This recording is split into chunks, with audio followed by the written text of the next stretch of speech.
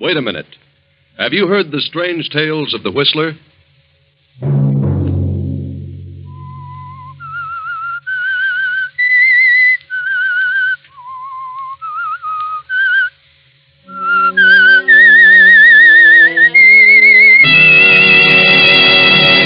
I'm the Whistler. I've come to the end of my rope. I've tried my best for 20 years to please Agatha. I gave up my painting and tried business after business and failed in every venture. Now I can't go on any longer. I'm through.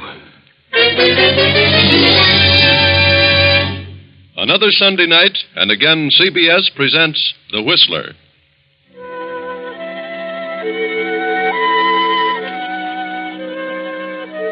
I, the Whistler, know many things, for I walk by night. I know many strange tales, many secrets hidden in the hearts of men and women who have stepped into the shadows. And so I tell you tonight the amazing story of the alibi. Poor Henry Farrington paces the library floor. Through his mind run the events of the past 20 years, from the day when he married the wealthy young widow Agatha Durant.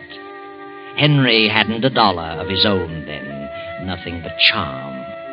He still hasn't $1 of his own, and now very little charm. Henry was a struggling artist, but Agatha was a businesswoman and was determined to make Henry a businessman. And Henry had tried hard. Agatha backed him in venture after venture, bossing him, completely dominating his every moment. But Henry experienced nothing but failure, and gradually Agatha's love turned to disgust. And now, 20 years later, his artistic talent long since vanished, he realizes what a wreck Agatha has made of him. What are you doing in here, Henry? Morning, Agatha. I said, what are you doing? Why, I'm just thinking. That's what I thought. What are you doing with the lights on in the daytime? Why, it's cloudy this morning. A bit dull in here. You don't need lights to think. Turn them out. Yes, Agatha. Are you going to do nothing but mope around again today? What do you want me to do? Do you know what day this is? Why, no. What day is it? Perhaps I've forgotten. You'd forget your head if it weren't tied down. It's the 1st of the month. You go into town and collect the rent on the store buildings. Very well, Agatha. Shall I deposit it in the bank? No. Bring it back here. And hang on to it. You lost it last time. Or so you said. I did lose it. You need a nursemaid to follow your every move. You've done a pretty good job of it. Did you order the garden hose yesterday? No, I forgot it. I had a lot on my mind. Yeah. What's bothering you now? Well, I've got a chance to get in on a pretty good deal. I need some money. What kind of a deal? Well, it's an oil lease deal. Who with?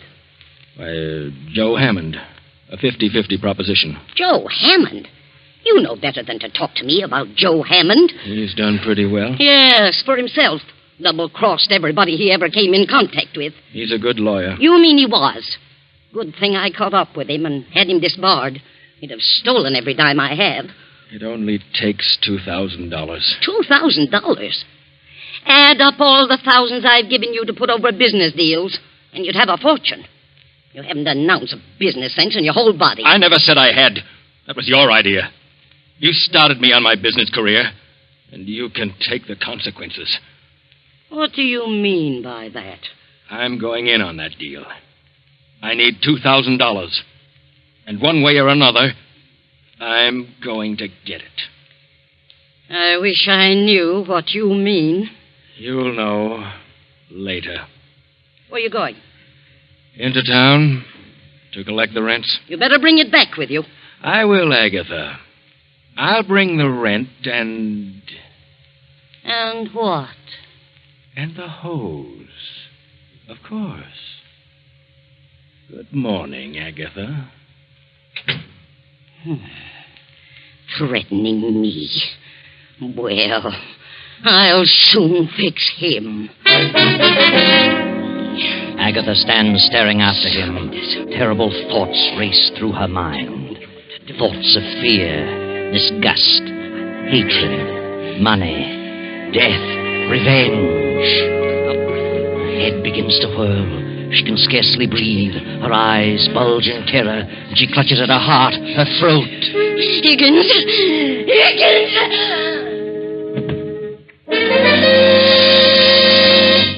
Higgins, the butler, rushes in, realizes at once that Agatha has had another of her heart attacks, carries her to the Davenport, gives her a dose of her stimulant, and calls Dr. Johnson.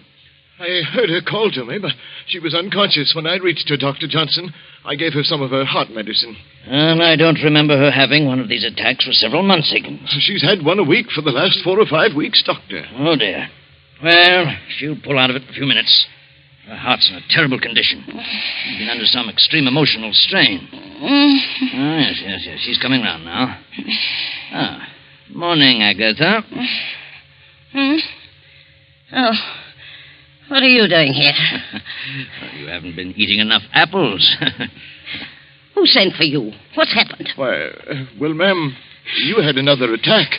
I called Dr. Johnson. Attack? Nonsense. No, it isn't nonsense, Agatha. You've had one of the worst attacks you've ever had. No.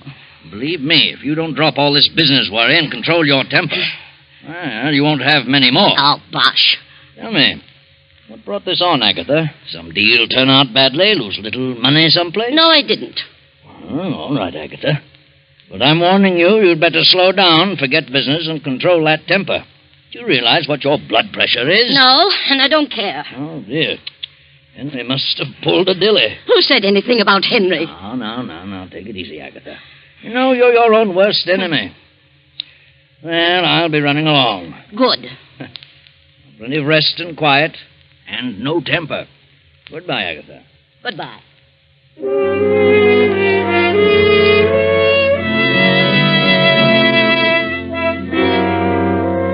Poor Henry walks around town for a half hour and finally gets up sufficient courage to see Joe Hammond, the ex-lawyer.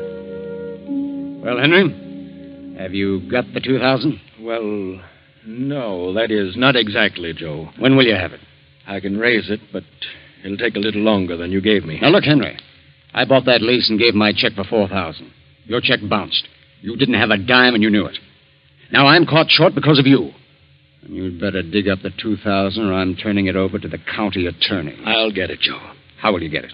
I'll figure it out. Did you ask your wife? Yes.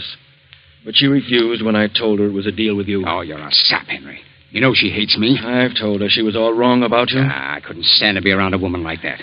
Sometimes I can hardly stand it myself. I'd kill her. What did you say? I said I'd feed her ground glass. She's done enough to me. And if I had to put up with her as you have, well, I'd do something about it. What would you do, Joe? I'd wring her neck. I can't stand a bossy woman. You'd kill her, would you? Oh, well, I was just speaking figuratively. You've tried hard, Henry. You've done your very best to be a successful businessman. It isn't your fault. So far, you failed, and she's sore about it. Left her entire fortune to her niece, a mere nitwit of a girl just out of school. I know, but she took out a $50,000 policy payable to me. Oh, what good does that do you? If you die first. But she isn't very well, Joe. She may live for years. You may bump off tomorrow. Yeah. Oh, of course, I doubt that. Nothing wrong with you that a bank account wouldn't fix. Is there? No, guess not. She's got all the money she'll ever need. She's not in a jam. She's seen everything. It'll all go to that niece. Except the insurance made out to you. That's payable in a few days, you know, after death. Yeah? I'm in a jam, Henry, and you're in a jam. You better start figuring some way out. I'll give you to the end of the week, Saturday at noon. You mean you must have the money by then? Oh, no, not necessarily money. Just some sort of assurance that you know where you can really get it. I see. Yeah. Well, think it over. And I'll always be around if you want any legal advice. Thanks, Joe, for the extension. I'll be in touch with you.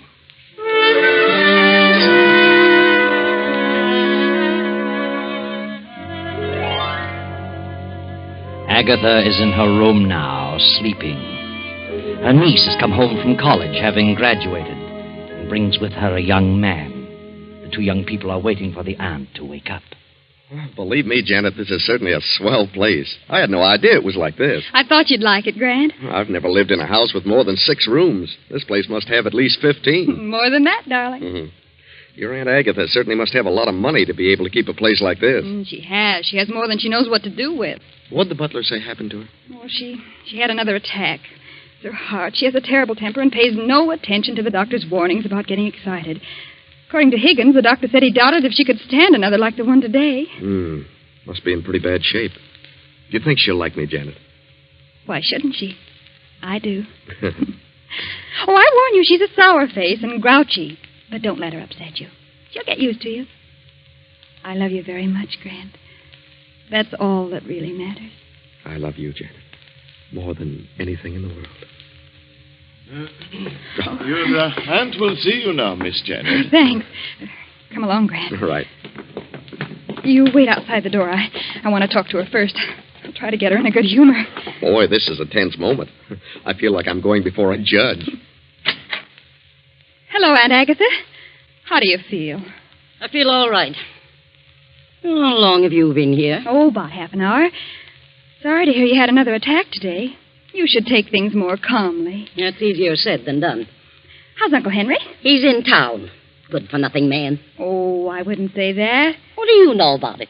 Nothing. Oh, I think I know Uncle Henry rather well. All men are the same. I wouldn't trust one around the street. Well, that's a matter of opinion. Aunt Agatha, Well, what's on your mind? What are you trying to say? I have a surprise for you. Surprise? What do you mean? I brought a guest home with me. A guest? Least you could do was warn me. Who is she? It isn't a girl. Who, then? Just a minute. Come in, Grant.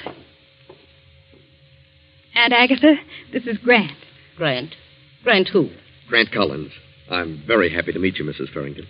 What's he doing here? He's going to stay here for a while. Why? Well, because I asked him to. Well, I didn't ask him. But, Aunt Agatha, you don't understand. I understand, all right. And I don't need any explanations. Is this an example of what you've been doing at college, running around with men? Well, this is different. Grant is more than just a friend. I have enough trouble around here now without taking on any more. You'll have to leave at once.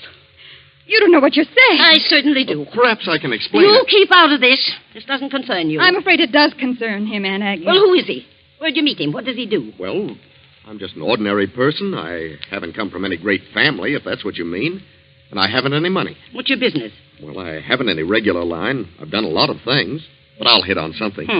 Another one. Just like Henry. You ought to have more sense than that, Janet. But I love Grant. Nonsense. And I love Janet. Young man, you better leave this house before I lose my temper. I'm not going to have my niece throwing herself away on a nobody. Now get out. Just a minute, Aunt Agatha. This is my home, too. Grant is here at my request. Is that so? Your home, eh? It's your home only so long as I choose to make it so. You're my heir, but if you dare to defy me, I'll change that quicker than you can bat an eye. Oh, you're jumping to conclusions. After you get to know me better, I think you'll like me, Aunt Agatha. Aunt Agatha? What do you mean by Aunt Agatha? I'm your nephew. Did you say nephew? Yes, he did. Grant and I are married. Married? We were married today. How dare you? How dare you do such a thing without consulting Now, please, me? Aunt Agatha, don't let yourself get excited. Get out of here. Get out. But please, Mrs. Farrington, give me a chance to explain. This marriage will be annulled immediately, Janet, or I'm through with you. Do you hear? I'll change the will and leave you nothing. It's final. Now get out. Get out, both of you, and leave me alone. Get out. Come on, Grant. Let's leave her alone before she has another attack. What do you think we should? I'm all right now. Leave me alone. Say, I never expected anything like this. Neither did I. She certainly is in a bad way. Yes. I didn't realize it was quite this serious. She's in a terrible mental state. Well, this is a pretty situation for us. Oh, I don't want you to leave, darling. You'd better wait a few days until she's better. There must be some way to win her over. I hope you're right. I'll have a talk with Uncle Henry. Something's happened to cause all this. I'll find out as soon as he comes in. Now, don't worry, darling. Everything will be all right. I hope so. I'll just keep out of her way for a few days and see what develops.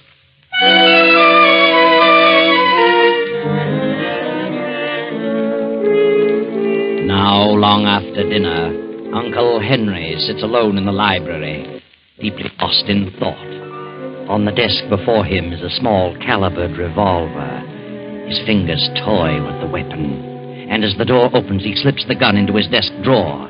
Janet closes the door and steps into the room. Uncle Henry. Huh? Oh, come in, Janet. I wanted to talk with you alone. Talk with me? Very well. What is your opinion of Grant? Why, I like him.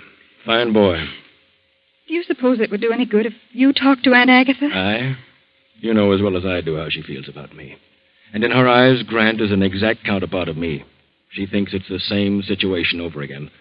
And she's determined that you won't have to put up with a failure as she did with me. But how does she know he'll be a failure? I'm her yardstick for all men without means. What happened today to cause the heart attack? Her violent temper. But there must have been a reason. Yes, Janet, there was. I had a deal on, and I needed $2,000. She flew into a rage and had the attack after I left the house. What on earth are we going to do about her? I don't know, Janet. As for me, well, I've come to the end of my rope. I've tried my best for 20 years to please her. Now, well, I just can't go on any longer. I'm through. What do you mean? Just that. There's nothing left for me now. I'm too old to try anything new. Too old to go back to my painting, and Agatha is becoming more resentful every day. I'm licked. Uncle Henry, are you trying to tell me that you're planning something? Planning something, my dear? What do you mean? You mustn't, Uncle Henry. Regardless of how you feel, there's still much to live for. Is there? You've always been so kind and good to me. I just couldn't stand it if you were to... No, please, darling. I'm much older than you. I just see things differently, that's all. And it's been terrible lonely in this house since you've been gone. Now it'll become lonelier and lonelier, filled with hatred and greed and resentment, and I couldn't stand it. Promise me you won't do anything foolish. Janet, whatever I do will be for the best. Please believe me. Everything will come out for the best.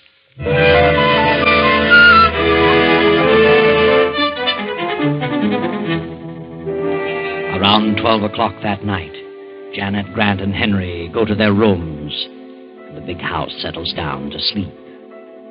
Then, 2 hours after midnight, Agatha stirs uneasily in her bed. An eerie figure in white stands beside her. She opens her eyes. What? Who's there? I want you, Agatha Barrington.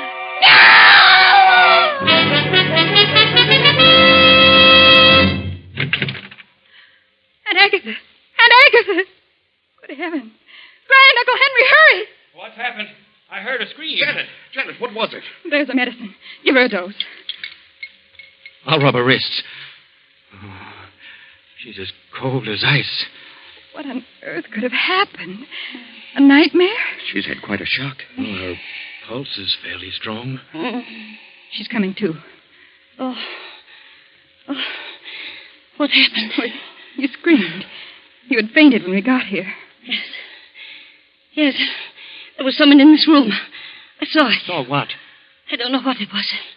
It was a figure in white. Auntie, you must have had a nightmare. Maybe so. It could have been a nightmare, but it seemed so real. Look. The window to the balcony is open. Did you open it, Aunt Agatha? No, I never keep it open. Look outside, Grant. You mean it might have been a burglar?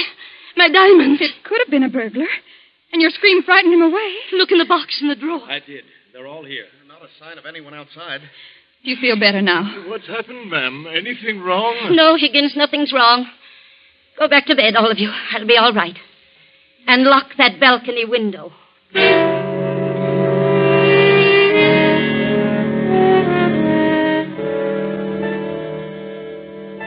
Now it is the next night. Uncle Henry is sitting alone at the desk in the library, lost again in a deep study. Grant and Janet are in the living room. You really think it might have been a prowler last night, Grant? Well, I don't know. The window was open. It could have been.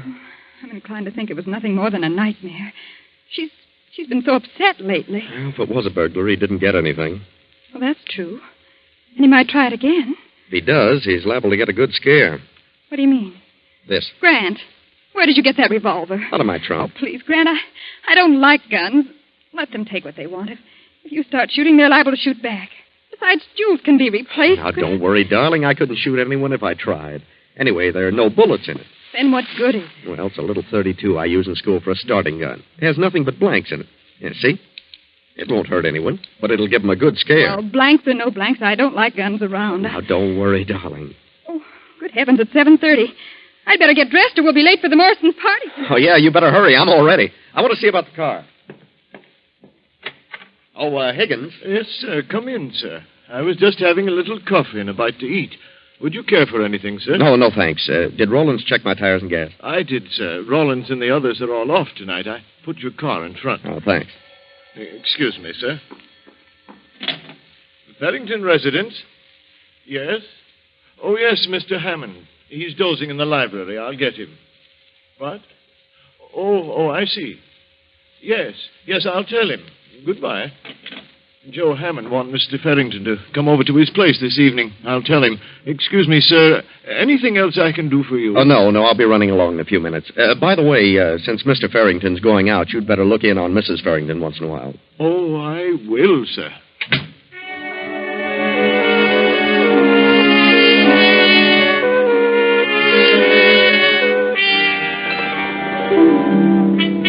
So Grant and Janet drive to the Morrisons' estate to attend the charity lawn party. And Henry goes to talk things over with Joe Hammond, the ex-lawyer who holds Henry's bad check. Then toward midnight, the lawn party breaks up and Grant and Janet return home. Well, that was a wonderful party, Grant. I never saw so many people. Friends I haven't seen for 4 years. I was thrilled to death. Yes, it was quite an affair. I wonder how much they raised. Good many thousands, I imagine. And did that red-headed gal sell war bonds? I'll run up and see how Aunt Agatha is. I'll be right down. Right. I think I'll have a nightcap. Want one? No, thanks. Hello, Grant. Oh, hello. Party over already? Yeah, big affair. Had a great time. I got to talking business with Joe Hammond, and first thing I knew, it was almost midnight. Grant, call Dr. Johnson. Huh? Janet, what is it? Aunt Agatha. Come quickly, Uncle Henry. Call Dr. Johnson, Grant. You can't get him. Call the emergency hospital. Get a police ambulance.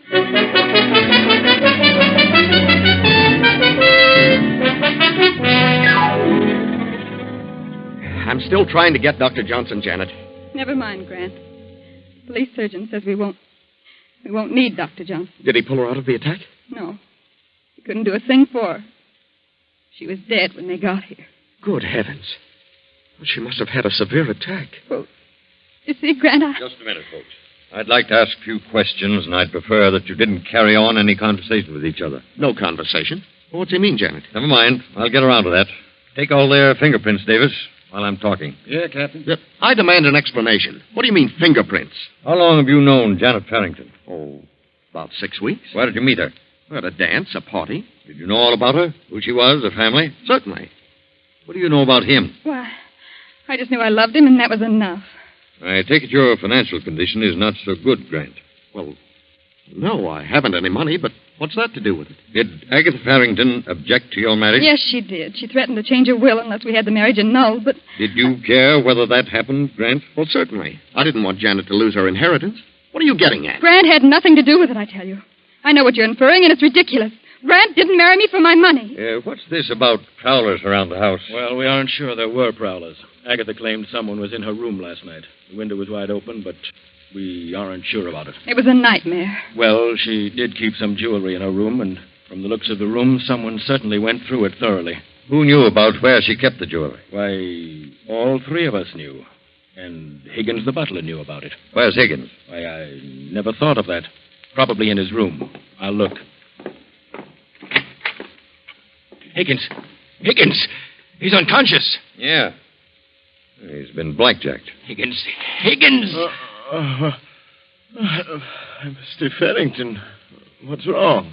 Who slugged you? Slugged me? Why, I've been asleep. That's what you think. Feel the bump on your head. Good heavens. Did you hear any shots tonight? Shots?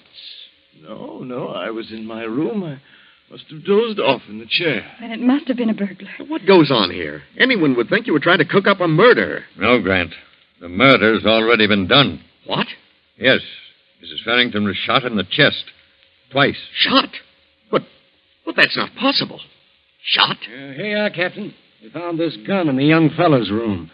It's been fired twice. Oh, this is silly. That's a starting gun. Nothing but blanks in it. Who fired it? What? I haven't the slightest idea. All right, Davis. Take the gun and the bullets from Mrs. Farrington's body and have ballistics check on them.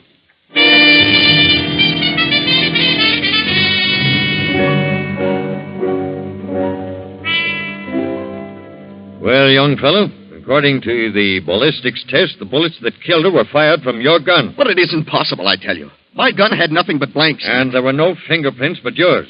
I'm afraid you're stuck with this deal. Oh, please listen. I couldn't have done it. You had a motive, a gun, and an opportunity. And furthermore, you left that party for a half hour tonight. We checked on it. We have a witness who saw you leave. All right, what if I did? My gun has blanks in it. Oh, please believe me. I couldn't bring myself to do such a thing. I couldn't. You killed Mrs. Farrington, and you might as well admit it. I didn't. I didn't shoot her. I swear I never touched her. I can't stand by and see an innocent person suffer for this. The boy didn't do it. I did it.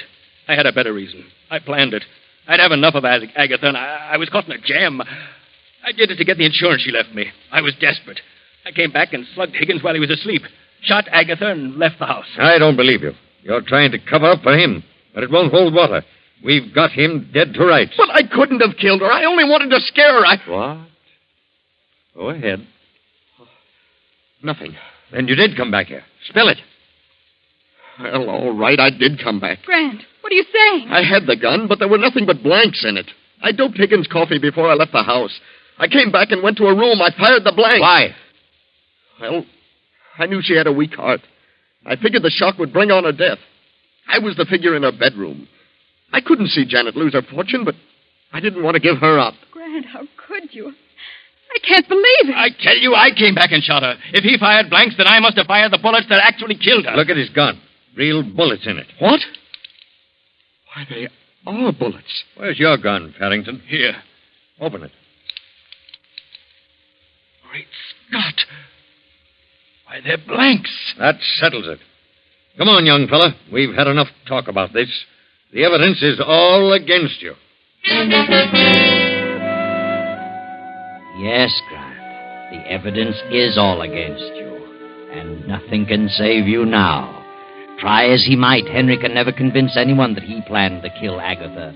Although it is true he did come back and fire at her, just as you did, Grant. But it was definitely you and your gun that fired the fatal bullets. Of course, I know what you're wondering. How did the real bullets get in your revolver? You know, don't you, Janet? Tell us what happened. I saw Uncle Henry put a revolver in his desk as I stepped into the library that night. I was afraid he was going to kill himself. When Grant showed me his gun with the blanks, I switched the shells in their guns to keep Uncle from committing suicide. You see, I never dreamed that Grant had a plan afoot to cause my aunt's death by mental murder. There you are. Another tale of greed and revenge and hatred, all unraveled as neatly as you please.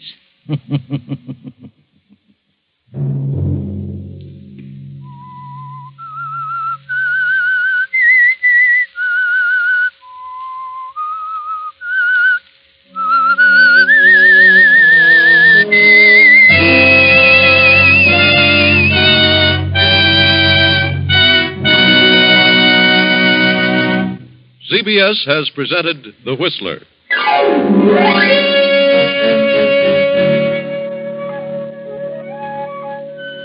Original music for this production was composed and conducted by Wilbur Hatch. The Whistler is written and directed by J. Donald Wilson and comes to you from Columbia Square in Hollywood. Next Sunday, same time, I, the Whistler, will return to tell you another unusual tale. Good night.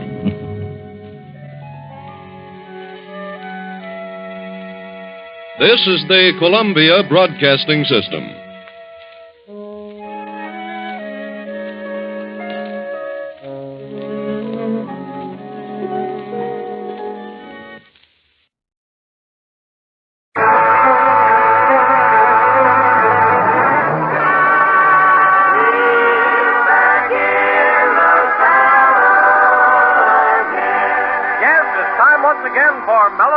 And Gene Autry. I'm back in the saddle again, out where a friend is a friend. where the mountains down the lower country.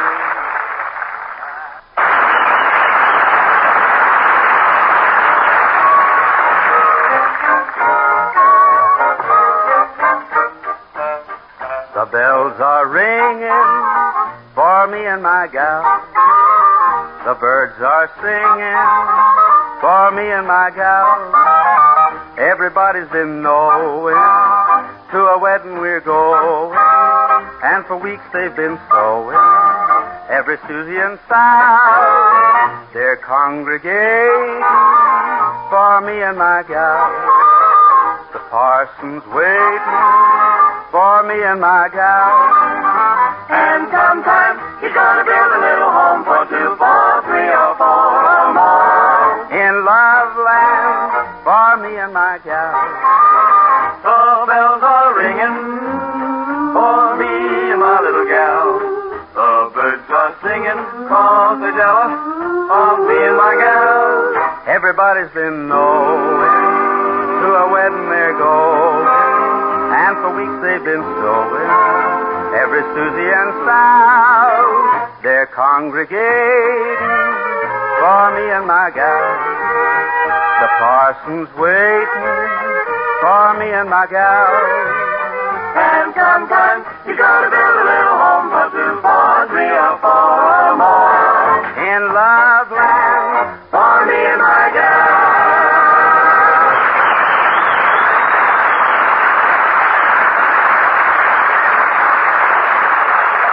Well, hello there again, friends and neighbors, and welcome once more to Melody Ranch. Right now, if you just take your regular seat in the front of the parlor, I'll start things off in my usual way. And now, here to my way of thinking is one of the prettiest songs ever written. I'm sure you all remember. I saw the harbor lights. They only told me we were parting. The same old harbor light that once brought you to me. I watched the harbor light. How could I help if tears were starting? Goodbye to tender night beside the silvery sea. I long to hold you and to kiss you just once more. But I was on the ship and you were on the shore. Now I know lonely nights, and all the while my heart is whispering, some other harbor light will steal your love from me. I long to hold you near and kiss you just once more. But you were on the ship and I was on the shore. Now I know lonely nights, and all the while my heart is whispering, some other harbor light will steal your love from me.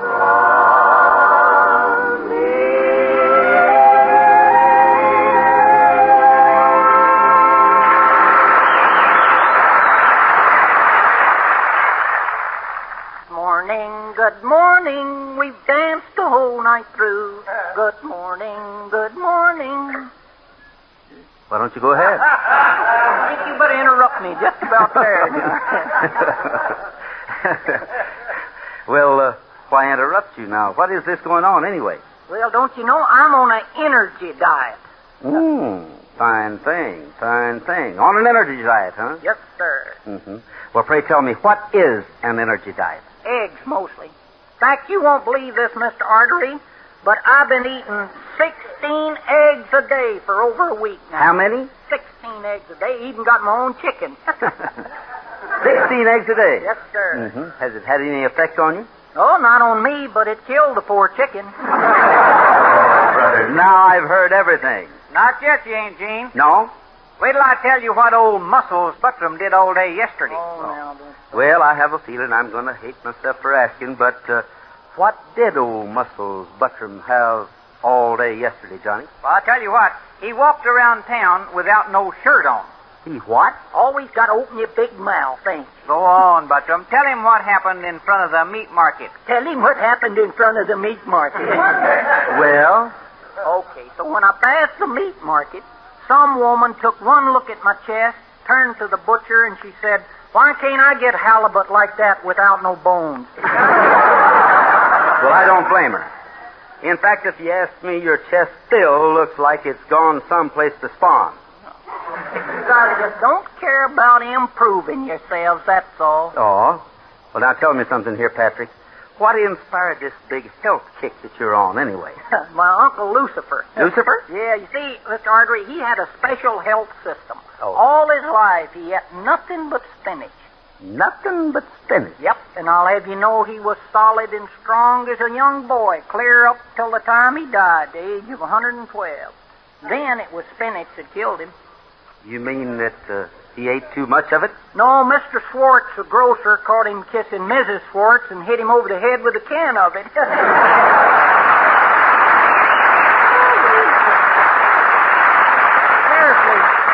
Seriously, though, Mr. Artery, when a feller gets to be my age, people start talking.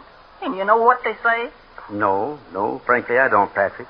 What do they say? Well, just listen and I'll tell you. They say, "I'm getting too old. I'm too old to cut the mustard anymore. That's what I've heard. I'm getting too old. I'm too old to cut the mustard anymore." I wouldn't admit it, boy. Oh, Dad, he had a big sedan. Yeah. For he was an army man. He got dressed up fit to kill in the uniform he wore at Bunker Hill. What? He's too old. He's too old to cut the mustard anymore. I'm getting too old. He's too old to cut the mustard anymore. I entertained a girl I know. The moon was high and the light was low. I was all set to play the scene. But he had to drink his Ovaltine. He's too old. I'm too old to cut the mustard anymore. He's done got too old. He's too old to cut the mustard anymore.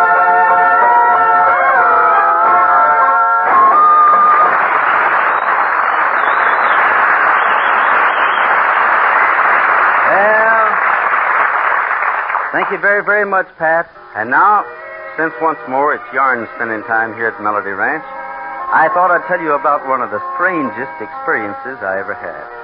An experience that all had its beginning way back before I ever owned Melody Ranch. Back in the days when I used to be just plain cowboy, wherever and whenever I could.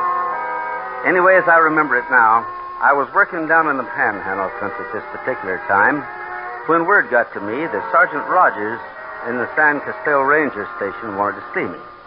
So, after giving notice to my boss, Champ and I headed for the Rio Grande and the mystery of the concertina.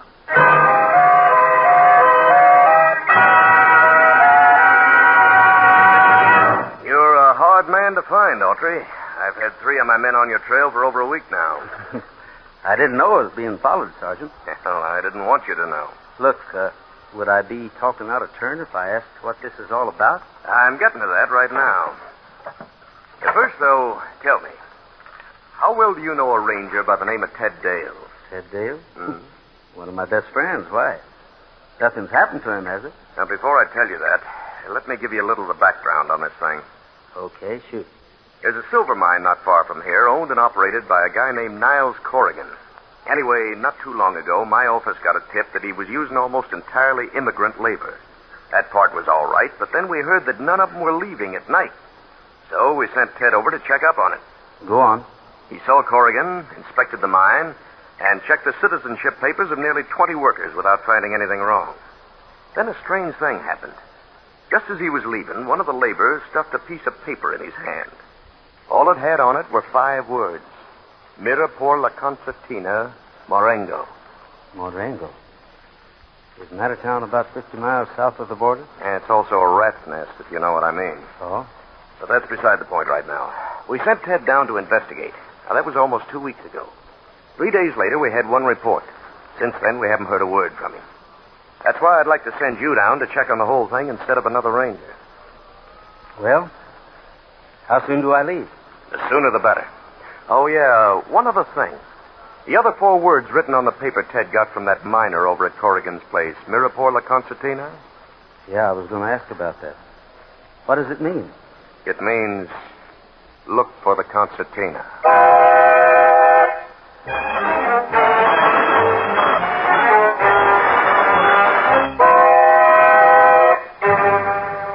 The town of Marengo was hot, dirty, and humid. That's about all you could say for it. Every other building was a bar, and in between the bars were more bars. The town had 2 hotels, one of which I checked into. And, for a very good reason, the name of it was La Concertina. I cleaned up, and an hour later made my way into the hotel bar. It must have been an off night, though, because the only person in the place was the bartender, and he was asleep. Hey, senor! Vengo. You speak of the English? Sí. How you say, little? Oh, good. That's chiquito. That's for you. Oh, gracias, senor. Muchísimas gracias. Oh, forget it. Just listen carefully. Does La Concertina mean anything to you? Look. Sí, senor. Of course, it's the name of this hotel. I know that. But does it mean anything else to you? No, senor. Nothing. Why you ask? What are you sweating for? Not hot in here? If the senor will excuse me, I got work to do. Yeah, I bet you have. Take that out of what I paid you. When I looked back through the door, my friend the bartender was already on the phone. Now I figured it was just a matter of time till I heard from somebody who knew the answers that I wanted. But I didn't expect it to happen quite so soon, or in quite the way it did. I'd just come out the second bar I'd visited that night. I was heading to the third when somebody grabbed my arm and pulled me into an alleyway. Quick, Senor Autry, in here. Hey, what is this? Who are you? Who I am is not important. Please, just listen to me. You are looking for a ranger named Dale. Is that not right? Might be. Why? Go to the La Paloma Cafe. La Paloma? Look for the man with the concertina. And now I must go, senor. They may be watching me. Adios and good luck to you. Hey, but wait a minute. Well, could have been a trap. Had all the makings of one. And yet I had to risk it. If that's where the guy with the concertina hung out. I was getting closer to Ted. That much I knew for sure. Yeah, mister? What'll it be? Oh, nothing right now. Just came in to look around. Help yourself. Anything in particular you want to see? Yeah. The guy who plays the concertina. Look, friend, you must be confused. We ain't got no musicians here. Is that so? I heard different. Yeah, who told you? I don't remember. Look, chum, I told you once you got the wrong place. There ain't no... There ain't no what? Keep your hands right where they are. Start walking. Go on, get going. Just remember one move of those guns and I'll kill you. Yeah. Yeah, I'll bet you would at that. All right, I would. You don't believe it, just try something. I'll prove it again. Oh, no. No, thanks. Okay, you hold it. Come in. After you. Yes, Joseph. What is it? Guy come nosing around looking for somebody who plays a concertina, boss. Thought you might want to talk. By all means, Joseph. By all means. I always enjoy talking to Americans. You know that? Yeah, sure, I know that. And now you'd better get back to your work. Mr. Autry and I will continue our little chat in private. Right, boss. So you even know my name. I make it my business to know people's names, Mr. Autry. Especially those people I want to remember. Now, what is it you wish? Where's Ted Dale? Ted Dale? You heard me. Oh, I'm sorry, my friend, but the name of Ted Dale is not a familiar one to me. You're lying. Please, I'm not used to being called a liar. In that case, you'd better get used to it. Because I'm going to start proving you are right now. Oh? What if I try to stop you? Don't worry, you won't. I wouldn't bet on that if I were you, Joseph. Very nicely done, Joseph. Take him away. Right, boss. Any place in particular you want me to put him? No, just put him with his friend. And Joseph, make sure he's comfortable.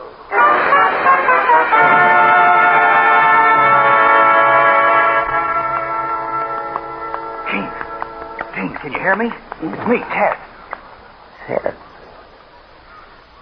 What are you doing here? Never mind that now. Just lean back against this wall and take it easy. Where are we? In a cell under Duval's place.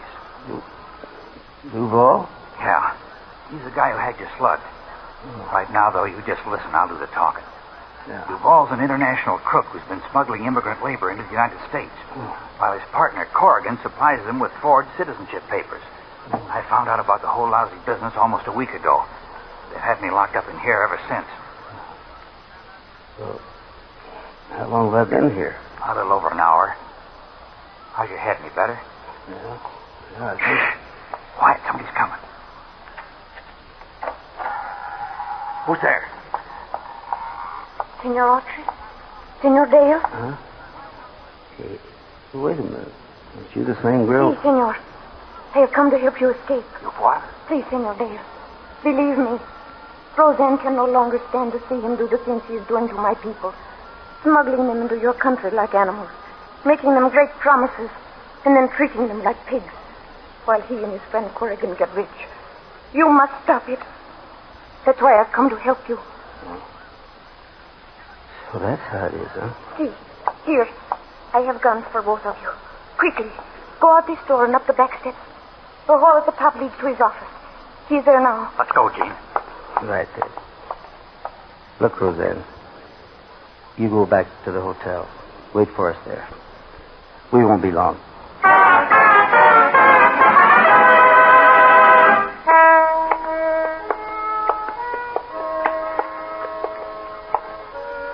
Okay, Ted. This is it.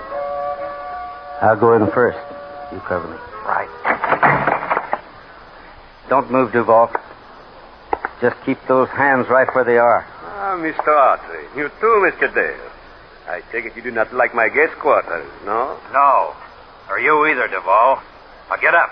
We're turning you over to the immigration authorities. It would appear, would it not, that you two gentlemen have the upper hand. Not being the case, I shall do as you request.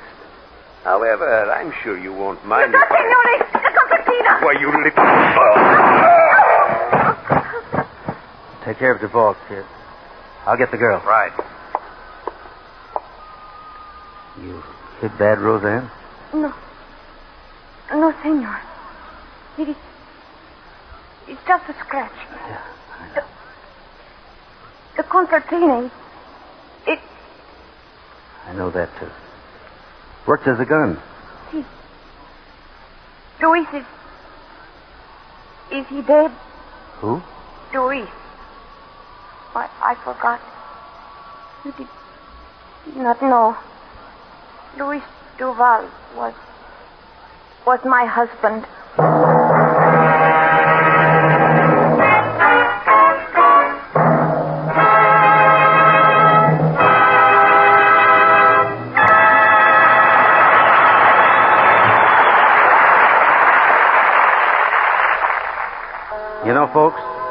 When you stop to think about it, I guess almost every product of old Mother Nature has at one time or another served as the inspiration for a song. Most of them have been mighty pretty, too. An excellent example of which is our cowboy classic for today, called simply A Melody from the Sky. Love is everywhere. Its music fills the air.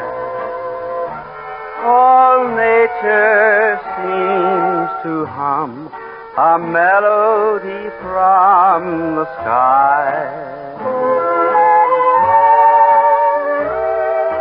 Over on the hill, I see a whippoorwill. I hear his song become a melody from the sky. And there's a bluebird singing to his ladybug above.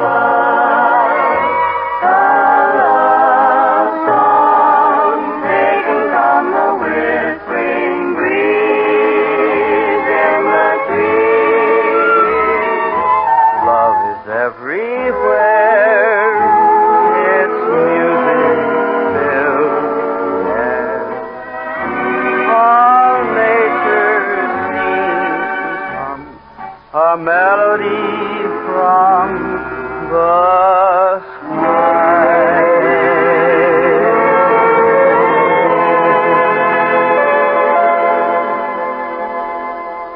Well, good friends, that seems to be the last rung on the old ladder for this Melody Ranch party. But we've got another swell get-together lined up for you at the same time and over these same stations, so try and join us then, won't you? Meantime, this is Gene Autry asking you to keep thinking of us until we're back in the saddle again. Out where a friend is a friend, where the longhorn cattle feed on the lowly Jensen weed, I'm back in the saddle again. Riding the range once more, holding my old 44, where you sleep out every night and the only law is right, back in the saddle again.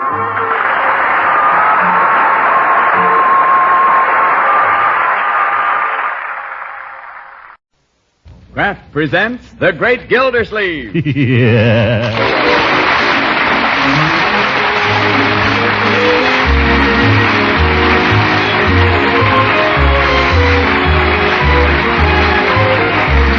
The Kraft Cheese Company, who also bring you Bing Crosby every Thursday night, present each week at this time Harold Perry as The Great Gildersleeve, written by John Whedon. We'll hear from The Great Gildersleeve in just a moment.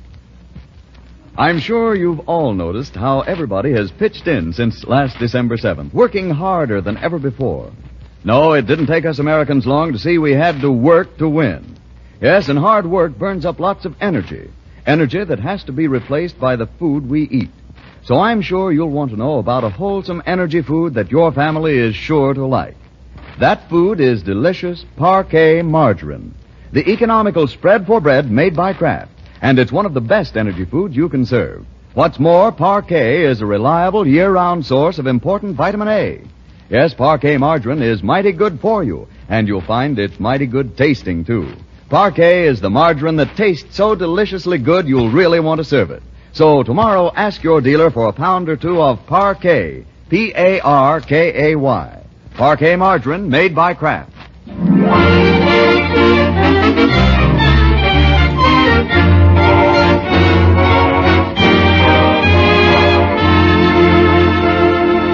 And now let's join our friend, the Great Gildersleeve, who stands this morning on the threshold of a new career.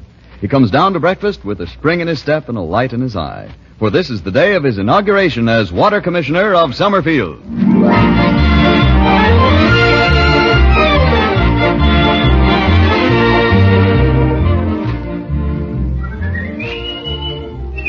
Ready now. Here he comes. And don't forget to bow. Good morning, Commissioner. Oh, good morning, slaves. Marjorie, Leroy. Good morning, one and all. Leroy, pull out the commissioner's chair for him. Sure. Right this way, Commissioner. Thank you, my boy. Won't you sit down? No tricks now. No, sir. Well, there we are. What's this in front of my place? A nosegay? For your buttonhole. Oh, that was sweet of you, my dear. Or did Leroy pick these posies? Are you kidding? You better start right in, Uncle Mort. Bertie's making waffles. Waffles? Yes, sir. Coming right up. Oh, Bertie, you're psychic. Yes, I think I must be. The things that go on. What things, Bertie? Well, I dreamt a dream last night, Mr. Gildersleeve, and I sure wish you'd explain it. What was it, Bertie? Well, I dreamt there was a globe of the world, and then I saw Mr. Wilkie running around it like mad. Well, you've been reading the newspapers. Go on. And then I saw Miss Roosevelt, and she was running around the world, too. Yeah? What is it you don't understand, Bertie? Who is trying to catch who? Oh, Bertie. You're going to let the international situation ruin those waffles? Oh, my goodness. I spent a very interesting and profitable evening myself last night, children. How? Well, to prepare for my new post as water commissioner, I took the encyclopedia to bed with me. And do you know, I found some things in there I never even knew before. Oh, you probably just forgot them, Unc. What were you looking up, Uncle Mort? Water. Do you know, Marjorie, that 3/4 of the Earth's surface is covered with water? Really? I think you better drink your orange juice, Uncle Mort. The waffles are waiting. Yes, sir. 3/4 of the Earth's surface, water. What do you think of that? Too much water. There's no such thing as too much water. Water is very important. Did you ever stop to think, young man, where Columbus would have been without water? I don't know. Home in bed, I guess. He'd have been high and dry, and you and I wouldn't be here today. You won't get to the office today if you don't stop talking and eat, Commissioner. Oh, you're right, my dear. Bertie, if those waffles are ready, I am. Coming right up, Miss Gildersleeve. Water, yes, water is very important. People don't appreciate water. Here you are, Miss Gildersleeve. Bertie, do you know what James Watt couldn't have invented the steam engine without? No, sir. Water. Is that a fact? Absolutely. It's lucky they gave him some. You know what I think, Commissioner? I think you got water on the brain. All right, you can laugh, young man, but water is one of the most important things in the world. Now, you take Robert Fulton, invented the steamboat, 1807. Couldn't have done it without water. DeWitt Clinton, Erie Canal, 1825, water. Ponce de Leon, the Fountain of Youth, water. Balboa, the Pacific, water. The Monitor and the Merrimack, water. Bertie, bring me some more water. Uncle Mort, I don't want to change the subject. Yeah? But can we have a weenie roast today? Who's we? Me and Piggy and the gang. We're going on a hike. Well, I guess so, if it's all right with Bertie. Gee, thanks, Unc. You picked kind of a hot day for a hike, though, didn't you? Well, we didn't know it was going to be so hot. You'd never think it was the middle of October, would you? Well, we usually get one late hot spell, my dear.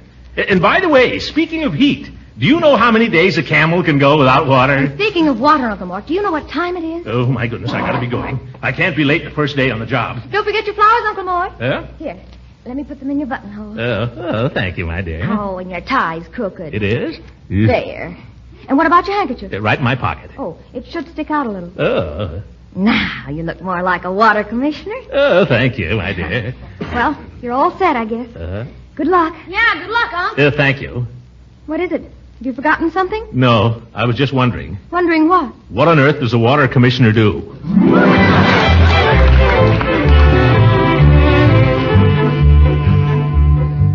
Goodbye, Uncle Mort. Yeah, goodbye, Marjorie. Oh, Throckmorton. Good morning, Mrs. Ransom. Are you leaving so early? As a matter of fact, I'm not early. I'm late. Well, I won't keep you then. I just came over to wish you success. Oh, thank you. And to bring you a flower for your buttonhole. Oh, but I see you've already got one. I guess some other gal... There's always room for one more. Flower, I mean. Oh, well, I brought you a bachelor's button because you're such a dyed-in-the-wool bachelor. Well, I may be dyed in the wool, but I'm not dead yet. Yeah, I gotta go, Leela. I've gotta go. Oh, wait a minute, Throckmorton. Let me put this flower in your buttonhole. Oh, thank you. Oh, Leela, Yes, Throckmorton. did you know that a cubic foot of water weighs 62.5 pounds?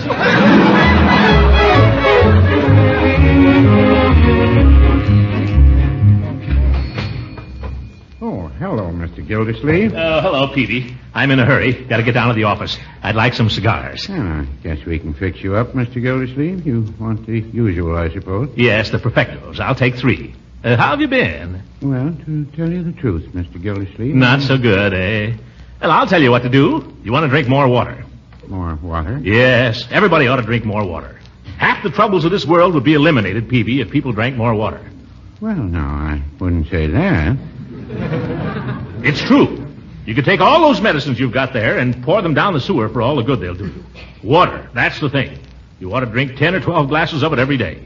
Well, no, that's a lot of water. Best thing in the world for you. I'll tell you something, Peavy. Do you know that the human body is 90% water? Is that a fact? Absolutely. 90% water. Well, then I don't see why we should drink any more. I haven't got time to argue with you, Peavy. Those are the facts. You can take them or leave them. How much is that? 30 cents? And one is 31. Have you got a penny? That darn penny. No, I haven't. I don't want to leave you with the impression that I have anything against water, Mr. Gildersleeve. I usually take some with every meal. So does Mrs. Peavy. It's all right, all right. Give me my change. I'm late now. You understand. It's just that I believe in moderation. Peavy, you'll die of moderation. Well, now, I wouldn't... Goodbye, Peavy. Goodbye, Mr. Gildersleeve.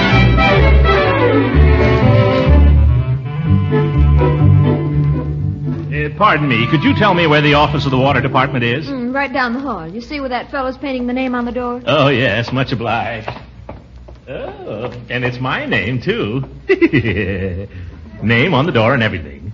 Water Department, Throckmorton P. Gildersleeve. Talking to me, son?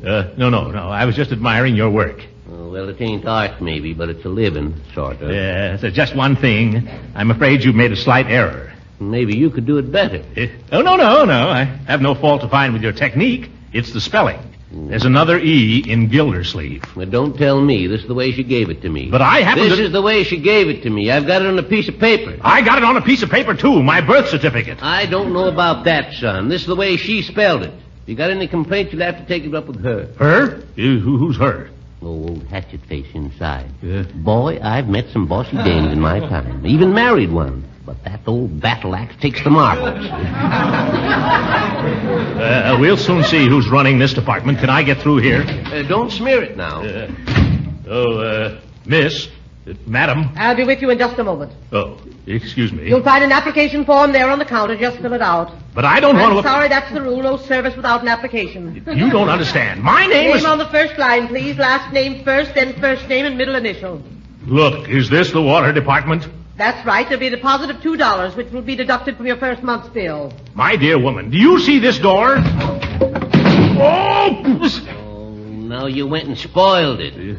Sorry. You see that name? Throckmorton P. Gildersleeve? That's me. Won't you come in, Mr. Gildersleeve? Thank you. If you'll follow me, I'll show you to your office. Well, nice little layout here.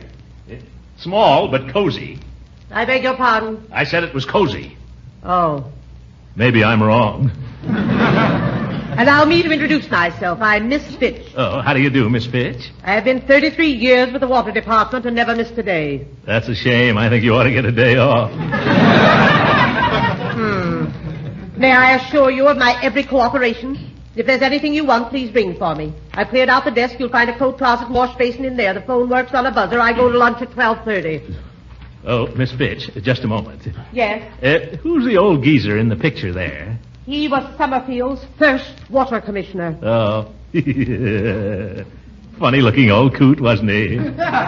He happened to be my father. You. I'm sorry. The picture probably didn't do him justice. Well, it wasn't all that it might have been. Miss Fitch? Yes? Don't leave me alone in here. I'm afraid I don't understand. I'm new here. I don't know the first thing about this. What do I do? Do? Yes, now that I'm commissioner, shouldn't I be doing something? Mr. Clanahan never did. He always left things to me. I always suspected Clanahan of that. I'm sorry, Mr. Gildersleeve. If my services are not satisfactory, I shall be glad to tender my resignation. Oh, no, I didn't mean that. You're perfectly satisfactory, Miss Fitch. You're wonderful. It's just that, if I'm commissioner, I think I ought to be doing something. Going over the bills or something. Well, it's never been handled that way. But if you insist, I've been getting up a list of the delinquents. Delinquents? You mean people who haven't paid their bills? Yes. Oh, let's have a look at that. That ought to be fun. I'll bring it in. Thank you. Where is he? Where's Gildersleeve? Just a moment, please. Did you wish to see someone? Yes, and there he is. Gildersleeve. Hello, Judge. How did you get in? I walked in. Gildersleeve, I want an explanation. Judge, you've come to the right place. What do you want explained? We explain anything. I want to know why my water was turned off. Oh, well, we'll have to look into this. Water turned off, eh? You know darn well it was turned off. I'll have to take this up with our Miss Fitch. I'll ring for her. Sit down. I don't want to sit down. All right, stand up. I don't want to stand up. You don't have to put on this act with me, Throckmorton. I know what's back of this. It's spite, pure and simple. Now, Judge, there isn't an ounce of spite in my whole nature, and you know it. Yeah, you're just like every other small-time politician. The minute you get a little authority, you start making a petty nuisance of yourself. I'll tell you what's wrong with you, Gildersleeve. You're drunk with power. Did you want me, Mr. Gildersleeve? Oh, yes, Miss Fitch. Have you that list of people who haven't paid their bills? Yes, right here. You're sure you're not just a teensy bit delinquent, Judge? Are you accusing me of not paying my bills, Gildersleeve? There's such a thing as libel, remember? I'm not accusing you of anything, Judge. Let's look at the record. Of course, there might have been some mistake. Not with our Miss Fitch. I mean, it might have slipped my mind. Oh, starting to crawl, eh? Let's see. E, F, G. Oh, here are the H's. And lo, Judge Hooker's name led all the rest, with $11.86. Is that right, Miss Fitch? That's right, Mr. Gildersleeve. And Mr. Clanahan's last instructions were to stop service on all unpaid bills. Oh, Clanahan. That explains it. No, Judge. The $11.86 explains it. Well, get somebody over there and have the water turned on right away, will you? Glad to, Judge, the minute you pay up. As a matter of fact, Gildy, I haven't got the cash on me. It's Saturday. The bank's closed. Tell you what I'll do. I'll put a check in the mail Monday. Good. We'll be glad to resume service as soon as we receive it. You mean you're going to let me go without water all weekend? Sorry, Judge. It's got to be on the line. But you know my credit's good, Gildy. It was an oversight. I'm sorry, Judge, but this is a public office, and I propose to discharge it without fear or favor, especially where you're concerned. All right, Gildy. I won't forget this. The man is drunk with power.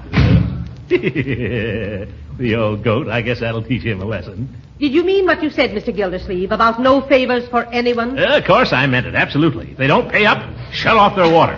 Why? Because, well, have you looked at that list under the G's? Under the G's? Under the G's. Oh, my goodness, Gildersleeve.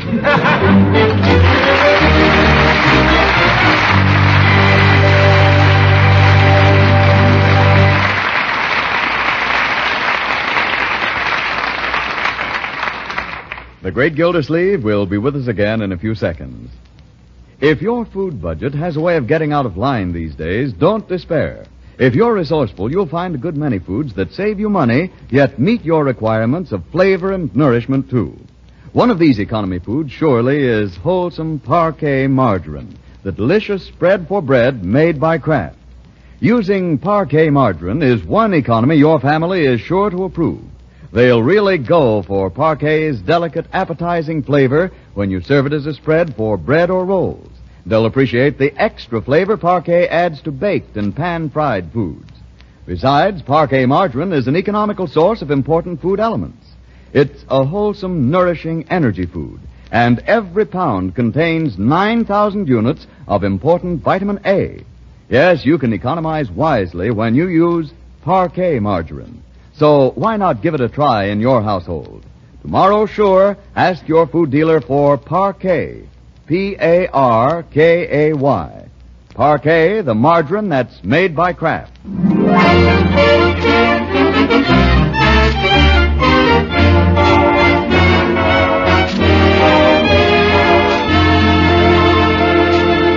And now let's get back to the Great Gildersleeve. After a light lunch at the Idle Hour Tea Shop, he returns to the town hall ready to pitch in for a good afternoon's work. Well, don't you take Saturday afternoons off, Miss Fitch? Not when there's work to be done. That's the spirit I like to see. By George, I think you and I are going to get along. I'm glad you think so. You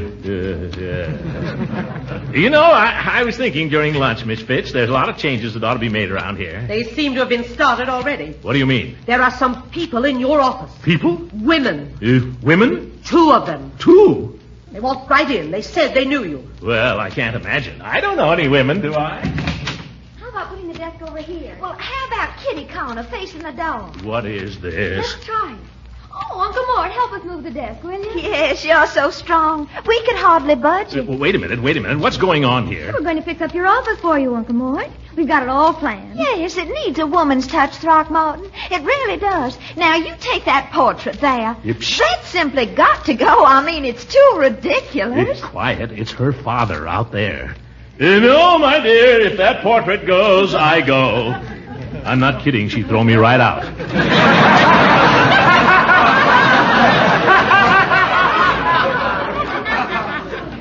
And sit behind the desk, Uncle Mort, so we can see how you look in the corner. Look, I've got work to do here. Oh, it won't take a minute, Throckmorton. Come on now. That's a good boy. Yeah. Oh, I think he looks wonderful in the corner. Don't you, Marjorie? Yes. Yes, he does. I think we ought to let him stay there. And now climb up on the desk, will you, Throckmorton, and hold this material up beside the window. Now, really, I've got work. Oh, now, it won't take but a jiffy. Marjorie and I shopped for this chintz all over town, didn't we, honey? That's right. Oh, I think it's just the smartest thing. Now, climb up. That's right. And hold it up high. Is this high enough? Yes, Miss Fitch. Mr. Powers of the Indicator Vindicator to see you. Oh, my goodness. He probably wants to interview me. Let me get down off of here. Let me down off of here. Let me give you a hand, Mr. Gildersleeve. Oh, hello, Mr. Powers. Doing a little fancy work? Yeah.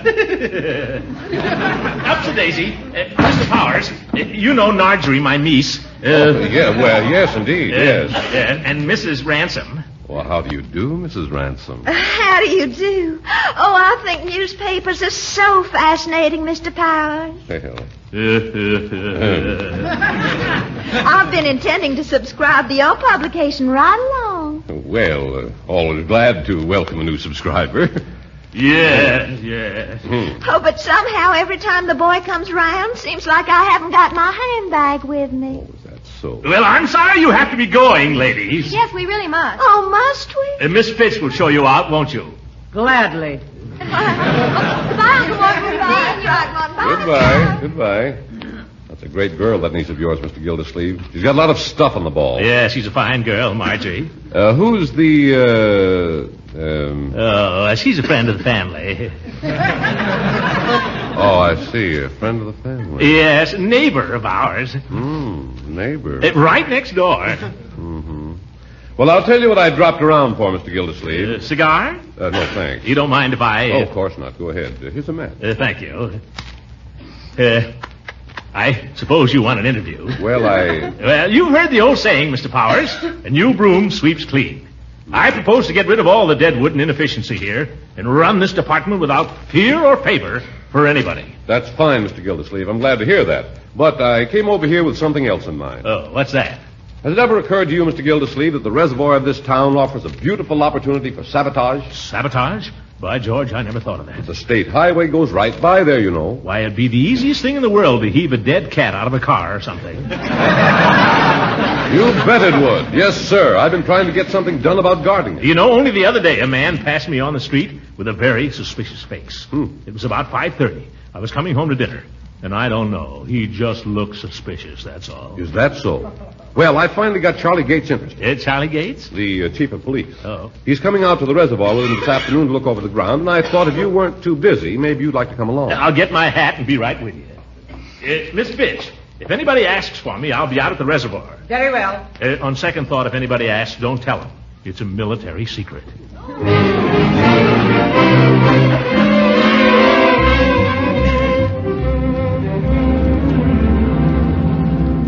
You see how easy it would be, Chief. Up around the next bend here, the road isn't 20 feet from the reservoir. I know that. You don't have to tell me that. Just a question of man. I haven't got the force to do it. Well, maybe we ought to call for volunteers then. You know, like fire watchers. Yeah, water watchers. Wait a minute. Stop the car. Huh? Why? What's up? There's somebody down there right now. What? Well, he's right. 4 or 5 of them, right down by the water. In the reservoir? Where? I can't see them. Hey, where are you? Don't move. I got you surrounded. Don't get him, Chief. I'll stay here and guard the car. They're running for it. You'll never catch them. Huh? Uh-oh. One of them jumped in the water. Drag him out of there, Chief. Drag him out. He's got him. Can you imagine that? Polluting the reservoir. Why, he ought to get 10 years for that. He certainly should. I'm going to see that there's a penalty for this if there isn't one already. Say, it's only a kid. Huh? And he's naked. But they're all kids. I bet they've been swimming. Swimming? Let go of me! Let go! You can't do this to me! I have to lose this reservoir! Leroy! Hey, I'll tell this big lug to lay off of me. Get your clothes on, young man.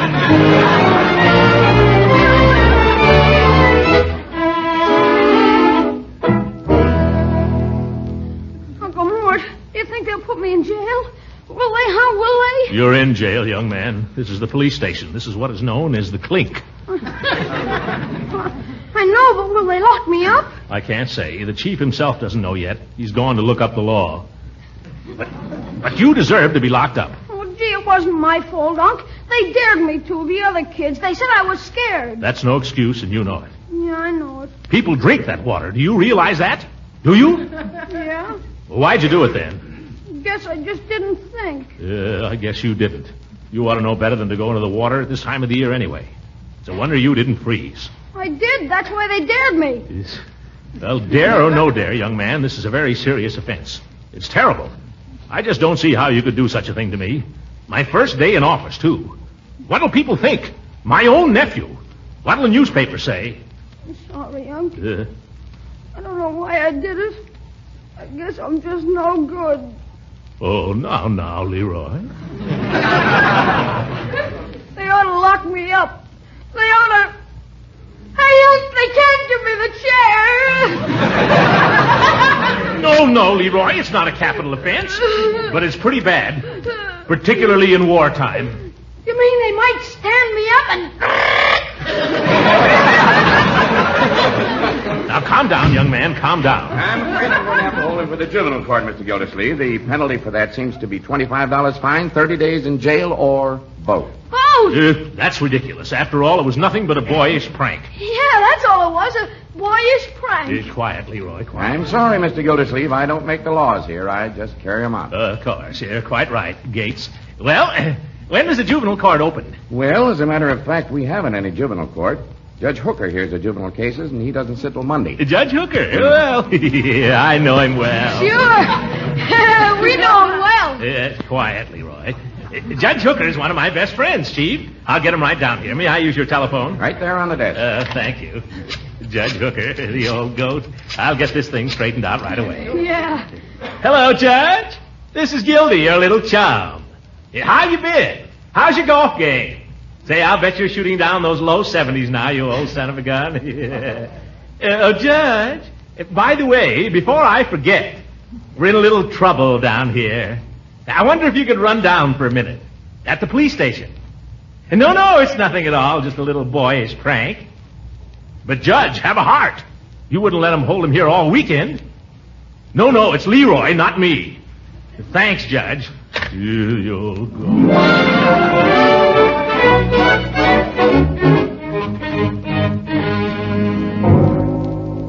I object.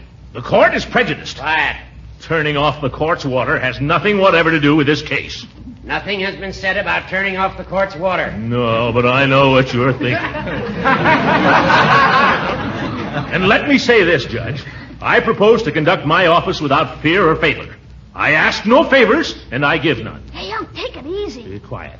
I shall be pleased to have the court's water turned on. Again, as soon as the court pays the $11.86 it owes, and not before. Is the gentleman quite through? Quite. I should like to point out in the first place that the court is not on trial here. Young man, you plead guilty, do you not? Yes, Judge. I mean, Your Honor. The evidence is quite clear. In this case, as in so many others that come before this court, the fault lies not at the door of this innocent minor, but with those entrusted with his upbringing. Why, you... Quiet. It is hardly to be expected that a child of his tender years, brought up in such a deplorable environment, would escape entirely unscathed. Oh, you old goat, that's libel. Quiet. Yes. You, the circumstances, young man, I fine you $25 in costs. What? However, I will suspend the sentence on the fine. Well, that's big of you, Judge. But not on the costs. Costs?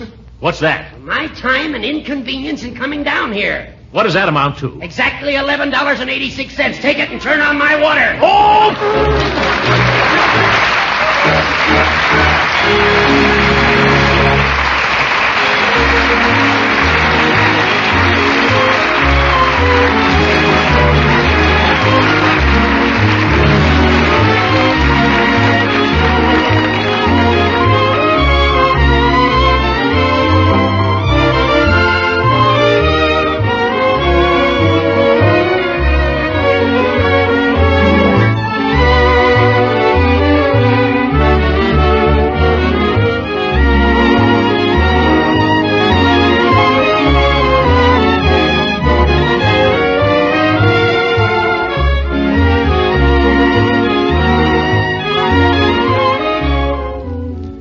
Dear Diary, I'm going to have to do something about Leroy. I've noticed that he's been getting awfully fresh lately. But today he broke the law. I wonder if maybe Judge Hooker was right. Perhaps I haven't spent enough time with the boy.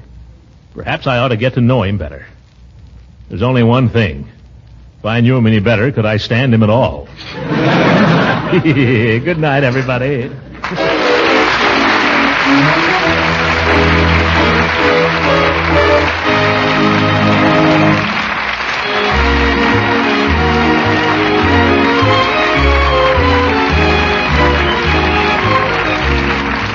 Music heard on this program was composed and conducted by Billy Mills. This is Frank Bingman speaking for the Kraft Cheese Company and inviting you to tune in again next week for the further adventures of the Great Gildersleeve.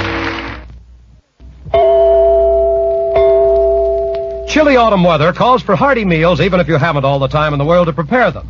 That's why it's mighty handy to have a package or two of Pabstet around. Yes, Pabstet, the delicious golden cheese food of 100 different uses.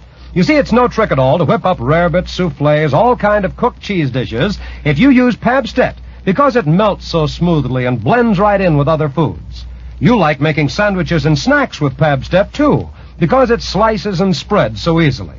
Altogether, you'll find countless ways to use Pabstet for tasty, time-saving meals. Nourishing meals, too, because Pabstet is a reliable source of food energy. Milk protein, the milk minerals, calcium and phosphorus, and important vitamin A.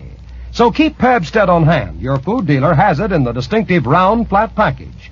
Yes, tomorrow ask for Pabstet, Pabst-ETT,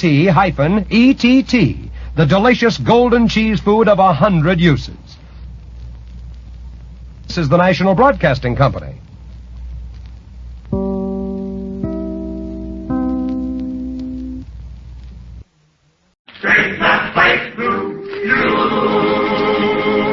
The Grape Nuts Flakes program, starring Jack Benny, with Mary Livingston, Phil Harris, Dennis Day, Rochester, and yours truly, Don Wilson.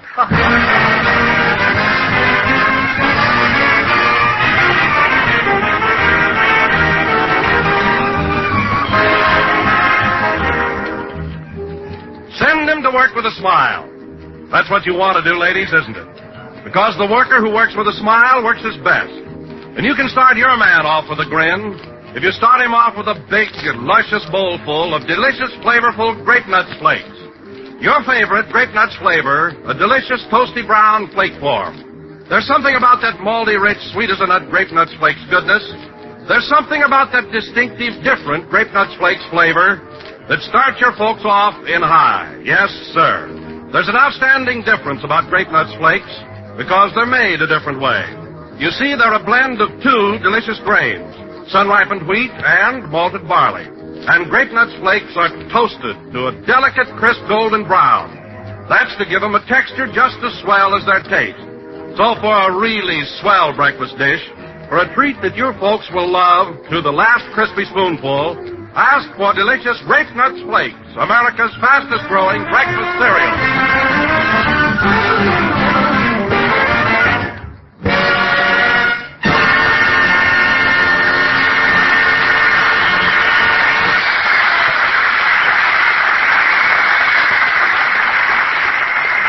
Gobs of Love is played by the orchestra. Now, ladies and gentlemen, we bring you a man who turned in his Maxwell to the junk salvage drive last week. That's right. No car now. And this morning came all the way from Beverly Hills on a pogo stick with an off-board motor, Jack Benny.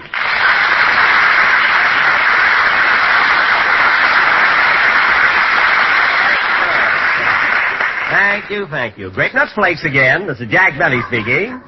And Don, a pogo stick is a good mode of transportation, but it's not the one I use today. Oh, well, how did you come to work? On your bicycle? No. Roller skates? No. Well, I give up, Jack. How did you get here? It's simple, Don. I put on my track outfit, bent down on one knee, Rochester untied the goat, and wham, here I am. In fact, I ran all the way. You should have seen him, Don. He runs like a deer. Thanks, Mary. An old, tired deer. Well, I made it. That's all I know. Imagine running 10 miles. Why, you must be all worn out, Jack. No, I feel fine, Don. You see, I had to stay under 35 on account of my rubber shoes.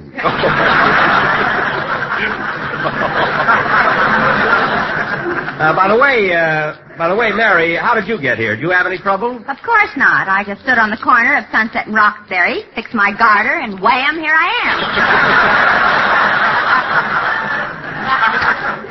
Oh, why didn't I think of that? Darn it. Yes, Jack, it might have worked for you, too. You have rather attractive limbs. Well. I've seen better-looking limbs holding up Burma-shave ads. The word is signs there. You got a much bigger laugh on signs, you know. At least, Mary, my legs were good enough to run all the way from Beverly Hills. I think they were trying to get away from your body. Oh.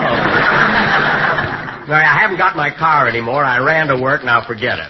Oh, I just can't get over it, Jack. A man your age running 10 miles. Oh, for me, that's nothing, Don. Why, the first job I ever had, I used to run up and down all day long. Up and down.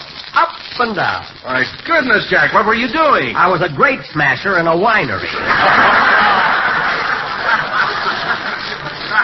I had the bluest feet. Oh, really? Oh, hello, Dennis. Hello, Mr. Benny. Hello, Mary. Hello, Don. Hello, Phil. Phil isn't here yet. Oh, then I'll save it. Say, kid, how'd you get to the studio today? It was easy. I paddled here in my canoe. In a canoe? It scrapes a little, but you can do it.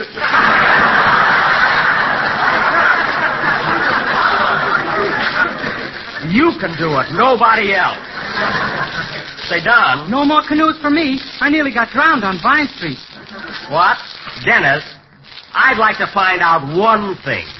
How can you get drowned on Vine Street? Oh, it's a lot of trouble. You gotta fall in a manhole.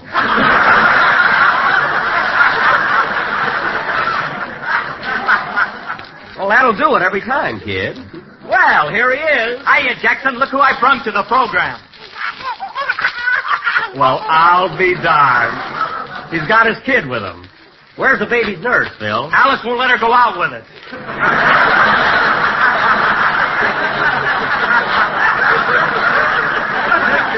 Oh. Isn't she cute? Hello, Honey Bun. Honey Bun, it's your Uncle Jackie. What's the matter with that kid? Every time she sees me, she cries. Oh, she's probably jealous because you've got big blue eyes and feet to match.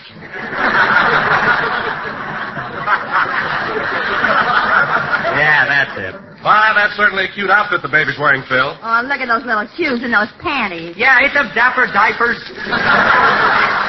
Oh, they're darling. Say, Phil, we've got a long play to do tonight, so how about giving out with a band number? Okay, hold the baby. Well, come on, take her. Okay. I hope she... Oh, well, I'll take a chance. Come here, darling. Come here to your Uncle Jackie. There she goes again. Well, what'd you do to her, Jack? I didn't do anything to her. Quiet. Quiet now, darling. Ladies and gentlemen, while Jack is attempting to calm down Phil's baby, let me tell you about America's most distinctive flake cereal. Those toasty brown sweeters in a Great Nuts Flake. You will find the Great Nuts Flakes are a thrifty buy on the big 12-ounce economy size package. And be sure to look for Kate Smith's picture on the box. Well, okay, Phil, let's have your... Kate Smith's picture on the box. Did you say Kate Smith? Why, certainly. Don't you eat Great Nuts Flakes? Every morning, but I eat them out of a bowl, not out of the box. Kate Smith. Kate Smith's picture. Well, after all, Jack, Great Nuts Flakes used to be her program. Well, it's mine now. She better get off that box.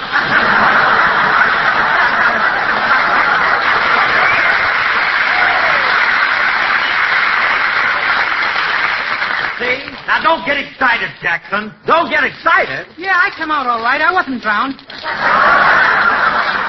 Who's talking about you? I want my picture on that box. Stop jumping up and down. You think you're back at the winery? I know where I am. I'm going to straighten that picture business out right now. You better play something, Phil. Better darn right he better play something. While he's doing it, I'm getting on that phone. Mr. Chapin, the sponsor, is going to hear about this. Hello, operator. Get me long distance. New York.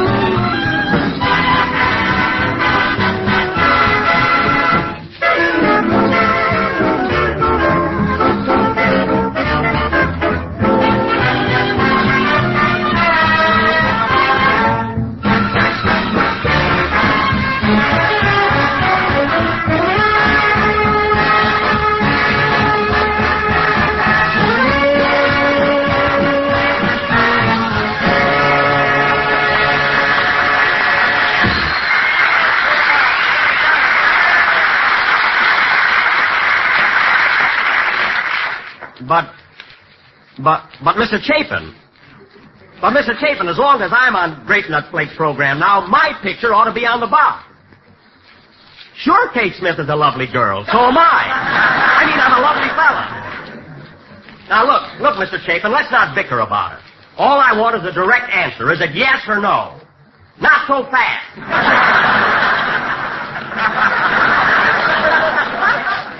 The only thing I hate is snap judgment.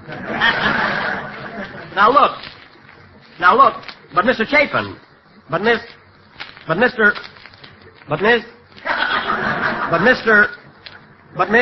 Try Madam. But Madam, please. Now look at it this way, Mr. Chapin. Mothers all over the country are buying Great Nuts Flakes. And the kiddies ought to have a chance to see a picture of their Uncle Jackie. Oh, fine. What's that, Mr. Chapin? Who's trying to get sympathy? That's Phil Harris's baby, not me. All right, think it over, Mr. Chapin, and call me back. Goodbye. Well, that's my fault. After all, what can you accomplish talking over a telephone? Why don't you put on your tracksuit and run to New York? Well, I know one thing. I'm going to get my picture on that box. What box? Oh, be quiet. Now, let's get started with our play. Ladies and gentlemen, tonight we are going to present our version of one of the most pretentious pictures of the season. None other than 20th Century Fox's production of that sparkling melodrama, that sophisticated epic, that dramatic thunderbolt, Tales of Manhattan.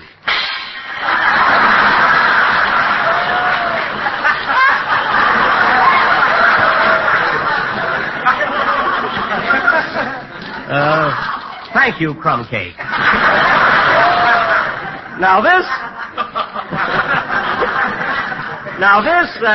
This picture, which was produced by Boris Morris and S.P. Eagle. What's the SP for? He came out from New York on the Southern Pacific. Do you get it, Billy? Now, this picture, among other great performers, featured such famous stars as Charles Boyer, Rita Hayworth, Thomas Mitchell, Ginger Rogers, Edward G. Robinson, and Charles Lawton, all of whom will appear on this program tonight. Gosh, are all those big stars going to be on our show? Yes, and they should be here now. Where's our producer? Oh, Mr. Wells. Yes, Mr. Benny? Did you get in touch with all those stars and tell them to be here tonight? Well, let's see. This is going to be embarrassing. I can just feel it.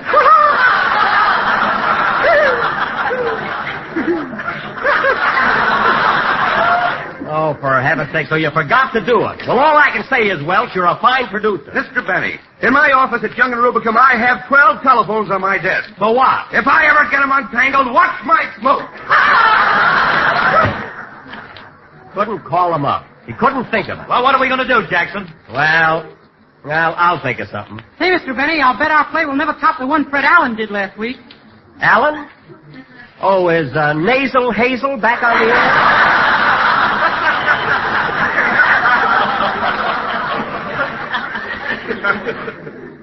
The last I heard of him, he was at the Mayo Brothers Clinic. Oh, did they operate on Allen?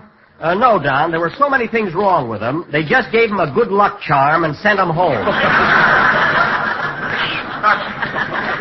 Well, so much for good news.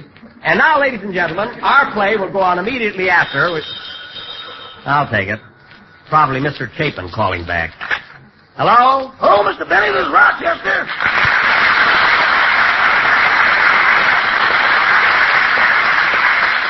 Hello, Rochester. What do you want? Boss, you know that buggy you bought to take the place of the Maxwell? Yes, what about the buggy? Well, I've been trying, but I can't get Carmichael to pull it. Now, wait a minute, Rochester. With a little training, my polar bear can become just as gentle and easy to handle as a horse. But that bear's in an ugly mood. It's wintertime, and he's supposed to be sleeping. This is war. Let him stay out.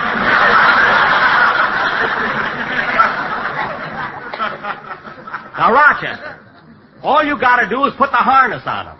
Speaking of that harness, he had it on me 3 times today. Oh, he was just being playful. Did you put the bit in his mouth? Yeah, and he chewed it up like bubble gum. Well, that's your fault. If he doesn't behave, give him a good rap on the nose. A rap on the nose? Yes. Help is hard to get now, boss. Don't kick it around.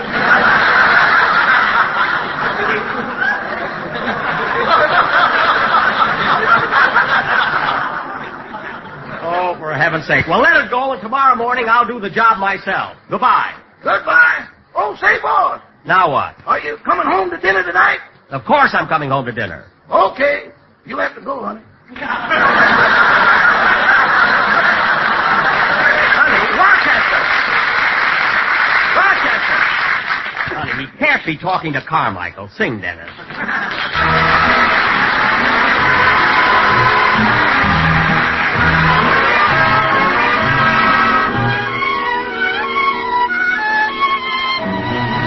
At last, my love has come along. My lonely days are over, and life is like a song. At last, the skies above are blue. My heart was wrapped in clover the night I looked at you. I found a dream that I can speak to, a dream that I can call my own. I found a thrill to press my cheeks to, a thrill I've never known. You smiled, and then the spell was cast. And here we are in heaven, for you're mine at last. I found a dream that I can speak to, a dream that I can call my own. I found a thrill to press my cheek to, a thrill I've never known. You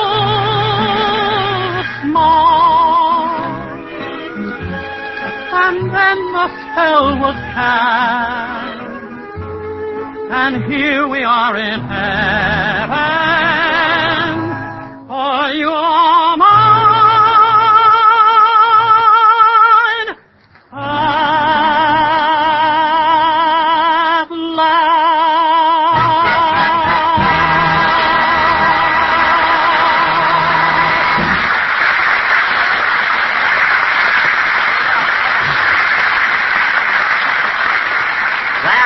was at last sung by Dennis Day. And now, ladies and gentlemen, for our feature attraction this evening, the Benny, acting as our meat, but we've been ration players, will present that sensational melodrama, Pants of Manhattan. That's Tales of Manhattan, isn't it, Jack? Of course it is, Don. I was just trying for a gag. I can't stand a guy that presses, even if it's pants. No, sit down. Melonhead again. So here we go, folks, with our feature attraction. And as a special treat, I am playing the triple part of Charles Boyer, Charles Lawton, and Edward G. Robinson. This I gotta see. You'll see it, don't worry. Take it, Mr. Wilson. Presenting Pants of Manhattan with that all-star cast, Jack Benny. Thank you.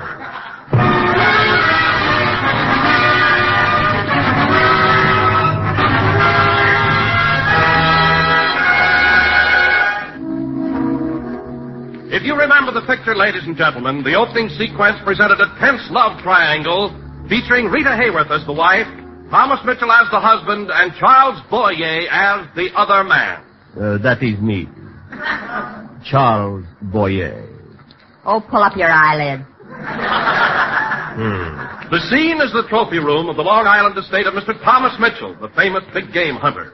Mr. Mitchell is talking to his wife. Darling, I love you. You can't leave me, do you hear? You can't leave me. I'm sorry, Thomas, but I'm afraid this is the end. What about our children? Our children that I play with every day. We haven't any children. They belong to the family next door. Oh. So that's why they're older than I am.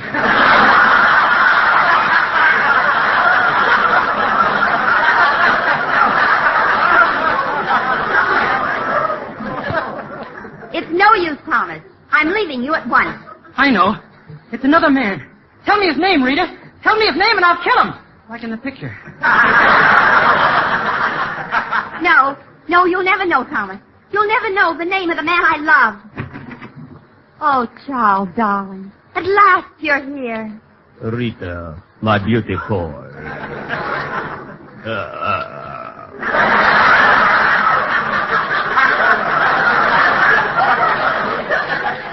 Kiss me. Excuse me, Mr. Boyer. Now, come on, Rita. What's the name of that other man?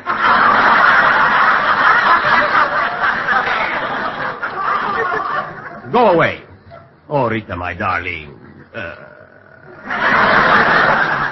Close your eyes and kiss me again. How else can I do it? Rita, I love you. Pardon me, Mr. Boyer. Now, listen, Rita. I wish you'd tell me who your lover is so I can go out and shoot him. He is asleep. Rita, my beautiful. Does your husband know about M.E.?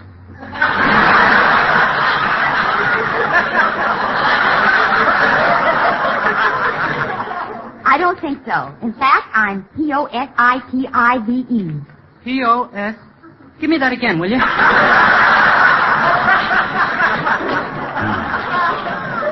Well, I must go now, sweetheart. I will see you later. Wait. These secret meetings can't go on any longer. I must tell my husband the name of my lover. Rita, be careful. He has a gun. His name, Thomas, is Charles Boyer. Yes, you might as well know. I love your wife, and she's going away with me. Far, far away. How far can you go on 4 gallons a week? That is my warning. Come, Rita, let us go. Oh, no, you don't. Take that. Ooh. I am shoot. Right in the pants of Manhattan. Charles, speak to me. You've killed him, Thomas. You've killed him. Oh, everything is going black. I cannot see. I am dying. Hello? Who? Mr. Shapin?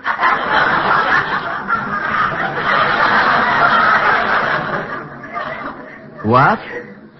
Very well. Naturally, if you feel that Kate Smith's picture should stay on the box, that is all right with me. What do I care? I am dying. Dying, I tell you. Dying.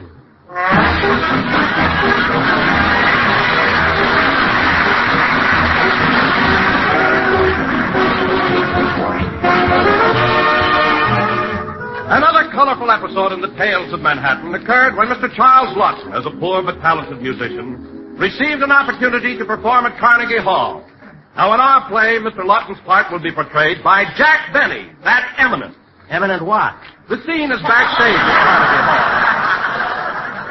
Mr. Lawton is waiting to go on. Mr. Christian! Mr. Christian! Where is my violin? Under your chin, sir. And tell me, Mr. Christian, did you sew up the bullet hole in these pants I got from Boyer? I couldn't find a needle and thread, so I put a cork in it. Now listen, Mr. Christian. I will walk out on that stage and play my violin as it has never been played before. Hey, when are you going to do Charles Lawton? I am doing him now. For my first number, ladies and gentlemen, I will play the Meditation from Eyeys by Barney Dean.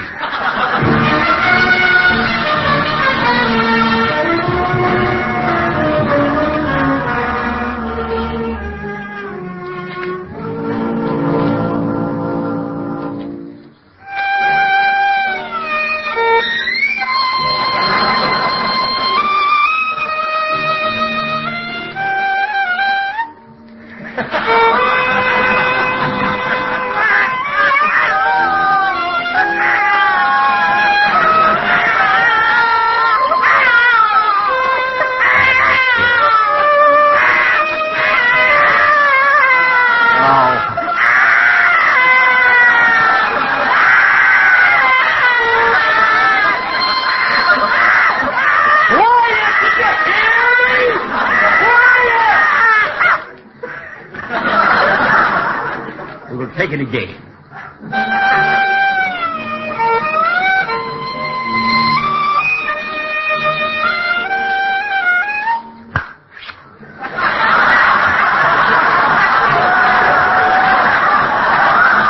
There goes that bloomin' cork. Now for my next selection. Ha-ha! I'll teach you to play around with my wife. Take that! Oh. I am Shoe. Right in the bands of Manhattan.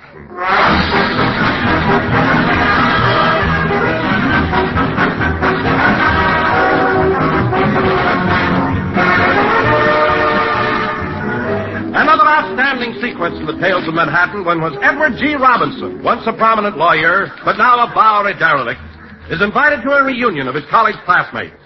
Mr. Robinson's part will be played by none other than Jack Benny, that talented.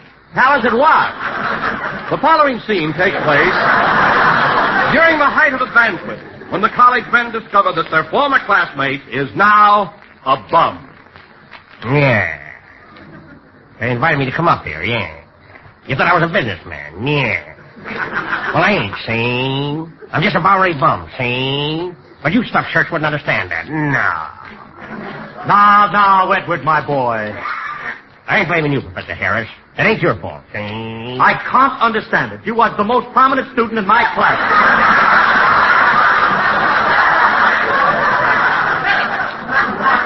Why, you could speak everything from Italian to Egyptian. Oh, yeah? Good heavens, lad, ain't there nothing I learned you stuck in your bean? What? Say, which one of you is Robinson? I am, see? And if anybody's around here looking for trouble, I'm the guy that can get them, yeah. I'm tough, see? And that reminds me. There's something else I want to take care of right now. Hello, operator. You're in New York, see? New York? I want to speak to Mr. Chapin, the General Food, see? Hello, Chapin. Let me tell you something. I read about enough of this, see? Either Kate Smith's picture goes off that box, see? And my picture goes on, see? Or I ain't waiting next Sunday. Yeah. Oh, for heaven's sake, do you realize who you're talking to? I know what I'm doing. Now get away from me, see? What do you want? I thought I told you to stay away from my wife. Ooh. I am Shoot. Right in the bands of Manhattan.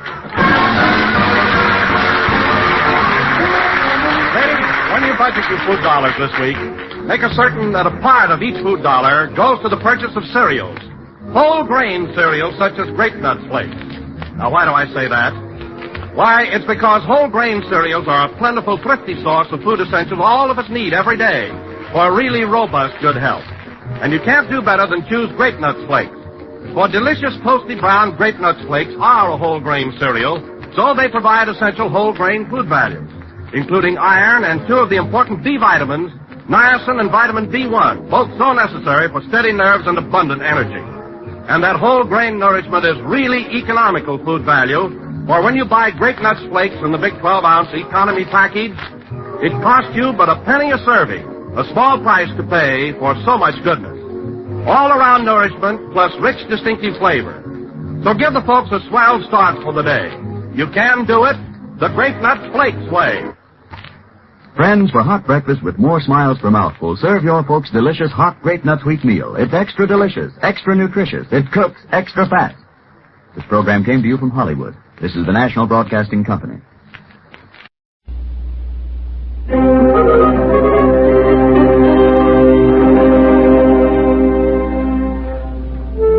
That was 3 weeks before Japan came into the war. That day we never guessed what horrors the years had in store for us. That day we'd been at war for more than 2 years. But we didn't even begin to dream what war meant. Even in 1942, when things were touch and go, we carried on our even way, grumbling about priorities and rationing and taxes and the number of demands that were made on our pocketbooks. We'd had blackouts on the Pacific coast, and we had a dim out every night. We thought the war had come to our doorstep. But we were only kidding ourselves. In 1943, things began to get really grim. Then in 1944, but that's history now. History written by Nazi historians and taught by Nazi teachers.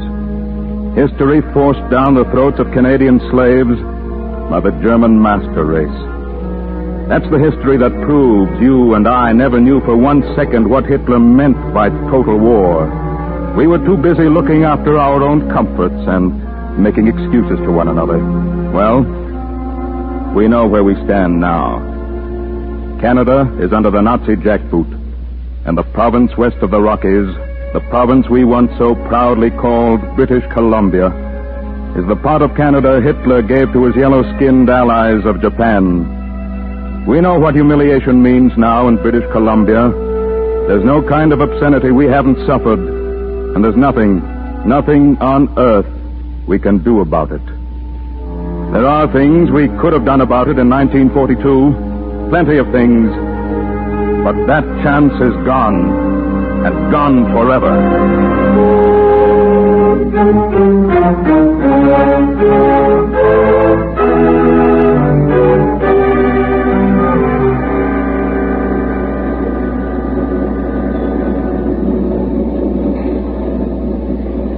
It is so interesting, is it not, Mr. Maxwell, that we should meet again, and this time you should be working for me. It's more interesting to you than it is to me, Colonel Adaka. You are still proud.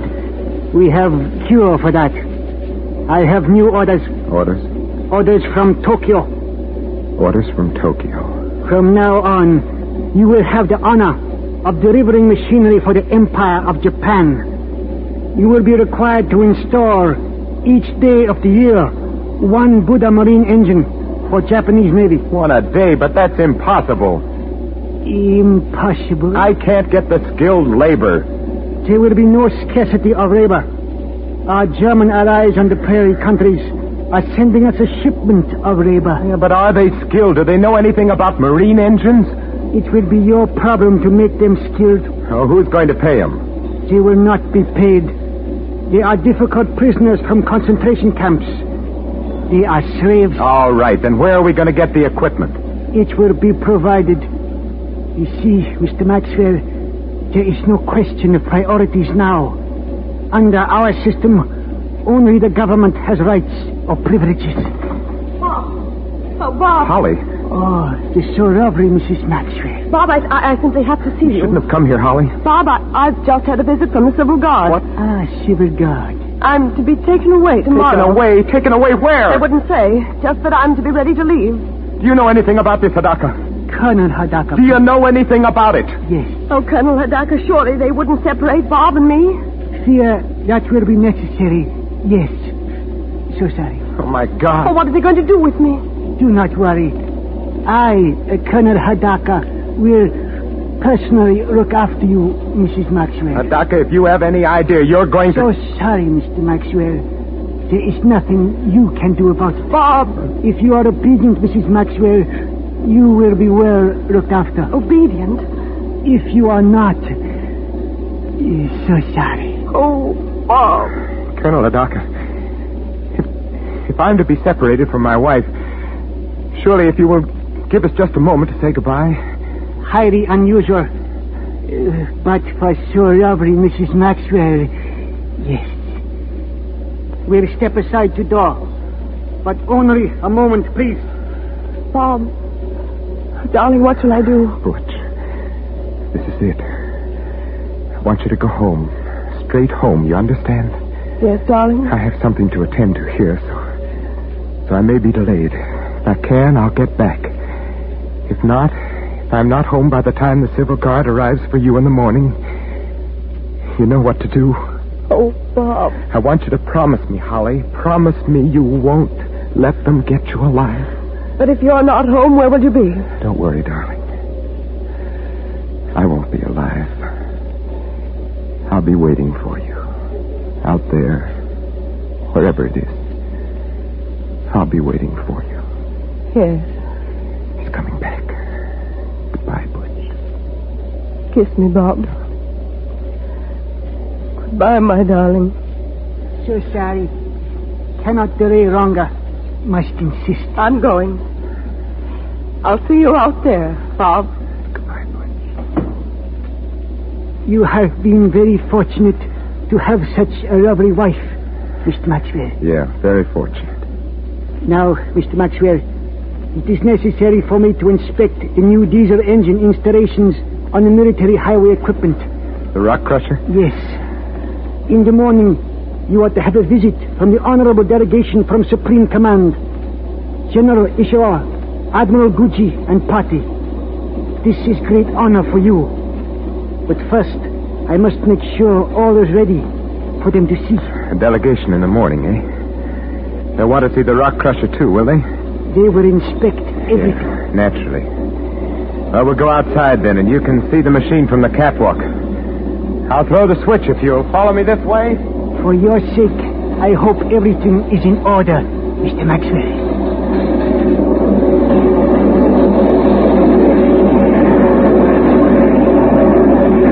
This way, please, Colonel Hadaka. Be careful. The catwalk is very greasy. It's easy to slip. We'll be careful, Mr. Maxwell. I am too important man to lose. See down there? That's the first finished rock crusher below there. Each of those plungers is capable of pulverizing 100 tons of rock per hour. Highly efficient, honorable machine can crush rocks as Japanese Empire crushed Canada, Mr. Maxwell. So sorry for unhappy simmering. Now, don't apologize, Colonel Hadaka. You might as well go out with a wisecrack. Oh, no use, my little friend. Over you go.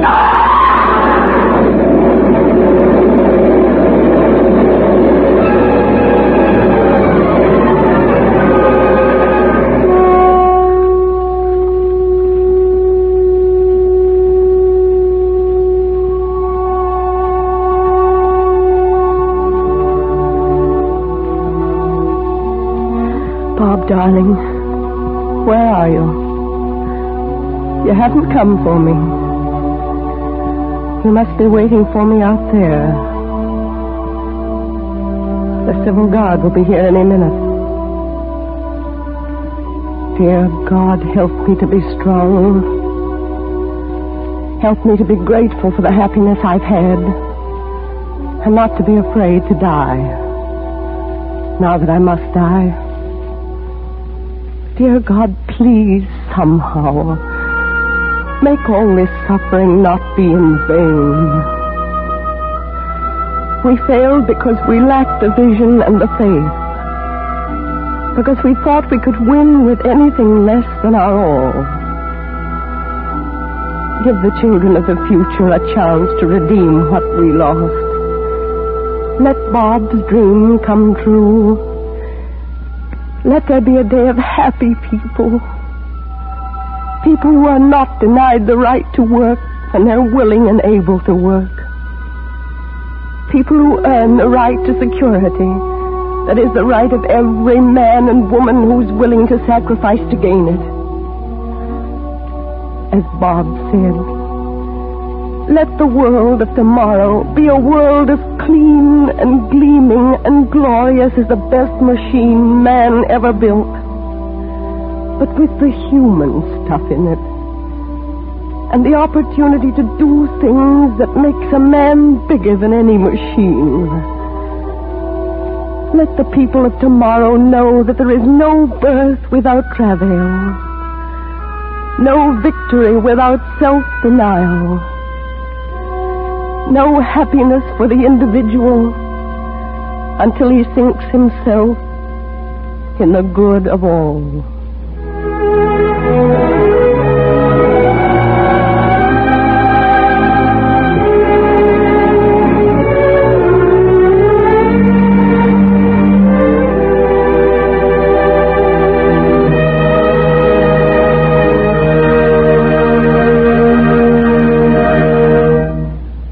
What about it, Canada?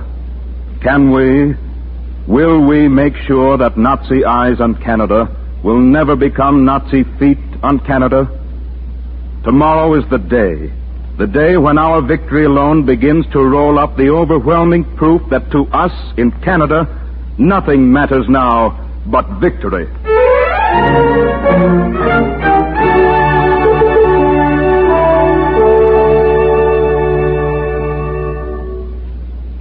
I have been asked by the Honorable J.L. Ilsley, Minister of Finance, to thank you, Miss Judith Evelyn, and Mr. Vincent Price, for your splendid performances tonight.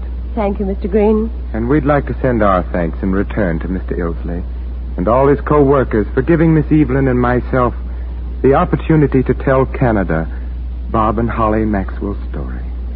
It was especially exciting for me to be here tonight because I was brought up in Canada.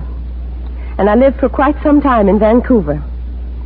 And to think that Vancouver and the other cities and towns of British Columbia could someday be under the flag of Imperial Japan has made me realize, indeed, that nothing matters now but victory. Miss Evelyn and I talked to Bob and Holly Maxwell in Vancouver by telephone this morning, and what they said to us at the end of our conversation, we'd like to have them repeat to you now. Come in, Vancouver.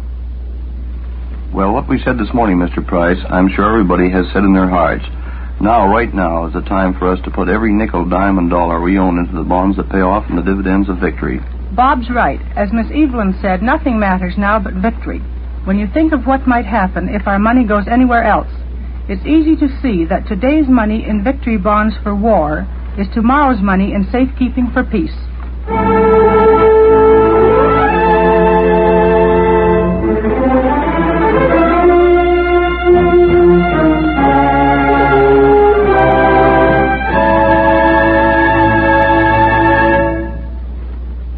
Next week, at this same hour, the final chapter in the story of Nazi Eyes on Canada. A story of a town on the western prairies, told by Orson Welles.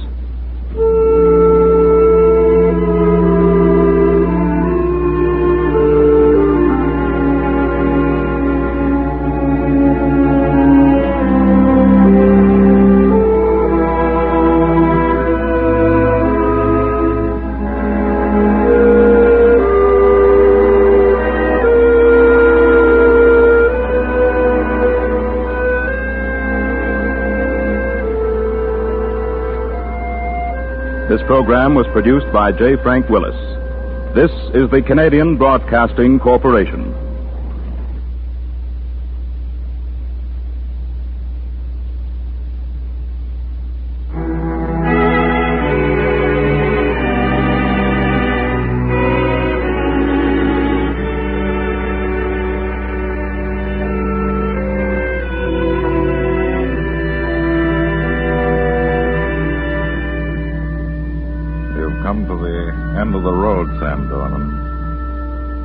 There'll be no escape for you this time.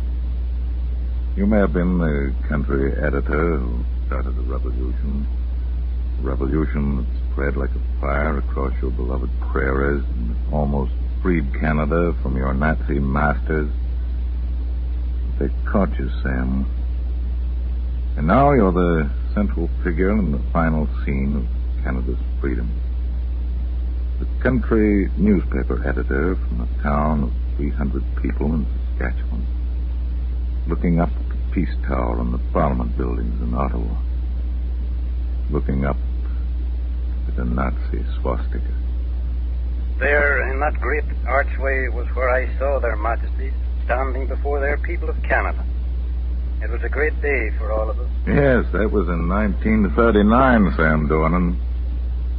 Have you forgotten that this is 1949? Have you forgotten that the tall king, the lovely queen are prisoners like yourself? Have you forgotten that this is a great day, too? A great day for the Nazis?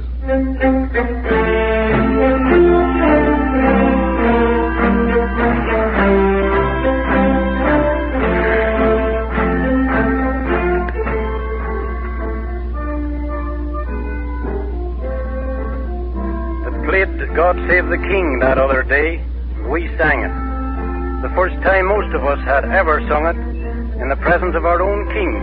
They're playing the Horst Wessel song now, Sam Dornan. The song that made a hero out of a beer hall brawler. The song that canonized a gutter rat. There were brave men in uniform here on that other occasion. Men of Canada's Navy and Army and Air Force. Men in the scarlet tunics of the Royal Canadian Mounted Police. There are men in uniform here today, Sam Dornan. Men of Germany's Panzer divisions that overran Canada. Men of the Luftwaffe who destroyed your cities from the air. And of the Gestapo with the heavy hands of murderers. His Majesty reviewed them that day. He walked among them, talked with them. And another day, he and his radiant queen lost themselves in the crowds of veterans at the War Memorial. A Gauleiter of Canada has reviewed them today, Sam. A Gauleiter who once spied upon Canada under the name of Colin Ross. That renegade who told the German people of the prize they would one day have in this land called Canada. He's here today, and claiming that prize. There are veterans here again, Sam Dornan. Veterans of the conquest of Poland and Norway and France. Veterans of the conquest of England and the United States and Canada. You're among those veterans, Sam. But you're marching as their prisoner. Marching up the long walk to the Peace Tower. Your hands bound behind your back. Leveled guns pointed at you. Gleaming bayonets cleaned of the Canadian blood they've tasted. Ready to drink your blood if you try to escape. Now, up those steps, where Canadians went to their parliament to debate in free speech.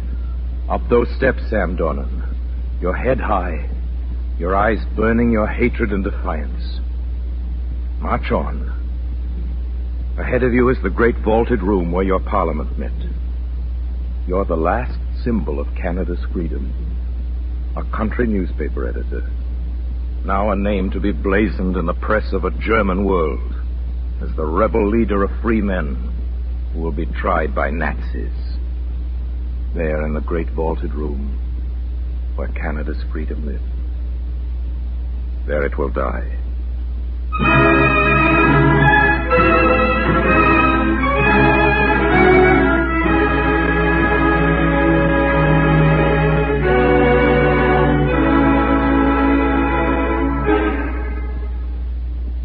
Ladies and gentlemen, this is Orson Welles speaking. The scene you've just heard would not normally have been played for another 25 minutes. The closing scene of tonight's chapter of Nazi Eyes on Canada. I've deliberately put it at the beginning because it serves to introduce a great Canadian and the spirit he represents. It tells in one brief moment what might be the fate of this country and of all its Sam Dornans if we lost this war. I never heard of Alameda, Saskatchewan until midnight last night. Some of you in the radio audience probably know the town. Most of you never heard the name. I didn't meet Sam Dornan until last night. How many of you in Canada know him, I don't know. It's a safe bet that 95% of you listening haven't heard of him. You probably read some of his editorials. But you didn't know Sam Dornan wrote them, maybe.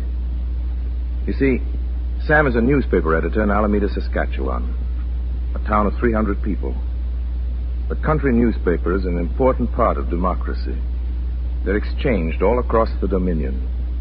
And even the great city dailies sometimes quote from them. Sam's traveled here at his own expense 1,500 miles to join me in this broadcast as part of the Third Victory Loan.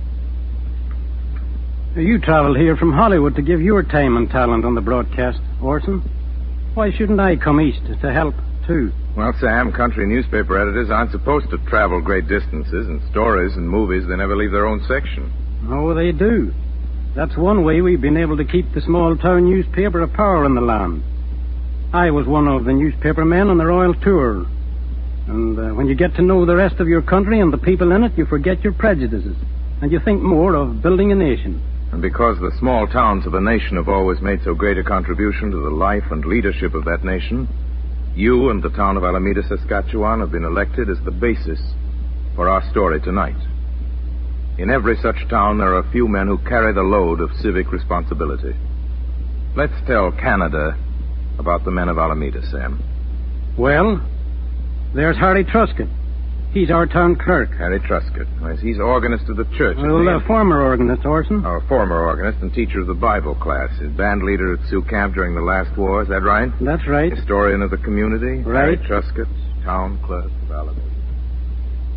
Got my tax bill there, Harry? Yes, certainly, Jim. Are you going to clean it up? Completely. Good crop. Got my hands in some money for the first time in many a day.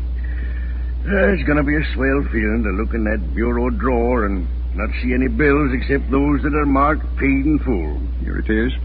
And here's the money. How's the family? Never better, Harry. John, the eldest boy, you know, he got his wings down east the other day. All set to go overseas and knock down a few of the Huns. He's number 43 on our honor roll, Jim. Yeah, quite a few names since his, though. Yes, 75 of them now. Not bad for a town of 300 people, is it, Jim? 75 of them now. Not bad for a town of 300 people, is it, Canada? 4 of them are Sam Dornan's sons. Harry Truscott keeps the roll of men in uniform. Keeps in touch with them wherever they are. Scarcely ever goes to the post office for the mail without having Fred Fisher, the postmaster, hand him a whole handful of letters from the boys of Alameda who were in uniform.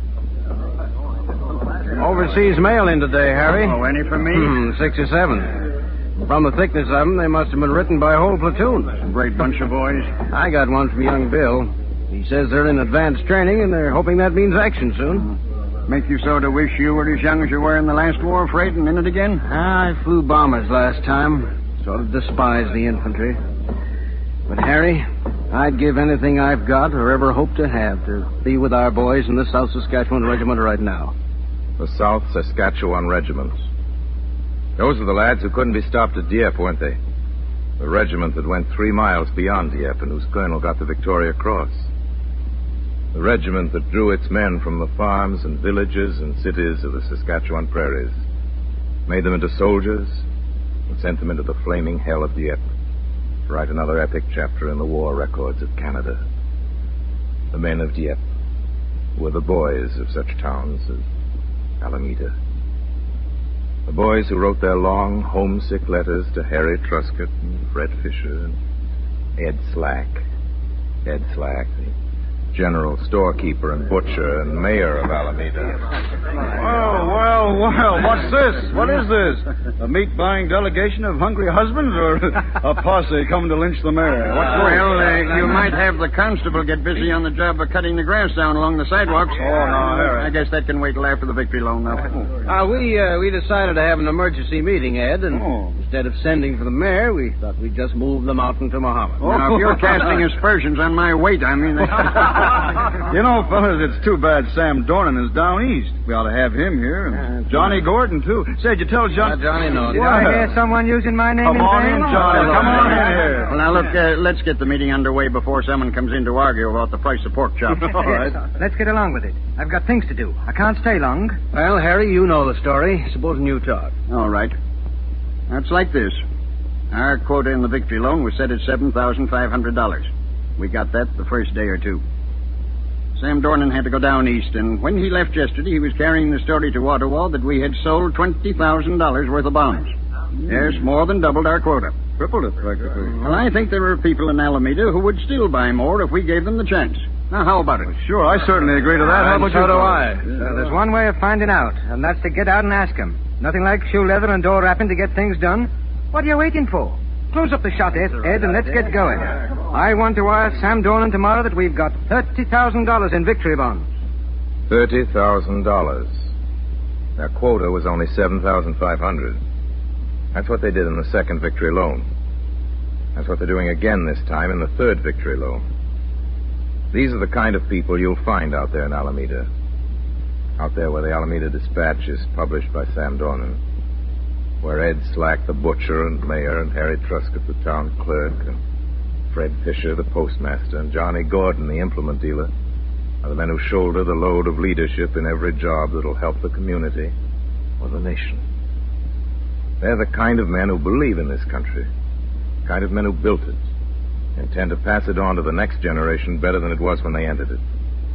They're the kind of men who believe in freedom. Freedom of speech. Why, of course they can hold a meeting. And so long as I'm mayor of this town, anyone who wants to express an opinion is going to have the right to say what he thinks. Freedom of the press. I sold the Alameda Dispatch to Sam Dornan back in 1913. The unwritten part of the contract was the thing we didn't have to speak about. But so long as that paper was published, it must speak the truth and speak it clearly. Freedom to worship. There will be no religious hatred or persecution in this town. Man has a right to worship his God as he sees fit. That's the way it's been since I came here in an ox cart in 1894. And that's the way it's going to be so long as this town stands.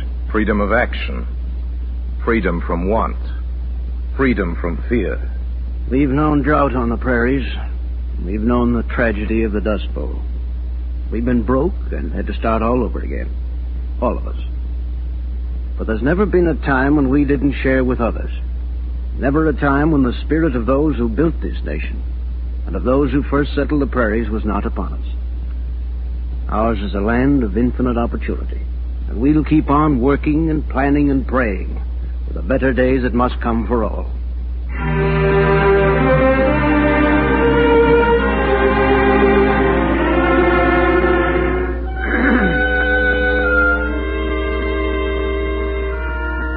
And that, Sam Dornan, is your Alameda. It is, and God willing, we'll keep it like that. Yes, but what if we lose this war? What if all that Hitler planned should come to pass? What if someday in the future Nazi eyes on Canada should become Nazi feet on Canada? What then?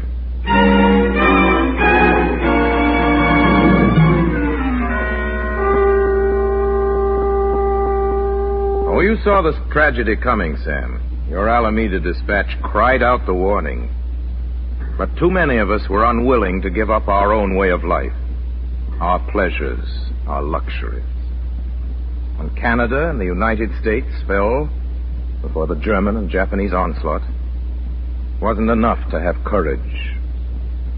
We needed courage and weapons. The one was not sufficient without the other. So there came that day in 1945 when at last the Nazis occupied the prairie. You are the mayor of this community? I am. And you, who are you? I am town clerk. Well, that's very good. You'll both continue in office at my pleasure. You'll do what I tell you to do. You'll sign the papers that are placed before you. You will collect the taxes you're told to collect. You understand? We understand. But that doesn't mean that we'll do it. So? I think you will. You see, gentlemen, you've no choice. I have a large area of these prairies to administer. I can't waste my time debating with insignificant officials of equally insignificant villagers. You'll have 24 hours in which to think this matter over.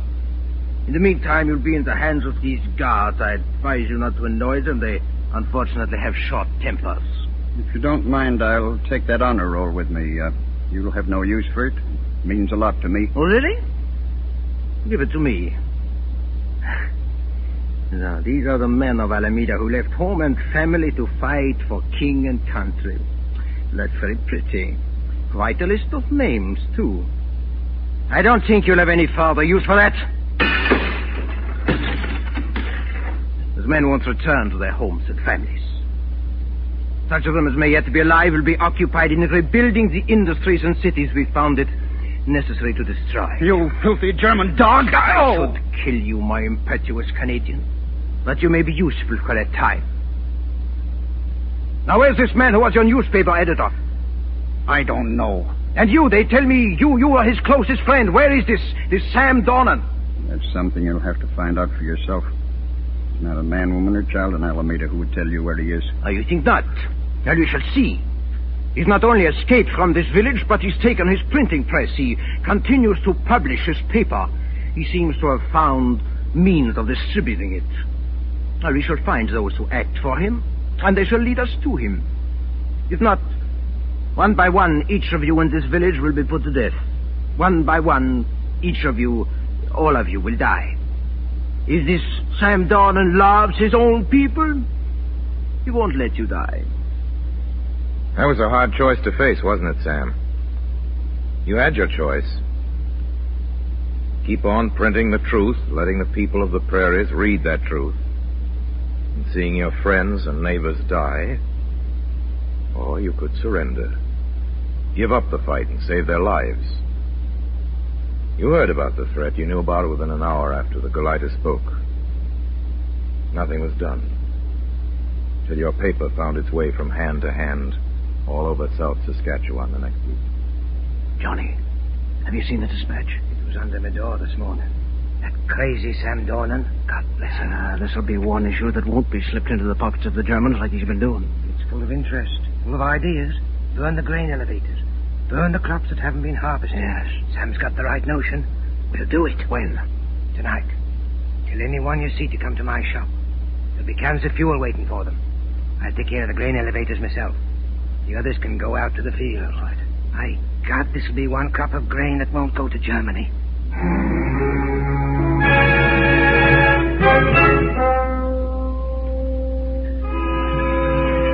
That was a night to be long remembered. Wasn't it, Sam? The fire that was lighted that night carried a message beyond the horizon. It told others what to do. And more fields flamed against the night. More grain elevators became beacons of rebellion. Beyond Estevan, beyond Weber, on even to Regina, the flames spread that night. In the morning, the gold of the prairies had become a charred and blackened waste. The wind swept the ashes as it had once swept the dust. But there was a price to be paid, Sam. A price the Germans exacted for the loss of that grain. You've one last chance to escape death. Any among you who will tell where Dornan prints his paper, or give us one clue as to his whereabouts, will be given his life and a rich reward. Now speak. No. Well, there are 12 of you. You will die. Tomorrow, 12 more. Day after that, 12 more. Each day 12 until someone tells. You who stand here have wives and children. They'll be among those who follow you if you don't speak. Well, you've 5 seconds left. I shall count. 1, 2, 3, 4, 5. Fire!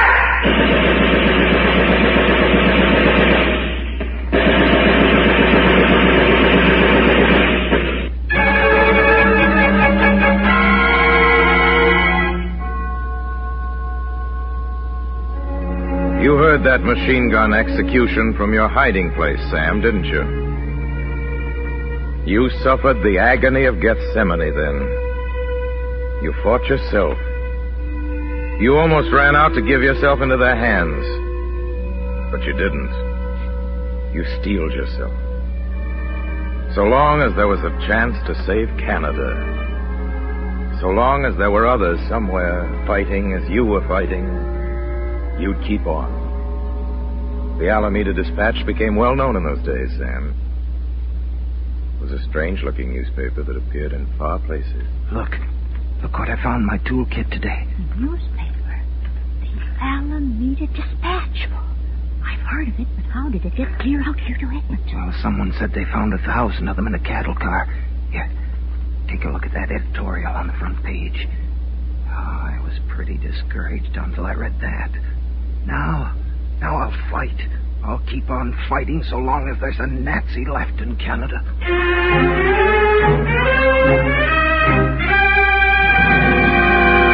I have a report that this paper has been found in one of our own aeroplanes in Halifax.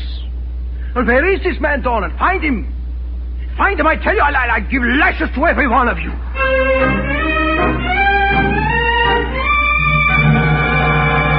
Don't you understand? This paper was found on the desk of the Supreme Commander in Ottawa. It will come to the attention of the Führer that we failed to stop the wave of rebellion in Canada. They'll find on and offer a reward of any amount for him dead or alive. He must be stopped or all we've done in Canada will be destroyed.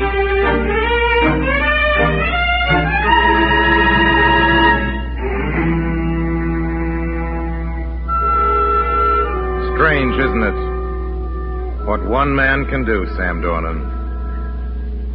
When Canada lay prostrate under the German heel, when all the terror they could unloose had seemingly destroyed our initiative, our courage, our hope, you lighted a flame on the prairies. It spread. Other men took up the task. Other papers appeared. Secret radio stations were heard. All crying out the one message of freedom. Freedom from tyranny. Rebellion swept over the country. Yes, the Nazis paid a bitter price for the victory they'd won. But then, there came the new legions from abroad. The steel-clad armies that were ordered to break the Canadian rebellion. They did, Sam. You remember. By sheer weight of numbers and armament, of planes and guns and ruthless murder, they put us under their heel again. But still, they hadn't found you. Your voice was still heard. Your paper still published, less often now. Sometimes it was only a tiny page of wallpaper covered with your pleas to fight on. You must have felt terribly alone in those last days, Sam. All the old friends were gone. Harry and Ed and Johnny and Fred. The men of your own profession across the country. One by one, they, too, had been liquidated in the German revenge. And then came the end. Somebody betrayed you, Sam. Someone who was starving, or someone who thought to save the life of his children.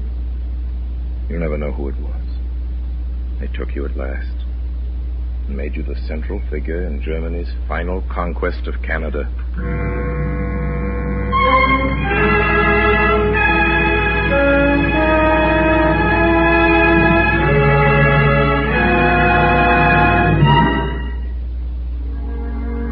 A country newspaper editor from a town of 300 people in Saskatchewan, looking up at the Peace Tower of the Parliament buildings in Ottawa, looking up at a Nazi swastika. There, in that great archway, was where I saw their Majesty standing before their people of Canada.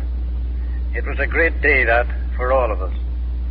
That was 1939, Sam Dornan. Have you forgotten that this is 1949? Have you forgotten that the tall king, the lovely queen, are prisoners like yourself? Have you forgotten that this is a great day, too? A great day for the Nazis?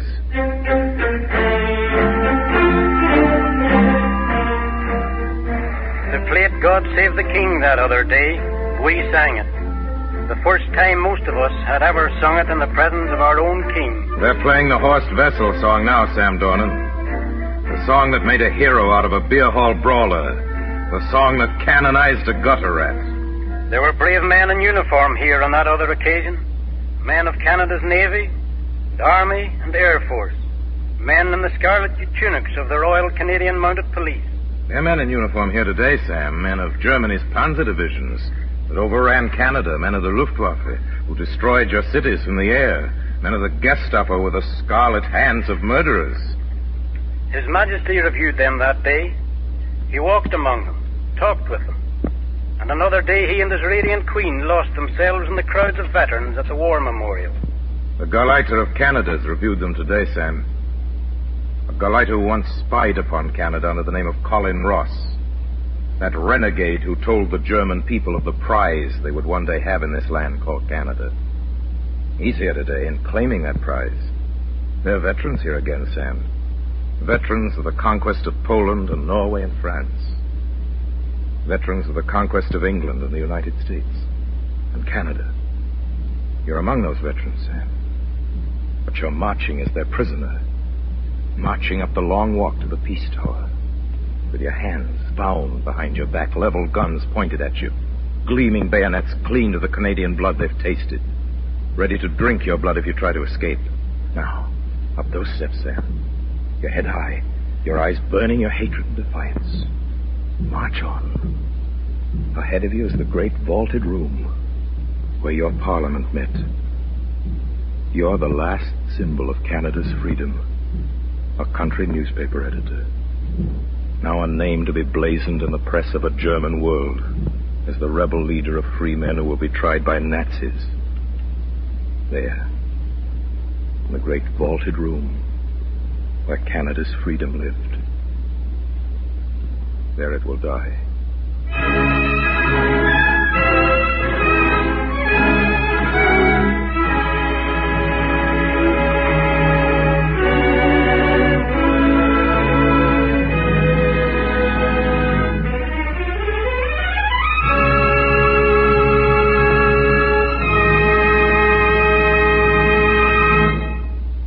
Mr. Wells, the Honorable J.L. Ilsley, Minister of Finance, has asked me to express to you the appreciation of the people of Canada for your kindness in bringing to us the story of Alameda. Thank you, and Godspeed in your work for victory. Thank you. And just before I go, there's one more thing I want to say to those who are listening. There are only two groups of people in our radio audience tonight. Just two. There's one group of you who have already purchased your victory bonds, purchased them to the limit of your capacity. The other group of listeners are those of you who have not yet been visited by victory loan salesmen. To all of you listeners, no matter which group you're in, let me urge you in deepest seriousness to go over your figures again. You have already pledged yourself to victory loan bonds. Have you done your utmost?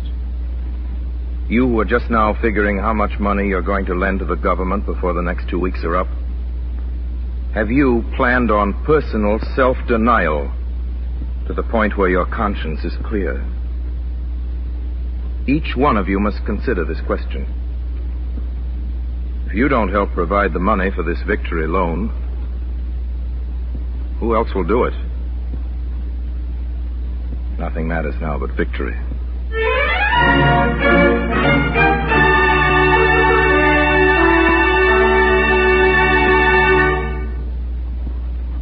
This program was based on the book Nazi Eyes on Canada, translated from the German by Duncan and Lyle Cameron.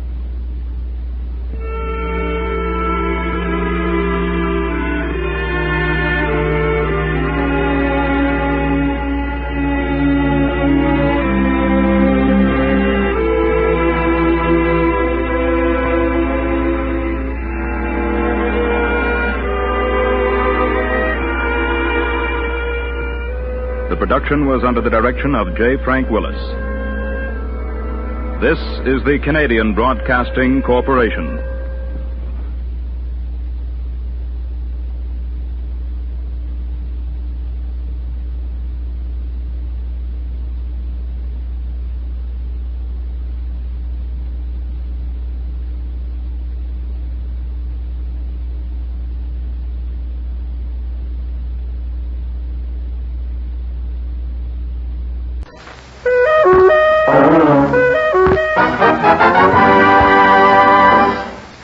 It's Texaco time with Fred Allen, Roy Rogers, Jane Pickens, Portland Hoffa, and Al Goodman and his orchestra.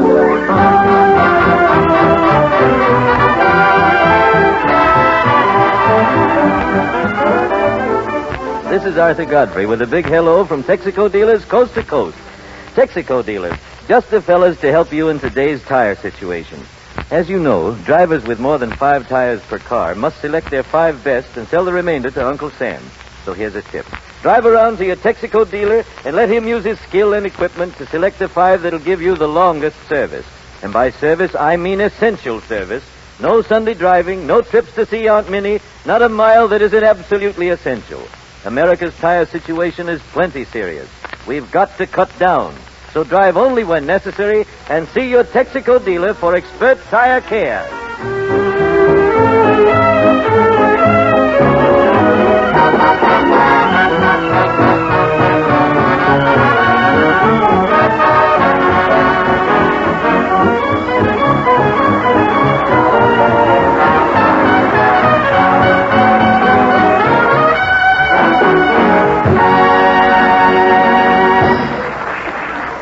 Last week, ladies and gentlemen, when Jack Benny donated his Maxwell to the scrap drive, he ridiculed a certain party for turning in his metal arch supporters.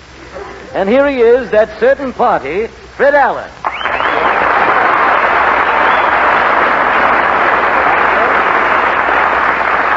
Thank you, and good evening, ladies and gentlemen. And a slight correction, Arthur. Jack Benny didn't give his Maxwell to the scrap drive. They had to use a magnet to get it away from him. That's the advice we have. How did Jack know that you gave in your arch supporters, Fred? Well, why shouldn't he, Arthur? The first to know what an arch is doing is a heel. The heel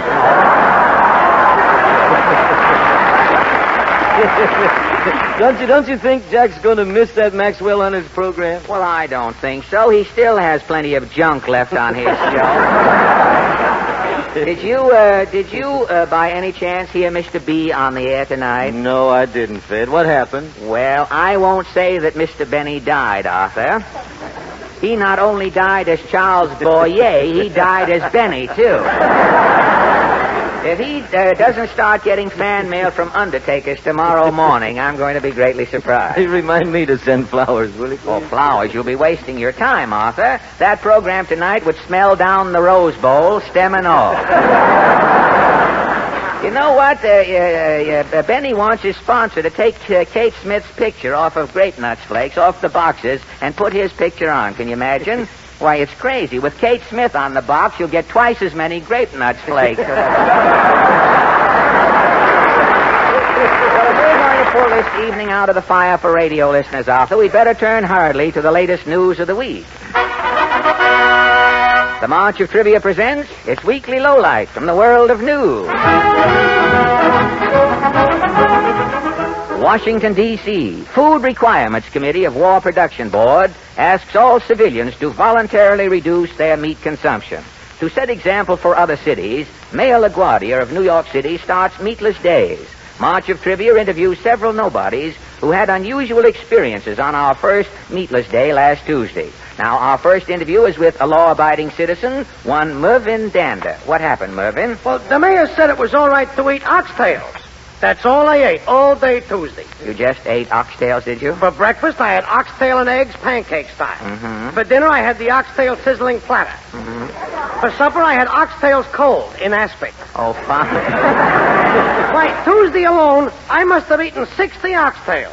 Well, have you felt any ill effects? Oh, I'm a mess. Well, how do you mean, Mervyn? Well, with those 60 oxtails in me... Yes? Every time a fly lands on my vest, my stomach swings around and slaps it.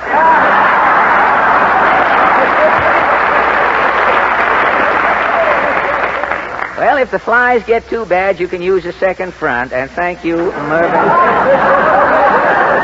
A Canarsie housewife, Mrs. Yandel Crandall II, says... Us housewives in Canarsie is cooking nothing but mock meat dishes. Mock meat dishes? You mean like mock turtle, like that? Yeah, mock meatballs, mock spare ribs, mock hot dogs. Oh, mock frankfurters? How are they made? I got the recipe right here. Oh, you have? May we have it, please? Oh, sure. A recipe for mock hot dogs. Uh-huh. Take one old rubber glove. Yeah. Butter well inside. Yeah. Stuff fingers of glove with chopped eggplant, wild rice, and breadcrumbs. Mm-hmm. Add pinch of flour and yeast. Put rubber glove in slow oven and bake for 2 hours. And this comes out frankfurters? Yeah, you cut off the fingers of the rubber glove, you got 4 mock hot dogs. Well, what do you do with the thumb? Don't ask me. I got 2 closets full of them.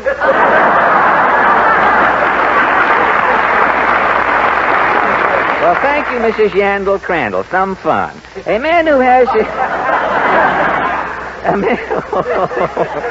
the things I stoop to and never pick up. A man who has his meat problem solved is Mr. Bedrick Spiewak. You bet.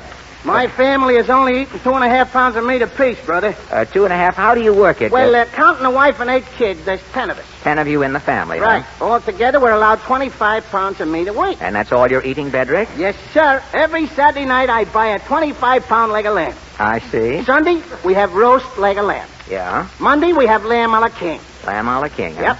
Tuesday, we have lamb burgers. The wife rolls the lamb into little balls like a hamburger. Lamb burgers you have, huh? Wednesday, she breaks up what's left of the lamb burgers. It's hash. I see. Thursday, she puts points on the hash. It's croquettes.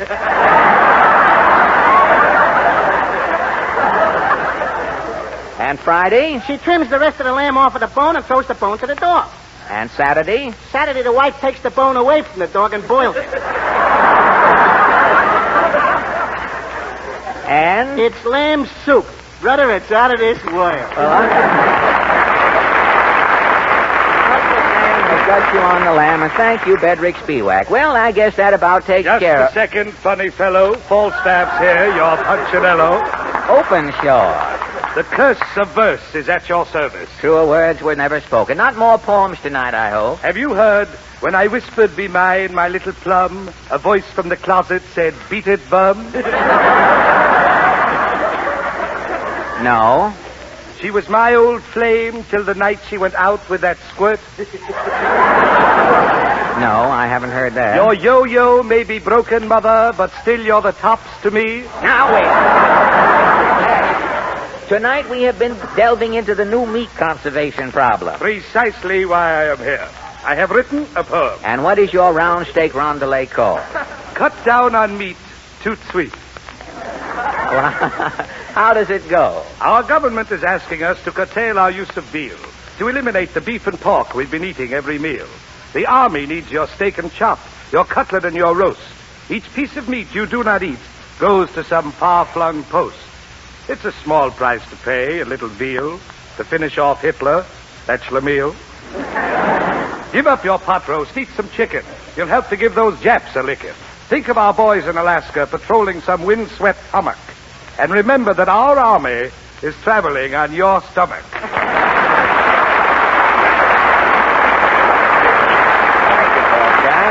And now, ladies and gentlemen, we greet our guest soloist. May I introduce Miss Jane Pickens. Miss Pickens. And how are you after your Chicago triumphs, Jane? Oh, I'm fine, thank you, Fred. Up to your 2 lines, are you? Yes. What are you going to sing for us tonight? I'd like to do Daybreak. Thank you.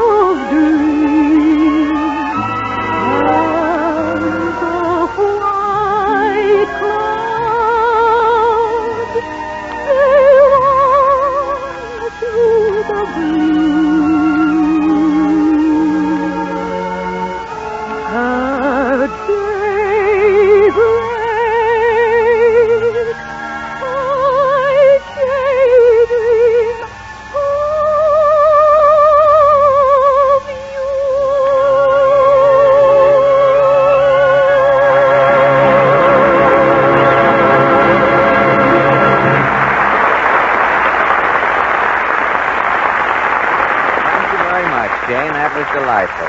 And now, ladies and gentlemen, Arthur Godfrey with a few well-chosen words on giving your car its fall war conditioning. All right, Arthur? I ain't talking. Well, cold weather's coming, Arthur. You're not going to tell people about getting their cars ready? Why should I? Everybody knows cold weather's tough on cars. Well, you might tell people how a Texaco dealer goes about preparing a car for chilly weather. Everybody knows that. First, he drains the worn-out summer oil and puts in the right grade of insulated Haviland motor oil. Well, don't you think you should tell the people what that word insulated means? It's common knowledge, Fred. Insulated means that Haviland is processed by Texaco to protect your motor at any operating temperature, hot or cold. Why talk about it? What about the rest of the Texaco dealer's fall war conditioning job? At least you should explain that. But that's so elementary, Fred. He puts fine new Texaco gear lubricant in the differential and the transmission, and then he goes over the whole chassis, stem to stern, with his Marfax service to get every vital bearing ready for cold weather driving. That's all there is to it. Then you have nothing at all to say? Not a word. You just drive around to your Texaco dealer and let him do the talking. I see your point. If this number had been completed, it would have been Al Goodman and his orchestra playing Three Little Words. The only... Mr. Allen! Well, Port.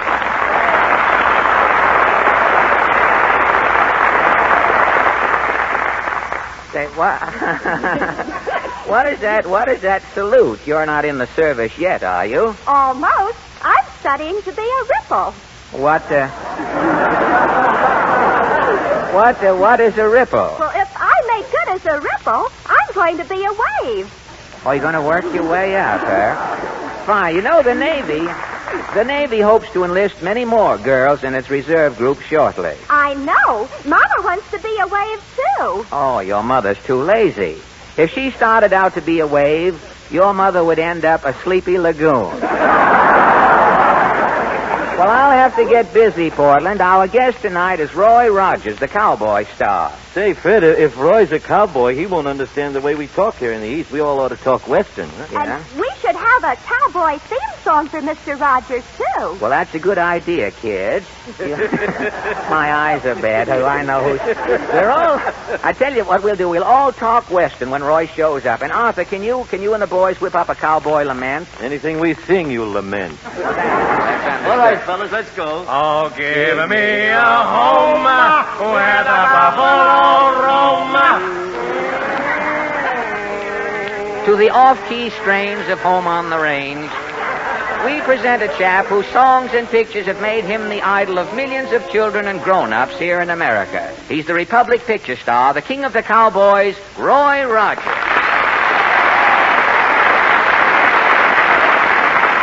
Well, doggone it. Thank you very much, folks, and thank you, Fred. It's sure nice of you to give me such a swell send-off up here in the big city. Well, we just wanted to make you feel at home, Roy. Now, how did you like that melody Arthur and the boys cooked up for you? Oh, boy, that song took me right back to the prairie, Fred. Well, you've never seen a prairie as flat as that song. Say, you haven't met our gang. This is Portland, Roy. Don't forget, talk Western, Portland. Howdy, partner. Yippee! And this is Arthur Godfrey, Roy. Hiya, cowboy. What do you hear from the herd? Well, Roy, what do you think of them? Fred, what are they, refugees? You have never heard any cowboys talk like that? Only on the radio, Fred. I get it. They have Zeke Manners dialect. Well, I've seen all of your pictures, including your latest Republic picture, Heart of the Golden West, Roy, and I'd like to ask you something. About your Hollywood institution, how do you account for your popularity and your hold on millions of fans? Well, Fred, all of my stories that they make for us out there are simple and clean. Mm-hmm. About 50% of my fans are children. Well, I don't smoke or drink on the screen. I always try to set a good example for the boys and girls. Well, no wonder your pictures are so popular. I certainly envy you, Roy. I wish I was a cowboy star. Well, shucks, Fred, I think you'd make a swell cowboy. Oh, you're just saying that. No, really, I mean it. Have you ever been on a horse? Not for long. I spent a weekend at a dude ranch once. They gave me a saddle with built-in Sloan's liniment. But it didn't help. But riding's easy, Fred. Once you get a good seat, it's a cinch. Well, I have a good seat. My problem was grounding it. I couldn't locate it. You mean you and the horse didn't see eye to eye? Our eyes were the only two things that met, Roy. Well, I'll tell you, Fred. You know the rodeo's leaving for Boston tonight. Then we're going from there to Buffalo. Why don't you come along with us? Oh, how would I look in one of those outfits that you have on here tonight? Say, how do you get into those tight pants, Roy? Do you have the bones taken out of your legs to... No, Fred, we just butter our ankles and sort of slip them on. You butter your ankles? Well, with those pants on, I'd look like a fat slingshot, Roy. Takes sound a long time to travel in here. Yes, sir. And tell me, how would I look in one of those cowboy hats, Roy? Well, I don't know, Fred. Try mine on and see. Let me see how I'd look in one. Now, say, with this Pampers beret on, I look something like the mayor, don't I? No, I guess it won't do, Roy. I'm just a drugstore cowboy. I'll stick around the old Bar Liggett Ranch. But tell me, you've been in New York 3 weeks now with the rodeo. Has anything here impressed you? Yes, Fred. I didn't realize New York was such a big mining town. A mining town? Yes, every morning at 42nd Street, I see hundreds of people rushing down into the mines. Roy, that is the subway, not the mine. Well, what are subways, Fred? They're sunken trails, Roy. The subways are something like the West. They go bucking up to the Bronx instead of... Well, Roy, I've written a little Western sketch for us later in the program, but before we get to it, I wonder if you'd do me a favor. Well, I'll be glad to, Fred. What's on your mind? Millions of people have been hearing that song, I've Got Spurs That Jingle, Jangle, Jingle. You want me to sing it for you? No, everyone's heard the song, Roy, but no one, as far as I know, has ever really heard the spurs that jingle, jangle, jingle. Hey, that's right. Now, you have your spurs on tonight, Roy. Yes. Would you, Roy? Anything you say, Fred. Good. Well, there's the microphone on the floor. Are you ready, Roy? All set. Well, let's go. Ladies and gentlemen, for the first time on the air, you have actually heard the spurs that jingle, jangle, jingle. Thanks a lot, Roy. Oh, it was nothing, Fred, really. And now as an encore, what about a song? All right, Fred, I'd like to do a little number I haven't done for quite some time. It's called A Gay Ranchero. Senor Goodman, spiel, if you will.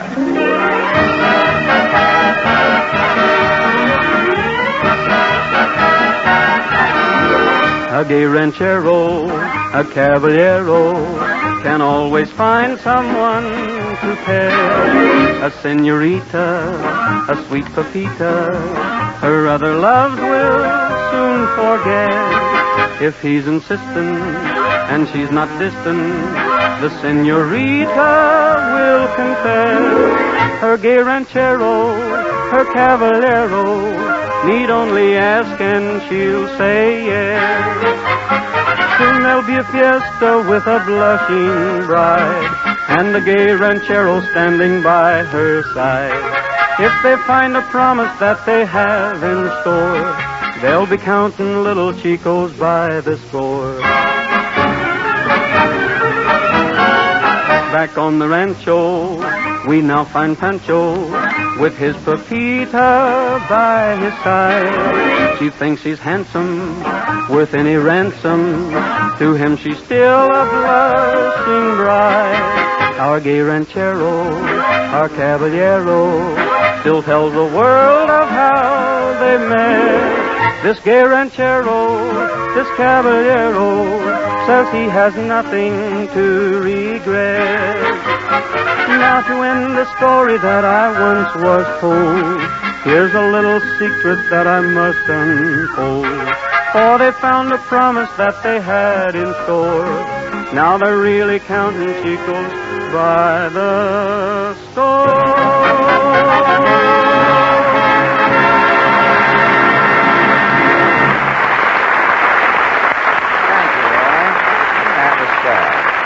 And now, ladies and gentlemen, the Texaco Workshop Players, starring Roy Rogers, present a stirring saga of the wild and woolly West entitled The Courtin' of Ginny Suggs.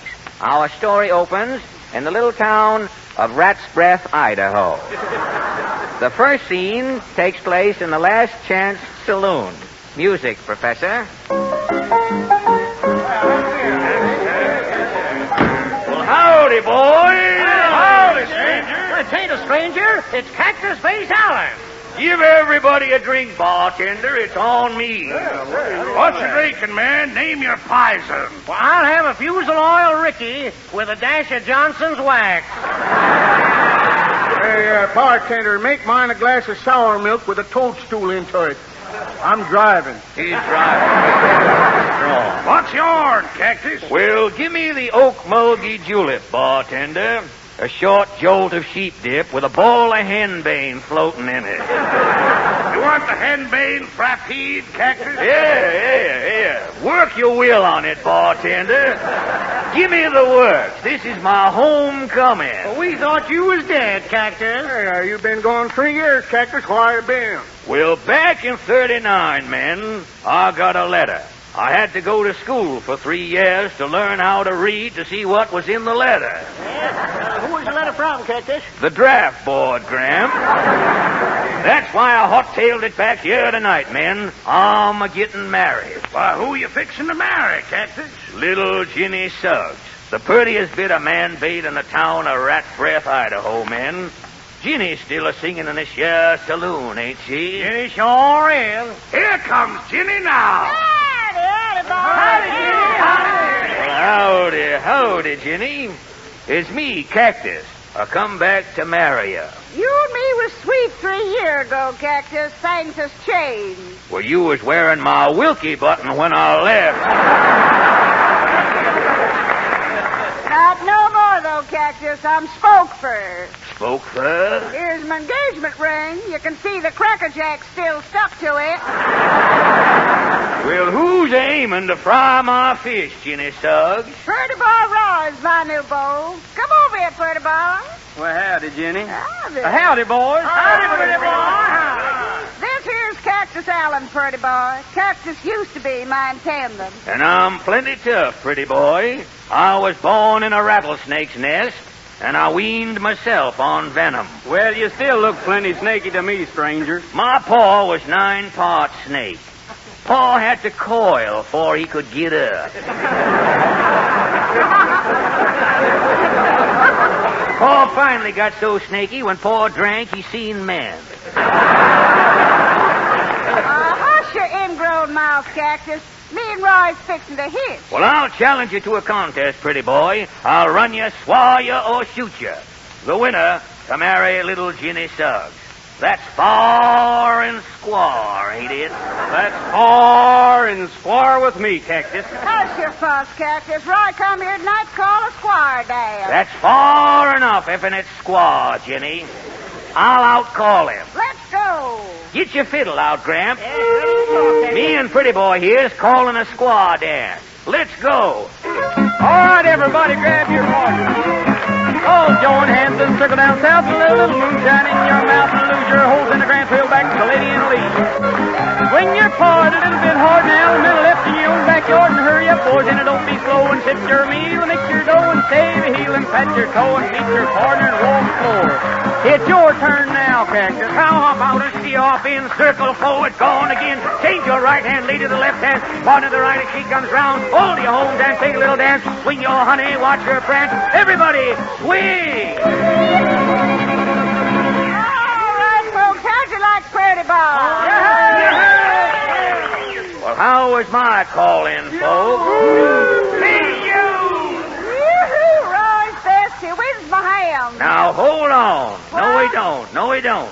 I'll shoot you for Ginny, pretty boy. That's far and squar, ain't it? Well, it's far and squar, Cactus. Name your shot. You shoot first. Okay.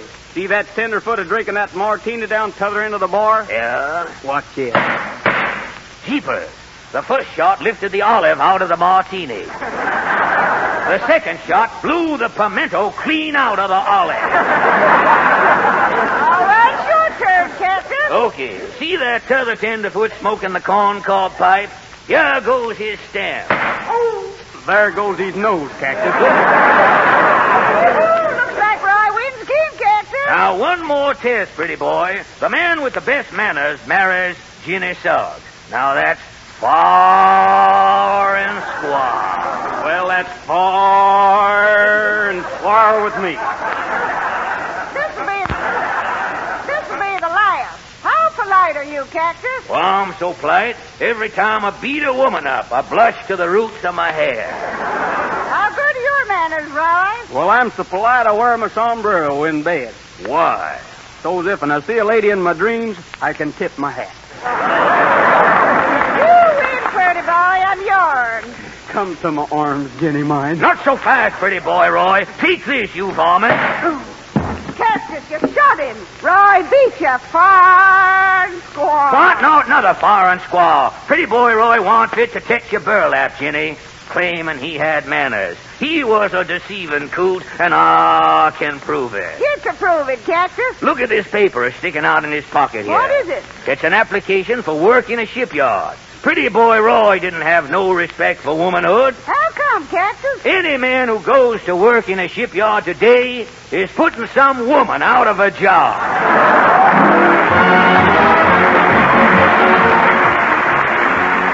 Before we close up the Texaco Star Theater, I want to thank Roy Rogers for joining us tonight. Now, next week, ladies and gentlemen, our guests will be the Merrimacks and Robert Benchley. And here's Arthur Godfrey to prepare you for a visitor. Yes, one of these days, a volunteer worker from your local community war chest is going to knock at your door. Now, maybe you're going to think the community chest isn't so important this year, but believe me, there's more need now than ever, especially for aid to soldiers' dependents, to our soldiers who are war prisoners, and to bombed and destitute families of our fighting allies. When you give to your community war chest, you give to all of them, so give generous. Thank you, Arthur. This is Fred Allen speaking for Texaco dealers from coast to coast, reminding you to drive under 35 to save rubber, and to drive into your Texaco dealer regularly to have your tires checked. Remember, you're welcome. Good night. This is the Columbia Broadcasting System. Stay tuned to Phil Baker and Take It or Leave It, followed at 10:30 p.m. by the dramatic CBS World News feature, A Report to the Nation. 10 p.m. BULOVA, Boulevard Watch Time. WABC, New York. 880 on your dial. Mars Incorporated, makers of Milky Way candy bars, invite you to step right up to the Fountain of Fun.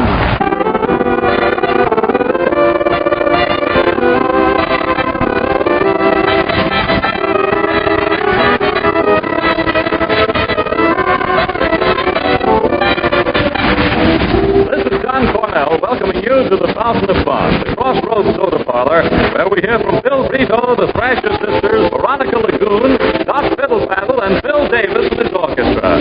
And here's the trip of the fountain, that fallen arch in the comedy parade, Bob Jellison.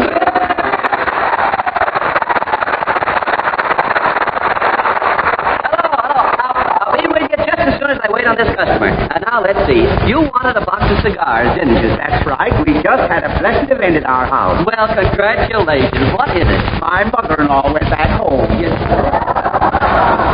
Well, the fun, Bob Jellison speaking. Oh, it's you, Mrs. Updike. Why, of course. I'd be glad to help. No, not there. Yeah. No. Yeah. And now you have it. Oh, not at all, Mrs. Updike. You're welcome. Hey, what were you doing, Bob? Oh, just helping Mrs. Updike with the jigsaw puzzle.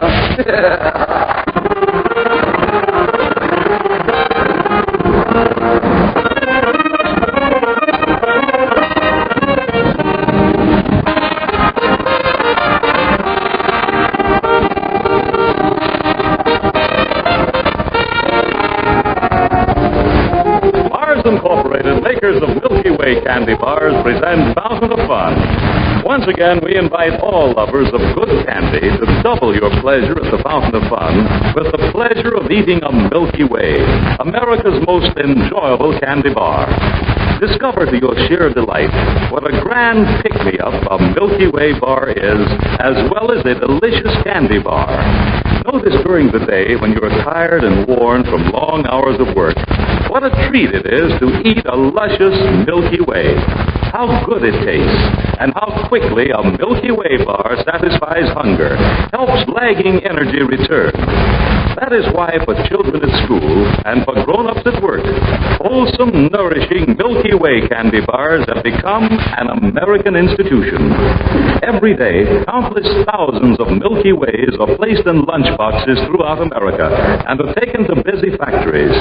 Then at lunchtime, that Milky Way in the lunchbox becomes a luxurious dessert. Unusual as a dessert because of its extremely high nutritional value, and even more unusual because of its rare, delightful taste. With each bite, the pure milk chocolate coating, the layer of smooth, creamy caramel, and the luscious center of chocolate nougat, flavored with real malted milk, melt into that thrilling taste blend found only in a Milky Way. When you crave good candy, eat a Milky Way.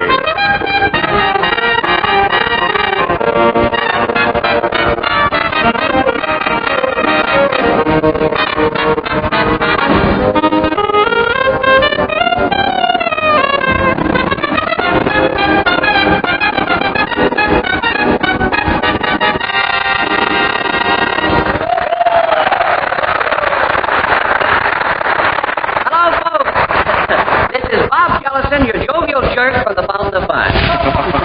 Say, John, did you know the next Saturday is Halloween? Why, sure, Bob.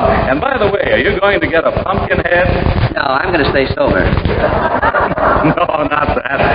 A pumpkin head, you know what it is. What is it that has a funny yellow face with buck teeth and slit eyes? Hirohito. You're the limit, Bob. Say, we're all expecting you at the Halloween party our boss, old Doc Fiddlefaddle, is giving. Phil Brito and all the rest of the gang are going to be there. Oh, Phil Brito. Gosh, he's a he-man. I'll say. And he sure treats the girls rough. Yeah, I understand he's going around now with one of the sisters in our vocal trio. You know, Mary? Thrasher? No, he treats her nice and gentle.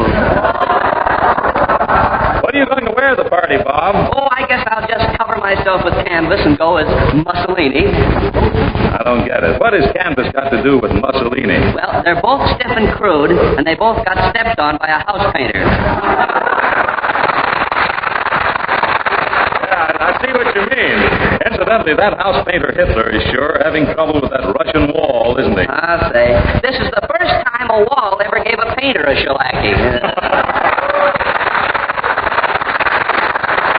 Getting back to the party, Bob, I understand Veronica Lagoon is going to look very pretty. Yeah, well, how come? Well, she's going to come dressed in wings and a halo. Well, what will that make her? A flying Venus. Oh, well, that's nothing. Bill Davis is going to come dressed in wings and a propeller. What will that make him? A flying fortress.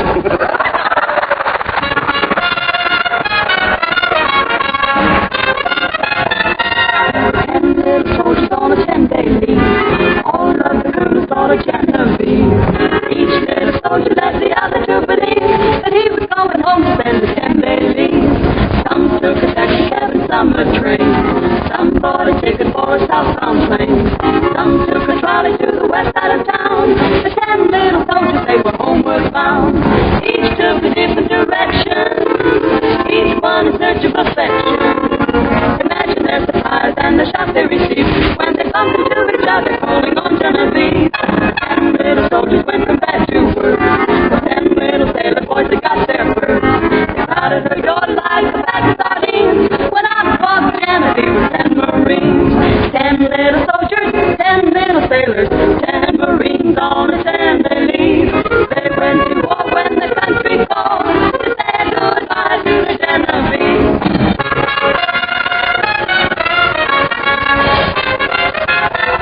There were 10,000 Germans on the Russian front. Fighting in the summer, they were excellent. But when the winter came here, the story we're told, they cried out to leave for it's getting cold. There were 10,000 Japanese set out to sea. Thought to keep their rendezvous a mystery. Everything was stuck until they reached the Coral Sea. But splash went the Japanese to eternity. 10,000 enemy soldiers trying to make us believe that the rough and the tough, but the just a part of up to the 10 little soldiers.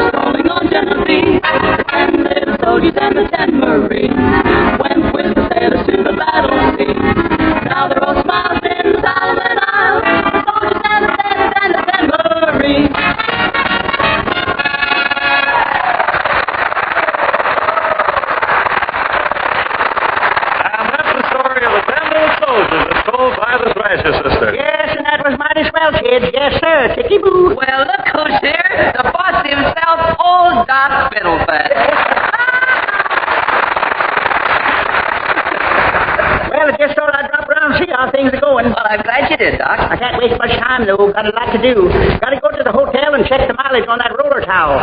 Getting close to a new record. Got to go to the butcher shop for the unveiling of the sausage machine, and oh yes, got to go to the firehouse. Big day there. Launching the new deck, the cards, and the pinochle game. Why, you certainly are the busy boy. You know, it's been plenty busy around here, Doc. Pretty soon I'll be needing a helpmate. A what? A helpmate. A helpmate.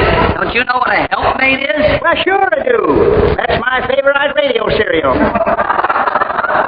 Gosh, I wish I'd seen that Linda gal before Steve did. Oh, well, gotta get going, Bucky. There's all that Halloweening to do. First thing I'd better do, though, is get my tic-tac fixed. Doc, you don't actually mean you're going out and play Halloween pranks and all that sort of thing. Oh, toot your horn, kid. You're in a fog. Sure I am, John boy. Hey, Doc, don't you think you're too old to go Halloweening? Too old? Oh, fiddle-faddle, fiddle-faddle. I mean... What's that? Somebody called me? Thought I heard my name. No, Doc, no. Well, I will admit you're mighty chipper for your age. Yeah, just like a mule in a briar patch, Bucky. Still, I can't understand why they don't take me in the Army. It's going to take them 18-year-old boys, you know. Like I was saying to the other pin boys down at the bowling alley, I said that... Hey, wait a minute. You mean you're setting up pins at the bowling alley? Well, sure, Bucky. It strikes me as a good spare time job. You get it? Strikes, spares. Mom did a roll on me. Oh, doctor. Well, like I was saying to the other pin boys at the bowling alley, what's an 18-year-old boy got that I don't remember having? Now, look, Doc, you used that joke on the Fountain of Fun program last week. Oh, so that's where I heard it. That's a mighty funny program. Never miss it. Especially that old fella. Why, he... Look, don't think this isn't interesting, because it isn't. But I don't want to waste your time when you have so much to do. That's right, Bucky. Now, I got a lot of preliminary work to do for Halloweening. Got my eye on a few windows or so. Got a couple of swings lined up to carry off. And back at Charlie Detweiler's house, there's an out... Back at Charlie Detweiler's house, there's an out... There's an outboard old buggy we're going to haul off. Doctor, you certainly are a cut-up. Yeah, I got to get me some jack-o'-lanterns, too. Guess I'll have to buy some pumpkins. You know, I used to grow them myself. Is that so, Doc? Oh, yes. In these parts, I was considered the head pumpkin grower. Pumpkin head fiddle-faddle, I was known as in them days. Oh, you sad man. You should have been out with us the other night, Bucky. Awful thing happened to me, though. What, Doc? Well, we was out by the cemetery, see? And I got lost from the rest of the kids. And I'm telling you, it was mighty scary. Yeah, Doc? Well, I was going along there trying to figure out just where I was. It was awful dark. I was kind of whistling to myself, and then all of a sudden, I seen a ghost. You did? Yes, I sure did. Well, sir, I lit out as fast as I could. Looked back over my shoulder and seen that ghost coming after me. Yeah? Then I really run. Fairly flew, I tell you. But he kept right behind me. Finally, I just couldn't run no more. Had to sit down on the bench. And there I was, a-huffing and a-puffing, and this ghost feller sits right down beside me. Yeah? Yeah. Well, he says to me, well, that was some running we did. And I says, that's right, Mr. Ghost. And just as soon as I get my breath back, we're going to do some more.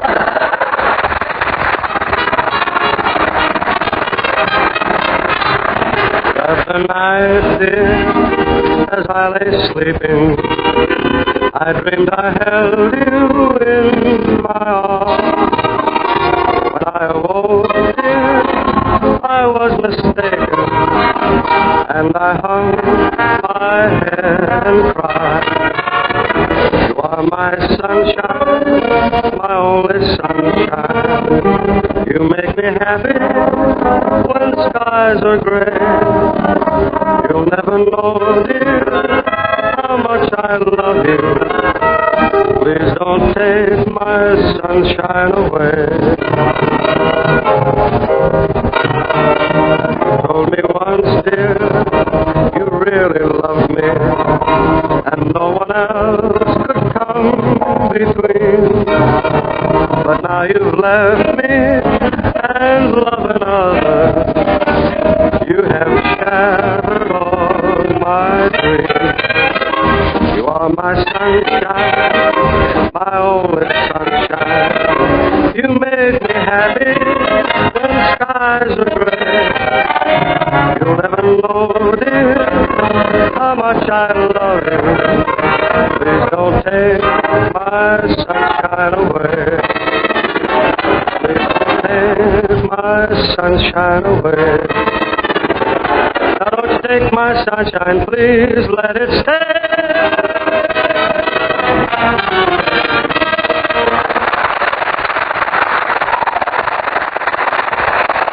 That was Silverdo singing You Are My Sunshine. Hello. Veronica the Good.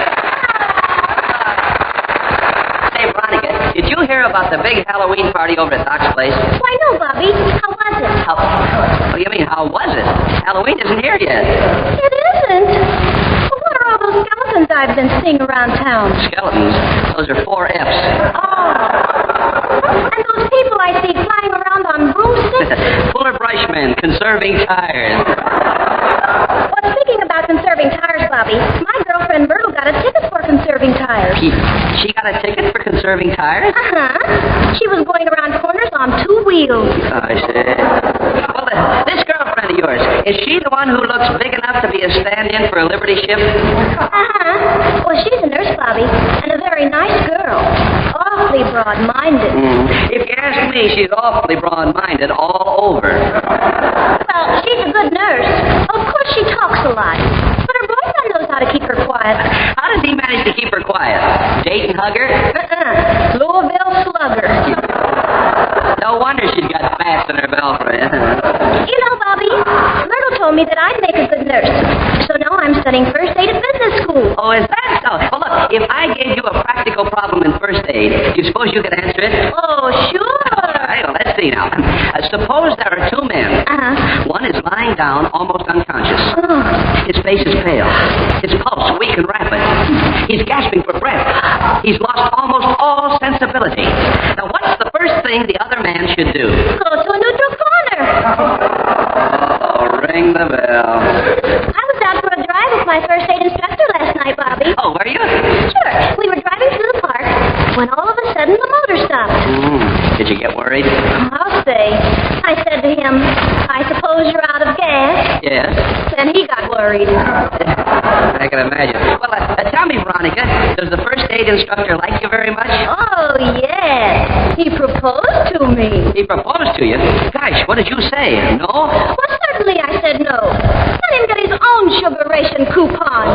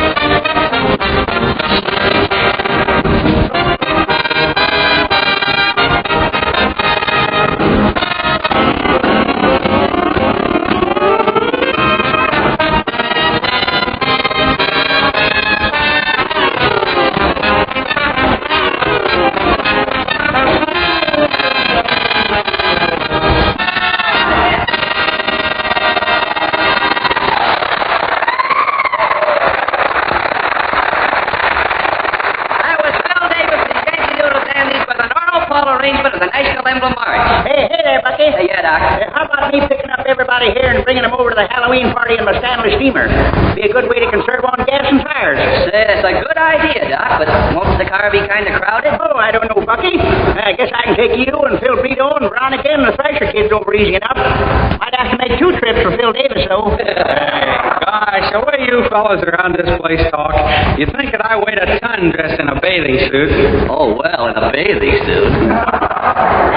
But you are heavy, Mr. D, and that's no kidding. Why, just yesterday, you were walking down the street when I heard a little boy say to his mother, "Look, Mommy, inflation."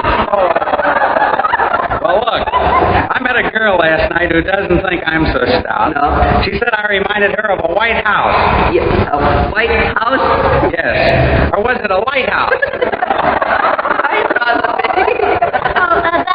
Yeah, Veronica. If the car's going to be crowded, I can sit on Phil Brito's lap. But I wanted to sit on Phil's lap, Veronica. Hey, now wait there now, kids. Wait. Ain't nobody gonna sit on Phil's lap at all. Because out and back there pushing, he ain't gonna have no lap. Don't you worry. We'll all get to the party somehow, and we'll really have fun. Gosh, it'll be swell. Sitting around the fire, telling ghost stories. Ooh, makes me scared even to think of it. Do you believe in ghosts, Bob? Oh, why, certainly, Mary. I live in a haunted house. You do? Why do you live in a haunted house? Oh, just for the spirit of the thing. Are there real ghosts in the house where you live? I'll say, the other night I saw about 40 of them. 40 of them? God. Well, 41 to be exact. But one little ghost was away off in the corner all by himself. The others wouldn't have anything to do with him. Why not? His sheet was tattletale gray. Gosh, it sure must be spooky living in a haunted house. Do you hear any unusual sounds? I'll say I do. The ghosts turned in their chains to the scrap metal drive, and now they go around dragging plastics. I saw a ghost the other day, Bobby. Oh, is that so? Uh-huh. It was my Uncle Pete. Now, look, wait a minute. How could you tell the ghost was your Uncle Pete? I saw his laundry mark.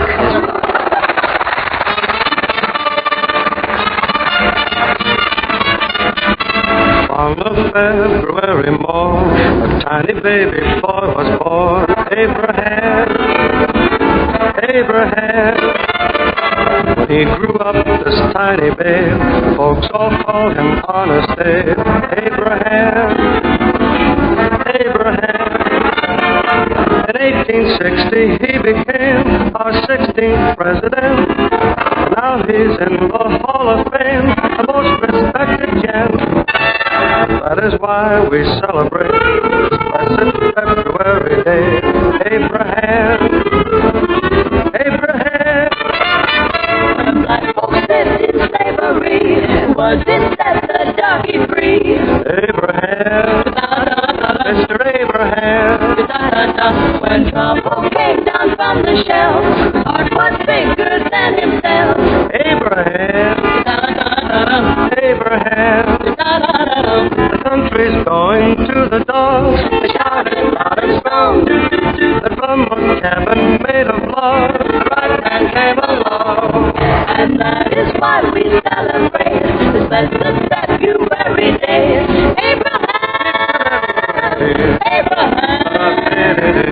When someone told him General Grant was drinking every night, he answered, "Go and see if you can get on my general's side." And that is why we celebrate this blessed February day. Abraham.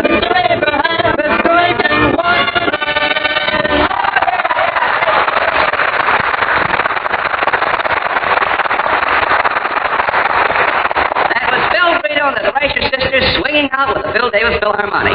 Oh, that was great, boys. What a band. Yeah, say, by the way, Mary, does Phil Davis have a theme song? No, he doesn't, Bob. Well, he should have. What do you say we think of one right here? Huh? Hey, a theme song for Phil Davis? How about Barrel House Bessie? Or the March of the Elephant? No, now wait a minute. Let's see. Hey, I got it, folks. Now here's a song that fits him, like the well-known glove. It doesn't tell of moonlight, and it doesn't mention love. Now, with the help of Brito and the Thrasher sisters, too, we'll lead up kind of gently to the song we got to do. We'll lead up kind of gently to the song we're set to do. First there was the melody, One Night of Love. One night of love. And then a song with 2 by 2 that we we heard plenty of. Two by two, they go marching through. Soon there was a tune about the sisters three, and there have been a score of fours that live in melody. But now at last the songs arrive to bring the fame of Bill alive. So swing it, kiddies, jump and jive. Here's to Mr. 555. Mr. 555. He's 5 feet tall and he's 5 feet wide. He don't measure no more from head to toe, and he just from side to side. The Army don't depend on tanks to climb a rocky hill. Instead, the men, when out of tanks, ride piggyback on Bill. Mr. 555, he's right on hand when the tanks won't drive. He can climb a hill with the greatest of skill, good old Mr. 555. In battle, he's the whole darn front. He doesn't know of fear. But when he backs up toward the front, his front is at the rear. Mr. 555, he's not afraid of the thing alive. Why, he bears on the front of the whole darn front, that old Mr. 555. One day our maestro wandered by, an elephant chained and tied. A gleam came in the elephant's eye, then hiya, Pop, he cried. Mr. 555, there is a rounder fellow alive. All the elephants stop and call him Pop. 3 chairs for old 555. Hey, wait a minute. Let me get my 2 cents in it. You don't think so much of me, you and Mr. 3x3? Yes, I may be as wide as an elephant's hide and look like a 10-ton tank beside, but there's one thing I'm solid at. Tell us, Mr. Davis, what is that? Well, listen while I come alive and give out with that trombone jive.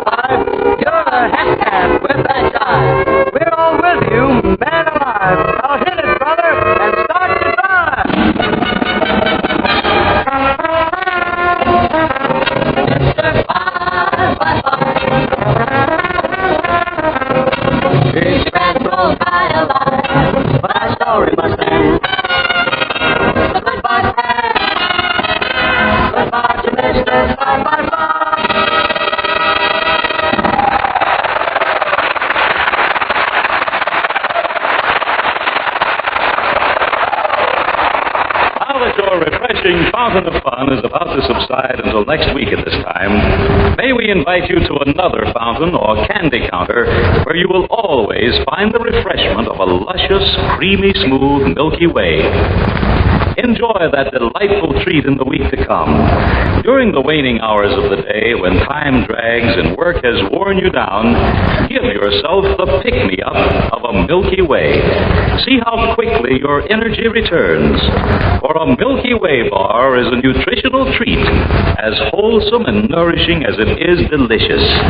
And what an enjoyable adventure. As you open the crisp wrapper, you will notice the scent of fresh milk chocolate. Then as your teeth sink through the thick milk chocolate coating, through the layer of smooth, creamy caramel, and the luscious center of chocolate nougat, richly flavored with real malted milk, you will thrill to the taste blend found only in a Milky Way. What's more, you will enjoy every bite, right down to the last delightful flavor that lingers in your mouth. When you crave good candy, eat a Milky Way.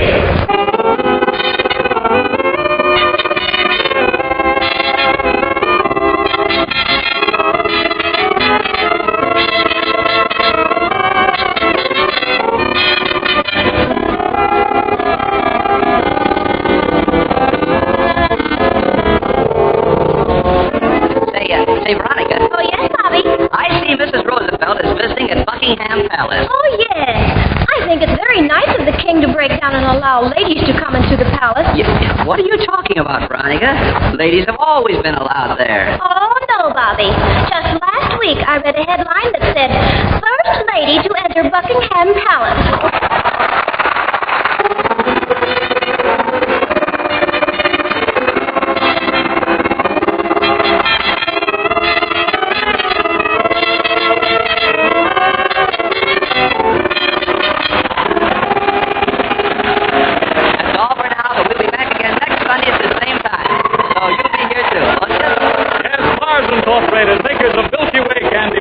invite you to visit the Fountain of Fun next Sunday at 5:30 Eastern War Time. All the gang will be here. Bill Brito, the Thrasher Sisters, Bill Davis and his music, Veronica Lagoon, Doc Fiddlefaddle, and Bob Jellison. So long now.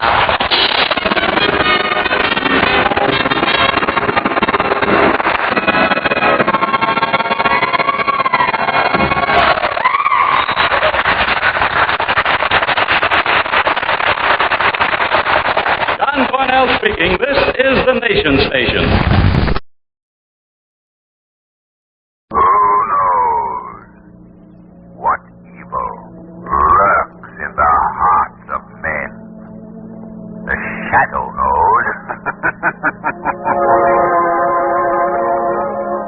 Once again, your neighborhood blue coal dealer brings you the thrilling adventures of the Shadow, the hard and relentless fight of one man against the forces of evil. These dramatizations are designed to demonstrate forcibly to old and young alike that crime does not pay. No need to worry about heat this winter. Blue coal dealers everywhere are delivering anthracite as fast as wartime transportation facilities will permit. There'll be some coal in every bin, enough for immediate need. That's the goal of your friendly blue coal dealer. You can help him by being patient and cooperative, by permitting your dealer to deliver just the amount of coal that you require for immediate comfort. Don't insist that a full winter supply be delivered at once. There's enough coal to go around. But at present, the supply must be equally shared by everyone.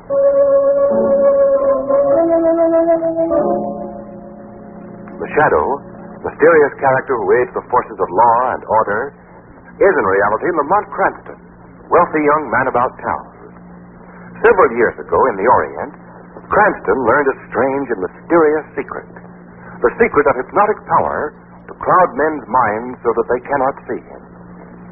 Cranston's friend and companion, the lovely Margot Lane, is the only person who knows to whom the voice of the invisible Shadow belongs.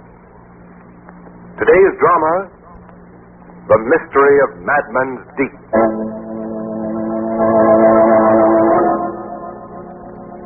Far, far down in the icy waters of the sea lay the end of a quest for a secret by which men might make the dead live again.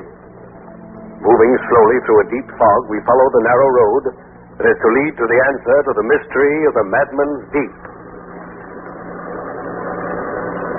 It seems to me the road should have made a left turn here. Only this heavy fog would lift. Oh, Lamont, now don't tell me you're lost. Lost? Why? I know every foot of this country around here. Oh, look out! Huh? See? I was right. The road did make a left turn. If we kept on this way, we'd have gone right over the cliff and into the ocean. How jolly. You know, Margot, we must be rather close to Madman's Deep. Well, whatever Madman's Deep is, I'm sure it must be something quite delightful to stay away from. Years ago, a madman leaped into it from the cliffs there. As his body was never recovered, the legend arose that the waters go down to the center of the earth. Let's get out and have a look around. All right. Yeah, this is the spot, all right. Madman's Deep is somewhere down there in the fog. What was that? It was queer, wasn't it? What the fuck? Yeah, it sounds as if it's down there someplace. Can't see a thing, though. The fog's getting thicker every second. Yes, if you ask me, I'm staying right here until it clears, too. I'm not taking any more chances on you turning right when the road turns left. Oh, say, come to think of it, I know a man who has a home near here. Oh, really? Suppose while we're waiting, we drop in on him. Should be a path leading to the place over this way. Oh, no, wait. I guess it's over this way. Now, look. You sure it isn't over that way? Oh, no. That way would lead down to the beach. Come along. I know this bit of the country perfectly. Who in the world would have a home out here in this bleak place anyway? Oh, he's quite famous. Used to be head of a big perfumery concern in France. Maybe you've heard of him, Pierre Lemaire. Pierre Lemaire? No. The name leaves me colder than fog. I presume he built his house out here to be close to the sea. They find it a bit gloomy. And what does Lemaire do? Live in a bat-infested attic and come out only at night? No. He lives with his daughter and a Dr. Pace. Dr. Pace and Lemaire are engaged in biological research. Remember reading in the papers a year or so ago about protozoic extract? That's Lemaire's discovery. Well, not those crazy articles about the stuff that keeps you living forever. Oh, no, they weren't so crazy as they seemed. Oh, Lamont. Lemaire has a rather sound foundation for his theory. Hello? Say, this was the path to the beach after all. Yes, so I see. You can't run the car into the ocean. You're going to walk into it. And you know every foot of this country. Well, Look, someone's coming. Yes. Why, Miss Lemaire. Oh, it's Mr. Cranston, isn't it? Yes, what's wrong? My father, he's been drowned. Oh, no. Drowned? His yacht was wrecked here in Madman's Deep. But when did it happen? I don't know when it happened. My father spent a great deal of time on the boat. He kept it moored here. There was a laboratory. Yes, I know, but what... He'd been working there for about 6 days. This morning when I came down for a walk on the beach, I saw a wreckage floating on the water. Deck furniture. But that doesn't necessarily mean... And the yacht was gone. Setting off depth charges now to see what they can bring up to the surface. Oh, dear, I am so sorry. Miss Lemaire. Miss Lemaire, Sheriff Cunningham and the men of... Oh, my name is Cranston. I'm a friend of Mr. Lemaire. I'm Grover Teague. Mr. Teague was also a friend of my father's. He's a director of the Biological Foundation. Oh, yes. Miss Lemaire, they've found the body. Here they are. Let me see. Let me see him. I wouldn't if I was you, miss. He's been in the water for quite a But I spell. must. I think she's right. You'd better let him. Oh. No. No, it isn't my father. It's the servant who was with him, Whitley. You might as well take him along, Sheriff. Yes, sir. And the boat did go down. My father's dead. Miss Lemaire, there's nothing anyone can say at a time like this, but your father, during his life, contributed a great deal to science. And his work will go on. The large endowment he made to the Biological Foundation. Endowment? I'm not aware of any endowment he made to the Biological Foundation. Well, I'm simply assuming. I mean, he often mentioned that he intended... No one will know what my father intended until his will has been read. Naturally. I shouldn't even have suggested the matter. May I take you home now? No, I can go by myself. You don't want to go back to that empty house? Dr. Pace is there, and I'd rather walk back alone. Yes, Miss Lemaire, I know how you feel. I don't suppose any of us can do anything, really. No, nothing. My father's gone down to the bottom of Madman's Deep. And no one ever returns from there.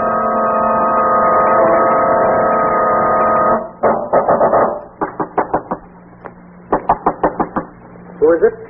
Sorry, Dr. Pace, Judith. Oh, you're back. What happened? We found Whitley's body, that's all. And Mr. Lemaire? I never found him. Why are you so interested, anyway? If the wreck didn't occur too long ago, there might still be a chance of saving him. Don't talk like a fool. Mr. Lemaire is dead. So were those tadpoles when we injected the protozoic extract into them. But they're alive now. You can't overcome death. Science can overcome anything. But stupidity. Oh, I'm stupid, am I? Very. If your stuff's so good, why didn't it bring the guinea pig to life? We made a slight mistake with the guinea pig. We used the same solution that we used for the tadpoles. And tadpoles are cold-blooded animals. They live in water. The guinea pig turned into an underwater creature which couldn't live in the air. We didn't find it out until it had died. Too bad you didn't find that Mr. Lemaire could be turned into an underwater creature before his boat went down. However, I have corrected the solution. It'll work very nicely now. It'll even work with Mr. Lemaire. When they find him, I shall inject the solution into his heart. Oh, rubbish. I have the apparatus all set up in the laboratory, ready to begin the moment they bring his body home. The final test. The supreme test. The dead. Made to live. Oh, you're insane. So was Lemaire. Spending all that money to scoop up stuff out of the ocean, trying to make an elixir of life out of it. Completely insane. Oh, don't worry about the money. He had plenty left. Not that you'll get any of it. Why, what do you mean? Who else would he leave it to? I'm his daughter. Are you indeed, Miss Dawson? Dawson? You recognize your own name, don't you? In case you've forgotten your family history, your real father's name was Henry Velson. My father? After he died, your mother married Mr. Lemaire. At that time you were 5 years old. Pierre Lemaire adopted me. Oh, yes? When? When I was a little girl in Paris. How odd. Because I looked into your adoption records. There aren't any. Why, you...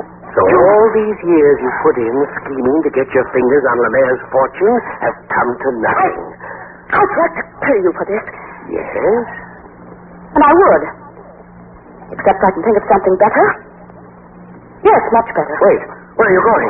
Come out of that laboratory. So all the years I've spent here have been wasted, have they? Get out of this laboratory. Well, so have all the years you've spent here. So have all your crazy experiments. Let that equipment alone. There'll be nothing but broken glass, filled chemicals. Don't for the love of... Bring the dead to life, please. No. The protozoic extract. Spilled. Destroyed. No doubt you think you'll get his money. Well, we'll see. We'll see.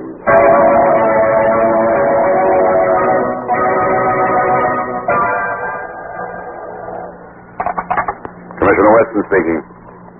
Oh, yes. Tell Mr. Cranston to come on in. Cranston? As a friend of mine, Mr. Teague. I have an appointment with him, if you don't mind. Not in the least, Commissioner. As a matter of fact, I know Mr. Cranston. I met him 4 years ago. Ah. Hello, Mr. Cranston. Remember me? Why, yes, of course. How are you, Mr. Teague? Very well, thank you. It's been some time since we've seen each other. Exactly 4 years. Lemaire was drowned on the 16th of October, 1938. Night his yacht was wrecked in a bad storm. The 16th of October, 1938. Well, it has been a long time. All right, Cranston, what do you know about Lemaire? Oh, nothing except he went down aboard his yacht and his body never has been recovered. I've been telling the Commissioner there have been some new developments. You may recall Dr. Pace. Well, he has produced a letter signed by Lemaire and dated October 1939. October 1939? Well, that's a year after Lemaire's death. Yes.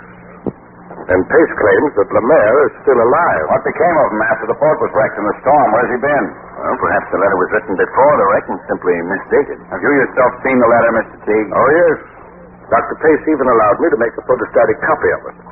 I have it right here. Yeah. October 10th, 1939, my dear Dr. Pace. I'm feeling somewhat better now, although the wreck was a dreadful experience. Why, he mentions this wreck. Yes. So you see, the letter couldn't have been written before the wreck and misdated. Pardon me, Commissioner. I'm leaving for France in a few days. Whatever is left of my fortune is yours to proceed with our experiments. That is an obvious forgery. Pace is trying to get hold of Lemaire's estate. Who inherited Lemaire's estate, anyway? No one as yet. As his body was never found, the will won't be read until the court declares Lemaire legally dead. But his only direct heir is his daughter. However, I'm not interested in the will. No, Cranston. Mr. Teague is a trustee of the Biological Institute. Lemaire was an officer, and some of the Institute's funds are tied up with his estate. And I'm trying to find some way of getting them released. If we can prove that Lemaire really drowned... Of course he was drowned. I'm not so sure he was drowned. Well, that stands to reason. Well, I'll settle the question. I'll send a diver down into Madman's Deep. Good, Commissioner. But the first thing I'd do would be to have a talk with this Dr. Pace. He might prove interesting.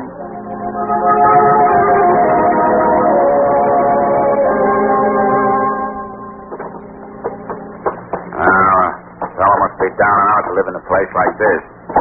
I'm beginning to put this case together already. After Lemaire's death, Dr. Pace couldn't find another job, so he schemed up a way to get hold of Lemaire's money. He framed that fake letter and... Yes? Dr. Pace? Yes? I'm Police Commissioner Weston. This is Mr. Cranston. I'd like to talk to you. Why should the police want to talk to me? Merely to get some information, Doctor. About Pierre Lemaire. Oh. Well, come in, please. This is my laboratory. I live here, too. I've been a little pressed for cash lately. I understand you were Mr. Lemaire's assistant, Dr. Pace. 15 years we worked together. We were on the brink of a tremendous discovery. We would have abolished death. Come here, let me show you. There's tadpoles. See them swimming about? Yes. Once they were dead. We restored them to life. That was more than 5 years ago. It's true they never became frogs, but they're still alive. The dead, made to live. In your opinion, Doctor, what happened? The same experiment with the dead guinea pig, but the solution was wrong. The guinea pig turned into an underwater creature. An underwater creature? Yes, we didn't realize it could only remain in the air for short periods. So it died. Then I corrected the solution. But before I could try it, Judith Lemaire spilled the protozoic extract we'd been years in preparing. I could kill her. Dr. Pace. I'm sorry. 15 years of research wasted. I haven't the money to go on with it now. Dr. Pace, when was the last time you saw Pierre Lemaire alive? Mr. Lemaire is still alive. Judith Dowson tried to murder him, wrecked his boat. Judith Dowson? That's her real name. Dowson, not Lemaire. Huh? Dr. Pace, we're sending down a diver into Madman's Deep to look for Lemaire's body. But Lemaire didn't drown. He isn't there. He's alive. Well, we'll find out about that anyway. And if he had drowned, it's been 4 years. There'll be nothing left of him. There'll be enough to determine whether or not he did drown. I thought you might like to cooperate with us. I don't know anything about it. Talk to Judith. She's the one who wrecked the yacht. Ask her. That's an excellent suggestion. We shall ask her. Good evening, Dr. Pace. Evening, Doctor. And thank you. Before we're through with this, I wouldn't be surprised if we had a killer to deal with. Judith Lemaire? Oh, don't be naive. How would a woman wreck a boat? Something a man would figure out. I suspect the man was Dr. Pace. And the motive? He wanted the old man's fortune. He assumed the money would be left to carry on the experiments. Then after he'd killed Lemaire, he became afraid the estate would go to Judith. So he trumped up that fake letter, naming himself as the beneficiary. Perfectly logical deduction. Even brilliant. Well, thanks. Except that it's 100% wrong. Wrong? I don't think either Judith Lemaire or Dr. Pace wrecked the boat. I don't think either one of them was killers. I'm not even certain Lemaire was drowned. The servant was drowned, wasn't he? If Lemaire was aboard that yacht, he must have been drowned, too. Oh, I feel certain Lemaire was aboard the yacht, all right. In fact, I feel certain that he's still there. What on earth are you talking about? If Lemaire's on the boat, he's dead. A man can't live underwater for 4 years. Cranston, don't tell me you believe that this protozoic stuff could keep a man alive underwater. Well, I might be able to tell you more about that when I come up from the bottom of Madman's Deep. When you come up? Yes. You see, I'm going down with the diver.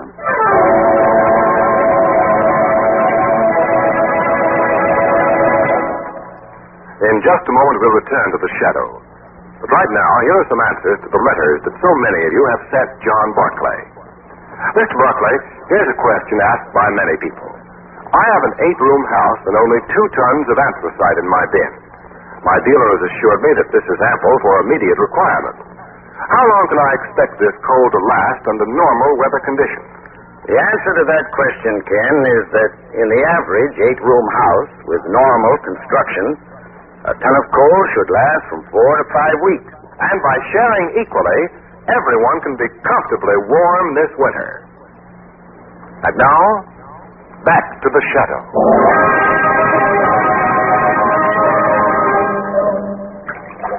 Sure, I've been diving for 7 years, Mr. Cranston. This job will be a cinch. And you don't feel we'll have any trouble finding it? We'll find what's left of her, and what's left of Mr. Lemaire. But after 4 years, it won't be much. You all ready? Yep. There's a telephone in your diving helmet, so you and me can talk back and forth to each other, and the pump crew here. Fine. Well, let's get going. Okay, Johnny. You can fasten on a headgear. Right. We're going down.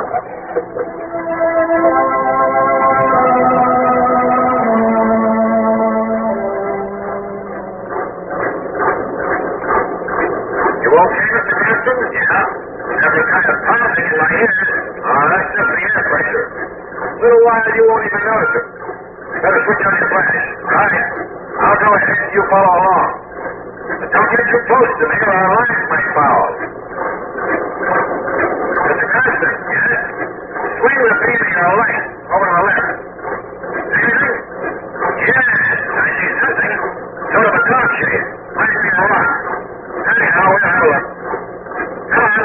Now, take it easy. I won't be moving any too rapidly at this time. Mr. Cranston, it's her.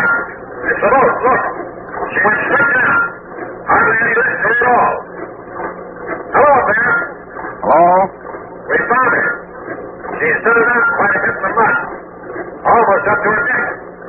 Watch the lines. We're going aboard. Okay. Mind your step, Mr. Cranston. Timbers this decker pretty nearly rotted away. Not much left of the old top. Won't be anything left of the man. Skeleton, maybe. Mr. Cranston, yes? Flash your light through the cabin window here while I see if I can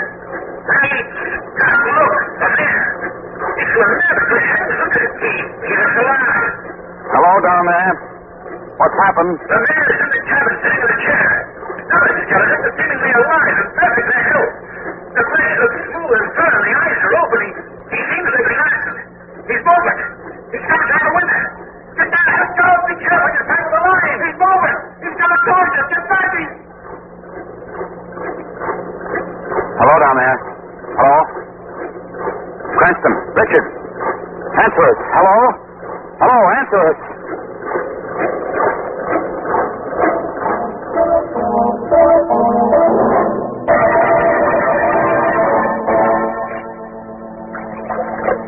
Hurry up there. Please hurry. All right, you guys, get that helmet off. Yes, for heaven's sake. Here, let me.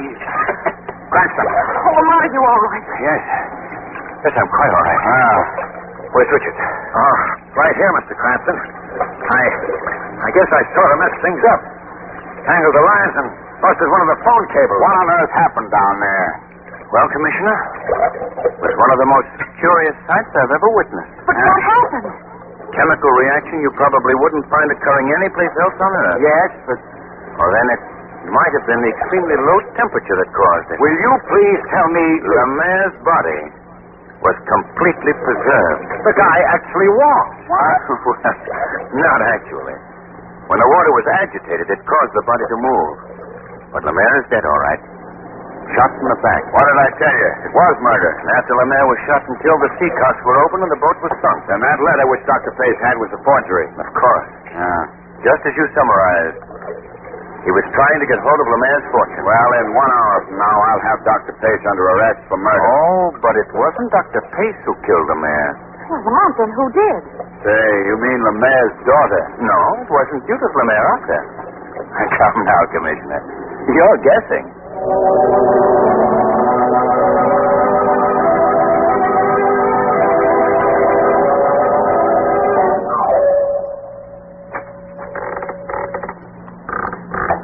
Who's there? What? I'm certain I saw that door open. No one. Well, Teague? What? Why did you kill Pierre Lemaire? I must be losing my senses. Got to get a grip on myself. Seen the thing through this far. I must go to pieces now. Why did you kill him? That voice again. Who are you? Where are you? I am the Shadow. I'm right here. You can't see me because I've clouded your mind. Why did you kill Pierre Lemaire? I didn't kill him. You went aboard his yacht at night. On the deck you encountered Lemaire's servant. No. You killed him, knocked him overboard. No. Then through the cabin window you shot Lemaire. I didn't. It's a lie. And after that you opened the seacocks. Oh. Why did you do it? And after Madman's Deep had guarded your secret so carefully, why did you want a diver sent down? I won't answer you. You'll answer now. You'll hear my voice talking to you the rest of your life. No. In the quiet of your room. When you mingle with crowds, when you turn out your lights to sleep. No. You'll never know any rest, any peace. No. You'll never escape me wherever you go. You'll hear me. You'll always hear me. Wait, I'll answer.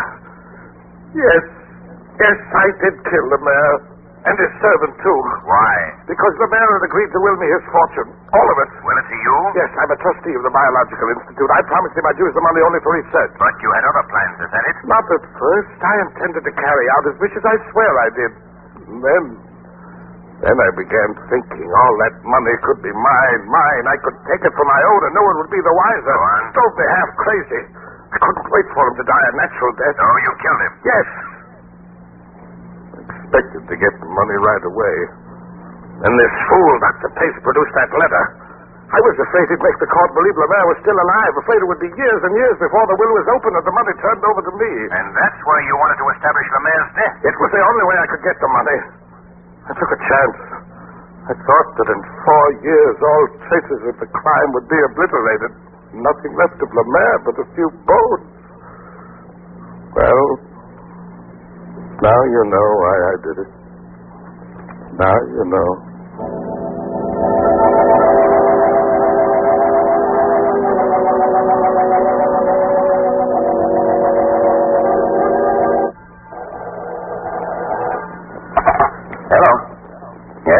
Commissioner Weston's office. The gentleman of the press, Margot. Uh-oh. Well, I'm afraid you'll have to talk to Commissioner Weston about the Lemaire case. He solved it personally. Yeah, you're quite welcome. Bye. So he solved the case personally. Well, except for a few details. Oh, of course, he did make a slight mistake in suspecting Dr. Pace and Judith Lemaire, but... Totally overlooked Mr. Teague. Lamont, what made you suspect him? Oh, Margot, Teague tripped himself up in several ways. He said Lemaire's yacht was wrecked on the evening of October 16th, 1938. Well? And yet Judith Lemaire, who discovered the wreck, didn't know herself when it had happened. Lemaire had been away from home aboard the yacht for 6 days. But I don't see... Well, the boat might have gone down any one of those 6 days, Margot. How would Teague have known which one? Yet he gave the exact date. Oh, why, say. He mentioned October 16th because it was indelibly written in his mind. It was the night he killed Pierre Lemaire. And even though no one even thought at the time of accusing him, his own feeling of guilt prompted him to manufacture an alibi. An alibi? Yes. He told Commissioner Weston a bad storm had wrecked the boat. Well, I checked back through the weather reports, and in that vicinity, during the week of October 16th, there were no bad storms.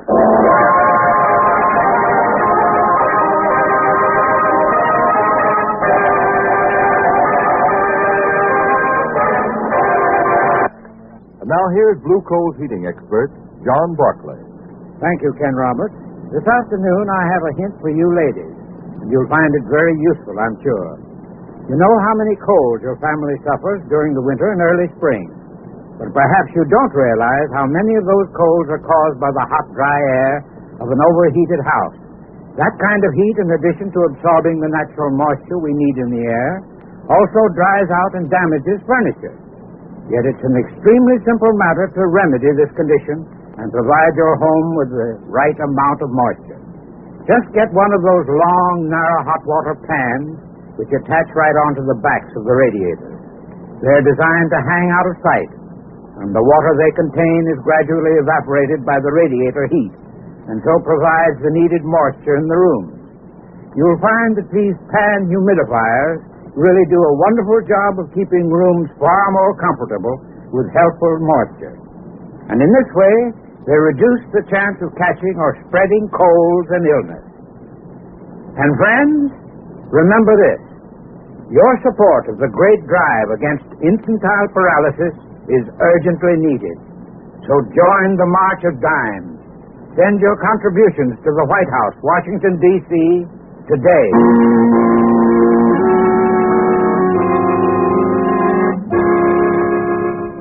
Today's adventure is based on a story copyrighted by the Shadow magazine. All the characters and all the places named are fictitious. Any similarity to persons living or dead is purely coincidental. The Shadow magazine is now on sale at your local newsstand.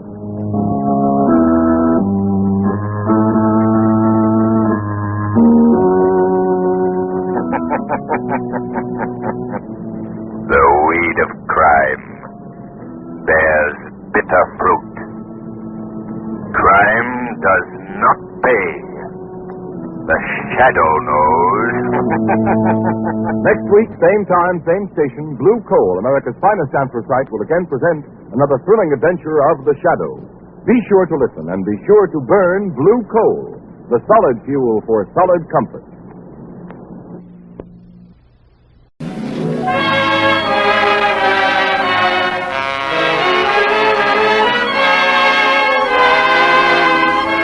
Lady Esther presents the Screen Guild Players.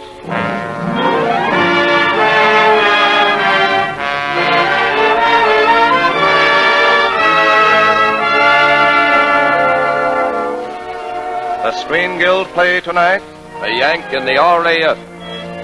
The starring players, Mrs. Tyrone Power, Betty Grable, and John Sutton.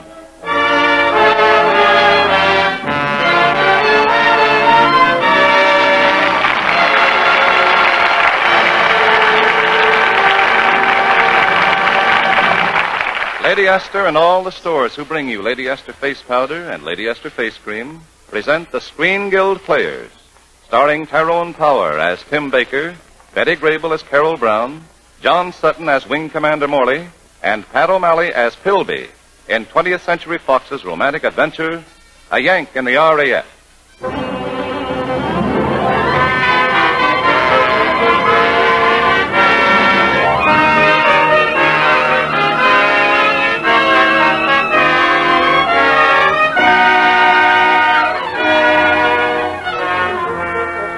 Our story begins in 1940, when Tim Baker, a young American pilot, learned he could make $1,000 a flight ferrying bombers to England. It was strictly business so far as Tim was concerned, and business is bad as the curtain rises. Tim is over the Atlantic, and his radio is dead. There isn't any radio beam, sir. I've tried all the frequency bands, and I can't get a whisper out of this set. Well, see if you can get a program from British Broadcasting. When I was flying the mail back in America, I used to always ride in on Kate Smith. Boy, there was a beam for you. This is no joking matter, sir. Now, you said it. If we don't land in England, I don't get my $1,000. Is that all you're worrying about, sir? I should say not. I've got a girl waiting for me there, too. She's an entertainer at the Regency House in London. That's nice. You just don't know. Boy, is she nuts about me.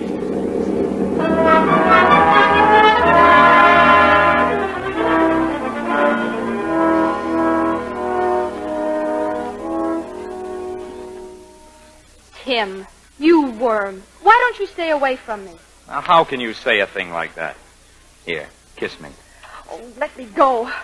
Oh, I hate you. Well, that kiss said otherwise, Carol. Besides, nobody could hold a grudge against me for a whole year. I can. What do you mean? I'm the one who ought to be sore. I get back from Dallas and find you've gone to England. And as for that nasty note you left... I'd have rigged up a shotgun pointing at the door if I'd had any string. Listen, could I help it if I was caught in a snowstorm at Tulsa and had to make a detour? I know all about that detour. Her name was Irene. Oh, so that's what you thought. I always knew I could clear it up if I could only see you and explain. Explain. That's the best thing you do. But I'm not interested. As far as you and I are concerned, it's over. Understand? Finished. Done. Oh, now, that's a fine way to treat a guy who flew all the way across the Atlantic just to see you. What? You flew the Atlantic? The minute I heard you were in England. Well, you must have been awfully well paid. You never did anything like that for love. What do you mean? I've changed, honey. You'll be surprised. Tim Baker, you'll never surprise me again.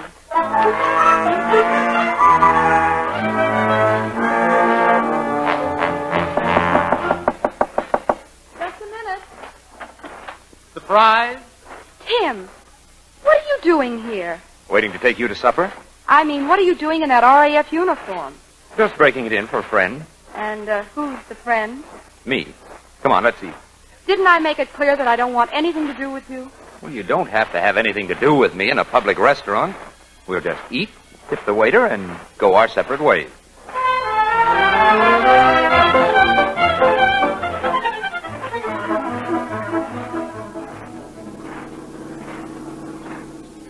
Remember the night we met, Carol, in Kansas City? You were going east, I was going west. We took one look at each other, and then I was going east, too. Oh, that same old farce there. Honey, why fight against it? I'm sorry, but I can't risk it again. There's no reason why I should, and I'm not going to. Stop here, driver. Don't bother to get out, Tim. Oh, I'll just take you to the door. That's all, Cabby. Good night, Tim. Oh, I said I'd see you to your door. Hey, you know, I like this place. Oh, here, give me the key. Thank you. Now, goodbye, Tim. Well, hadn't I better come in and open the windows? I left them open. Well, then I'd better come in and turn on the heat. You've been turning it on all night, but it isn't going to do you any good. I give up. Here I am. Fly the Atlantic to get near you. Join the RAF to stay near you. Act like a gentleman. Thoughtful, consistent. Oh, gee, honey. You're more beautiful than ever. Bye, honey. Yeah. You worm. Well, aren't you going to close the door?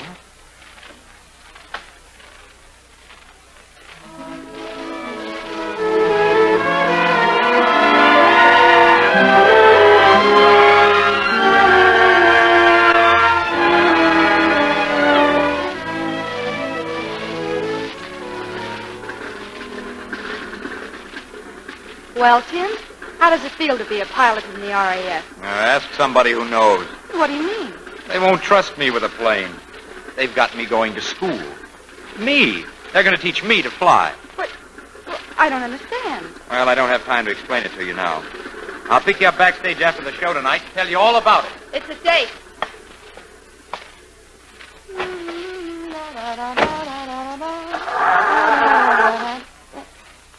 Oh, darn it. I beg your pardon, miss. I think your car will start better with this in place. Well, what's that? The rotor off your distributor. Oh, did it fall off? Well, not exactly. I took it off. You know the regulation, don't you?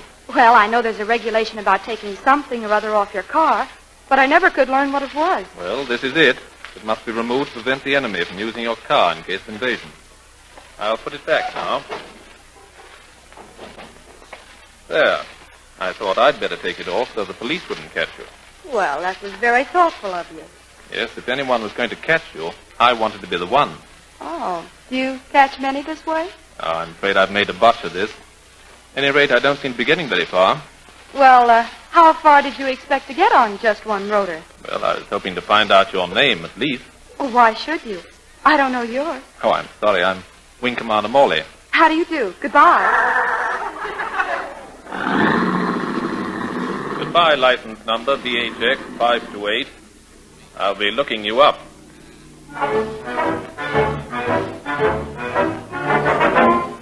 Is this the way to Miss Carol Brown's dressing room? Yes, sir. Shall I announce you? No, thank you. Just a second, Tim.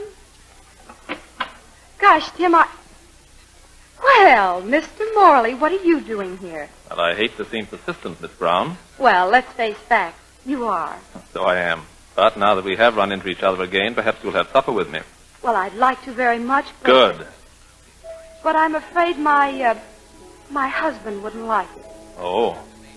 Did you say your husband? Yes. Well, I see you're very modern. No wedding ring? Well, that is, Because of your career, possibly. That's it. Because of my career. That's what I thought. Is your husband calling for you? Oh, yes. He told me he'd meet me here, right after the show. He quite obviously didn't. I'm afraid something detained my husband. Don't apologize. I can wait. He might have fallen asleep. Quite. He works all day. He's not lazy then, is he? Well, I guess I'd better run along. I'd be delighted to walk with you. Oh, that won't be necessary. Not necessary, perhaps, but very pleasant.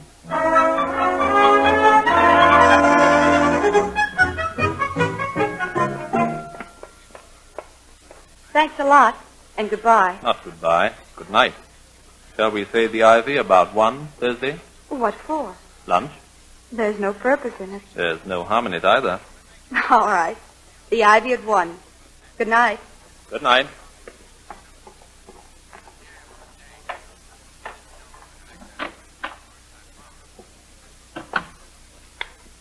Hey, who turned those lights?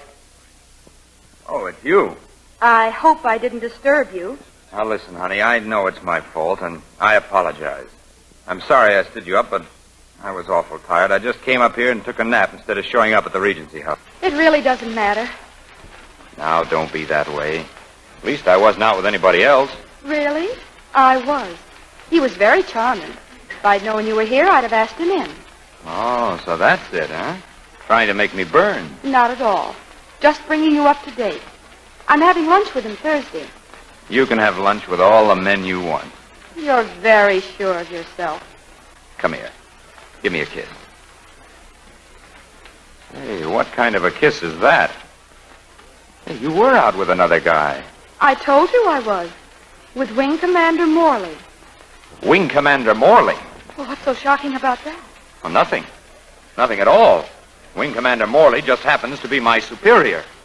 Mr. Baker, you can say that again.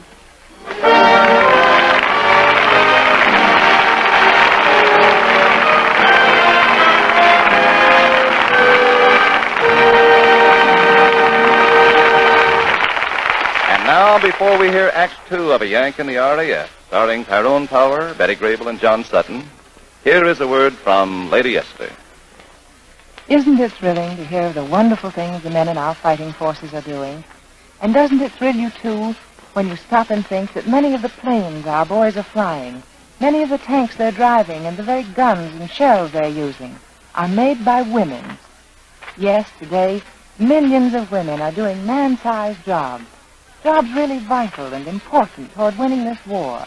And they're not letting down on their appearance either. Just look at their pictures in newspapers and magazines. America's women at war. They're so fresh and lovely that, well, it just does my heart good to look at them. And you know, I can't help feeling happy and a little proud to know that Lady Esther Four-Purpose Face Cream is helping so many of these women keep their skin young-looking and attractive. You see, this one cream alone brings them 4 important aids to beauty. Many of them say it's the only cream they need, the only cream they now use. For Lady Esther Face Cream not only thoroughly cleans their skin, it also softens their skin. It helps nature refine the pores, and it even acts as a perfect base for powder. So if you want your skin to look softer, smoother, and fresher, change to Lady Esther Four-Purpose Face Cream. See the wonderful difference in your skin after the very first application.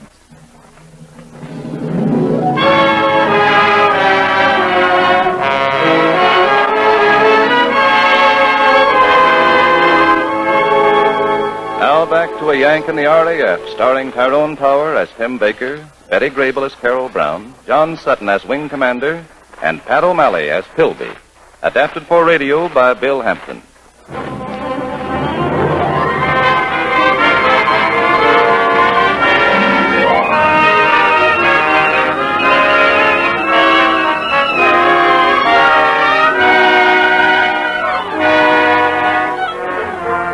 It's several nights after Carol told Tim that she was lunching with Wing Commander Morley.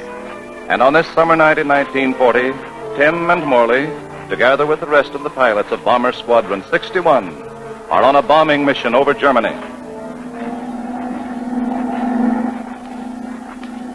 Take over for a while, Baker. Oh, thanks, Morley. Are you sure the Air Ministry can trust me as a pilot? I just finished school, you know, sir. Oh, it's quite all right. I'll keep an eye on you. Oh, thank you, sir. I'll try and do as much for you when we get back, when you're with Carol Brown. Now, just a moment, Baker. I realize you're annoyed because you're in a bomber and not in command of it. Don't you ever think of anyone but yourself? Oh, yes. Sure, on numerous occasions. Sometimes I think of my girl. Sometimes I even think of you when I'm thinking of my girl. And I think how downright ridiculous it is for you to try to cut in on me, sir.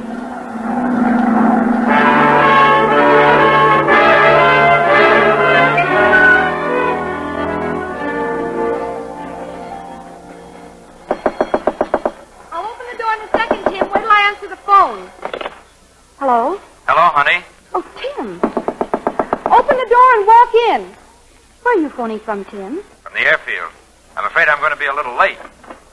Hello. I hope I'm not interrupting anything. Hello? Mr. Morley. What did you say? I said, how much more time will you need? Oh, 45 minutes on the dot. Okay? Yes, but please, Tim, don't be late this time. Don't worry, baby. I'll be there in 45 minutes. I hope so, Tim. I hope so. Well, under the circumstances, I don't suppose I could interest you in a weekend at my family home down in Kent, could I? No. Tim will be here in 45 minutes. Hadn't you better go? Well, all right, but I'll stop back in a couple of hours. Tim might be late. Awfully late. And if he is? Well, I play a fine second fiddle. And there's still that weekend in the country.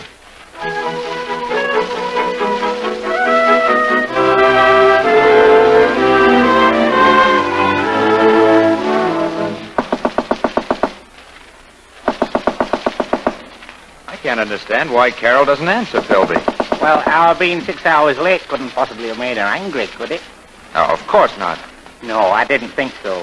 You know, most women love to wait 6 or 8 hours for a date with a man, especially if it's a dinner date and the girl's hungry. Listen, I haven't been on time for a date with Carol since the first night I met her. She waits. Aye, of course she waits. But where? And with whom? What are you worrying about? She's my girl. Well, she might be my girl sometime. After all, flying bombers can be dangerous occasionally. Your number might come up and I might be left to console her. That is, if I ever meet her. You know, when I think of that poor innocent little girl going all through life without ever having met me. Hillbeam, you're a wolf. Not at all. I'm just a faithful old sheepdog. Yeah, well, comb the hair out of your eyes and help me hunt for the key. Maybe she left it under the doormat. She did. Ah, but if she isn't home, we daren't go in. Daren't we? We're in. Carol? Carol? She isn't the coy type, is she? What do you mean? Hiding under the bed. Oh, no. I wonder where she could have gone. Well, Wing Commander Morley disappeared right after we returned from Berlin. You don't suppose Don't that be silly. Carol wouldn't go anywhere with Morley when she could wait right here for me.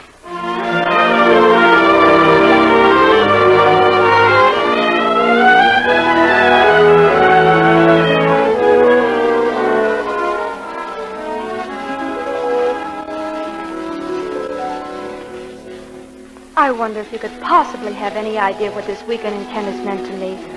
Staying in that beautiful old house of your father's. It looks as if it had been there forever. It has, Carol. The first Morleys built it at the time of the Norman Conquest. Back home, I lived in the oldest house in town. It was 32 years old. It must have been a very wonderful house, with you in it. Somehow, I prefer this one. It's yours if you want it to be. Marry me, Carol. I can't. Why not? Oh, there's a reason. Wouldn't be Baker, would it? How did you know? The best possible source, the man himself. Well, that's it. I see. Oh, you're the one I ought to love. You're everything that Tim isn't. Then you should marry me at once, by all means. No, I couldn't. Not when I'm not even sure of myself. You'd better drive me back to town.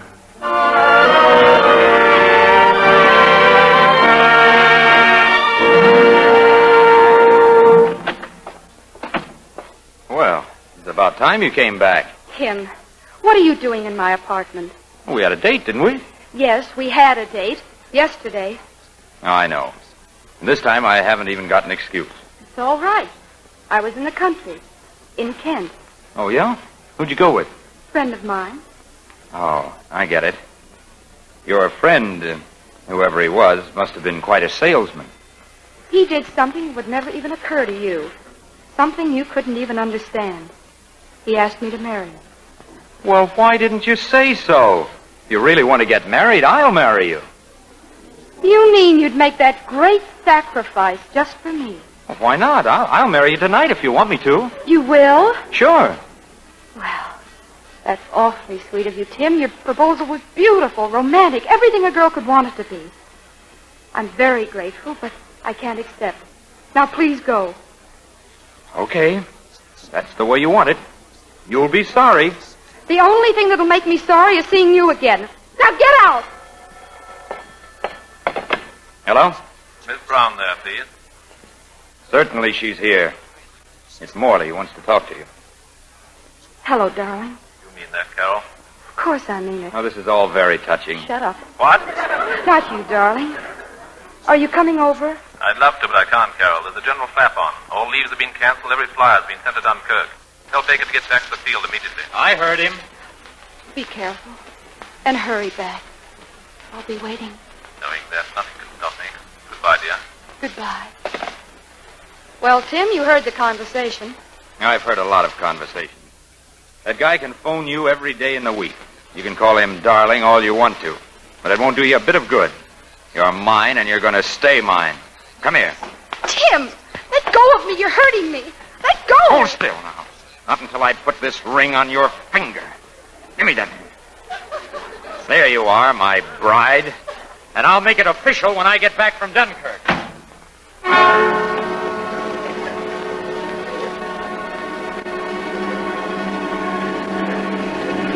That's Dunkirk, chap. All set, Kelby.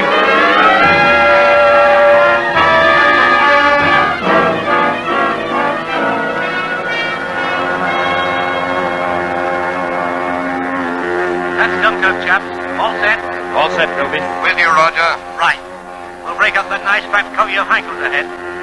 Here we go.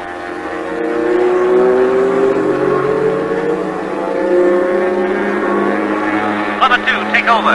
Lover 2, take over. I'm hit. Lover 2, taking over, Philby. Hold on me, Baker. Sorry, I gotta help Philby. Obey orders, Baker. I can handle this. You cannot. There are 3 heinies dropping on your tail right now. I'm coming in on them.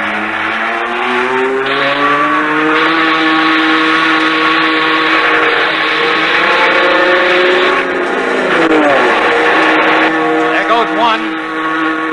Hold tight, Roger. I'm coming in again.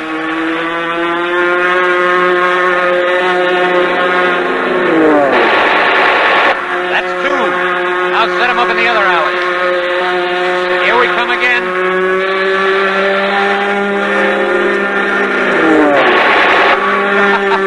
3 for 3.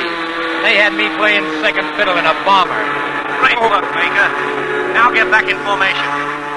Sorry, Toby, but that'll take a bit of doing. I'm not up to. What's wrong? Baker! Baker!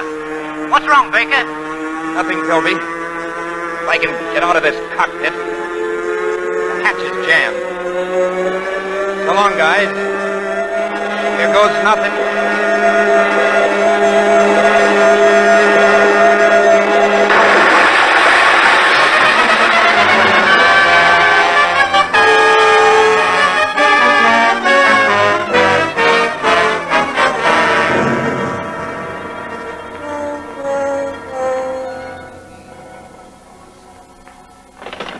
Hello?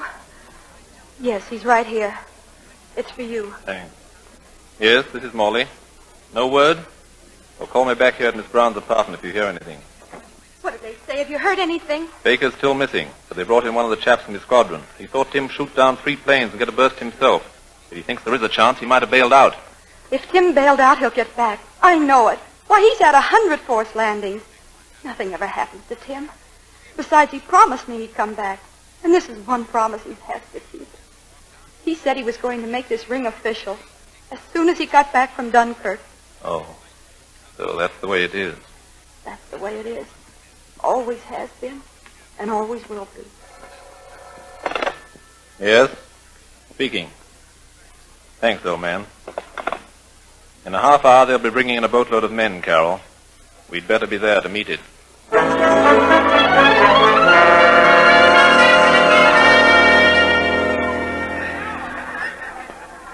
Do you think we've missed him? No, they just started coming off. But where is he? There are probably 1,000 men on this boat, Carol. I suppose we could have missed him. But you said we saw the first of them. It's easy to overlook someone in a crowd like this. You stay here at this gangplank, and I'll go over nearer the other one. There he is! Tim! Tim! Hello, honey. Are you screaming at me or to me? Oh, Tim. I've missed you so. Didn't I tell you you would? Are you badly hurt, darling?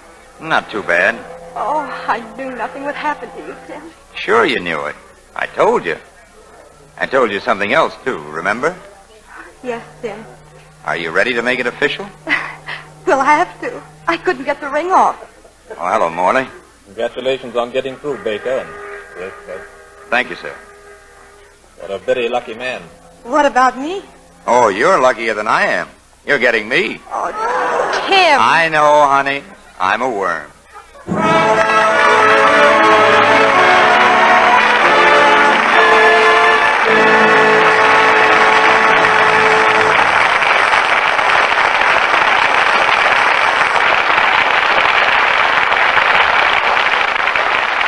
Thank you, Tyrone Power, Betty Grable, John Sutton, and Pat O'Malley for your grand performances in tonight's play. Our sincere thanks, too, to 20th Century Fox for permitting us to present our radio version of A Yank in the RAF. And now, before Tyrone Power returns to tell you about next week's great show, a word from Lady Esther. I'd like to take this opportunity to thank each of you who has written to tell me how much you like this new Lady Esther program. I'm so happy to be able to bring it to you. And tonight I'd also like to thank the millions of women whose loyalty to Lady Esther Four-Purpose Face Cream has helped make this program possible.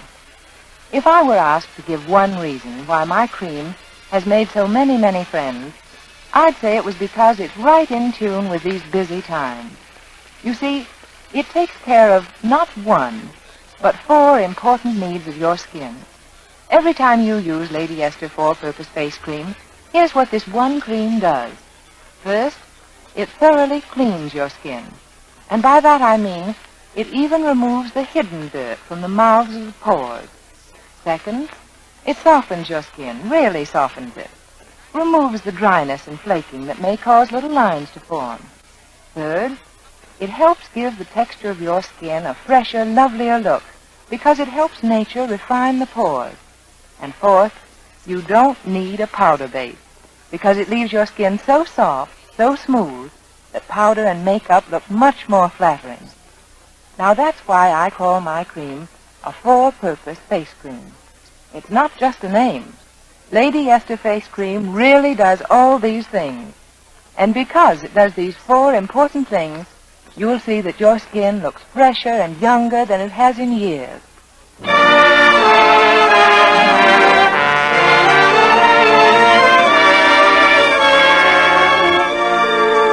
And now, our own power.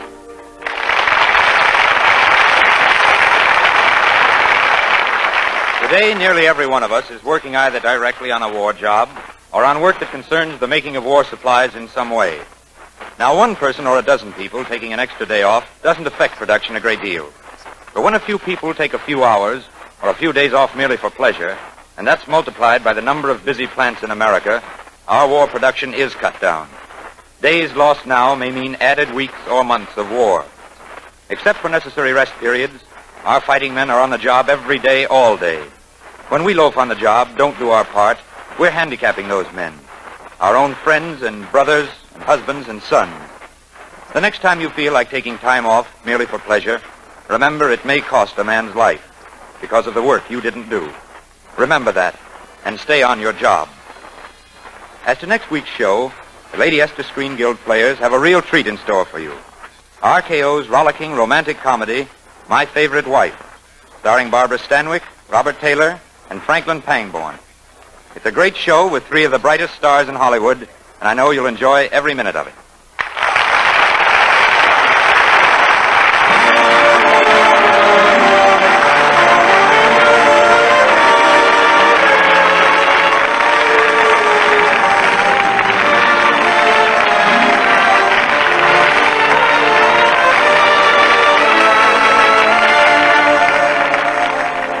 Our own power will soon be seen in The Black Swan. Betty Grable is currently appearing in Springtime in the Rockies. John Sutton will soon be seen in Thunderbird. And Pat O'Malley will soon be seen in Over My Dead Body. All are 20th Century Fox productions. Next Monday night then, same time, same station, Lady Esther will present the Screen Guild players in My Favorite Wife, starring Barbara Stanwyck, Robert Taylor, and Franklin Pangborn. The music on this series is arranged and conducted by Wilbur Hatch. This is Truman Bradley saying good night for the Screen Guild players and Lady Esther. This is the Columbia Broadcasting System.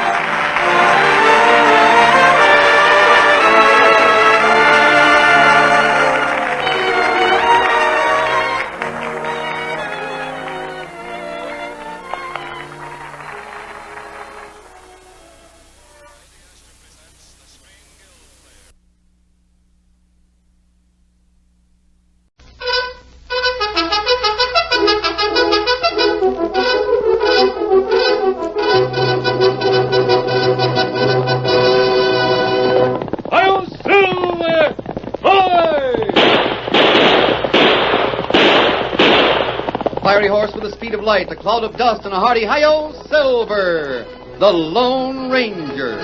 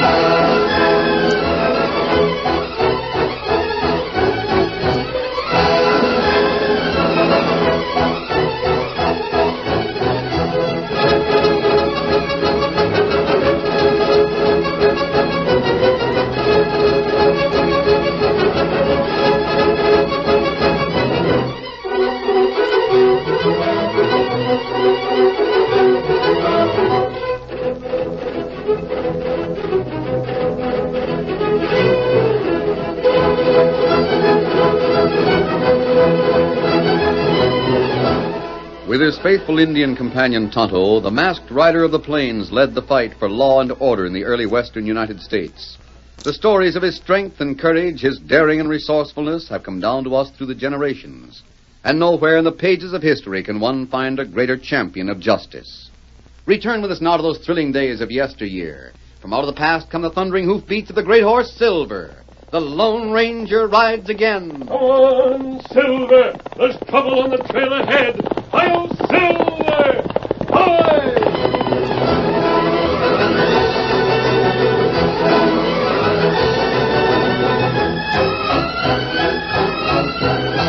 On a rocky mount overlooking a ravine, a masked man astride a white stallion and an Indian who sat a paint reined in their horses abruptly. Below them, kneeling by a crude waterway carved from the nearby creek, they saw two men. One of the men held a pan which sparkled as he sifted it under the hot sun. One of those men is Hunk Master Tonto. Ah. The sheriff thinks Hunk may be the one who robbed the bank and killed the guard in Colby last month. Why him not arrest Hunk? He hasn't been able to prove it, Tonto. Well, if Hunk was responsible, he's taken good care to conceal the $10,000 he stole. Had plenty cash. Yes, and it's all paper money, which is scarce in the West. If Hunk tried to pass it in these parts, they'd nab him in a minute. He maybe take money out of state, change it for silver. Perhaps. But there's one clue the thief can't escape. One of the notes, a $100 bill, is torn and taped across the back. The bank teller remembers it. Oh, Tonto savvy. Him get torn note. Catch him crook, huh? Either that, or they can trace it to the bank robber, Tonto. Ah. I wish we could get closer without being seen. There isn't even a shrub for concealment. Kimosabe. Yes? What them do with Pan? I'm not sure. But if I thought there was anything valuable in that ravine, Tonto, I'd say they were prospecting.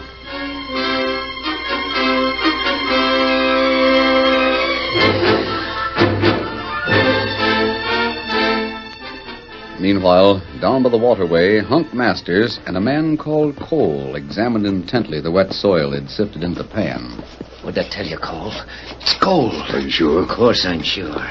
You eastern dudes wouldn't savvy gold dust if it sat in your lap. How much would you say this vein was worth? Well, I don't know, but I'm thinking once we start digging, it'll add up to a tidy sum. Yes.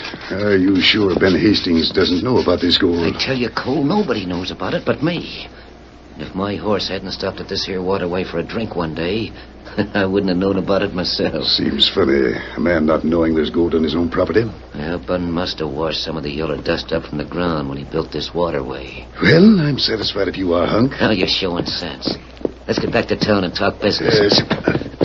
Get up there. Get along there, Coyote.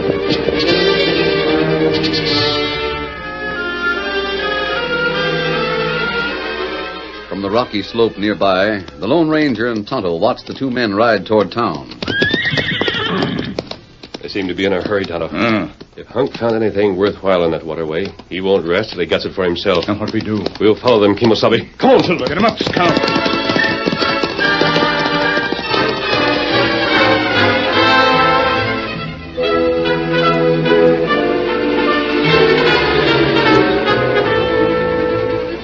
Riding into Blue Ridge, Hunk Masters and Cole hitched their horses outside a cafe and went into a back room where they talked privately. Hey, that's a mighty slick scheme you just proposed, Cole. It'll be like taking candy from a baby. Baby. What makes you sure Ben Hastings will sell his land? Sell it? Oh, Ben'd give it away, even if he didn't need cash. Farming that land is like trying to get milk out of a dried-up cow. When will you get the money? I got it with me now. There. $1,000. Folding money, huh? It wouldn't be part of the cash stolen from the bank in Colby, would it, Hunk? Maybe it is and maybe it ain't, Cole. It ain't for me to say or for you to get too curious. Sure, Hunk. Say, one of these notes is torn and taped across the back. Well, what if it is? It's still good, ain't it? Yes, but Stop worrying. This job will be a pushover. I hope so. Now, if I was to pass this folding money myself, well, the sheriff'd be sure to suspect where it came from. But you're from the east, where this here paper's plentiful, Cole. Nobody'd wonder where you got it. It seems to me I'm taking all the risk, Hunk. What do you mean? If this money is traced, they'll jail me for holding up the bank. It won't be traced. Ben Hastings won't have it that And long. another thing, I'm not putting my head in a noose for anybody. Your head in a noose? A bank guard was killed, Hunk. What are you getting at, Cole? 1/3 share of the gold isn't enough. Ain't enough? Well, you low-down coyote. Ain't I the one who discovered the gold? Ain't it my money we're putting up to buy the land? Sure. But my brain did the planning. And if it weren't for me, you'd be afraid to pass the money. How much do you want? Half. It's a deal. Good. Let's have a drink on it. Now you're talking. Yeah, blasted, the bottle's empty. 2 more liquors, barkeep, and make it fast. Well, remember, Hunk, when you introduce me to Ben Hastings, mention that I'm a wealthy Easterner interested in buying land out here. Yeah, don't worry, Cole. I know my part by heart. Come in. Set him on the table, barkeep, and leave the bottle. Well, here's to you, Cole. Here's to us, Hunk, and the pot of gold. Yeah, the gold. Can you imagine the look on Ben Hastings' face when he finds he's been cheated out of his land, the cash for it, and a fortune in yellow dust to boot?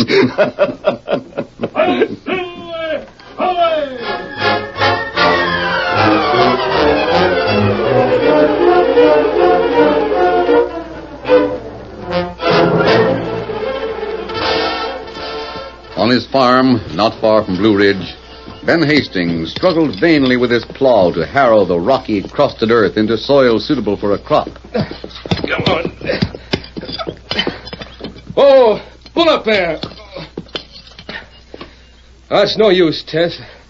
I just can't do it. Oh, you mustn't give up, Ben. What's the use of fooling ourselves?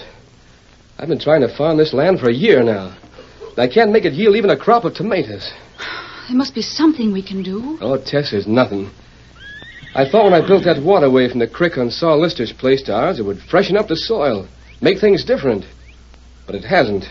Don't be so bitter, dear. How can I help it, Tess? Bringing you all the way from the east to this forsaken farm as my bride? I've failed you, Tess. No, Ben, you haven't failed me. You're the best man a wife ever had. I should have known when my folks died and left me this place it wouldn't do. It didn't make a farm out of my pa. It won't make one out of me. All his life, he was a hired man, helping other people make a success of their farms. Yeah, it looks like I'm cut out for the same. Now, I won't let you talk like that. We'll have a farm of our own yet. You'll see. We only had some money. $1,000. Then we could buy a piece of that rich bottomland from Saul Lister and really make a farm. I told everyone I know in town that we wanted to sell our land. Maybe we can get the money that way. Who'd be fool enough to buy this old place? Well, you never can tell. Folks from the east are coming to Blue Ridge every month. Maybe... What's the matter? Nothing, Ben. But there are 2 men riding up to the house. One of them looks like Hunk Masters. Hunk Masters? What's he want? I don't know. They're stopping. Steady.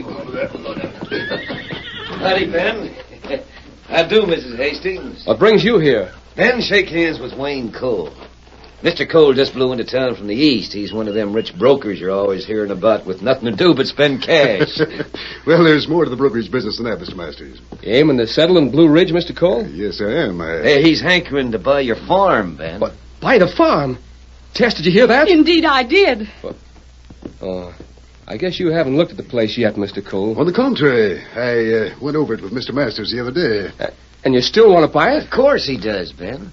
Mr. Cole, I never cheated anybody in my life, and I don't aim to start now. This land's worthless for farming. You misunderstand, Mr. Hastings. I'm not a farmer. I'm a retired businessman. I came west because of my wife's health. You mean you'll buy it? Of course he means it, Ben. Here out here in this view from this hill will do my wife good. And I'll pay you a fair price, Mr. Hastings. He'll treat you right, Ben.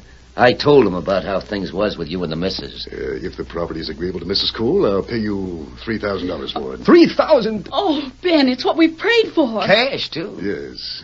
As a matter of fact, I have $1,000 with me now. I'll leave it with you as evidence of good faith.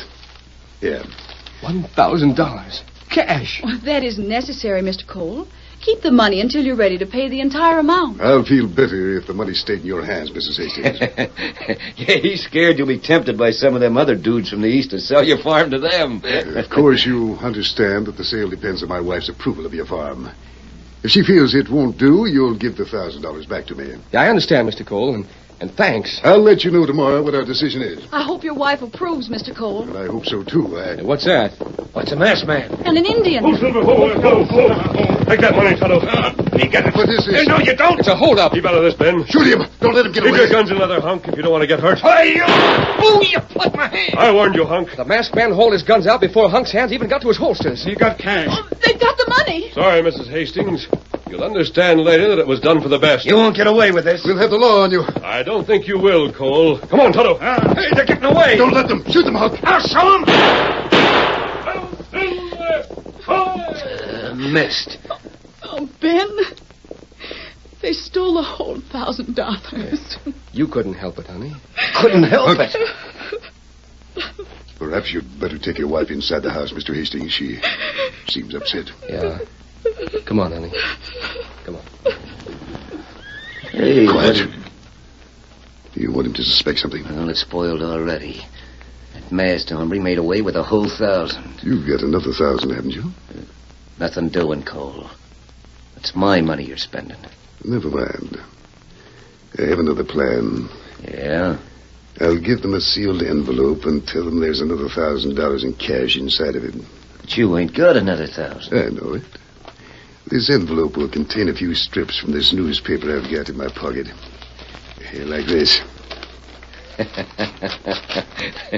Say, well, that's a smart idea. Yes, I thought you'd appreciate it. Then we go ahead like we planned? Yes.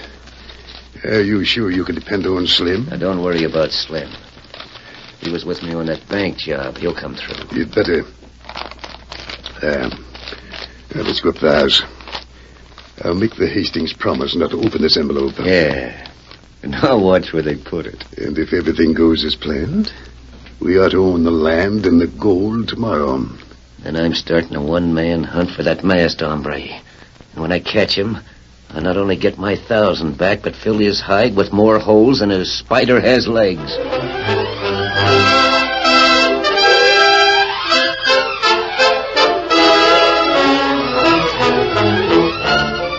The curtain falls on the first act of our Lone Ranger story. Before the next exciting scenes, please permit us to pause for just a few moments.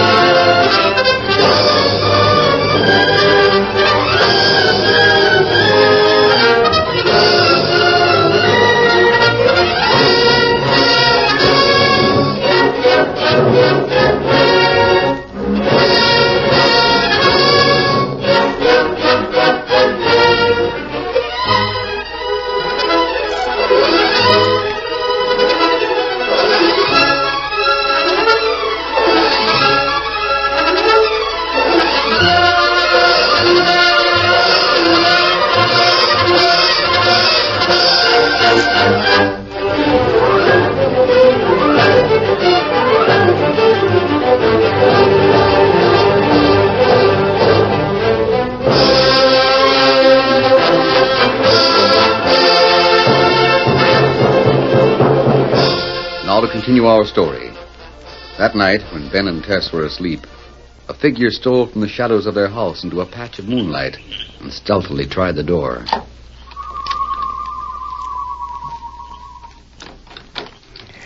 Just as I thought. It's unlocked. There. Now, let me see. Unc said they put the envelope on the kitchen table drawer. Damn blame floorboards make more noise than a nightbird. And here's the kitchen. Darn drawer's stuck. Oh, blast it. I pulled too hard. Where's that envelope? Ben, wake up. Ben, I thought I heard someone in the kitchen. Oh, they'll find me here in a minute. Where's that envelope? Oh, here it is. Now to hightail it out of here. What is it, honey? Ben, someone just ran past our door. You stay where you are. I'll get my gun. Where's that light? There he goes, Ben. I see him. Too late. He got away. I'll light the lamp. I wonder... Ben. What? The table drawer. It's been spilled on the floor. Yeah. Tess, you don't think... Ben, if that envelope's gone... It's gone. Oh. Money's gone, Tess. We've been robbed. $1,000. Ben, what'll we do? I don't know, Tess. It was that masked man again, I'll bet you. Mr. Cole lost the money the first time, Ben. But this time we're the losers. $1,000. We gave Mr. Cole a paper. If he decides not to buy the farm, we agreed to pay back the $1,000 he left in our care. I guess we were born under an unlucky star, honey. Oh, Ben, don't talk like that. We'll get the money. Some way. We were planning to buy a piece of bottom land from Saul Lister. It doesn't seem right, Ben. Folks like Mr. Cole having so much money and you and I with so little. I'm going gunning for that mask on me right now. Oh, Ben, I won't let you. We've lost enough tonight. I won't lose you, too. But, Tess... Please, Ben. All right, honey. Come on. You need some sleep.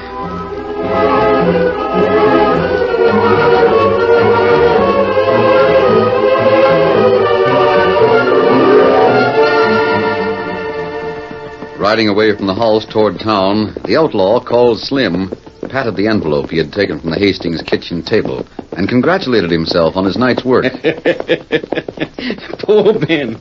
Sure would like to see the look on that fella's face when he finds his envelope missing. I guess Hunk and that fella Cole will think mighty well of us after this night's work, eh, horse?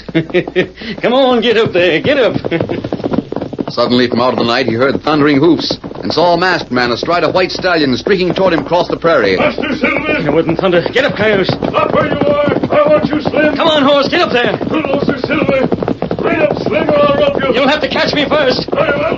There's the rope! Yep, hey, wait! Steady, Silver, steady, watch out!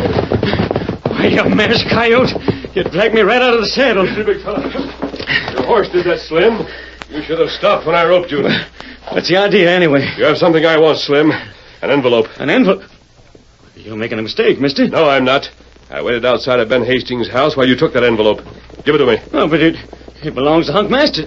I know it does, Slim. I'm going to see that Hunk gets it back. Oh, Scout, hold on, hold. Glad you caught up with me, Tonto. Our friend here is reluctant to part with the envelope. Oh, an engine. No, wait. Here's the envelope. Yeah, that's better. Take care of him, Tonto. I'm riding back to the Hastings farm to put their minds at ease. Here, Silver. Well, what do you want with me? You helped Hunk Masters rob the bank in Colby, didn't you, Slim? No, you can't pin that on me, mister. You're lying. Easy, big fella. Now, when I return, I'll show you something that'll change your mind. You can't scare me. Have you forgotten the penalty for murder? Murder? What do you mean? Aren't you forgetting a guard was killed on that bank job? Somebody must hang for that. But I didn't do it. I was only keeping watch outside. Hunk shot the guard. No, I mean... Thanks, Slim. That's what I wanted to know. Take him to the camp, Tonto. Well, what are you going to do with me? We'll take that up when I return. You'll be safe as long as you're with us. When you don't report to Hunk with that envelope, he'll be gunning for you. But I can explain to him. Knowing Hunk, he won't give you time. The only way you can protect yourself permanently is to see Hunk jailed. No, but listen... All right, big fellow, let's go.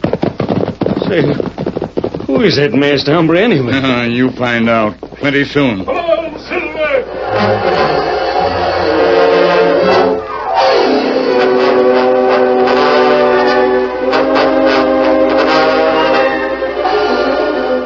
Meanwhile, in a back room at the cafe, Hunk Masters and Cole waited impatiently for Slim's return. Blast, Slim. He's had enough time to pull 20 jobs. What did you expect, Hunk? Hiring him to steal the envelope? Now lay off, Slim. I tell you, can be trusted. What's keeping him, then? It looks to me like he's double-crossed us. Well, if he has, he's got a surprise coming to him, and he opens that envelope and finds there ain't money in it like I told him, but just newspaper.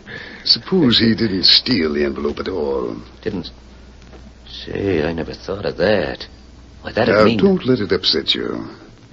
If the envelope is still there, we'll open it to find newspaper and accuse the Hastings of stealing the cash and substituting the paper. You sure are a slick one, Cole. Either way, we're sure to own the farm tomorrow. Hey, now, wait a minute. What if Ben opened that there envelope and saw that there weren't no cash in it? But if he does, it's my word against his. I've got his signature on this paper whereby he agrees to pay me $1,000 in cash in the event I don't buy his farm. Yeah, you think of everything, don't you, Cole? Here, have another drink. Yeah, I can hardly wait to get my hands on that gold tomorrow.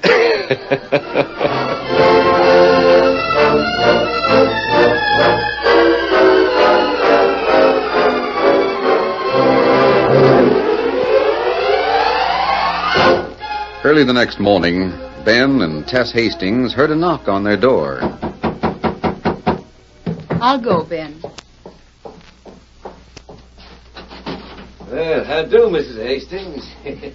Brought Mr. Cole back like he promised. Good morning, Mrs. Hastings. Is your husband at home? Why, yes. Won't you come in? I'd be glad to.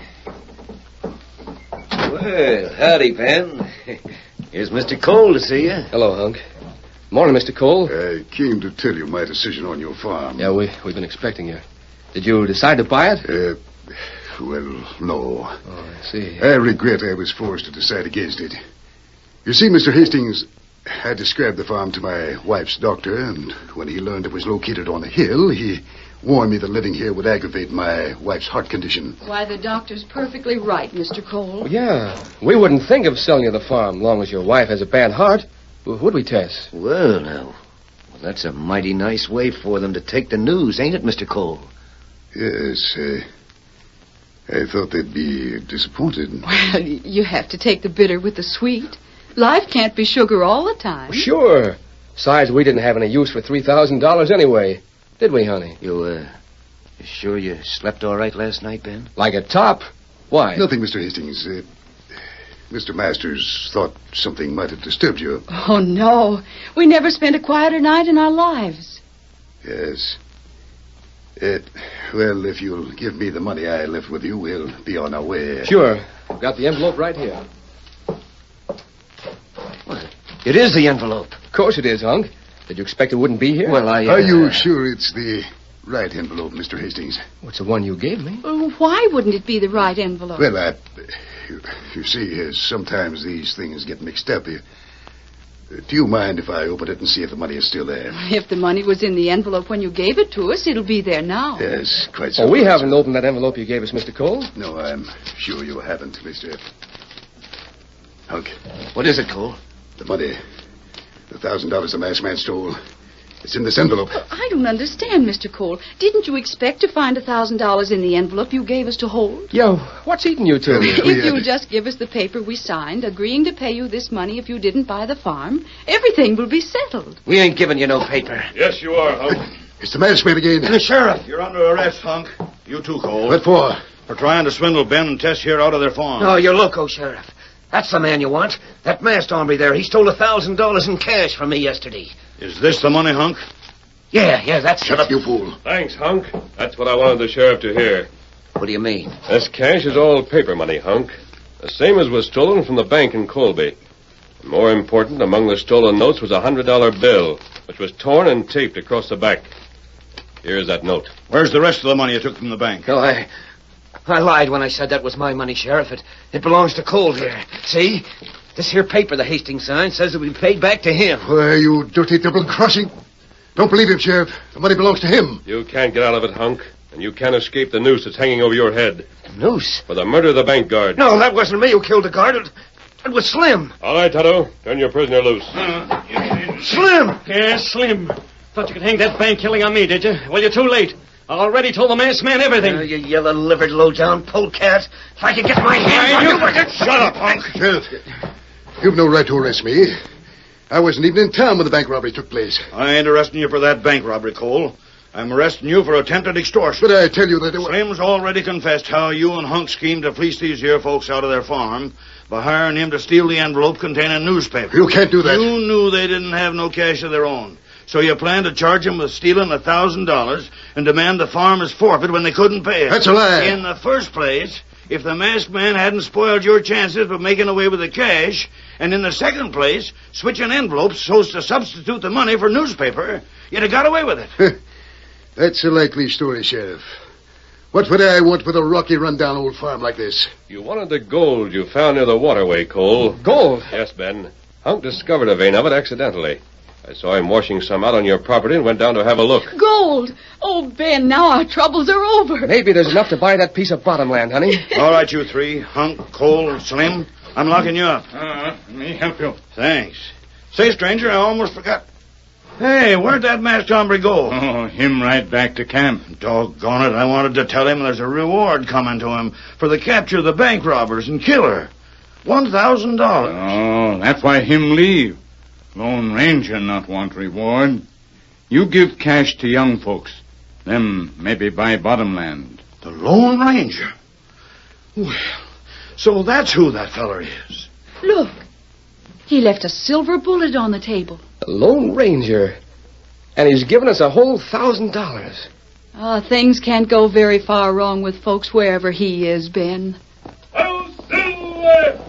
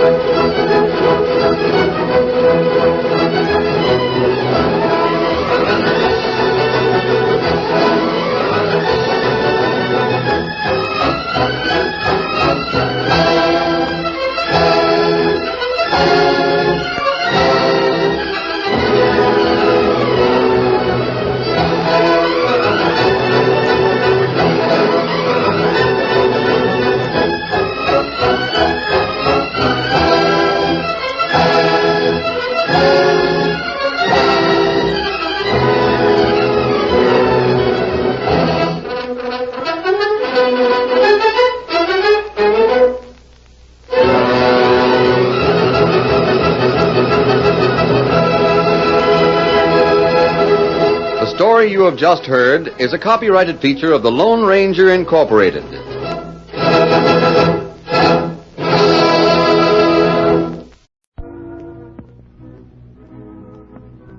Tonight, Cavalcade brings you a special program in commemoration of Navy Day tomorrow, and in honor of 100 years of superlative American naval ordnance. Rear Admiral W.H.P. Blandy, Chief of the Bureau of Ordnance, has something to tell all Americans which you will hear as part of our program. To conduct our salute to the United States Navy, we welcome back to the stage of the Cavalcade Playhouse, Orson Welles.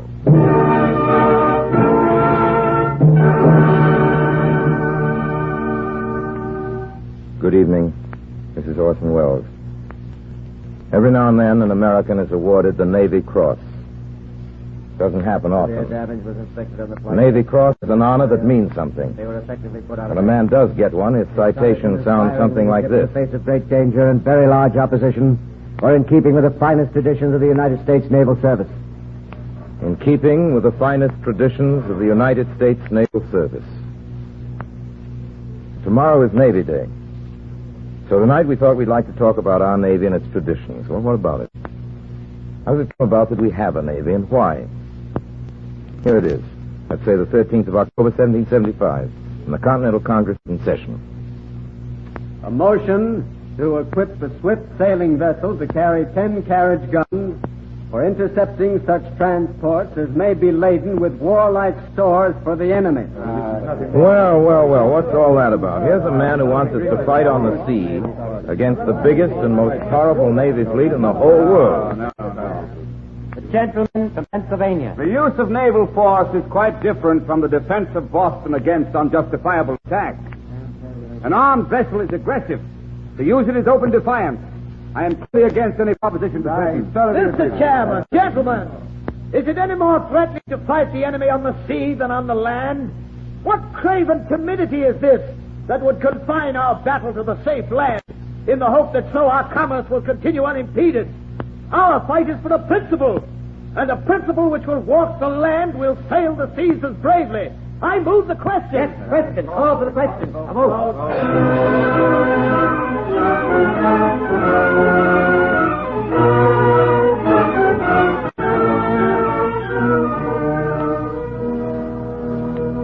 A vote is taken. Motion is passed. It was close, though. 7 colonies aye, 6 nay. And so on paper we have a fleet. We're 13 colonies. with 13 flags. 13 colonies, but only one coastline.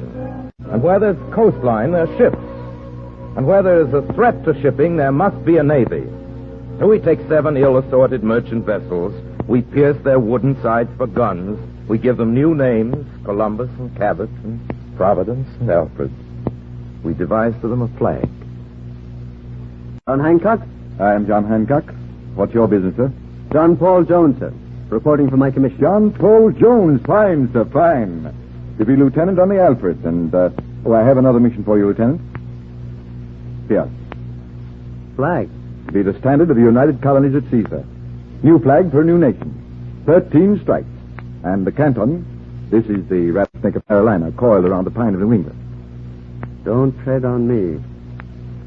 We shall break out our flag with pride, Mr. Hancock, and we shall fight as bravely as our cause is just.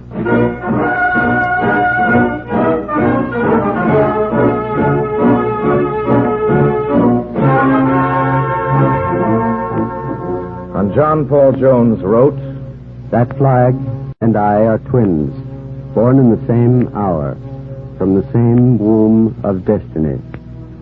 We cannot be parted in life or death. So long as we can float, we shall float together. If we must sink, we shall go down as one."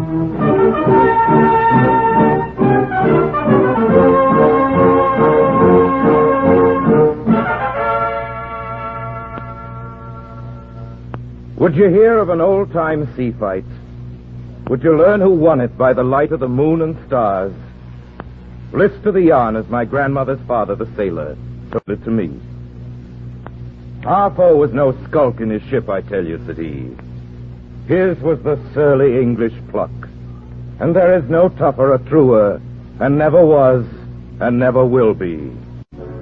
Along the lowered eve he came horribly raking us. We closed with him. The yards entangled. The cannon touched. My captain lashed fast with his own hand. We had received some 18 pounds, shot under the water. On our lower gun deck, 2 large pieces had burst at the first fire, killing all around and blowing up overhead. Fighting at sundown, fighting at dark. 10 o'clock at night, the full moon well up, our leaks on the gain, and 5 feet of water reported. The master-at-arms, loosing the prisoners confined in the afterhold, give them a chance for themselves. Our frigate takes fire. The other asks if we demand quarter, if our colors are struck and the fighting done. Now I laugh content, for I hear the voice of my little captain. We have not struck, he composedly cries. We have just begun our part of the fighting. Only 3 guns are in use. One is directed by the captain himself against the enemy's mainmast. 2 well served with grape and canister, silent his musketry and clear his decks. The tops alone second the fire of this little battery, especially the main top. They hold out bravely during the whole of the action. Not a moment cease. The leaks gain fast on the pumps. The fire eats towards the powder magazine. One of the pumps has been shot away. It is generally thought we are sinking. Serene stands the little captain. He is not hurried. His voice is neither high nor low. His eyes give more light to us than our battle lanterns. And toward 12, there in the beams of the moon, they surrender to us.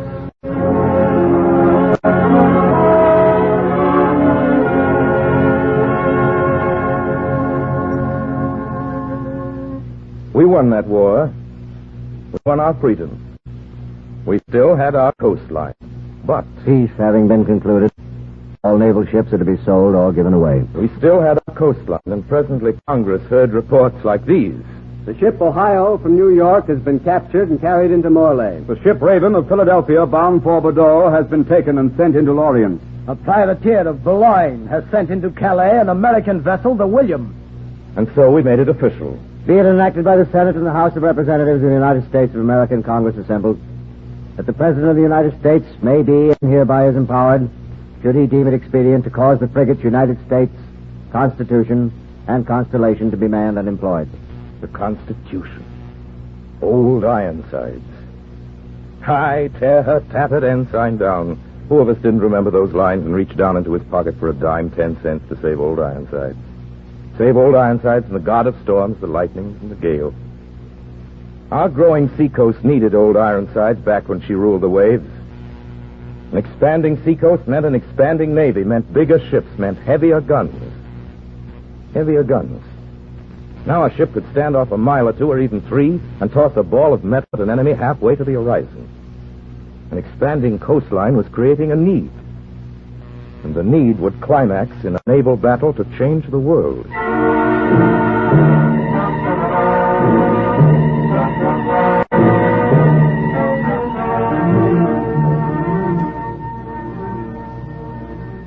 Sea battles.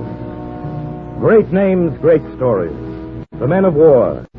The Phoenician armed galleys of Tyre and Sidon. The Greek and Persian craft that exchanged the war hug at Salamis. The Roman and Egyptian galleys that eagle-like with blood-dripping prows beaked each other at Actium. The Danish keels of the Vikings.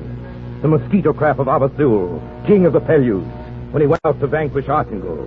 The Venetian, Genoese, and papal fleets that came to the shock at Lepanto, both horns of the crescent of the Spanish Armada, the Portuguese squadron that under the gallant Gama chastised the Moors and discovered the Moluccas, the Dutch navies led by Van Tromp and sunk by Admiral Hawke, the 47 French and Spanish sail of the line that for 3 months essayed to batter down Gibraltar, Nelson 74 that thunder-bolted off St. Vincent at the Nile, Copenhagen and Trafalgar, Parry's war brigs, sloops, schooners that scattered the British armament on Lake Erie, the Barbary corsairs captured by Bainbridge, the war canoes of the Polynesian kings, Tamanahama and Pomeri, Virginia Bay and Hampton Roads. Virginia Bay and Hampton Roads. Remember?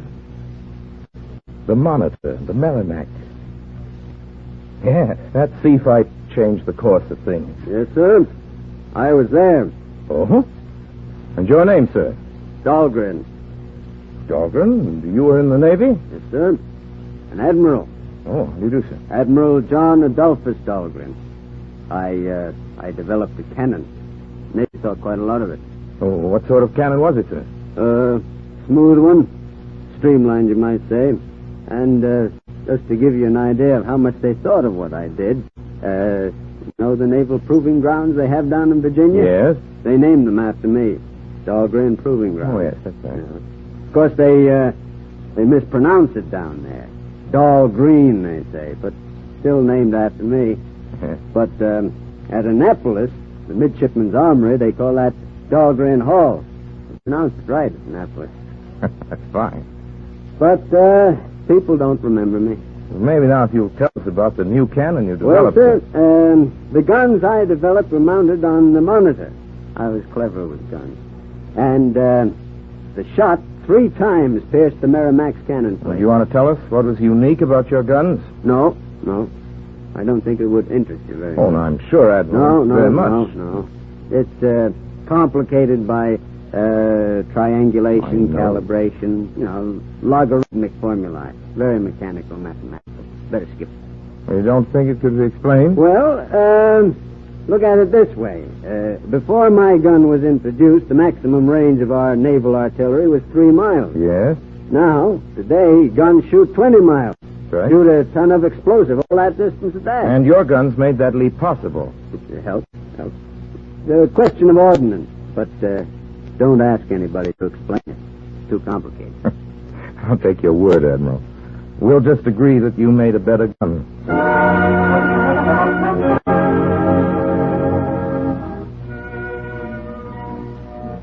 A better gun. So that tonight in the Solomons, tonight off the Guadalcanal, tonight in the zigzagging North Atlantic convoys, the men of our Navy, equipped with arms and armor superlative during the century since John Adolphus Dahlgren, may fight in keeping with the finest traditions of the United States Naval Service.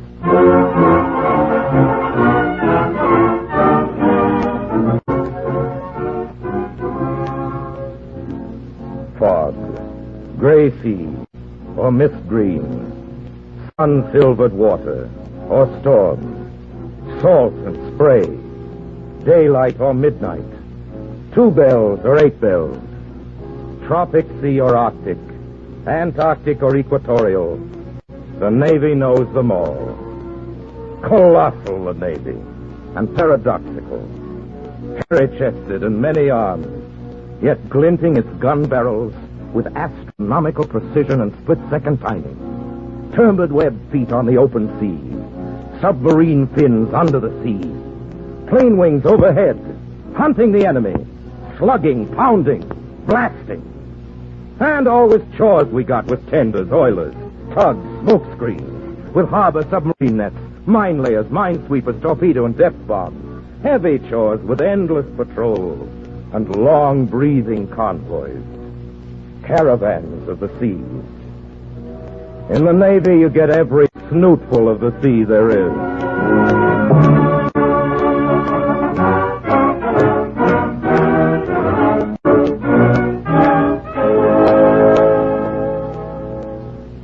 Carl Sandburg wrote that. You probably guessed it. Yes, we launched a Navy to protect our shores, and as our shores grew bigger, there was need for our Navy to keep pace with them. But the day came when our shores had stretched from 1 to 8,000 miles. The world had shrunk to the span of a long-range bomber. And our Navy has been charged with winning freedom for the waters of the world. Our Navy, strengthened by a tradition of gallantry that's summed up in the immortal lines of a handful of its leaders. For in each time of battle, for each crisis, a captain spoke.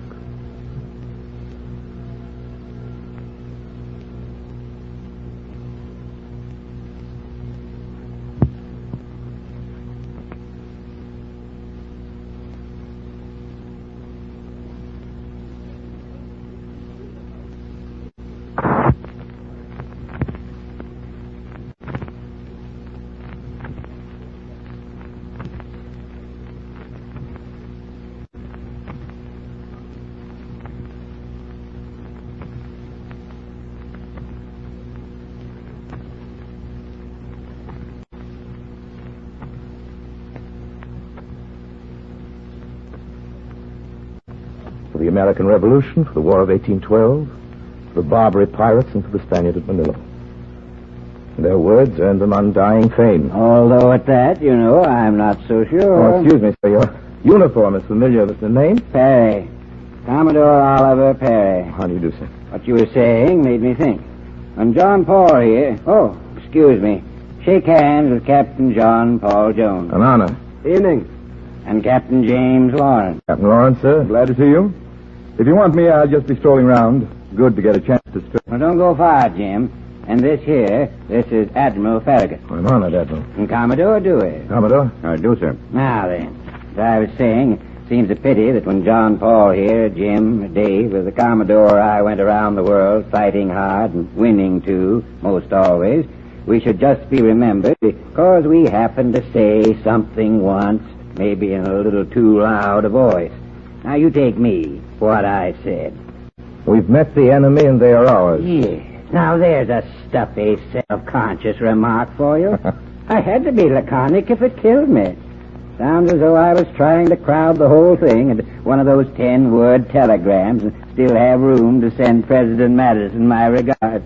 I see what you mean, but, Captain Jones, I don't imagine you object to being remembered for what you said. What? I just begun to fight? Pretty melodramatic, don't you think? Well, what about me? I don't even remember saying what they say I said. Don't give up the ship. Well, thrown on a banner, proud and treasured down at Annapolis. But we lost the ship. What I said, I can't even repeat over the radio. Oh, what was that, Admiral Farragut? Oh, that business about torpedoes. Oh, yes, sir. Right. Full speed ahead. For me, who would have thought that simply because I told my gunnery officer to fire whenever he was ready that I'd be famous? All the natural, everyday things to say. As I remembered, I didn't even raise my voice. What did they expect me to do? Send him a note? You see, Mr. Wells, this is the point. It seems unfair that we should be remembered by our countrymen simply because of something we said and not because of something we did. If you're carrying on any investigation into the nature of the finest traditions of the United States Naval Service, we recommend you re-examine the idea of heroism. We should talk about what kind of a hero it takes to be in the finest traditions of the United States Naval Service.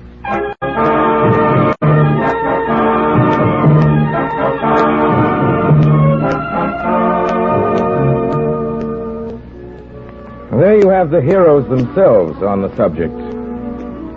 Those captains with a flair for the moment's sudden shining battle slogan. Their permanence is the permanence of inspiration for generations of their country's children, and it is good. And it is built on the still harder rock of their solid, deserved fame as fighting men.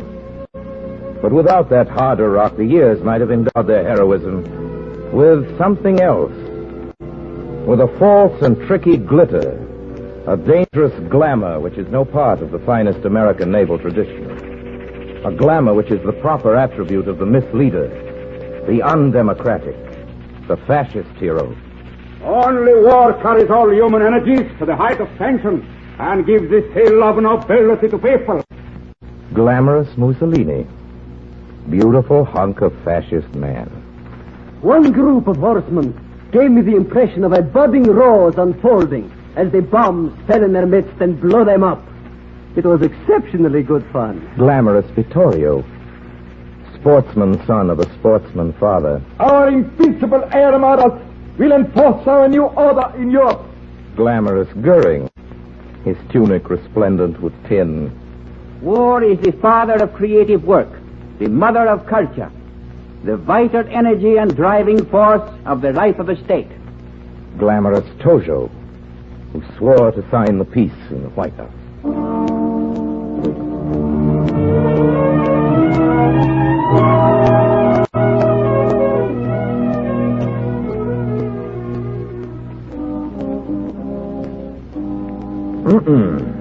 Democracy's heroes have no need for glamour. Now, their traditions call upon sterner stuff. Are proven when men in offices put into practice the skills in which they've been trained. Time and chance discover instinctive eloquence, pure as courage itself.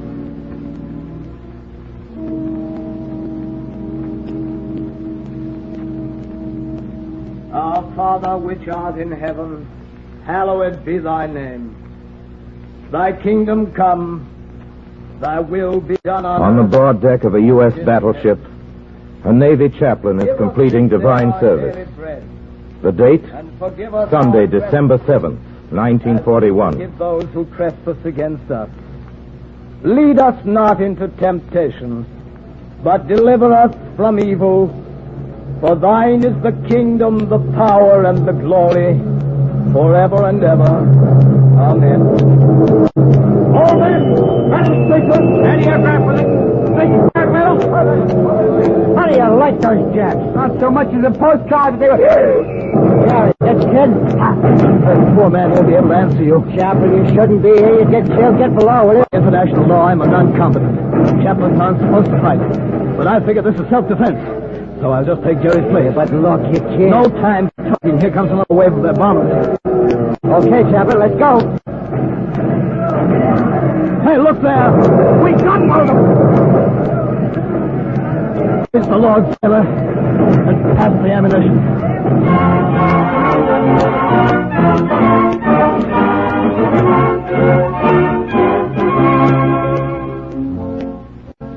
Fog, gray sea, or mist green, sun-silvered water or storm, salt and spray, daylight or midnight, 2 bells or 8 bells, tropic sea or Arctic, Antarctic or equatorial, the Navy knows them all. Colossal, the Navy, and paradoxical. Hairy-chested and many-armed, yet glinting its gun barrels with astronomical precision and split-second timing. Turbine-webbed feet on the open sea. Submarine fins under the sea. Train wings overhead, hunting the enemy, slugging, pounding, blasting. And all with chores we got with tenders, oilers, tugs, smoke screens, with harbor submarine nets, mine layers, mine sweepers, torpedo and depth bombs. Heavy chores with endless patrol and long breathing convoys. Caravans of the seas.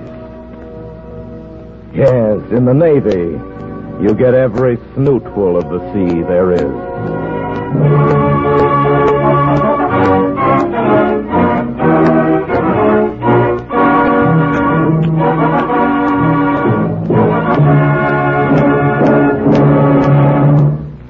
Thank you, Orson Welles. Next week, ladies and gentlemen, Cavalcade presents Madeline Carroll in a new play, To a Farther Star. It is based on the career of Amelia Earhart.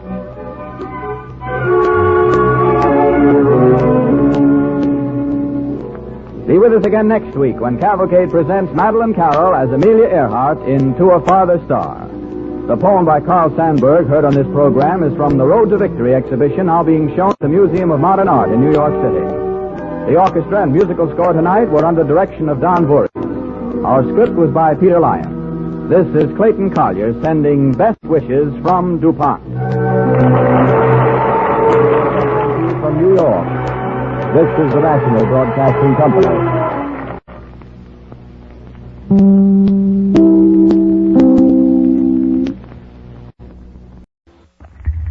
The National Broadcasting Company presents Eyes Aloft.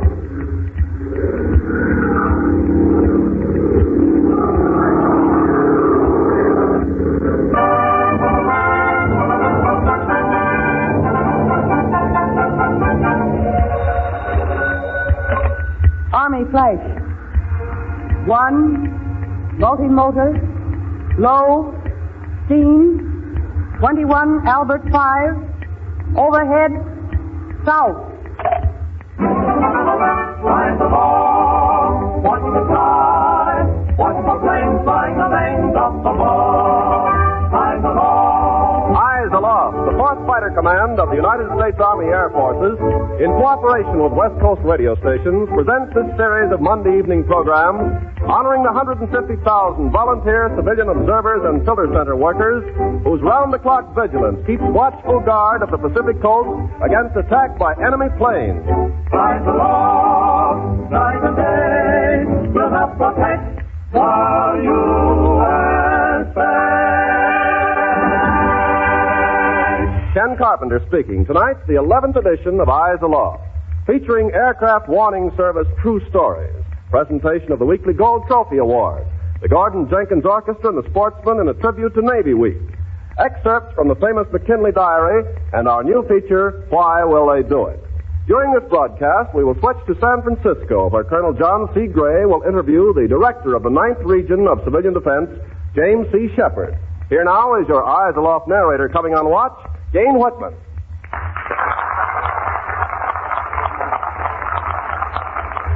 Good evening, ladies and gentlemen.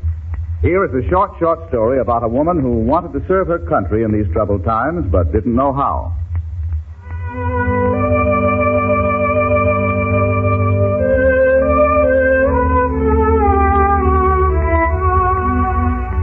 Some can serve their country in a noble way, wearing a uniform, marching to the blare of bugles and drums. Some are honored with awards of recognition, the Purple Heart, the Silver Star, the blue and gold 500-hour medal of the Aircraft Warning Service. There's most usually glamour and glory and respect paid to those who serve their country well in time of war, but there are some who want to serve and can't. Here is a simple and beautiful story about a woman who wanted to do her part to help her nation. It was told to us a short time ago by Mrs. Geneva Lepper, who is now the area supervisor around Oroville in Butte County, Northern California. Last December 8th, Mrs. Geneva Lepper took over the responsibility as the Oroville chief observer and organized that post. Her next-door neighbor was a Mrs. Marge Reel. One cold December morning, Geneva Lepper stopped by to see Mrs. Reel. Geneva, come in. Silly morning. I can only stay a minute. Oh, going downtown to shop? I'm going out calling on people this morning. I'm trying to line up more observers. Oh, you're having a time, aren't you? Oh, it's just a matter of getting around and explaining to people what the Aircraft Warning Service is all about. I wish I could volunteer my service, Geneva. I understand perfectly, Marge. Women with young children just have to stay home and take care of their kids, though. Yeah, and Wesley has the sniffles again this morning. Oh, I hope you have him in bed. I certainly have. I hope Jerry doesn't get another cold. Oh, I wouldn't worry about Jerry. Say, Marge, it just seems I'm away constantly these days. Yes, I know. I should say day and night.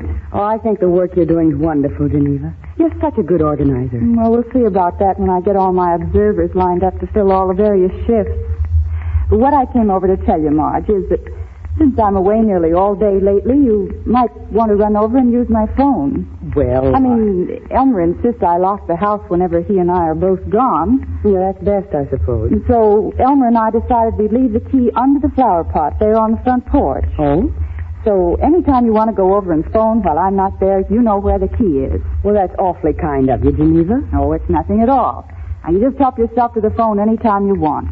You're stuck here at home with your kids, and in case there was an emergency, you'd need the phone. Well, I'll have to be on my way. Oh, you're very thoughtful, Geneva. See you later, Marge. I hope Wesley gets over his sniffles. Mrs. Geneva Lepper was engrossed in the war effort work of organizing the local Oroville Post. She was away from home constantly those first few months. There was no time for anything else. But Mrs. Marge Reel couldn't get out from her home to participate in such fascinating work as being a ground observer. But she had the burning desire to do some small thing to help her country. I'm not doing anything to help, it seems. How can I? How can I get out and do any sort of war work? There's Wesley and Jerry and no one to stay with them. What can I do? The children have to come first. Yes, they must come first with me.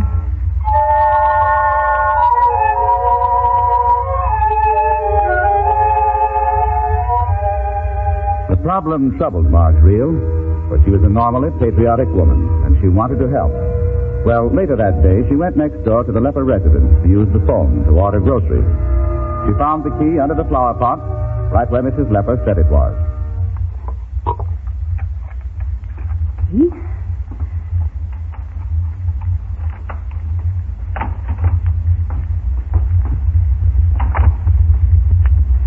Oh, dear. Oh, it's awful of me to criticize, but Geneva's house certainly looks mussy. Flowers in the vase, dead, and newspaper on the floor, where Elmer was reading, I guess. Oh, now I know. Geneva just doesn't have time to do her housework these days. I'll pick up this paper for her. I guess I could throw these old flowers out for her, too. Why, I know. I know how I can help. I know what I'll do, and I'll do it every day. I can't be an observer, and I can't go to Red Cross meetings, and I can't... Why, I can keep Geneva's house clean and tidy for her while she's working so hard. Yes, that's what I'll do. Every day while Wesley and Jerry take their naps, I'll come over and keep the chief observer's house in order. That's how I'll help. Well, I'll start now. I'll get the broom and dust them up after night.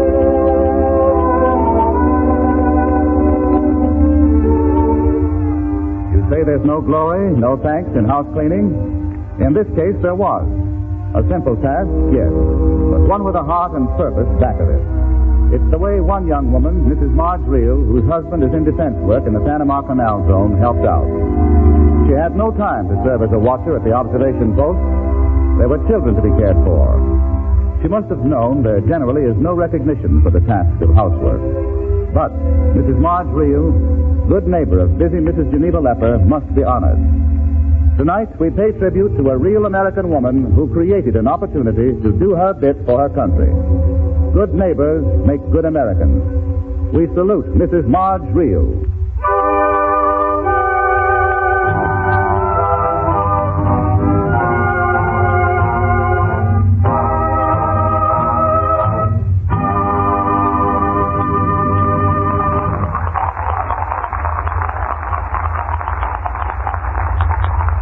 Last week, we inaugurated a thumbnail feature which we call Why Will They Do It?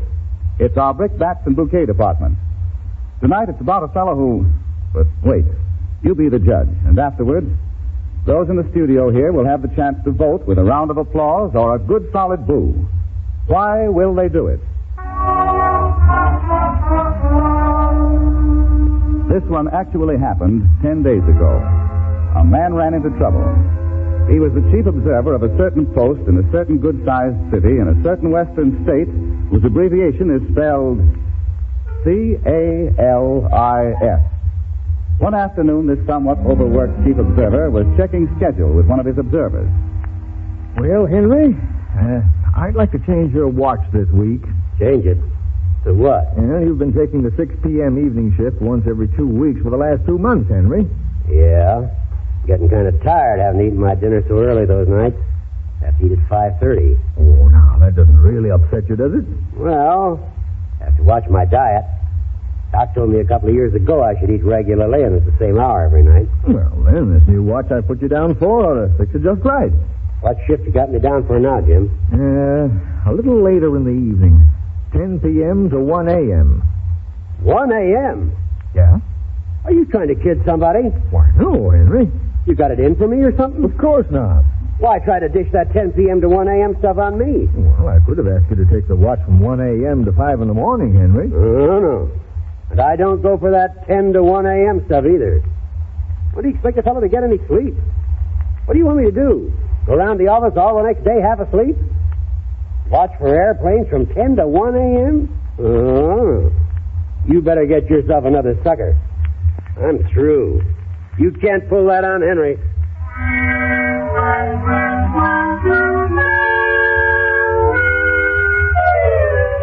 But 2 nights later, this is what Henry was doing. Okay, I caught you. What you got? 3 kings, Henry. 3 kings? Wow. You're pot, and I'm clean. Oh, now, don't quit, Bill. It's early. Well, it's 3 a.m., Henry. I promised my wife I'd be home at midnight. Well, don't worry. We'll accept your check from now on, Bill. Yeah. Oh, don't go. The night's only a pup. Let's play till 4, huh? Henry's right. Don't break up the game, Bill. Well, we'll show you some real poker from now on. I tell you, boys, let's set the limit for 5 a.m. Well, okay with me. Make it 5. Who's sleepy? Not me. Old Henry's good for the rest of the night at this game. Deal 'em, boys. Who has to buy? Why will they do it? That same so-called solid citizen complained at taking watch at the observation post from 10 to 1 a.m. But he's raring to keep a poker game going till 5 in the morning. What's your vote for a guy like that? A boo or a round of applause? You bet your sweet life. All a bird like that deserves is a good, solid bouquet. And we hope you're listening tonight, pal. Now you know what the rest of this Pacific Coast community thinks of you. You want to get back in good with the rest of the gang again? Okay. Then go to your phone right now and call your chief observer and tell him you'll take any watch he can assign you. We hope there'll be no hard feelings for bringing this to your attention. Incidentally, in off moments, poker is our favorite indoor sport, too. But let's not give phony excuses to get out of a responsibility to the community and the nation. Yeah. Why will they do it?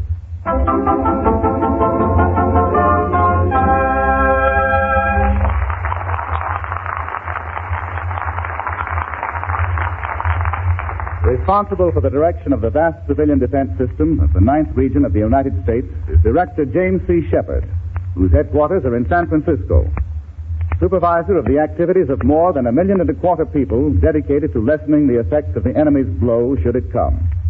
James Shepard must coordinate civilian operations with the demands of Army, Navy, Red Cross, and many other concerned agencies.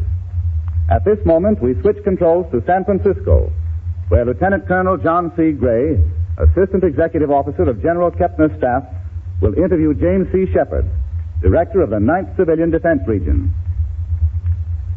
Calling San Francisco, please.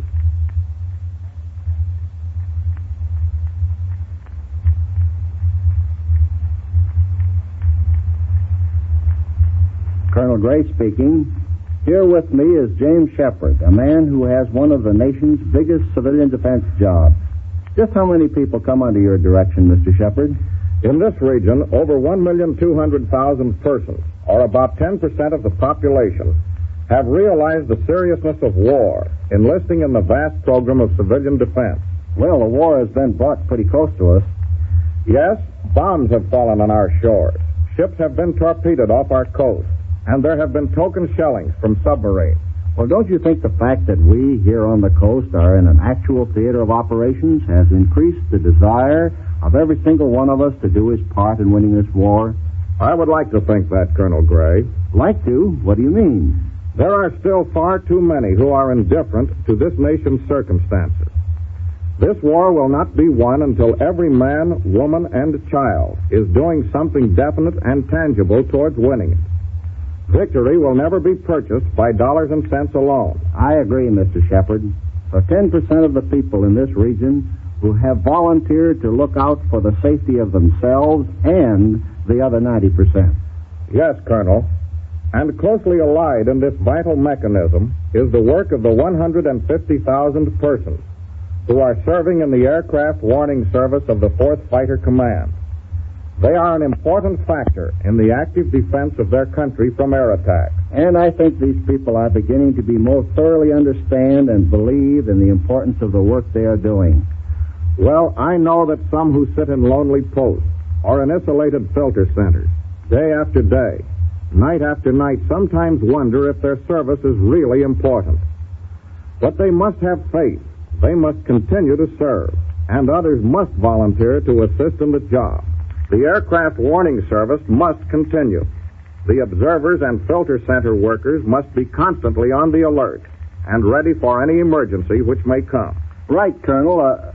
Pardon me, but I can't help but think of you as one of us in uniform. Do you suppose the other 1.25 million civilians working with you realize that they are shoulder to shoulder with the men in the armed forces and are releasing many thousands of soldiers for combat duty? Some do, perhaps. Some also realize it is a privilege to serve in the defense of their homes rather than a duty. Though they receive but little acclaim, theirs is the stern and durable satisfaction that they are serving effectively as citizen soldiers. Mr. Shepard, didn't General DeWitt write you his opinion of these citizen soldiers, as you call them? Yes, Colonel Gray, and I've quoted his letter often. General DeWitt said, quote, "Too much credit cannot be given a citizen who voluntarily assumed a responsibility in the civilian defense organization. In many cases, they do so at considerable personal sacrifice to themselves in order to enforce security measures necessary for the protection of the community, the state, and the nation. The citizens of all communities should be made fully aware of what these men are doing and the manner in which they are meeting their responsibilities." Unquote. Well, then, General DeWitt certainly places a high value on the citizen soldier, doesn't he? Indeed. But aren't too few doing too much these days? Much as I regret to admit it. That's all too true, Colonel Gray. And the civilian defense system needs more volunteers, doesn't it? Yes. And let me say that if you people who are listening to this program want to get this war over with speedily, you'd better enlist for some sort of civilian defense duty. I suggest you tell them whom to call, Mr. Shepard. Call your local defense council. Your telephone operator will give you the number. Just ask for the local defense council. And they should do it right away, too. Yes, indeed. Call your local defense council office at the very latest, first thing tomorrow. Tell them you want to become a part of this great civilian army. Do your duty by enlisting as a civilian in the aircraft warning service. Let me remind you that to live in America does not make you an American, but to serve America does make you an American. Thank you. And thank you, James C. Shepard. This is Colonel Gray in San Francisco, returning the program to Hollywood.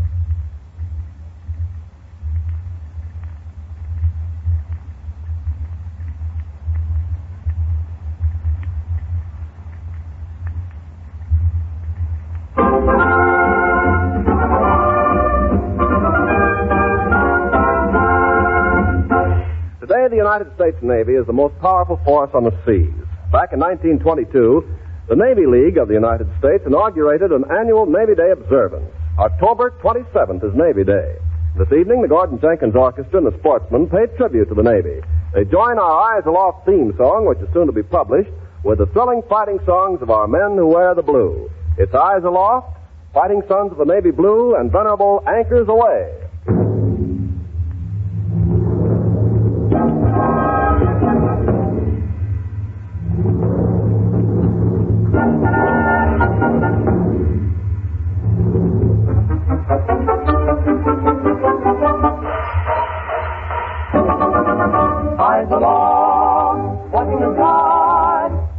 flames flying the veins up above. Eyes aloft, always on guard, lending a hand, protecting the land we love.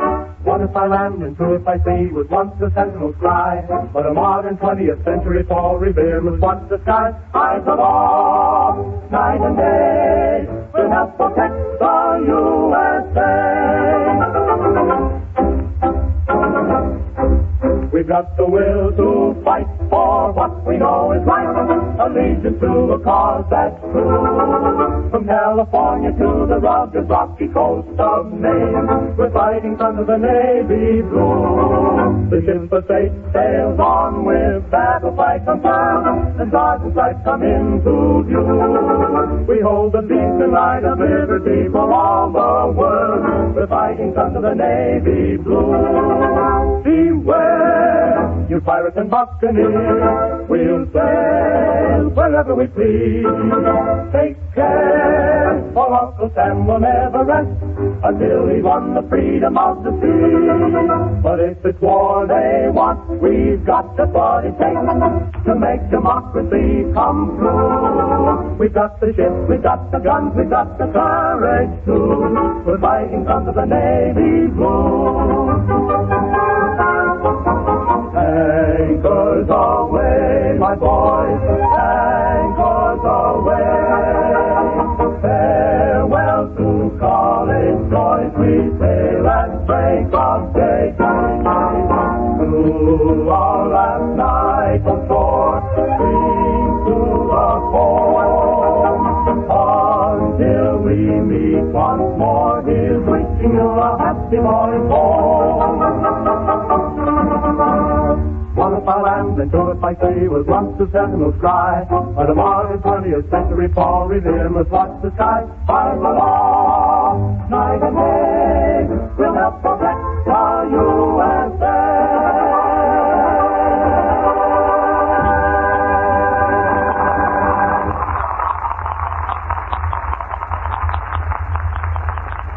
We turn now to the account of the McKinley Diary. Unedited excerpts from the famous little black and white diary. Notes jotted down by observers of the McKinley, Oregon Post.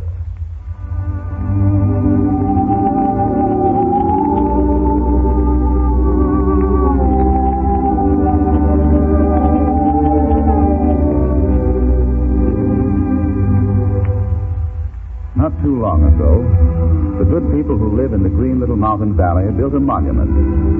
A monument designed to withstand the ravages of time. The structure is small, simple. A roof of tar paper, unpainted walls, a plank floor. A monument to defy time. Well, the building is frail, to be sure. But the spirit of the community, which erected the little observation post, is strong. It is the spirit that is the monument that will outlast time. And as the ages come to pass, the spirit of the community will be handed from father to son, from mother to daughter.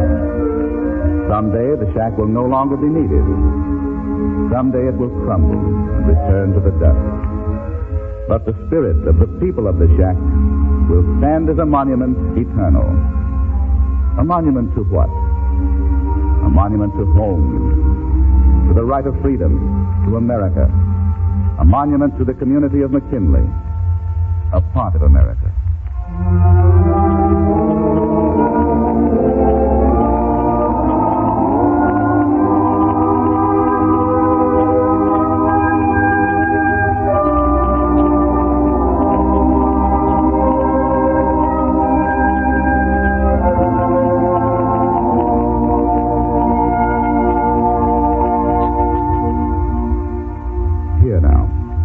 Once again step into the little building. Ah, yes, here is the diary of the watchers. Here is an entry we might read over. September 16th. Came on duty at 6:30 a.m. Came up with Jay as he went to work. Yes, we all have to work together and do our part to help win the war. And if our husbands have to go and fight for our country, we will have to keep our chins up. Wives before us have had to keep the home fires burning. So I guess we can take it. Audrey Freeman. Let's turn back a page or two. Here. September 7th, 10:30 p.m. My school started today in Dora with 15 fine youngsters. I'm looking forward to a delightful and worthwhile year with them. It always gives me a genuine thrill to return to the schoolroom. My work necessitates a change in my hours at the post. However, as soon as the rush season, canning, and the like is over, I plan to come here from 6 p.m. to 12 midnight, 2 nights a week, thereby getting in the time I have pledged myself to give to this work. 3 of my pupils are fellow observers, Forrest Easton, Evelyn Oberman, and Joe Harry. Rosabelle Brown. One more entry now before we have to move along. Oh, let's look back here in May. Sunday, May 17th, 1 a.m. Forrest is asleep. I have been counting the names in the logbook. There are 16 men and 21 women listed as watchers. Some have been at the post only once. Some have been on duty often. It is a shame that more persons do not help with this work. Cars are at this moment rushing along the highway through the night, carrying wide-awake revelers home. Yet most of them would suddenly become sleepy and tired if asked to help the United States Army guard the nation for a few hours once a week. The few who are doing the work of others must find encouragement in thinking of Washington at Valley Forge, Molly Pitcher at Monmouth, and MacArthur at Bataan. T.S. Easton. And so we close McKinley Diary till another time.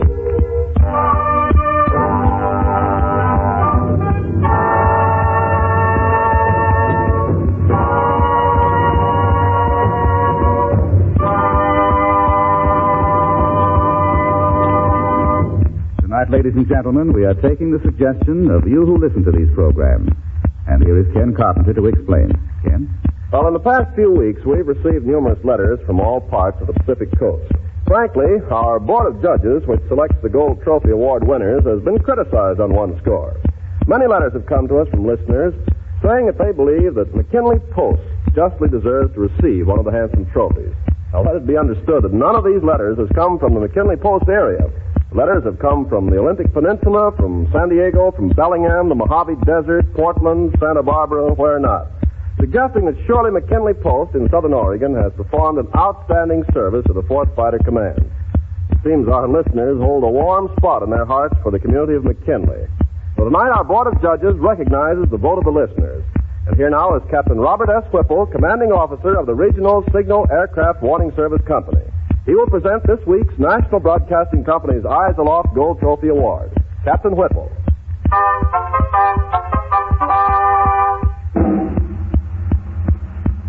The McKinley, Oregon Post is located in a territory over which few planes are ever sighted.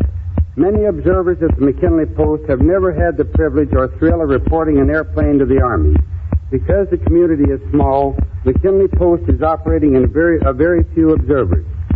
Many observers have enlisted or have been drafted. Still, every shift has been maintained.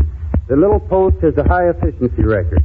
It is with real pride that we present this week Eyes Aloft Gold Trophy Award to the McKinley, Oregon Observation Post, a post in a truly 100% American community.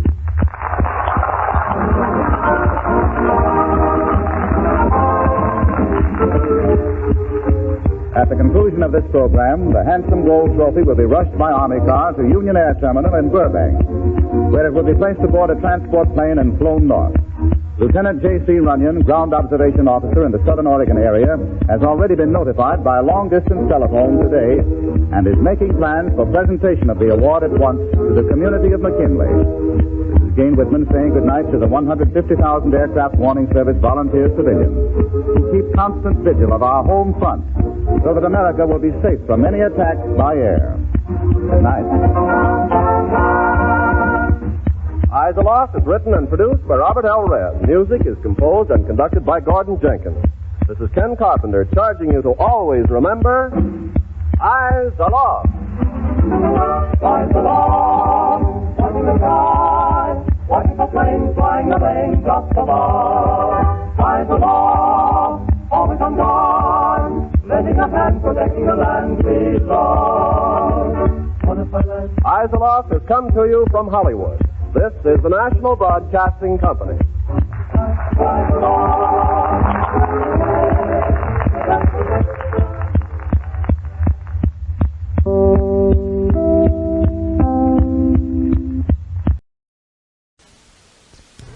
Presenting Hop Harrigan, America's ace of the airways.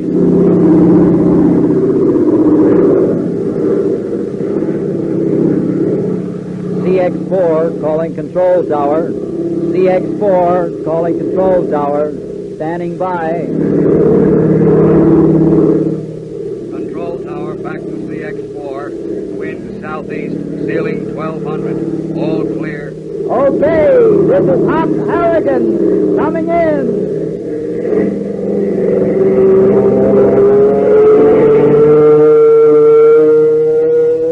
Fellows and girls, a week ago, young Eddie O'Brien came to this studio at Hop's request to tell you about the Junior Salvage Army and the drive for salvage that began on Monday of this week. Well, we received a letter from Eddie today in which he tells us of how the Junior Salvage Army drive is getting along. I'll read it to you.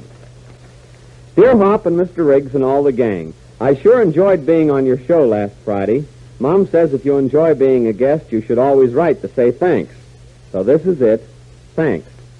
Since I saw you last, I have become a sergeant in the Junior Salvage Army, and it's all on account of my grandma and Aunt Ellen are such great savers of old junk.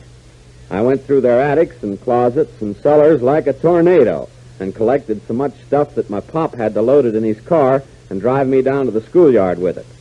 Grandma and Aunt Ellen were so glad to have their attics and cellars cleaned that they gave me 25 cents each to buy war-saving stamps. Now I've got my eye on Uncle George's garage. He told me I could come over and look around on Saturday. Boy, there ought to be enough stuff lying around there to make me a lieutenant in the Junior Salvage Army, because Uncle George saved all his old license plates and lots of old tires and tubes. I'll let you know how I make out. Very truly yours, Eddie O'Brien. Well, it certainly looks like Eddie's on his toes, and I hope all of you are working as hard as he is to collect all the metal and rubber salvage lying around useless in your homes and neighborhoods. Uncle Sam needs rubber and metals very much to make bullets and armament and tank treads and lots of other things. Give your own homes a thorough going over from attic to cellar. Don't overlook a thing your family can do without. Keep your eyes open when passing vacant lots on your way to school. Don't miss a single place where salvage may be found. Turn in lots of scrap to slap the Jap, and the Nazis too, on the land, on the sea, and in the air. And now to our story. Risking almost certain death at the hands of a firing squad, Hop Harrigan, with all the courage and fearlessness of a true American, seems to have done the impossible. Disguised as an officer of the German elite guard, he made his way into the Nazi-controlled airport in Paris and stole a Messerschmitt 110, mounted with a new type aerial cannon. But no sooner had the stolen ship left the runway than the alarm went out. In a matter of minutes, squads of German fighter planes took to the sky with orders to shoot the Messerschmitt down at any cost. Searchlights swept the darkness. Anti-aircraft guns barked an angry rhythm. Desperately, Hop made radio contact with England, begged for an RAF escort to lead him across the channel. Harrigan to K-37. The sky is black with Heinkels and Fogelwolves. I'm lost up here. Hold it. There's one on my tail.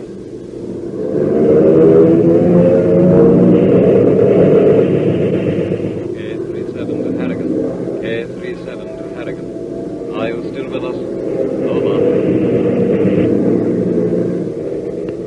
Harrigan to K-37. Those boys want to fight, and I'm going to oblige them. Dig in, Blighty.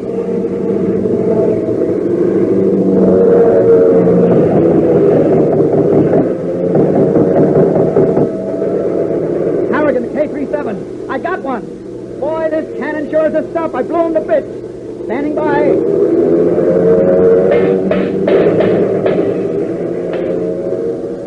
K-37 to Harrigan. Don't lose that Messerschmitt. Take no chances. Those are orders. Over.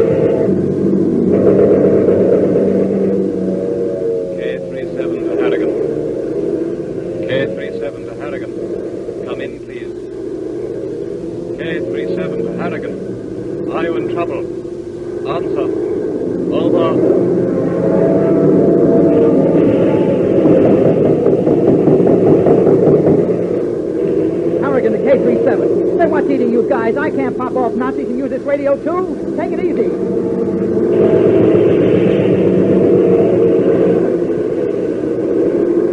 K37 to Harrigan. We must keep in contact. Are you all right? Over. I'm doing all right, but this Messerschmitt looks like a soup strainer. It's full of holes. Can you hold out, old chap? Over. Oh, boy, I can now. The Spitfires just got here.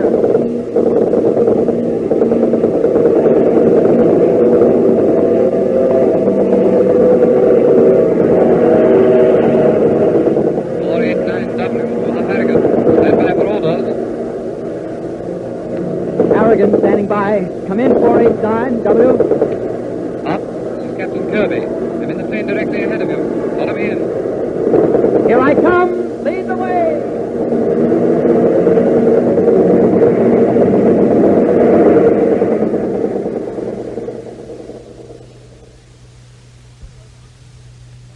So, what? You know, Harrigan landed that stolen Messerschmitt here. I was waiting on the runway to say hello and all that sort of thing. And I said, good job, Harrigan. Did you know he just looked at me and said, is my bed made? Is my bed made? Well, fancy that. I guess the fellow didn't have much sleep in France. Come in. Harrigan and Tinker. At ease, gentlemen. All caught up on your sleep?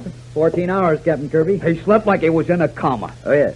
What? What was that? Oh, tank means coma, sir. Oh, quite right. Tinker, you must take more care with your diction. Oh, quite, sir. You know, Harrigan, we've decided to recommend a furlough for you, and you've earned it, man. Oh, but, Colonel Maitland, I'm here to fly. To fly and fight. That's what I want to do. Well, that's very sporting of you, Hop, but after all... We don't need no furlough. Hop said so. I told you that's how he'd react, Kirby. Well, what new job can we give him? Well, how about that reconnaissance assignment? That's routine, restful. All right. Here, Harrigan, what do you know about aerial photography? Well, just a little, sir. Tank and I fooled around with it back home. Take a look at these pictures. What do you see? Let's see. Plane vibration sure makes it hard to get sharp pictures, doesn't it? Well, it looks like an island, sir. That's Sector 3, Hop, an island on the Britain to Russia convoy route. Used to be Norwegian before the Nazis moved in. And all planes photographing that area came in from the north. I see. At what altitude? 8,000 feet. Well, then I guess this island's about 2 miles long. Well, maybe a mile and a half. About a half mile wide. And there's a small village of, say, 40 houses on the east shore. Gee, looks real nice, all them houses. See any place for plane hangars, Hop? Plane hangars? No, sir. Neither do we. It's a riddle, Hop, because somewhere in that area the Nazis are basing planes. Stuka dive bombers, to be exact. Stukas, also known as Junkers 87Bs. Range with bomb load under 500 miles. Right, Tinker. And those Stukas have been playing hob with our convoys. And that's why we are taking periodic pictures of the area. They must be based somewhere around Sector 3. And you want us to take some shots, too, sir? That's your assignment. Come. Pilot Redfield reporting, sir. I have those new pictures of Sector 3. Good. We were just talking about it. Have a look at these, Hop. Taken yesterday. Same old island, I suppose. Well, yes, it is, sir, except that the pictures were taken from the south. Oh, no, old chap. I came in from the north, as usual. Why, that's impossible. Well, why, Harrigan? Let me see those pictures. Well, the group of houses, Colonel Maitland. The houses are on the west side of the island on these new pictures. What was that? Here, let me have a look at those. He's right, Kirby. Those houses have moved. Redfield, are you sure you came in from the north? Positive, sir. I made 3 runs over the island, all from the north. You can check my log, sir. But hang it all, man. 40 houses don't pick up and walk across an island. It's fantastic. Here, let's take a look at the map. Now, here's Sector 3. The red lines indicate where attacks on convoys took place. Yes, they're all in that area, sir. The devilish thing about this latest discovery is that the biggest convoy yet is sailing tomorrow or the day after for Russia. Yeah, we can't send fighter protection. The map shows that. Prohibitive distance. Aircraft carriers all tied up, too. So we've got to crack the mystery of the moving houses before that convoy sails. Is that right, sir? That's right. But take no chances, Hop. Oh, no, sir. When do we start? Immediately, Harrigan. That convoy must get through. Our Russian allies need this cargo desperately. Yes, sir. We'll take off at once. Remember, no chances, Hop. Just cruise around. Any sign of trouble and you head for home, right? Yes, sir. Good work, Redfield. You may have broken the mystery of these convoy raids. Now go on to your quarters and get some rest. Thank you, sir. Good luck, Harrigan. And Tinker. Thanks. I sure hope we do as good a job as you did, Redfield. Oh, boy, Hop. This time I'm with you. No more worrying like I had when you was in France. Come on. Good luck. Good hunting.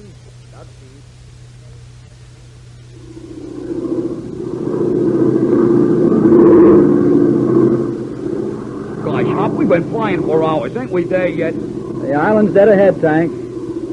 But I've been experimenting, coming at it from different directions and checking the compass. I don't get this north-south stuff. An island's an island and houses is houses. So if the houses are where they are, they're where they were, ain't they? Whatever you just said, Tank, no. All I can say is that houses don't move, even in pictures.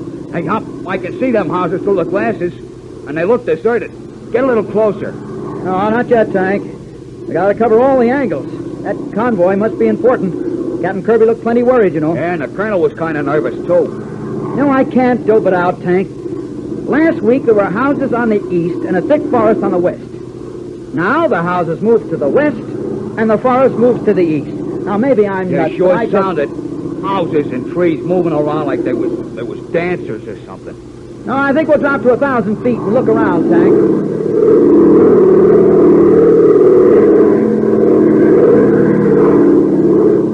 Hey, are you crazy, Hop? That place may be full of Nazis, guys with guns. Pop, pop, and then there ain't no more Tank Tinker. Captain Kirby said to investigate, not commit Tom Mix. What are you talking about?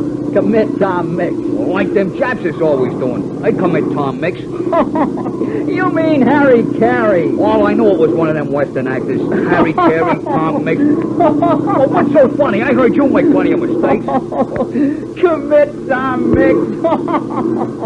Oh, you're a card. What's our altitude? 1,200. They're getting awful low, Hop.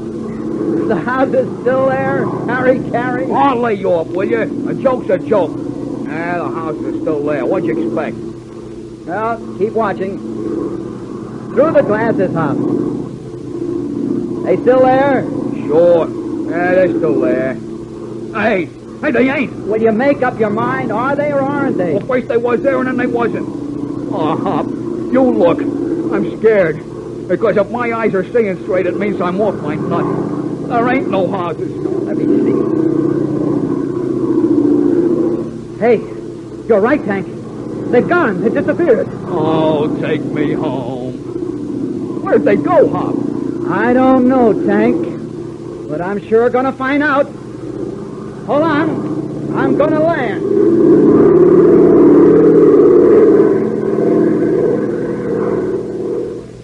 Houses that come and go. Forests that walk across islands. Sector 3 on the Russian convoy route. Can Hop solve the mystery of the island with the moving houses? Don't miss the answer on next week's programs. Same time, same station. Tune in and fly with Hop Harrigan, America's ace of the airwaves.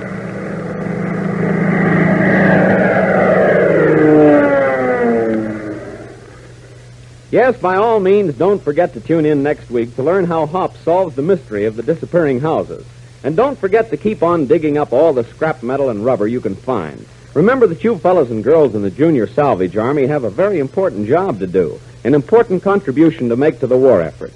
Remember that every old water or garbage pail, bed spring, tire, tube, doormat, in fact anything made of metal or rubber can and will be used to make war materials for our fighting forces. For instance, one battered old water pail contains enough scrap steel to make 3 bayonets for our soldiers and Marines. One broken-down lawnmower provides enough scrap steel to make 6 3-inch shells for our fighting Navy. And one old copper tea kettle can be turned into 84 rounds of ammunition for an automatic rifle. And you know what our soldiers and sailors and Marines can do to the Japs and Nazis with that. So get in there and fight like real soldiers. Earn rank in the Junior Salvage Army. Get in the scrap by digging up scrap, all you can find, to help America win this war. CX-4 to control tower.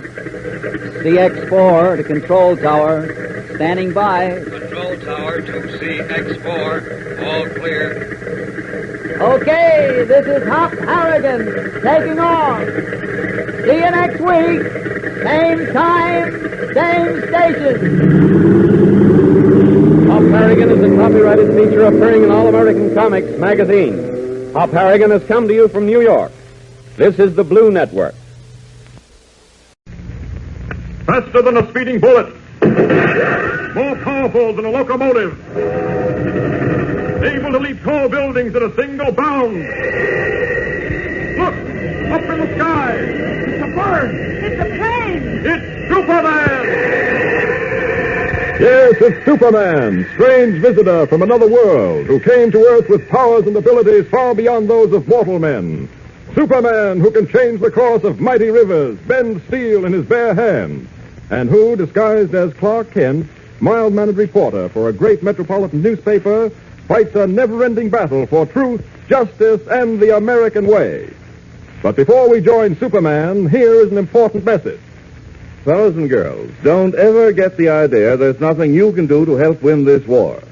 Just because you can't join the Army or Navy doesn't mean that you can't be part of this big fight to preserve the American way of life. No, sir, not at all.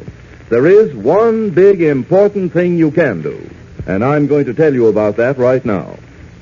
You see, aside from the fact that we can't all be soldiers, sailors, or Marines, because we're too young or too old or something, it's necessary for a good many of us to stay right here where we are. As a matter of fact, Uncle Sam says that for every man in the armed forces, there must be 11 people back home to keep them well supplied and to see that everything runs smoothly. It's sort of like a civilian army that cooperates with the armed forces to help win the war.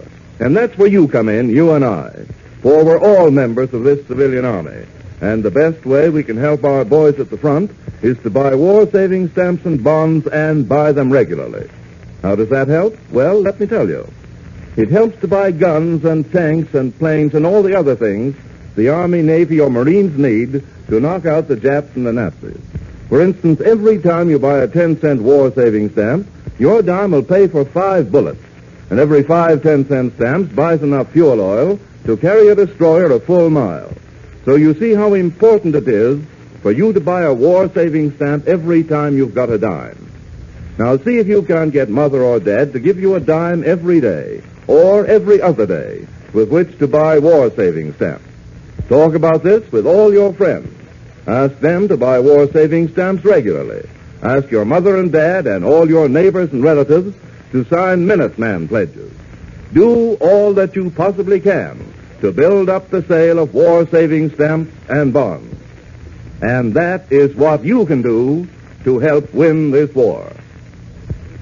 And now, the adventures of Superman. Superman, in his guise of Clark Kent, Lois Lane, girl reporter, and Perry White, editor of the Daily Planet, are about to start on a trip into the vast wilderness of the Hudson Bay region of northern Canada. In our last episode, we heard how Perry White received a letter from an old French-Canadian friend of his, Sebastien Beauvais, who owns a hunting lodge in the Hudson Bay region. The letter begged White to come at once and hinted that Sebastien was in grave trouble. It was decided on the spur of the moment that Kent and Lois would go along. They would need warm clothes, of course, to withstand the 0 temperatures of the frozen north, and so they decided to go to a nearby sporting goods shop to buy them. Just as they were about to leave the office, a small package was delivered to Perry White. He opened it, suddenly turned pale, and looked as if he were about to faint. Listen. Clark, I think he's going to faint. Catch him. I got him. Chief, what's wrong? That box. Look at what's in that box. Let me see. Oh, great Scott, it's a bullet, a rifle bullet, and a note. A note? Oh, what's it say? What's it say, Clark? Let's see, it says, a bullet like this one will find its way to your heart if you don't stay out of Canada. Good heavens. Oh, it must be a practical joke. I wouldn't pay any attention to it if I were you, Mr. White. And you're certainly taking it lightly, Kent. Of course, it's my life that's threatened, not yours. You've got something there, Chief. If it was Clark's life, he'd probably be quivering with fear. Well, that's not quite fair, Lois. Well, maybe it isn't. Well, now, wait a minute. I'm going to see if we can't trace the source of that package. Miss Ferguson? That package that just arrived for me, how did it get here? Mm-hmm. Yes, I see. Oh, all right. Well? It was brought by a boy. We'd never be able to track it down. Well, I don't agree with Clark. It looks to me like someone's trying to scare you out of going to Canada. The question is, will you scare or won't you? Certainly not. What do you think I'm made of? Sebastian needs my help and needs it badly. Why he didn't tell me what's wrong in his letter, I don't know. But we'll find out when we get there. Or rather, when I get there. What do you mean by that? I mean that you and Kent are not going. Oh. This little warning changes the complexion of things entirely. That may be, but there's no reason in the world why we should let it change our minds. Oh, of course not, Chief. I can't say I like the idea of walking into trouble, but I certainly couldn't let you go up there alone, not now. Absolutely not. We'll have no more discussion about this. Bouvet is my friend, and I'm the one who'll give him whatever help he needs. I certainly don't intend to drag you two into it. You're staying here, both of you. Isn't he amusing, Lois? He loves his little joke. Now, look here, I'm not joking. You weren't supposed to come along in the first place, and by heaven, you... I'll take it, Mr. White. Perry White's office. Yes, Miss Torgerson. Oh, you did? Oh, that's fine. Thanks a lot. Okay.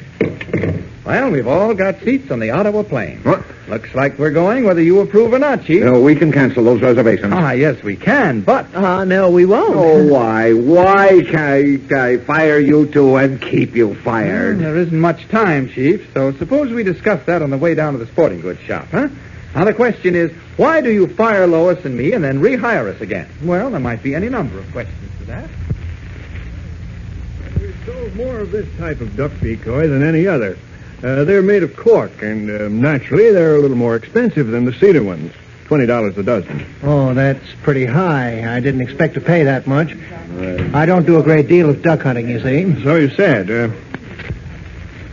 Oh, hello, Mr. White. I'll be with you in a minute. No hurry. We'll just look around a bit.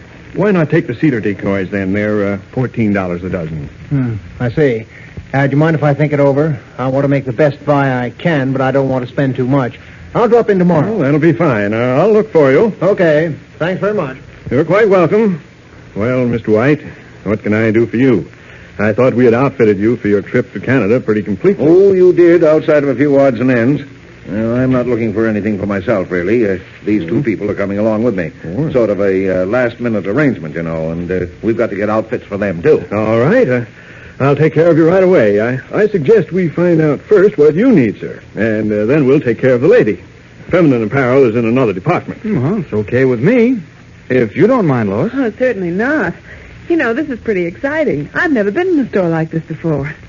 Gracious, look at those bright red hunting coats, and those guns on the racks, and those duck decoys on the table.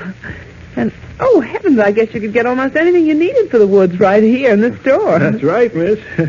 We carry a full line of sporting goods. Now, let's see, sir. I think you'll want a parka like the one Mr. White ordered. Parka? What's that? A heavy woolen coat, fleece-lined with a hood attached. Here's some right over here. Well, of course, I've seen them in the movies. You know, pictures of the frozen north and all that. I guess you take a large size, sir. Let's try this one on. All right. Wait a minute. There we are.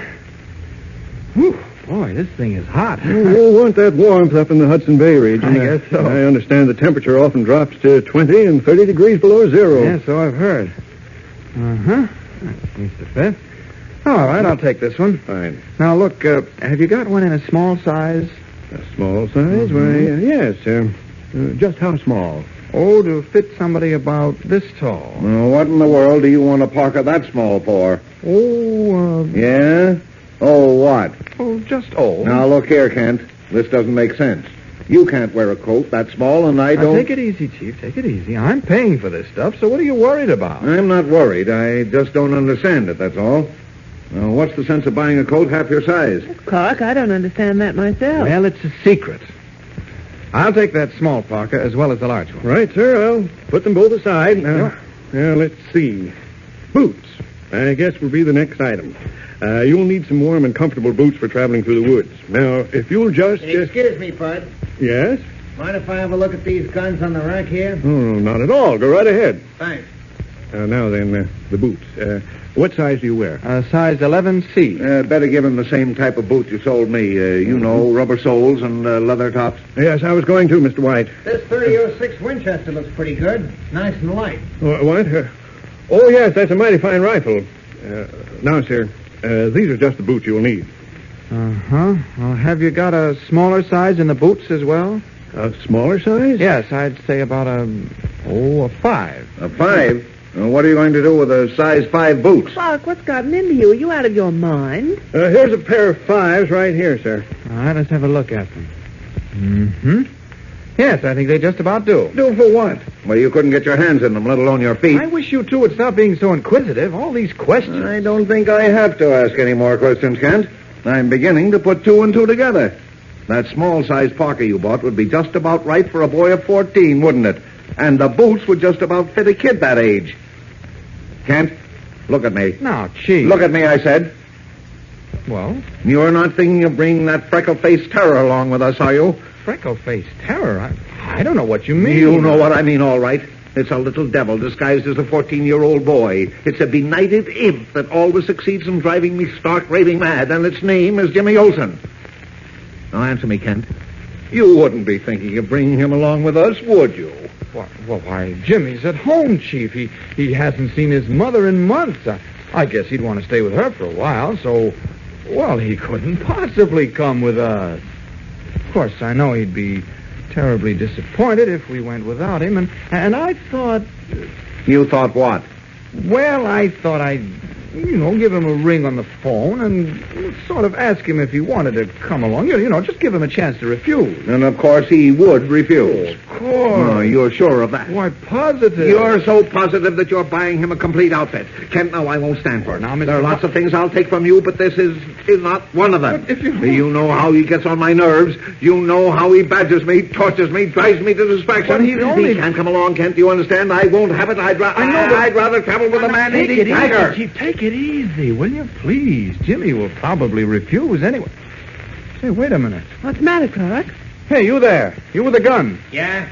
You're pointing that rifle straight at us. Do you mind sighting it in another direction? Oh, sorry. I didn't know it was pointed at you. Thank you. Mr. Kent, I've taken care of the boots and the parkas. Oh, fine. I think we'd better see what we have in the way of hunting trousers. All right. I think the same type Mr. White purchased should do. A good warm woolen pair. Treated with a new chemical that makes them absolutely waterproof. Oh.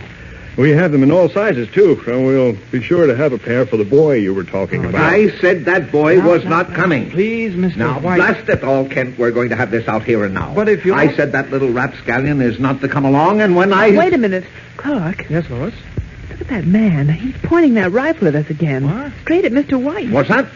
By George, he is. Hey, you there. Put down that gun. Point it somewhere else. What's that? I said point that rifle somewhere else. I don't like people poking guns at me. Nothing to worry about, mister. These guns aren't loaded. Yes, it's always the gun that isn't loaded that does the damage. You ought to know better than to point a gun at people anyway. What are you getting so riled up about? If the gun was loaded, it'd be a different matter, maybe. Well, now, whether the gun is loaded or You're not... pointing it at Mr. White. Make him stop it, Clark. Oh, don't be silly, lady. I tell you, the gun isn't loaded. Look, I'll prove it. I'll pull the trigger. No, for heaven's sake, don't! With a sharp crack, the supposedly unloaded rifle fires a deadly steel-jacketed bullet at Perry White's chest. A bullet that might mean instant death. Was the firing of the rifle an accident, or is it part of the strange, mysterious effort to keep Perry White from reaching Hudson Bay? Don't miss tomorrow's exciting episode, and be sure to listen every day, Monday through Friday, same time, same station. Tune in and follow the adventures of Superman. Did you ever stop to think why American machine gun crews make such good scores in their battles against the Japs and the Nazis? Their teamwork, their super marksmanship, comes from practice. Practice every day until they can hit the bullseye practically every time. But that much practice eats up an awful lot of bullets. And that's just where you come in. You buy bullets for machine gunners every time you buy war stamps. 5 bullets for every 10-cent stamp. So get behind your team by buying stamps just as often as you can. Can you think of anything more exciting to buy for your dime than 5 .45 caliber bullets? 5 bullets for American soldiers to use in protecting your home from the Japs or the Nazis. So get going. Get your stamps today and every day. Faster than a speeding bullet. More powerful than a locomotive. Able to leap tall buildings in a single bound. Look! Up in the sky! It's a bird! It's a plane! It's Superman!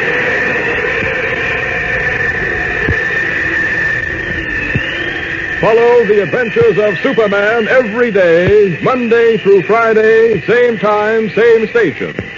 Superman is directed by George Lothar and is a copyrighted feature appearing in Action Comics magazine.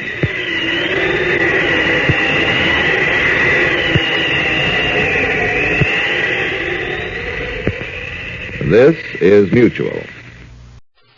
Over here. Swan's a soap that's pure and gentle. Come on, swing to Swan. Lever Brothers, the makers of Swan, the new white floating soap, present the Burns and Allen Show with Paul Whiteman.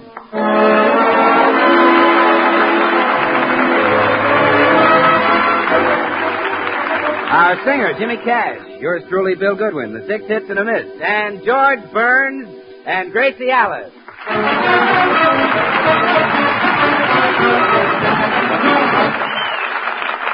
And now we take you to the Burns home, where George and Gracie are just finishing breakfast.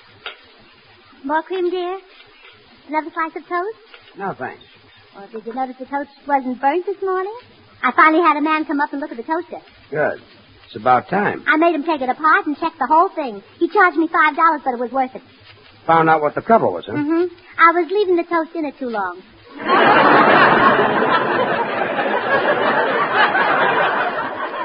Oh, fine. For another $5, you could probably tell you why the waffle line doesn't make coffee. Oh, George. Everybody knows that. There's a shortage of coffee. Let's just drop the whole thing. Oh, look there. Look out of the window. Where? What? There's Mr. Morton leaving for his office. Oh, thrill divine. Mrs. Morton is walking out to the gate with him. Now she's kissing him goodbye. George, have they been married to each other the same length of time? Of course they have. Why? Well, she kisses like they were just married, and he kisses like they've been married 8 years. Gracie, you shouldn't watch your neighbors. It's not nice. Oh, you're right, dear. Oh, look. Across the street, there's Fred Pomtag leaving for his office. And Mrs. Pomtag is kissing him goodbye. Oh, it must be heavenly. Stop being silly. George, I wish you didn't work at home. If you had an office, I could kiss you every morning. Well, I do kiss you every morning. I know, but you never give me the pleasure of kissing you goodbye. Look, I don't need an office. Well, we're just missing the best part of married life, that's all. Darling, I have no use for an office, and believe me, we're not missing the best part of married life. But in the movies, whenever Melvin Douglas is married, he always leaves for the office in the morning and kisses Irene Dunn goodbye. Gracie, do I have to remind you that I'm not Melvin Douglas? No, George, you don't have to remind me. We've been married for years, and this is the first time you ever mentioned an office. But I thought about it. Yesterday I saw to make believe that you were leaving for the office. I actually stood in front of the house and waved for 5 minutes. Just waved to no one? Well, not as it turned out. But they all finally left and went over to the USO. Smart piece of waving. Good. All the husbands of the girls in the club have offices downtown. For the last time, sweetheart, I don't need an office downtown just to do our radio program. That little rumpus room we fixed up for me is fine. Well, no, it isn't at all. At night, Blanche Morton can ask her husband if he had a hard day at the office. But how does it sound when I say, did you have a hard day in the rumpus room, dear? Gracie, let's drop the discussion now. But, George. Now. Oh, it's my darling little duck. I'm awfully glad you're here, Herman. Mama wants to ask you a question. Now, you're not very proud of your daddy, George, are you? But suppose your daddy had a great big swanky office. Then you'd be proud of him, wouldn't you? I wonder if they'll ever draft ducks. But, Herman, if your daddy has an office, he'll be a big, important man like those men who control the railroads. And then he'll take you on the choo-choo.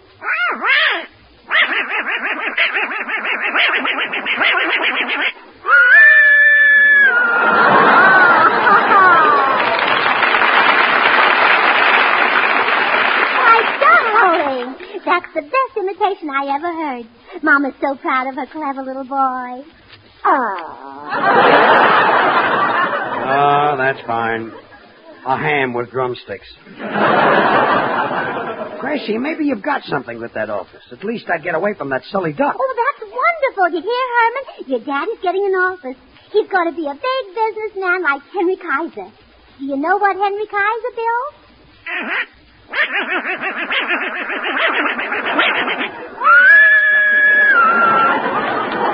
Herman, I'd just like to remind you one thing. The government needs fat. They need it for bullets and bombs, and they want us to take it to our meat dealers right now. Herman, what are you doing this evening? Go on. George. Feed it. George, I'm going to run up and get my hat. What did you say there? I'm going to get my hat and we'll go right out and pick out an office. Okay, dear. Hi, George. Hello, Gracie. Oh, hello, Bill. I'll be right back, George. What's going on, George? Oh, nothing. I'm going to work in an office. Work in an office? George. What? If I catch you sitting on the boss's lap, I want my ring back. Stop being funny. I'm going to rent an office for myself. Oh, well, you're lucky I came over. I know a girl who's a great secretary. Her name is Gwendolyn. Well, I don't want a secretary. Oh, but she's great, George. Her shorthand is sensational. Listen, the other day I dictated a letter this fast. Now, get this. Dear Madam, in case you haven't heard about it, Swan is the new pure white floating soap that's great for washing the dishes. Because Swan gives you suds faster than any other floating soap, and that's true even in hard water. Yeah, but I don't want a secretary. And George, Gwendolyn read that letter right back to me. She read it back to me in shorthand. She said, Dear Ma'am, Swan est new white float soap that is great for water. Forget it. Look, I don't need a secretary. I'm just George, Gwendolyn. Gwendolyn is the Toscanini of the keyboard. Oh, really? Yes, Well, she types 160 words a minute. You ought to see those beautiful white hands flying over the keys. And why do you think she has beautiful white hands, George? Why, Bill? I'll tell you, George. Well, sir, she uses Baby Gentle Swan for every soap and water job in the house. And no matter what you use Swan for, whether it's washing the dishes or some hankies, hose, and undies or anything, Swan is kind to your hands. That's why, George, and I'm glad you asked me. Bill, I don't care if Gwendolyn uses Swan to play her mandolin. But, George... See, I'm not using the... George, who will write your letters, answer your phone, and remind you of things you mustn't forget? Like the fact that Swan saves you money. Because with Swan in the house, you don't have to buy easily wasted package soap. Okay. Stop talking. I'll hire her. Hire her? You can't hire Gwendolyn. She's got a job. And she's crazy about her work. Why did you do all that talking? Well, George, I don't exactly hate my work either. Goodbye.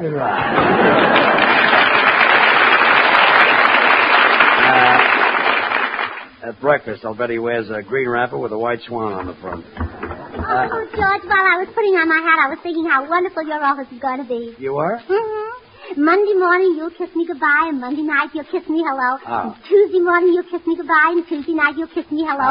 And Wednesday morning, you'll kiss me goodbye, and Thursday morning, you'll kiss me goodbye, and Thursday night, you'll kiss me hello. Wait a minute. I didn't come home from the office Wednesday night. You didn't? Well, don't let it happen again. What? The idea of leaving your poor little wife home slaving Oh, over a hot stop stove while it, you're having a stop daytime in your office.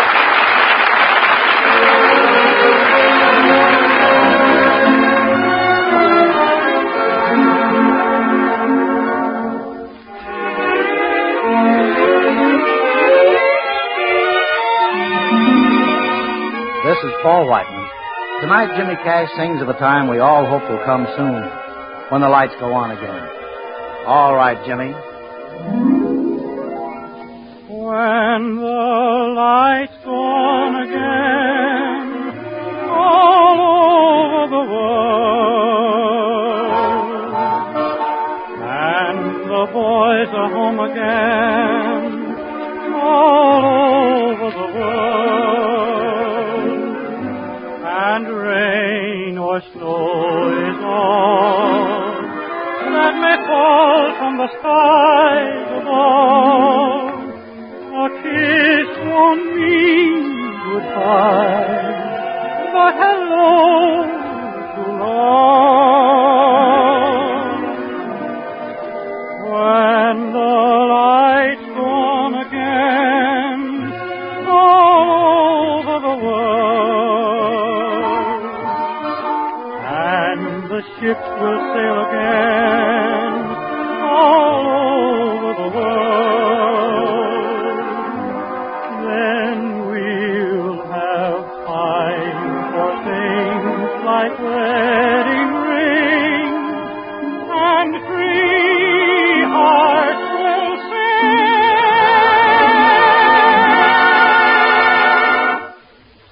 When the lights go on again,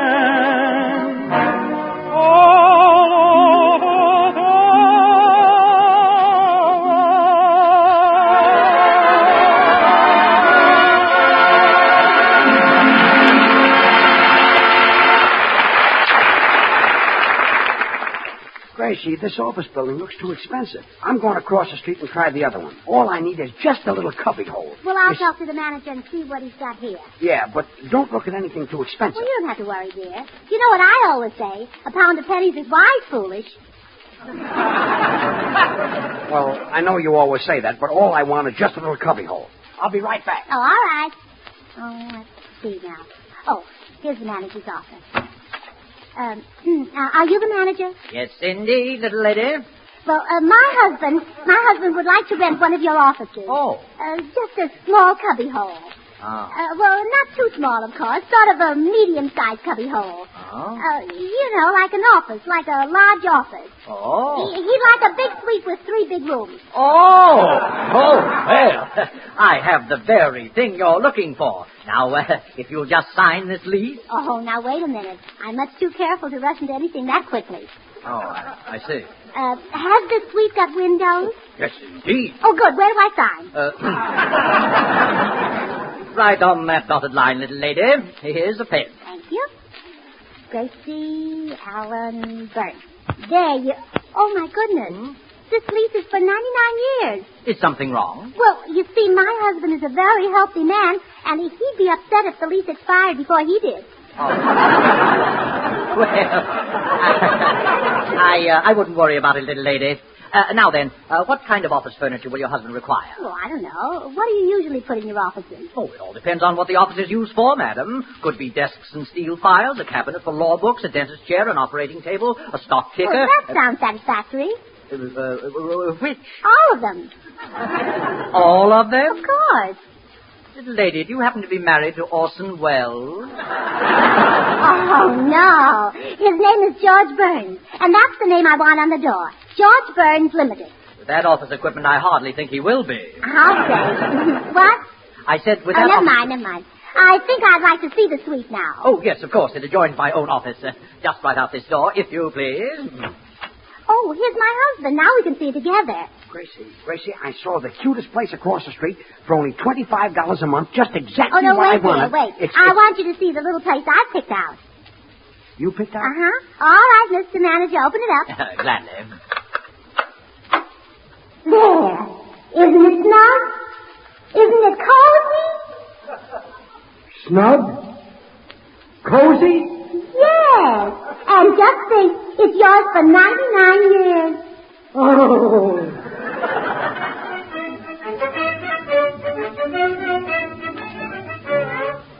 What an office. 6 filing cabinets, 5 desks, 12 chairs. What a job moving this furniture in here. George, you'll have to move it all out again. Move it out? Why? It spoils the echo. Look. Gracie, will you sit down? All I wanted was one little room. And I've got an office you could hide a flying fortress in. Oh, but now I can kiss you every night when you come home. If you had a little office, I'd just give you one little kiss. But you've got a big office with 3 big rooms, so I'll give you 3 great big kisses. Yeah. Glad you didn't rent the whole floor. I'm not as young as I used to be.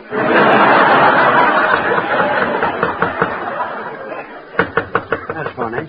Who knows we're here? Well, it's probably the girls from the employment agency. I told them you'd want a secretary. Now, wait a minute. All I wanted was just a little cubby hole. Well, all big men have secretaries, George. You can take one of these girls temporarily, and then later on you can hire somebody more experienced, like Secretary Morgenthau or Secretary Hull. Look, Gracie. Come in. We're from the Acme agency.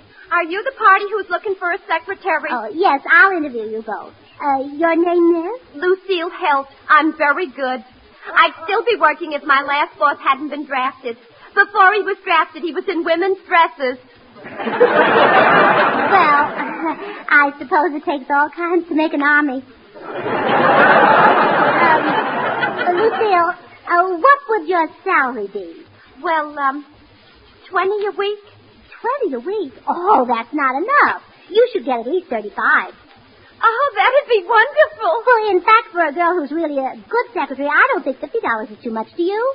Oh, no, $50 would be fine. Well, I'm sure you're capable, Lucille, but that's a little more than my husband can afford. Next girl.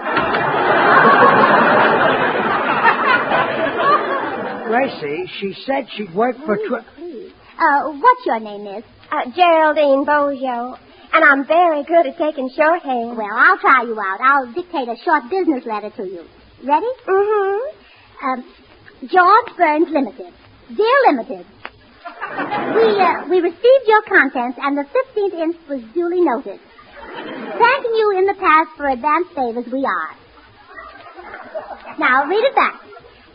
George Burns Limited. Dear Limited, we received your contents, and the 15th inch was duly noted.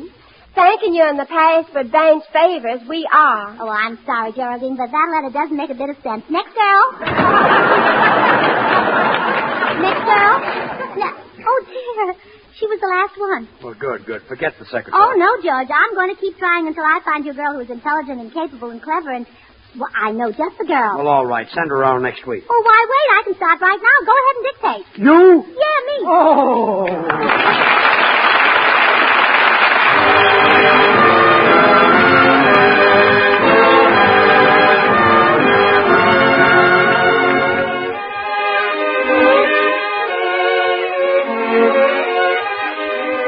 6 hits and a miss, and the boys in the band, and one of Jerome Kern's and Johnny Mercer's very, very best, Dearly Beloved.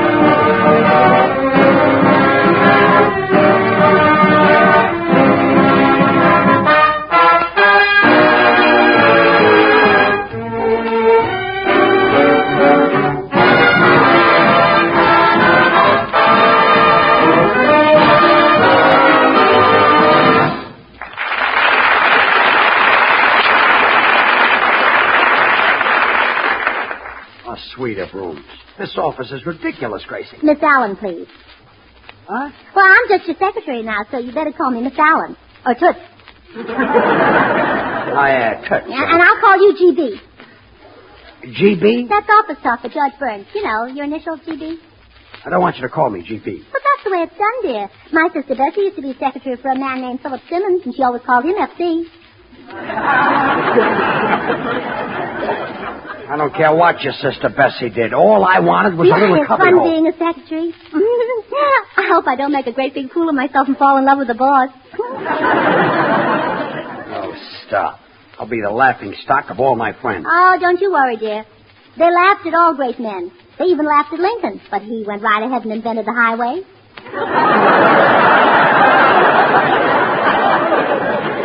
All right. Now, don't get excited, GB. And quick with that GB. GB. What is this? Probably the janitor. Come in. Oh, wait, George. The secretary does the work. Come in. Thanks. Holy smokes, what a place. Do you like our little office, Bill? Well, yeah, I've always wondered how the Rose Bowl would look with a roof. You haven't seen anything, Bill. Look at this. Where's the barbecue pit? I've got 3 rooms like this, and it's silly. I've got no business. No one wants to see me. Oh, excuse me, boys. I'm going out into the hall. Gracie. Yeah, I've got an idea. George, why don't you get a smaller office? Why? Because the landlord had Gracie sign a 99-year lease. A 99-year lease? Why, he can't do that, George. Give me that phone. I'll break that lease for you. Well, how can you break the lease? Listen, I didn't go to law school 2 months for nothing. Hello, landlord. I'm calling for George Burns. Now, listen, you unethical, money-grabbing old... Me? I'm Bill Goodwin, and I'm telling you that if... You do? But gee, it is a wonderful soap, isn't it? Bill, the lease. You said something about breaking the lease. Yes, sir, landlord. That's exactly what I always say. Swan is the new, pure, white floating soap that's a honey for suds. Yes, sir, I never saw such suds in all my life. Fast, too. Look, Bill, you came in, you said you had an idea your wife, about, too, huh? Well, why shouldn't she be? Especially since there's a little baby in the house. Swan's perfect for bathing the baby. It's as mild and pure as the finest Castile soap. That's what makes it so swell for your face and hands. Yeah, like peaches and cream. The lease, Bill. Break it. Break it. Yes. Break it. Oh, landlord, Mr. Burns suggests you break it. Break it. Yeah, break Swan in 2. Yes, Use half in the kitchen for dishes and housework and put the other half in your bathroom for your shower or tub. Look, Bill, you brought this on yourself. Oh, that's great. Just great. A cake of Swan in every office? Oh, thank you. Goodbye. Well, that's a fine way to break a lease. Now, wait a minute. You want to break the lease with a landlord who's going to give Swan soap to all his tenants? Why, shame on you. It's men like you who cause bottlenecks. Are leaving so soon, Bill? Well, yes. Gracie, your husband is without a doubt. Who's your friend? Oh, him? Well, he's the gentleman I found out here in the hall. What'd you say your name was? William Murray? Mr. Murray is going in to see George. Oh, well, chins up, Mr. Murray. So long. All right, Mr. Murray. GB will see you now. Well, what do I want to see him for? Well, Mr. Burns just opened this office, and you can be his very first customer. But I can't afford to buy anything, lady. You see, what with the $25,000 ceiling and the fact that I ain't worked in 12 years. Oh. Why, it won't cost you a cent. Everything is with our compliments, absolutely free of charge. Go right in. I'll wait out here. Yes, ma'am.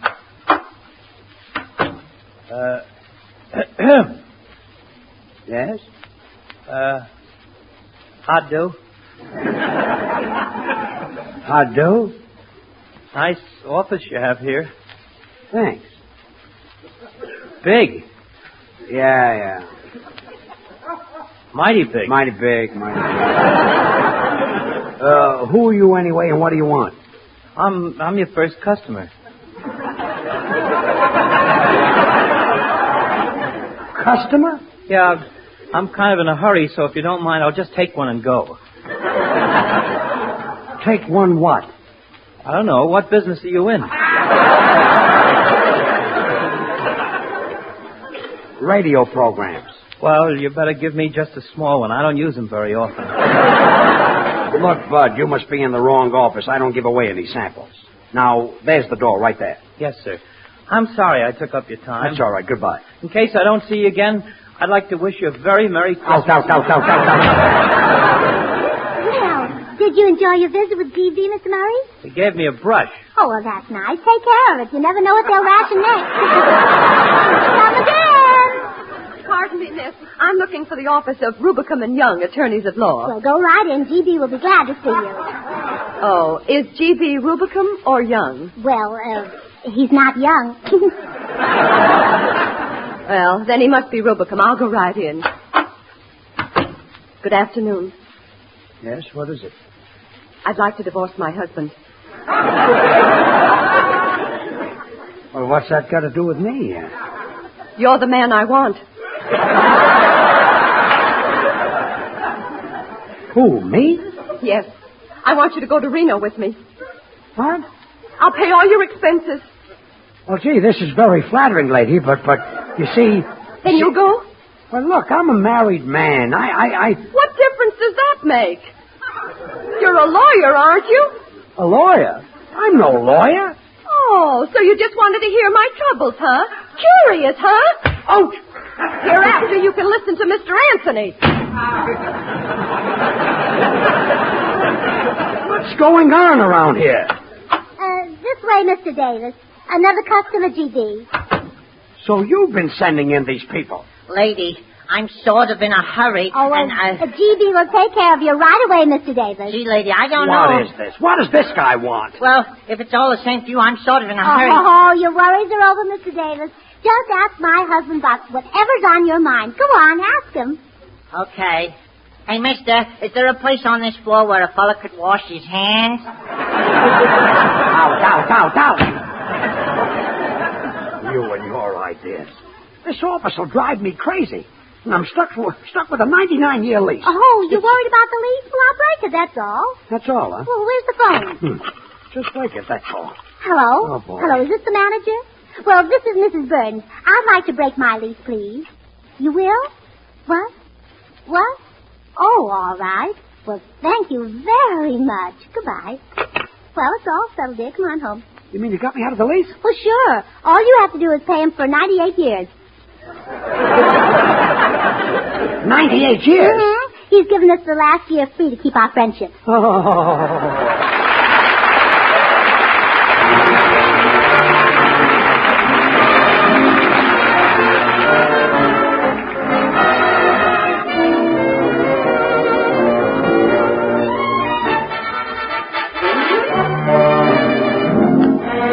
George and Gracie will be right back. So I'm just going to say this. One thing you can be sure of about Swan soap, it agrees with your skin. And while it's just common sense, if you've got to keep your hands in water dozens of times a day, you might as well be using a soap you know will be kind to your hands. Remember that about Swan, huh? Well, now here are George and Gracie. Oh, well, after a day like that, it's sure nice to be home in bed. Thank goodness that fella finally tore up the lease. Good night, sweetheart. Good night, GB. I'll stop with that GB. From now on, that office talk is out. All right, George. Well, PD.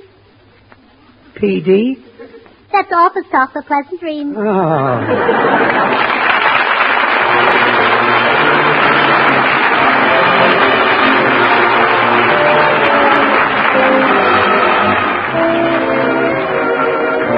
The makers of Swan, the new white floating soap, join George and Gracie in inviting you to tune in again next week, same time. These programs are shortwave to our armed forces everywhere. Remember, Swan now brings you 2 of radio's top shows. George Burns and Gracie Allen every Tuesday night, and Tommy Riggs and Betty Lou every Friday night over another network. And now till next week, this is Bill Goodwin saying, well, I, Swan, how about you? The network. And now till next week, this is Bill Goodwin saying, well, I, Swan, how about you? The Johnson Wax Program with Fibber, McGee, and Molly.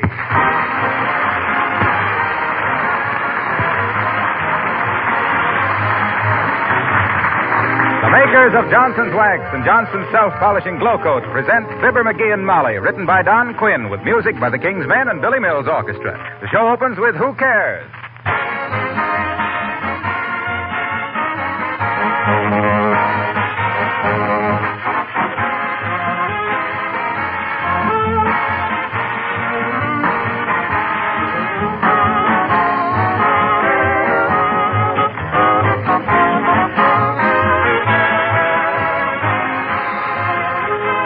If things just didn't wear out, we wouldn't have so many little problems right now. When your one and only electric toaster or vacuum cleaner goes out of commission now, it's a serious matter. It really pays to take extra good care of everything you have. Now, the best way to do this is by using things properly and, of course, keeping them serviced and oiled and cleaned. Many things you can protect simply by applying a coat of Johnson's Wax.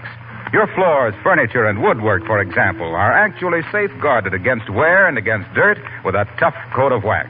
Likewise, your windowsills, Venetian blinds, leather goods, and enameled surfaces. Most housekeepers know that the shield of wax also gives rich beauty to these surfaces and saves many hours of cleaning and housework. But today, when conservation is so important, the protection which Johnson's Wax offers is its number one contribution.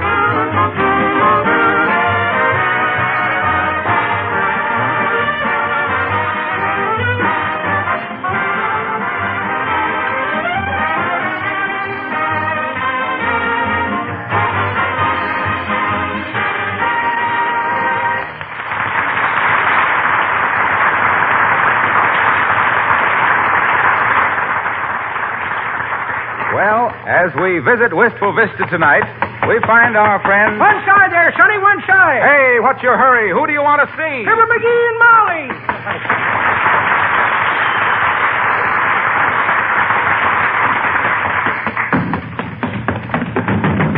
Hey, kids, leave me in. Open up there, kids. Mr. Oldtimer, what on earth is the matter? Leave me in, kids, leave me in. Hey, what is this anyway? Halloween? You gotta hide me, Johnny. They're after me. Well, I'll give you a hiding, all right. What's the idea of beating our front door into Kiddling Wood? You mean kindling? I said kiddling, didn't I? Come on, kids, please. This ain't any time for even a good joke. Hide me someplace. Now, calm yourself, Mr. Oldtimer. We won't let anybody hurt you. Who's after you? The cops, the FBI, everybody. They're all after me. Oh, my. They catch me, I'll go to prison for 100 years. Well, when we come to see you, will you introduce me to Humphrey Bogart? Oh, daughter. I ain't fooling. You gotta hide me, I tell you. I'm a fugitive. Well, quit fidgeting, fugitive. What's this all about? You must have done something pretty serious. Yes, the FBI doesn't chase people for matching nickels. I know it, kids, I know it. I got it coming to me. I never should have done it. Oh, my. No, I always been a good boy. I guess I'm just a weak character. Yeah, and this is your last week character if you don't start talking. What did you do? I didn't realize what I was doing was so bad, Johnny. First time I noticed I was being followed was this afternoon. Was on my way to the dentist. And dreading it, too. Why? And he says I gotta have braces on my teeth. So when I started for home... I thought you were going to the dentist. I was, but I had to go home and get my teeth, didn't I? Well, sir, I see the fellow behind me. Looked like a FBI man. How can you tell an FBI man when you see him? Well, he was wearing a Hoover collar, and, oh, criminy, kids, here they are. Hide me. Get me out of sight. Okay. Get behind the dashboard. Hurry now, hurry. Pull your feet in. There, that's it. It'll be kind of hard to explain two people with 6 feet. We're putting ourselves in a bad spot, Molly. You know that, don't you? We're accessories. So what's an accessory? A bumper is an accessory. And what's a bumper for? To take the bumps. Now, if we can't take a few bumps for a friend, come in. Oh, it's Mrs. Uppington. You don't know how glad we are to see you, Abigail. How do you do, my dear? I'm Miss McGee. Hi, Uppy. You ain't exactly who we were. We thought somebody else was. How's everything, Uppy? Oh, splendid, just splendid, Miss McGee. I thought I just... Mr. McGee, do you have to do that? Do what, Abigail? What's he doing? Chewing his necktie. That's just a habit I got, Uppy. Always chew my necktie when I think about something. Yeah, he always does that, Abigail. Yeah. I tried to break him of it by making him wear bow ties, but he kept spraining his neck to get at them. Have a chair, Uppy? Yes, thank you. I'll just sit over here on the Davenport. No, not there, Abigail. I beg your pardon? Well, the Davenport is broken, Uppy. The spring's busted. Liable to get stabbed. Here, sit over here. But your hat is on that chair, Miss McGee. That isn't his hat. That's a straw hat, and McGee always wears it. Or is that your hat? Why, sure, that's my hat. I just bought it this morning. Oh, really? Well, this fresh autumn air really turns them yellow in no time, doesn't it? Oh, he bought it second hand. He never wears a straw hat past the middle of November anyway. What can we do for you, Abigail? Well, I just stopped in, my dear, to see if...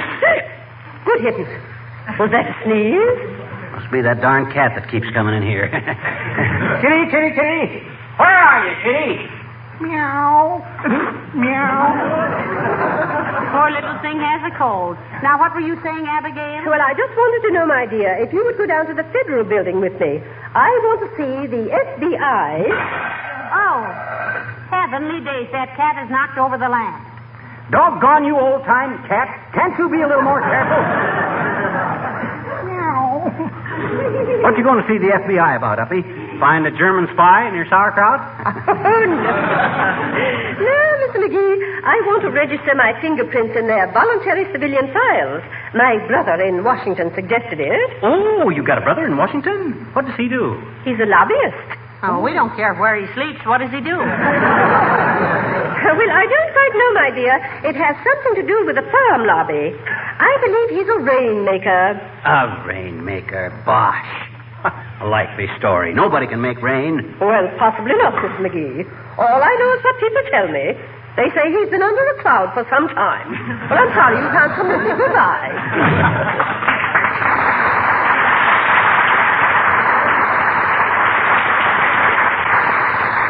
All right, Mr. Oldtimer, you can come out now. I'm sorry about that lamp, kids, but I was getting a cramp in my leg under the Davenport.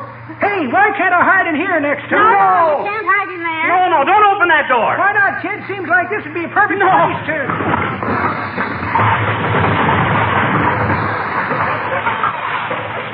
Oh, I see what you mean.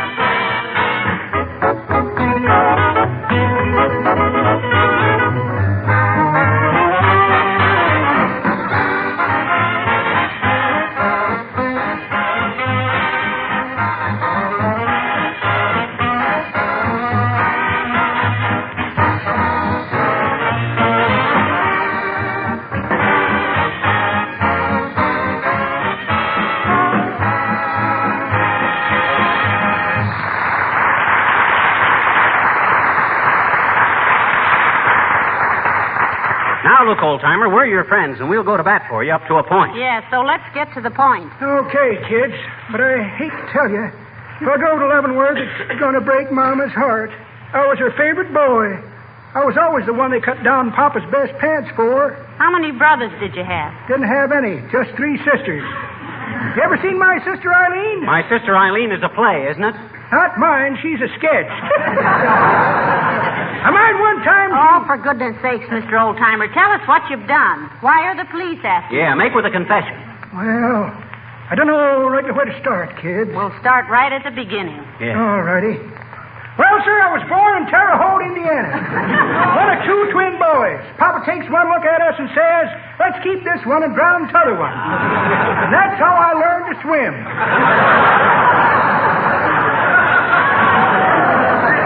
Several years later, I was in the reservoir. Hey. Skip your first childhood and get to the second one, old-timer. We don't want the story of your life. I should say not. At 35 miles an hour, your autobiography would be pretty slow moving. Now, what'd you do to get the FBI after you? I've been un-American, daughter. I'm a traitor to my country. I'm just a dirty old Benefit Arnold. It was Benedict, and quit crying in my root beer. Come on, now, talk. Well, sir, it's going to do me good to get it off my mind. So here it goes. I was born in Terre Haute, Indiana. You know, crime against the cops, kids. Give me a handful of beans, daughter. What for? Got a bean shooter in my pocket. I'll shoot my way out. They'll never take me alive. I'll learn.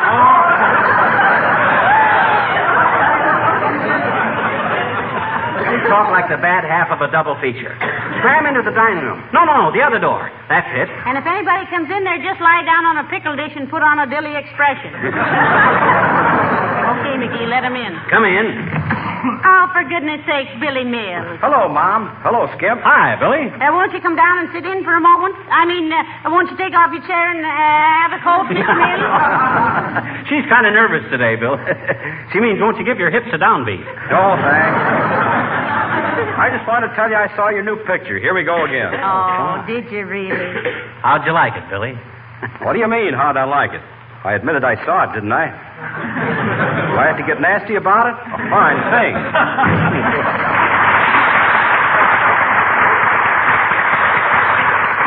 Well, what an odd reaction. Yeah, hope it ain't nationwide. Okay, old-timer, you can come out now. Oh, thanks, kids. I sure had me scared for a minute. Well, I don't know why. You've known Mr. Mills for years. 'Twasn't him I was scared of, daughter. All the time I was in the dining room, somebody kept ringing the back door buzzer. We haven't got any buzzer on our back door. Oh, I must have, Johnny. Heard us play. Wait a minute now. Where were you in the dining room? Under the table, daughter, on the side toward Oh, you were sitting on the service buzzer. What's that? That's a signal for the maid to bring in the next course. If we had a maid. We ate our dinner in courses, only we don't have a maid, and we eat in the kitchen, and we call it supper. And after this, watch where you sit. Yes. Now, before somebody else comes in, let's have your story. All righty. I was born in Terre Haute, Indiana. Poor but honest. No. Skip that. What are the cops after you for? Hey? Oh, yes. Well, kids, you're going to despise me for it when I tell you. I guess I'm... Hello, folks. What's frying? Family, it's a cop. They got me. They're going to fry me. Help, kids. Hold him while I make a break for Oh, it. here. Calm yourself, Mr. Oldtimer. It's just Mr. Wilcox. You know him. Say, what goes on here? You expecting a cop? Don't tell him, kids. Don't tell him. What do you think we are, stool pigeons? He's in a little jam with the FBI, Harlow, but... we want to talk it over a little before he does anything rash. Well, talk it over with me. I'm sort of an FBI man myself. What do you mean you're sort of an FBI man? Well, that's my job. FBI. Floors brightened instantly. Just pour a few drops of Johnson's self-polishing glow coat on your linoleum, spread it around, let it dry, and presto. In 20 minutes or less, it's dried to a beautiful, sparkling finish. That's what I mean. I'm sort of a member of the kitchen police. Then you ain't... You don't arrest people? No, I don't, old-timer. I just try to get people to use glow coat to arrest the deterioration of their linoleum. Bless you. And that's pretty important now when we have to conserve what we have and make things last. Why, when I think what an important part all the Johnson products play in the conservation program, I almost feel I am a government agent. No, don't say that, Sonny. Don't say it. What's the matter with him, Molly? He's white as a sheet. Better just leave him alone, Mr. Wilcox. Yeah. Duck along, Junior. We'll handle this. See you later. Nothing I can do to help? No, thank you. And don't tell anybody you saw him here.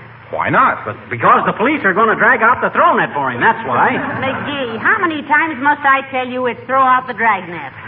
Goodbye, Mr. Wilcox. You sure I can't be of any help? No.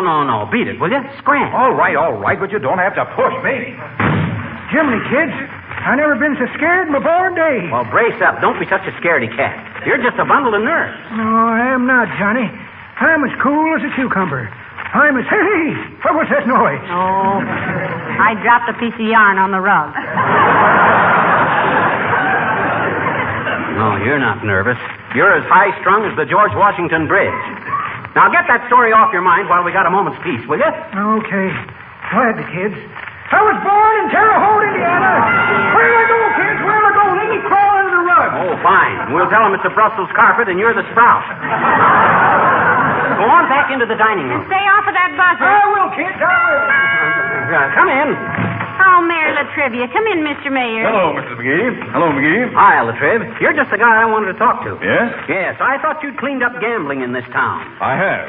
And if you know of any gambling joints, McGee, I hope you'll report them. Well, I'll give you one right now. How about the Populous' restaurant? Heavenly days. Can you gamble in there? Brother, have you ever ordered their chicken croquettes? Oh, stop it, McGee. What do you want to see us about, Mr. Mayor? I just wanted your opinion of this little verse. It's to be printed on the back of the city water bills and sent to everyone. Oh, let's hear it. It says, remember what happened in 1920 when people starved in the midst of plenty? We ought to be much smarter now. If we want milk, let's feed the cow. Let's all be ready when this is over and start today to plant the clover. Let's all buy bonds and pay our debts, for the man what has is the man what gets. Well, my.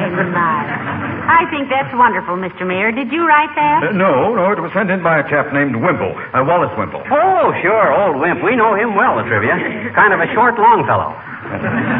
You approve of the idea, then? Oh, absolutely, Mr. Mayor. Splendid. Glad you like it. I thought I'd get your slant on it as a couple of average citizens. Try it on the dog, you know. Take off your coat, Latrivia. You can't call my wife a dog and get away with it. No, he didn't call me a dog, dearie. He's too much of a gentleman. He meant you. Oh, he did he? Put up your deuce, Latrivia. Oh, stop it, McGee. It was just an expression. Don't be silly. So I'm being silly when I resent being insulted, eh? Now I'm a silly dog. Oh, you're not being logical, McGee. What do you mean, Mrs. McGee? You called him a dog. A dog is man's best friend. You don't fight with your friends, do you?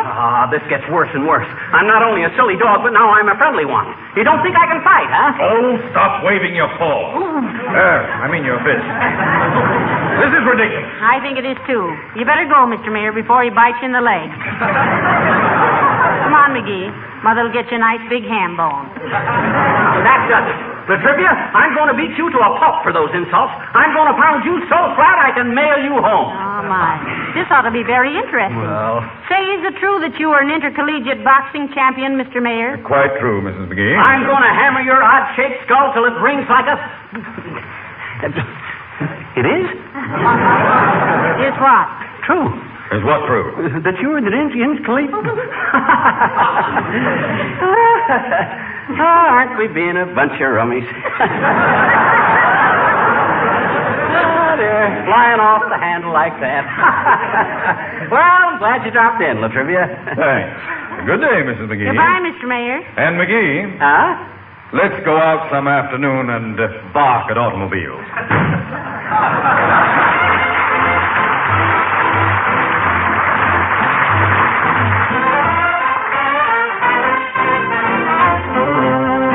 The King's Men sing Conchita Lopez. He was a handsome young Irish lad. She was a Mexican beauty. It was siesta, and I might add, romantically, he was on a boy and a girl neath the stars. I can tell it in 64 bars. His Irish heart went bingo when he saw the Rose of Juarez. So Timothy Harrigan, Michael O'Harrigan fell for the Rose of Juarez. Conchita, Marquita, Lolita, Pepita, Rosita, Juanita Lopez. Mandolins began to play. Her lips were ready for a kiss, and as they danced I heard him happily say, New Jersey was never like this. Then the wedding bells began to ring, oh, and they rode away on a mule. To prove I'm not joking, if you're in Hoboken, drop in for a minute and you'll meet Conchita, Marquita, Lolita, Pepita, Rosita, Juanita O'Toole. Timothy Harrigan, Michael O'Harrigan, Finnegan, Hannigan, Patrick O'Flanagan married the pretty Marquita, Lolita, Pepita, Rosita, Juanita Lopez.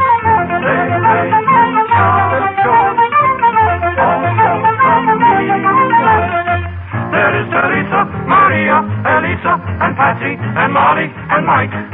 And there is Pedro, and Sancho, and Carlos, and Pancho, and Timothy Jr., and Spike. The wedding bells are now just a memory, but still they're happy and gay. To prove we're not joking, go round to Hoboken, drop in on the family someday. Sure, they'll steal your heart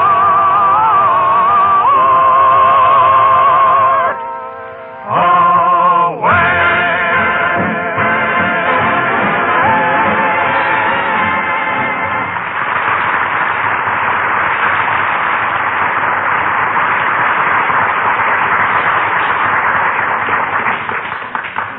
Okay, old-timer, all right, the coast is clear. You can come out now. Thanks, kids. Who was it? What did he want? It was the mayor. He wanted to get a free criticism on some poetry. Cheapskate. Well, bachelors always take advantage of people, McGee. They're called on so often to fill out a bridge table, they think every fourth person in the world is the dumbest.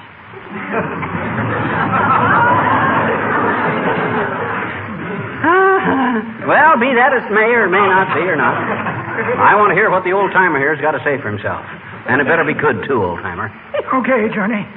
Well, sir, I was born in Terre Haute. Hey, look, kids. I've been so scared today I ain't had a bite to eat. How's about a sandwich, daughter? Why, of course, you poor thing. You come right with me. But, Molly, why can't we let him tell his story before... Hush, dearie, hush. The poor man's hungry. You can't fire a gun without loading it. Oh, I see. I see. Before he shoots off his face, we got to feed it. Okay, but keep the kitchen door shut, and if anybody comes in, I'll stall them off. Oh, thanks, Johnny. Just give me a bowl of soup, daughter. I'll give Mr. Holt to it. A bowl of soup, my clavicle. She ought to feed that guy a handful of animal crackers. If that monkey ain't lying, he's got his neck out like a giraffe. I wonder. Hi, mister. Huh? Oh, hi, sis. I didn't hear you knock. I know it. I didn't knock. Why not? Why didn't you knock? Well, gee, that'd be silly, mister, when you got a doorbell to ring. Well, then why didn't you ring the doorbell? I couldn't reach it. Then why didn't you knock? Look, mister, we've been all over that. If you want somebody to ring your doorbell, you just wait till Halloween. You just wait, I betcha. Oh, lay off, sis. Lay off. Anyway, you said you couldn't reach it. I can when Willie Toops boosts me up, I can. Oh, I see. We tried it last night. Oh, you did, eh? Kind of a dress rehearsal for Halloween, huh? I said it was kind of a dress rehearsal. Only for me. Willie wears knickerbockers. Look, sis, don't you know the real significance of Halloween? Eh? What? What'd you say? What'd you hear? Look, sis, every holiday is celebrated for a certain reason. Don't you know the real reason we celebrate Halloween? No. Why do we, mister? Why do we? Ah, that's better. An intelligent attitude like that deserves an intelligent answer. Thank you. We celebrate Halloween, sis, because it always...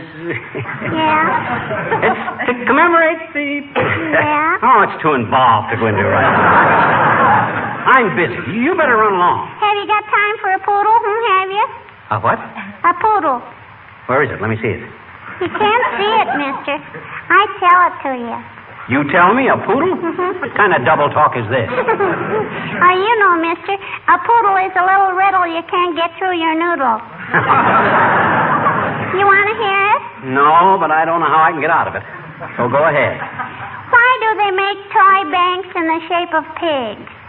Oh, I'll sit still for that one, sis. Why do they make piggy banks? Because sailors wear little white caps. I don't get it. Well, gee, it's simple, mister. Huh? Sailors have little white caps, and the sea has little white caps, too. Yeah. And it makes the waves pretty. And my mother is pretty, too, and she just joined the waves. And the waves wash the beach, and the beach is full of sand. And so is spinach, and farmers grow spinach, and they have to get up at 5 o'clock, and that's too early. And so's a pig's tail.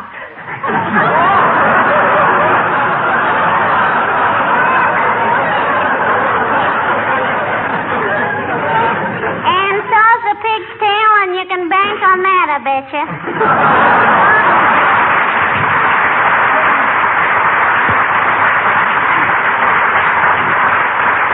Oh, the silly twaddle I ever... Sailors have little twirly caps because spinach gets up at 5 o'clock with a pig full of sand. That don't make sense. Did I hear you talking to somebody, dearie? Yeah, a little girl from across the street. How you feel now, old-timer? Fed up? You bet, Johnny. Yeah, so am I, with the whole thing. So get busy now and tell your story. Yes, Mr. Oldtimer. You know, we've been very patient with you. If we can help you with a clear conscience, we'll do it, but we won't be parties to anything crooked. Now, go ahead and tell it. Well, it was like this, kids. Oh, I'm so ashamed.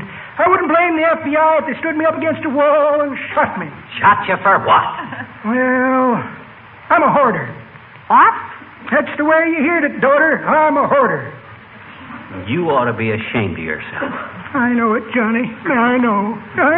Yes, you know very well that hoarding causes shortages, and shortages cause prices to go up. It's greedy and selfish and un-American, and who do you think you are to need so much more of anything than somebody else? Pour it on, daughter. Pour it on. I deserve it. But it all started so easy. You see, I had 4 of them to start with. Then I thought I'd get me a spare. Oh. I begin to see. Then when I had me a spare, I thought I'd hide some away, and I knew a fellow that'd give them to me at 25% discount, and I couldn't resist it, and I kept buying them and buying them. Now I got hundreds of them all over the house. A fine thing, with the country as desperate for tires as it is now. You have to go. Tires? I ain't hoarding tires. Well, what are you hoarding? United States war bonds. United States war. Why, of all the... Do you think they'll shoot me, Johnny, with all the people wanting war bonds and me grabbing them up? I didn't know what I was doing.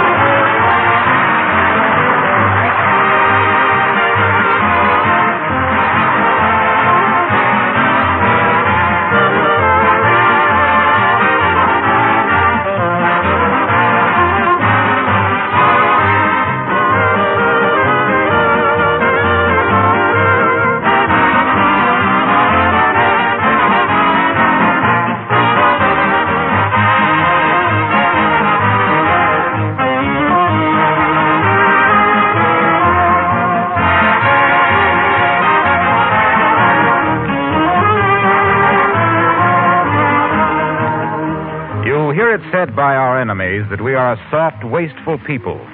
Well, let them have what solace they can get out of that thought, because by now they've learned that we are anything but soft. And before we're through with them, they'll know that we were only wasteful because we have had so much of everything, such a high standard of living. But every day, in talking with friends and neighbors, you realize that we can certainly make whatever sacrifices we are called upon to make. Also, that it's probably very good for us to be more saving and learn to take better care of our things. I read a good many letters these days from housewives who tell us how grateful they are for Johnson's wax in these days of conservation, how careful they are to protect their floors, furniture, and woodwork, and many other things with regular applications of Johnson's paste, liquid, or cream wax.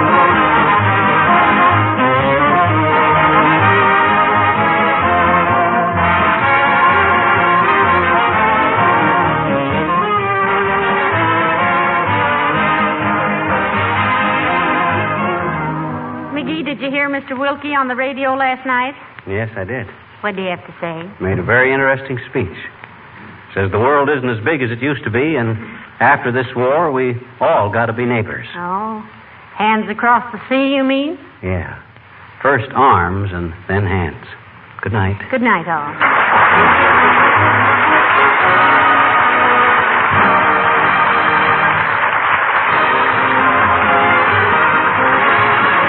The character of the old-timer heard on this program was played by Bill Thompson. This is Harlow Wilcox speaking for the makers of Johnson Wax Finishes for the home and industry, inviting you all to be with us again next Tuesday night. Good night. This program has reached you from Hollywood. This is the National Broadcasting Company.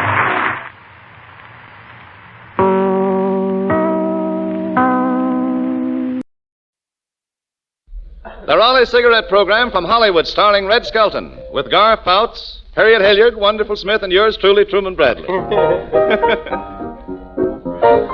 That's our three-piece orchestra. A piano, a stool, and a guy sitting at it.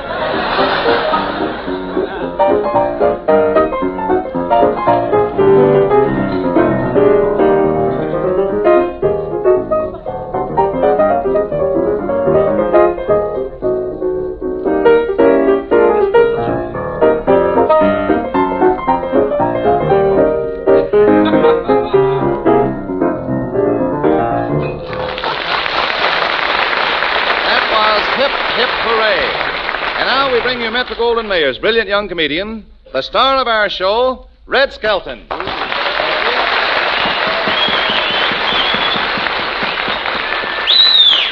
Thank you very much, Truman, and good evening, ladies and gentlemen. Say, Truman, did you hear about the Halloween party I threw for the sponsor last night? Yes, I did, Red, but you know Halloween isn't until next Saturday. How come you had the party last night? Well, I was afraid the girl I managed to get for the sponsor wouldn't last till next Saturday. Old, huh? Old? Say, you remember those, you've heard about those big dinosaurs that appeared on the Earth about 8,000 years ago? Yeah. Well, that was the first thing she ever saw that scared her. You know, me in it. Yeah, He wanted to meet some movie stars, so I called up some glamour girls I know. What happened? She refused. Well, Red, I understand Hopalong Cassidy was out there. Yeah, he's a hard man to talk to, that Hopalong. Why? All night long he tried to hop the Welsh rabbit. I was all hopped up once.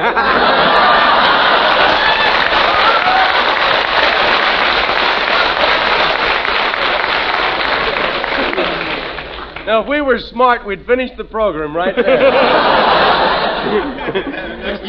You were, Gar? Yeah, somebody told me I looked like a Ford, and I believed them. Say, Red, was that Edward Arnold I saw at your party last night? Yeah, he came in arm in arm. Arm in arm with who? Listen, with Edward Arnold, you don't need anybody else. Red, who'd the sponsor like best? Hedy Lamarr? No, some girl named Allison McGillicuddy. Allison McGillicuddy? I never heard of her. Well, neither did I, but she's a chain smoker. He didn't ply her with wine. They just sat there smoking and looking through the Raleigh Premium book. He said one thing, though, that made good sense. What was that, Red? He said that the boys in the service at Christmas time will probably be in spots where they can't buy Christmas presents for their buddies.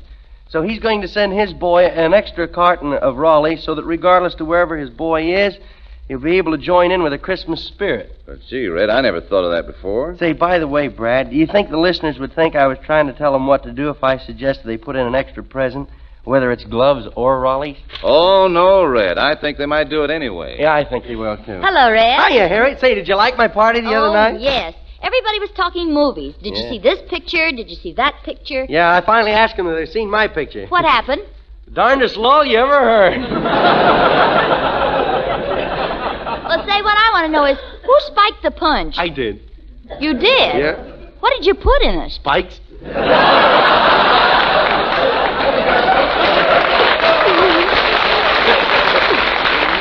Well, you certainly must put on good parties, Red. Yeah, I'm known as the Basil Rathbone of Manhattan Beach. Tell me, what else did the sponsor do? Well, you see, most of my furniture I got with Raleigh Premiums, you know, with the coupons.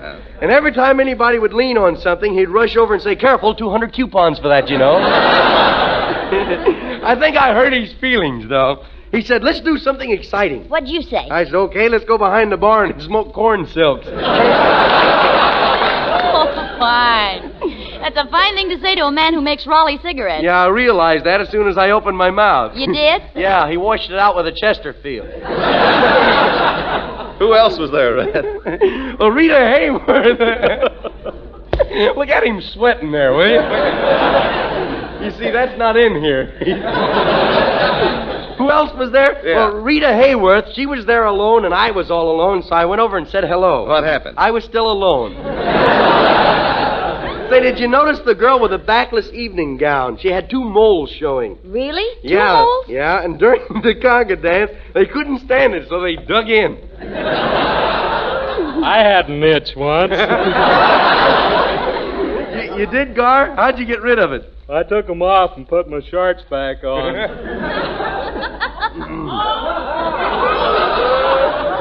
You know, I noticed somebody was wearing a terrific perfume. Oh, yeah, that was an extra girl from Republic. Say, what was it? Chanel number 5? No, Lucky Tiger, number 7. I used to smell once. Never mind that, Gar. Say, but tell me, how did you enjoy the Halloween party? Did you all those lanterns and stuff? Do you like that? Lanterns? Yeah. Sad, Red. Yeah. Reminded me of my girl. Did? She had lantern jaw once. She did? Yes, and after I left her, she used to keep her face burning in the window.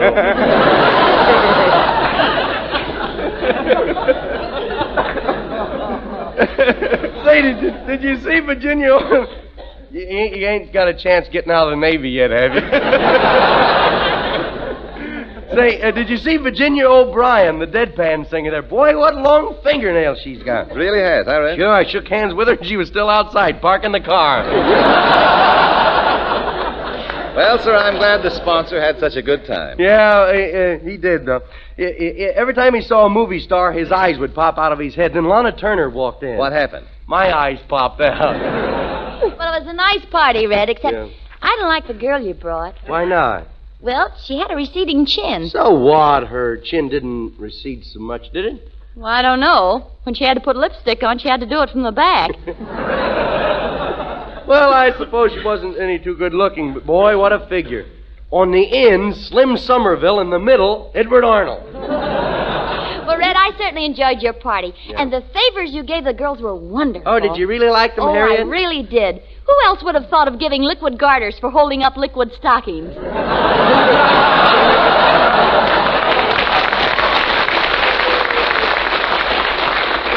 Tell me, Red, did the sponsor pay all the bills? Yes, he did. Boy, he really splurged. He even sent out for some rare old wine. Some rare old wine? Sure. Huh? Have you ever heard of Napoleon brandy? Sure. Yeah, well, the stuff we were drinking was Father Brown's tonic.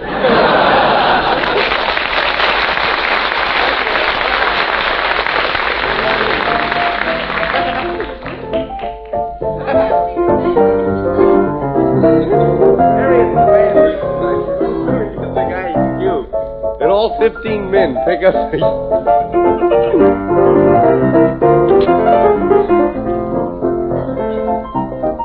Brad, you...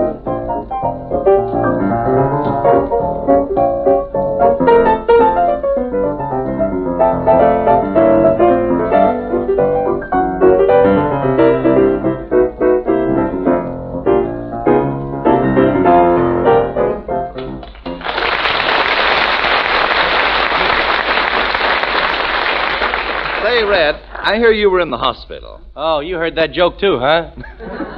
Yeah, I went there for a checkup. Oh, a checkup, huh? Yeah. You know, it didn't do much good, though. That cute little switchboard operator's still in love with the intern. You know, it's really a marvelous hospital. It's really a marvelous hospital, though. They've got a great thing down there for keeping sick men happy. What do they call it? A nurse.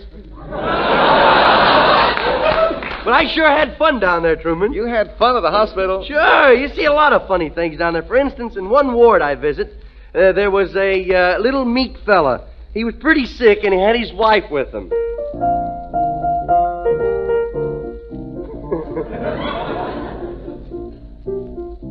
Oh, my head. My head's killing me. My head hurts. I thought it was your stomach. Where'd you get a pain in the head? I don't know. When did I meet you, dear? Now, you listen to me. I told all my friends at the club it's your stomach. And if you cross me up and say it's your head, I'm going home to Mother. Oh, my poor head, my poor head. Listen to me, you worm. It's your stomach that hurts. No, it's my head. It's your stomach. It's my head. Oh, it's my stomach. Well, make up your mind. I will if you'll take your foot off of it. There you go, always thinking of yourself. Here, put this pillow under your head. But, Angel, I don't want a pillow under my head. But I do. Here, lift it up. Okay. And let it down gently. Oh, my head. My head. Get up, you bum. You're on my hand. Yeah. Now, remember, I've told all my friends at the club that it was your stomach. And if you cross me up, you won't have any head left or stomach either. Angel, could I have some orange juice? I'll ring for the nurse. Orange juice? I should say not. What became of that big basket of fruit I sent you? Well, if you'll take that mushmelon out of your mouth, I'll tell you. Say, did you notify the boss I wouldn't be to work today? Yes, and he said it'd be all right. Gosh, I hope he didn't put somebody else on my tub. I told him you'd be there as usual tomorrow. But if they operate on me, I won't be able to go. Oh, bosh. My first husband was operated on, and he went to work that night. Oh, well, a gorilla. What did you say? I take it back. He was only a chimpanzee, wasn't he? Well. Good morning. And how's my little patient today? Well, Doc, it's my head. It's your stomach, dear. Remember? Your stomach. Oh, yeah. Oh, so it's his stomach, huh? Yeah. And just where does your stomach bother you? Right between my ears.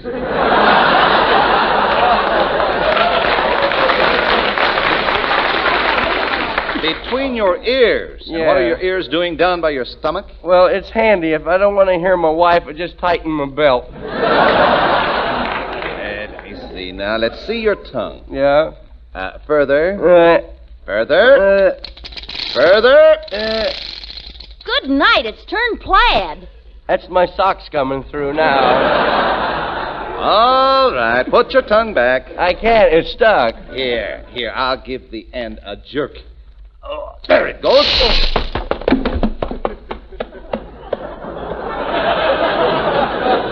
My My, isn't it a sunny day out? Say, Doc, do you think you'll have to operate? What anesthetic do you use, Doctor? Ether? No, dear. They don't use ether anymore. The intern just leans over you and whispers in your ear, this year's income tax. Well, we've checked the x-rays, and we found out that it's your shoulder that's causing the trouble. Look, you weasel, you operate on his stomach. But, Angel, it's silly to operate on something that don't hurt. Well, how can I face my friends? I stay home all day bending over a hot magazine, and now you double-cross me. I work my fingers to the bone, and what do I get? Oh, when I think of all those men who wanted to marry me at one time. Yeah, too bad they all went back to Mars with Orson Welles, ain't it? Malcolm, tell me the truth. If you had to do it all over again, would you marry me? Ain't I sick enough without answering that? Now look, you quack doctor, you operate on his stomach. I told the ladies at the club that was what was going to happen, and it's his stomach or nothing. Okay, look, Doc, to keep peace in the family, operate on my nothing, will you? Thank you, Malcolm. And I want you to know if anything happens to you, I'll kill myself. You will? Well, don't lie there smiling. Talk me out of it. Very well, I'll operate on his stomach. Give him the gas slowly now.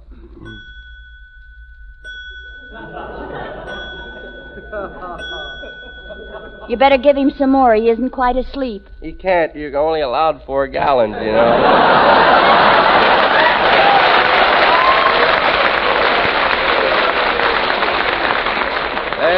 There, he's asleep. Now, this operation won't take long. Just a few quick cuts here. Now, I'll sew it up, and there it is, all done. Look, he's coming to. Oh, boy, I feel fine now. Is the operation over? All over, see? Oh, gee. Well, what's the matter? You tore my underwear.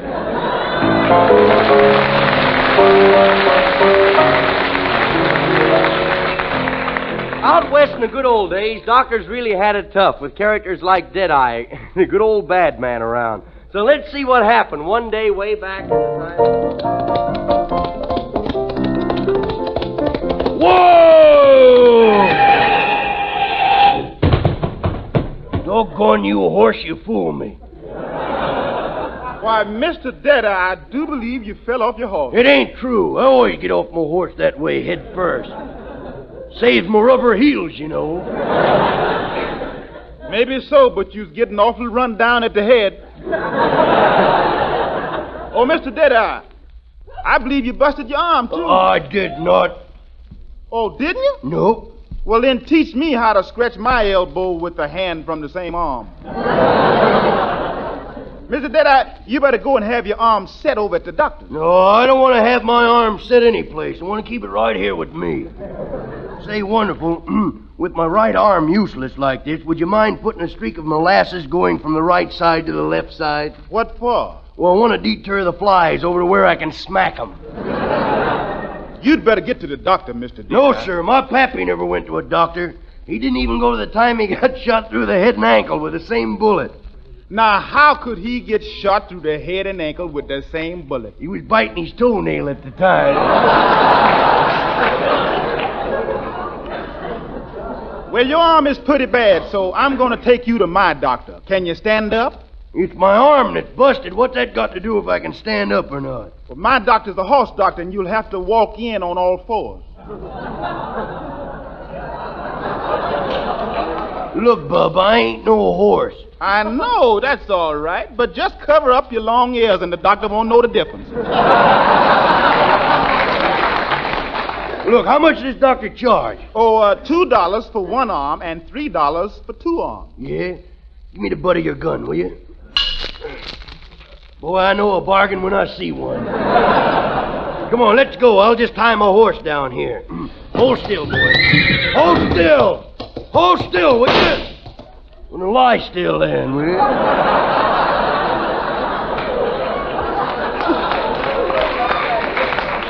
Come on, let's go over to the doctor's now. I got arms that dingle, dangle, dingle. Yeah. Here we are. Hope that doc's got a mighty pretty nurse in a white coat. Yeah, I know what you mean. Man, when I was in the Central Avenue, lay you 2 to 5, you don't make it hospital. You should have seen a pretty girl I had. Yeah, what happened? I said to her, want to play post office? Yeah, what happened? She shoved a letter down my throat and slammed my lip. Say, did you have a good doctor? Yes, sir. He performed an operation on me. I lost so much blood I was pale. What? You pale? Yep. Why, I had to hang around my own house for 3 days before they recognized who I was. Well, look, wonderful. If that doctor... Well, it can't all be good, can it? Look, wonderful. If that doc finds out I fell off my horse, I'll be laughed out of town. Oh, well, just tell him you was waving at a flying fortress and he lowered his landing gear too soon. Okay, that might work. Come on. Nice, quiet doctor's office, ain't it? Yeah, let's pull up a slab and sit down.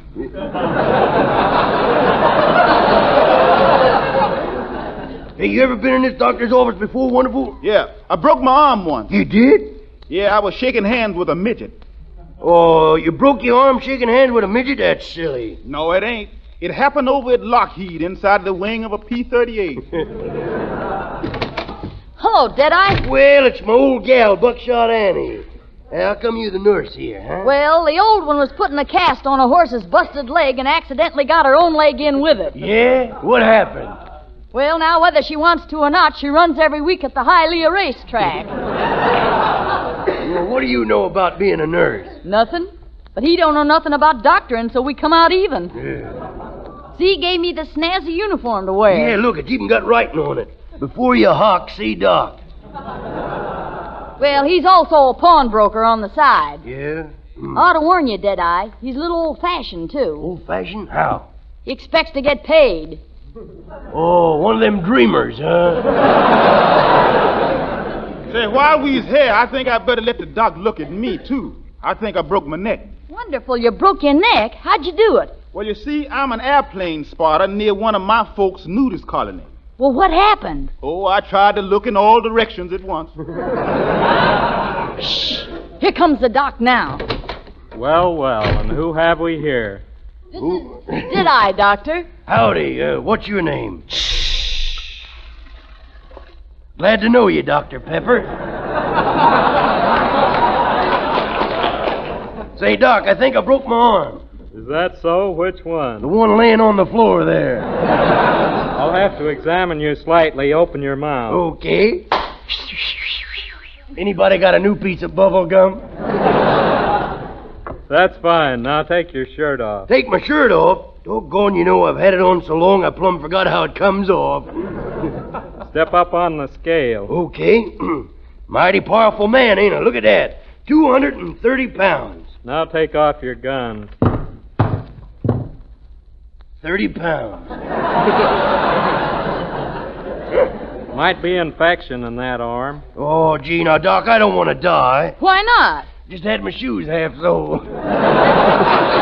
Deadeye, that arm of yours has to be pulled straight. Yeah? So I can set it. All right. I'm going to tie this rope to it with a 100-pound weight on the end and throw it out the window. Okay. Here it goes. All right. Well, you can always call me Stubby. Don't be silly, Deadeye. That wasn't your arm. The rope just broke. Yeah. Besides, Deadeye, you've insulted me. This would never have happened if you hadn't fell off your horse. That's a lie. He pushed me. Partner, them's fighting words. I'm going to mow you down if you wasn't a friend of mine. I ain't no friend of yours. Don't tell me who my friends are. Get out. No, you don't. You sound like that doctor I knew down in Texas. Poisoned 3 people and got their money. I was in Texas once. You were? Yeah, I was selling books down there. That ain't in here. You were in Texas once, huh? Yeah, and I got lots of money. Yeah? And I ain't particular about what I prescribe for my patients. Uh-huh. Wonder if this could be the same guy. You're darn tootin' I am. I come up here to get you because you're the only man who knows what happened. Look out, Deadeye, he's got a gun. Don't worry your pretty little head about me, gal. I'm behind wonderful. You ain't anymore. Now, look, we'll shoot this out like gentlemen, Doc. I'll count 3, and... Oh, no. I hear you shoot when you say 2. Oh, must be getting famous.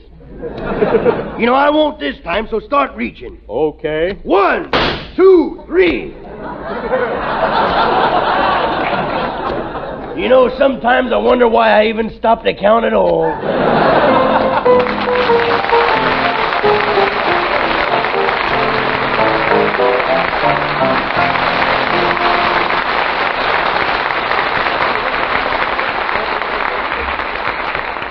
All right. Then we have Clem, the fellow from the country.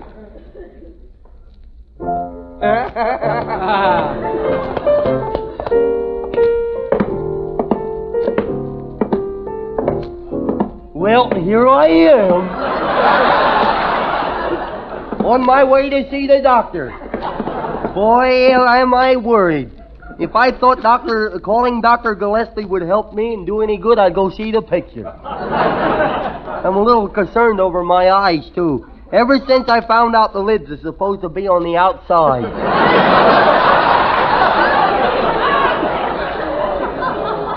Boy, and is my temperature high. It's about 2 points under the price of eggs. Oh, here's Daisy June's house. Oh, look, she's got her victory laundry on the line. 3 shorts and 1 long. Well, look who's singing from the 2nd story clothesline. Daisy June's grandpa's hanging everybody's teeth. Hiya, Gramp. How's your rheumatism? Oh, it's not so... Ooh! No, that's Gramp for you. Always open his mouth at the wrong time. Hello, Clem. Well, Dee.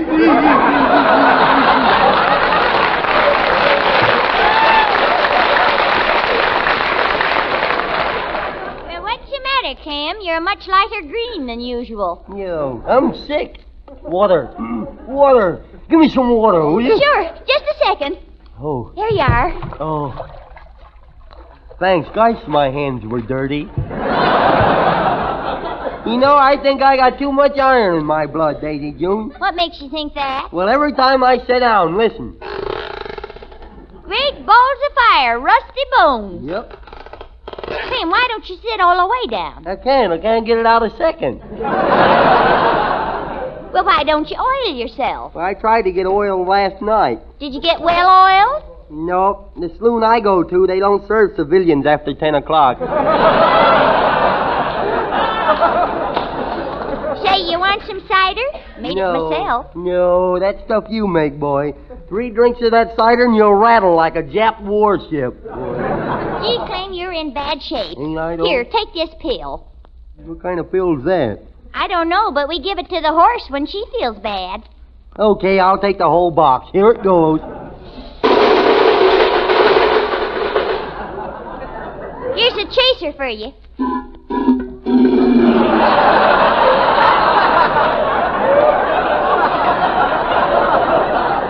Well, what do you know? A cast-iron stomach. Now, that wasn't so bad, was it, Clem? Well, was it? Well, don't stand there talking. Get busy and hitch me up. Oh, Clem, you're a moron. Yeah, but I'm homogenized. Come on now, let's go to the doctor's office. Okay, I'll start walking. Boy, it's a good thing I ain't a jitterbug, boy. Wake up the whole country, wouldn't it? Gee, Clem, you do have a lot of iron in your blood. Yes, I do. I went down to the blood bank the other day, and they had to take it away from me with a welding torch. You know, I'm the only guy in the world that can make spitballs with shrapnel in them. You mean it, Clem? You really got iron in your blood? I even got wire-haired legs. Gosh, Clem, does this blood condition run in your family? No, it just clinks. You know, I never washed a dish in my life, and look what happens when I clap my hands together. See, dishpan hands. Clem, you better go see a doctor. Hey, I should, huh? What for? I know all about doctoring myself. You know, a friend of mine once had a broken leg, and I set it perfect. Oh, he must have been very grateful, Clem. He sure was. As soon as his legs start knitting, he sent me sweater after sweater. Not only that, I used to be a witch doctor. A witch doctor? Yeah. How come you give it up? There weren't enough sick witches. You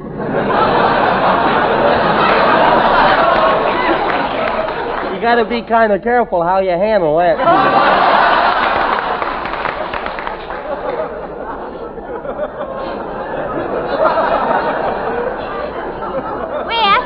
I hope you ain't real sick, Clem. Oh, I hope so, too. But last night I kept breaking out into cold sweats all night long. What happened? I woke up this morning, I was clean.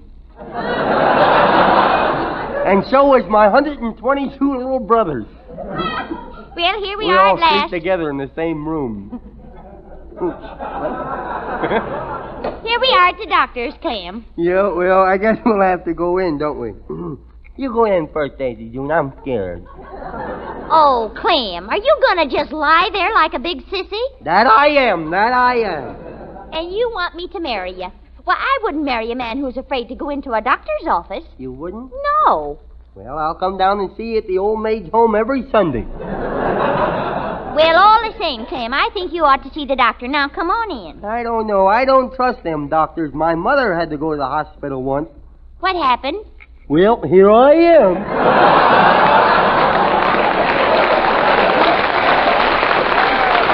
Oh, Clem, come on. It's easy. You just open up the door and walk in. Okay, I'll open the door. I changed my mind. Clem, if you love me, you'll do it. Okay, I'll go in. My heart ain't in it, though. Maybe I'll come back Friday, Now, come on in and sit down. The doctors are working on a case.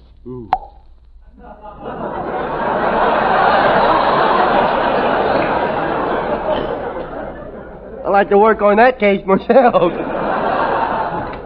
Well, two this time, I see. Let me look at you. Good heavens, an emergency case. Anyone killed in the accident? There wasn't any accident. There wasn't? No. My faces always look like a flying tiger. Doctor, there seems to be something wrong with Clem here. Yeah, I looked in the mirror this morning and I was upside down. No. Yeah. Upside down? Yeah, I was scared, but until I remembered to turn the mirror around the other way. Well, here, let me test You have to be nuts to enjoy that joke. Clem, let me test your reflexes. Test my reflexes. Yes, I'll just tap you with this hammer. I listen to the radio a lot, you know. Now to have a look down your throat. Open wide, please. What is it, Doc? Very, very interesting. Would you like to take a look, too, Daisy June? Well, I don't mind if I do. Hey, could I take a look, too? Oh, sure. Come on, see the mirror? Boy, what a throat. Well, what do you know? It looks just like a bowling alley with one pin still standing. And one other thing, Clem, your tongue has a coat on it. My tongue's got a coat? Yes. Well, button it up. I feel a draft. Now I think I'll count your pulse. I already did. One on each wrist. Hey, Doc, can I put my clothes back on now? But, Clem, you haven't had your clothes off. Well, I wondered why my skin looked so threadbare. Clem, I want you to exercise a little for me. Stand up. Okay. Sit down. Go on. Stand up. Yeah. Sit down. Stand up. Hey, Sit wait down. a minute. Stand up. Wait a minute. These pants ain't none too strong, you know. Stand up. Sit down. Stand up. Well, Clem, you heard him. Stand up. Clem, why don't you stand up? Oh, wouldn't you like to know? Say, what's the matter with him, Doctor? I really don't know. But let's take his temperature anyway. Here, put this thermometer in your mouth. Okay. The whole thing? The whole thing. Boy, oh boy. There it goes. 90, 100, 110, 120. And the gentleman wins a Cupid doll. Hey, Doc, wouldn't it be easy to take my temperature if you took the thermometer off the board?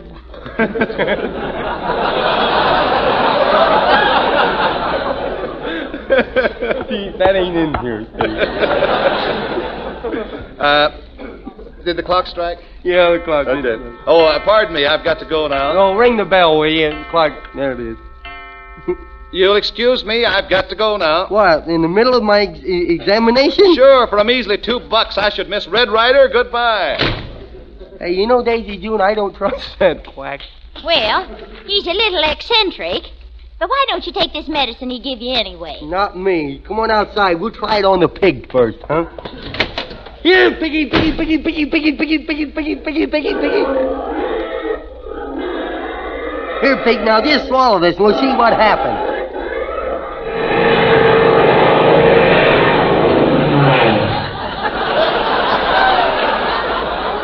See what I tell you, pork chops.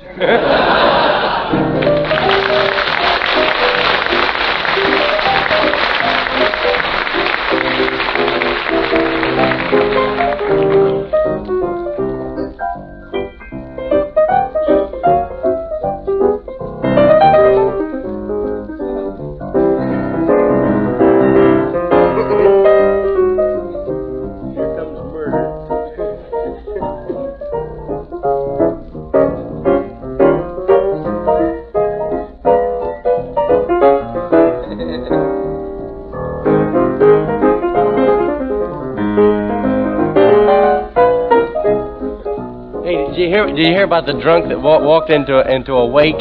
This drunk walks into a wake, see? And everybody's sitting around, and this drunk comes in, and he walks over to the piano. He knelt down, and he blessed himself, and he looked at him, and he says, I don't know who you are, brother, but you certainly got beautiful teeth.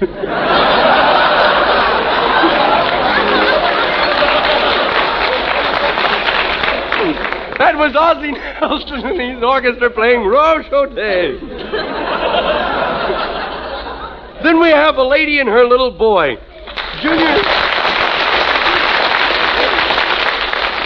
Junior's getting so mean she can't handle him, so she can't handle him. So she's going to take him to a child psychiatrist. So, Harriet, you be my mother, and I'll be the mean little kid. Now, Junior, stay out of the painter's way. I ain't doing nothing. I just sitting here waiting for him to get up on his ladder.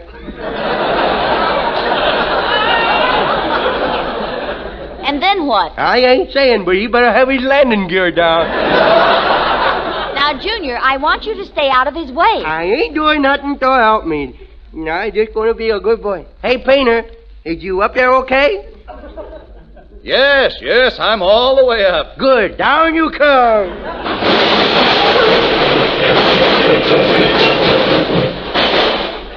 What happened? I thought the painter was up on the ladder. I guess he didn't pay his union dues.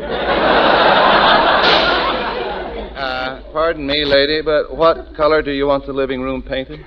Well, why don't you finish it off in red? I got it half done already. Oh, Junior, you didn't. Yes, I did. If you don't believe me, look. Just like a gas station. Oh, Junior, you get into the other room. Aren't you going to smack me? No, what's the use? That's what I say. Of course, it will make you feel better. You can go ahead and beat me brains out if you want to. Knock me head off. I don't care. Junior, are you in that candy dish again? I cannot tell a lie with a mouthful. Yeah. Didn't I tell you about becoming flabby from too many sweets? Yeah? Didn't I warn you about that and point out what would happen? Yeah. And then you took the spot you pointed out and then beat it with a hairbrush.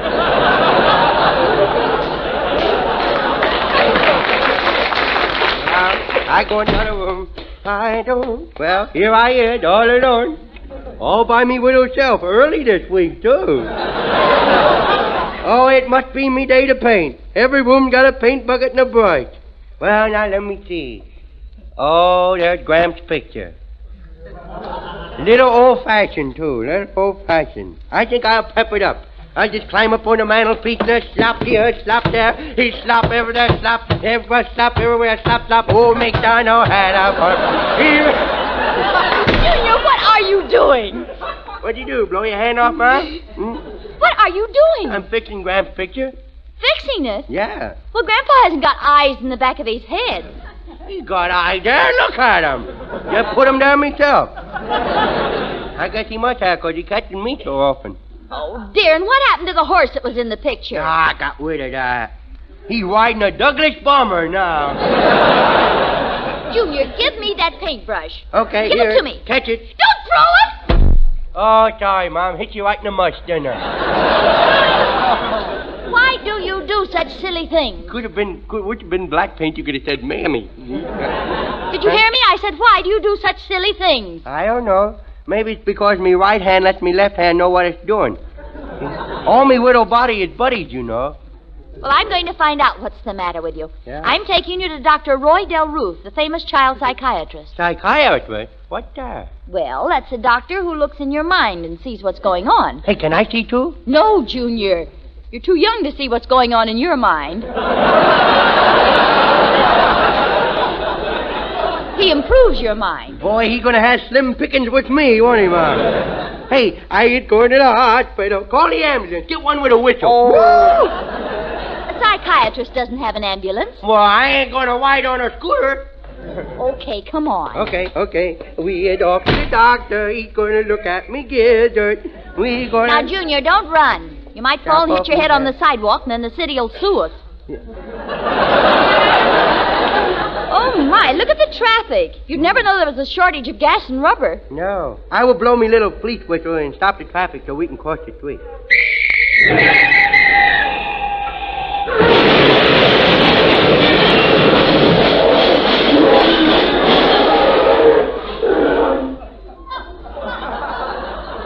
Look at that Chevrolet snuggle up to that Buick. Oh, now you're going to get it. Oh, my vaccination. Stop yelling. You've never even been vaccinated. Oh, my vaccination. Oh, me widow has. Don't tell me I never had a haircut. Well, here we are at the doctor's office. Now come inside and don't slam the door. Okay, I will close it very carefully. There. Why, Junior, that's wonderful. I can hardly believe it. Neither can I. I'm going back and slam it. There, now I feel better. Hey, look at all the magazines. Ooh, look, an Esquire. Oh, Junior, put that down. Put that down. You know you can't read. Who cares? Esquire.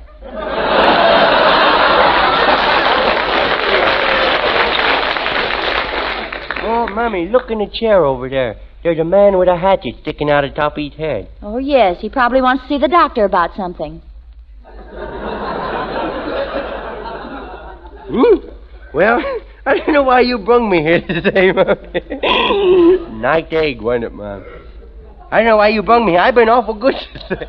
Good? Yeah. Why, you upset all the breakfast dishes, you spilled paint on all the rugs, you bit the milkman, and you threw a flower pot on a salesman's head. I know, I've been kind of busy. I know that.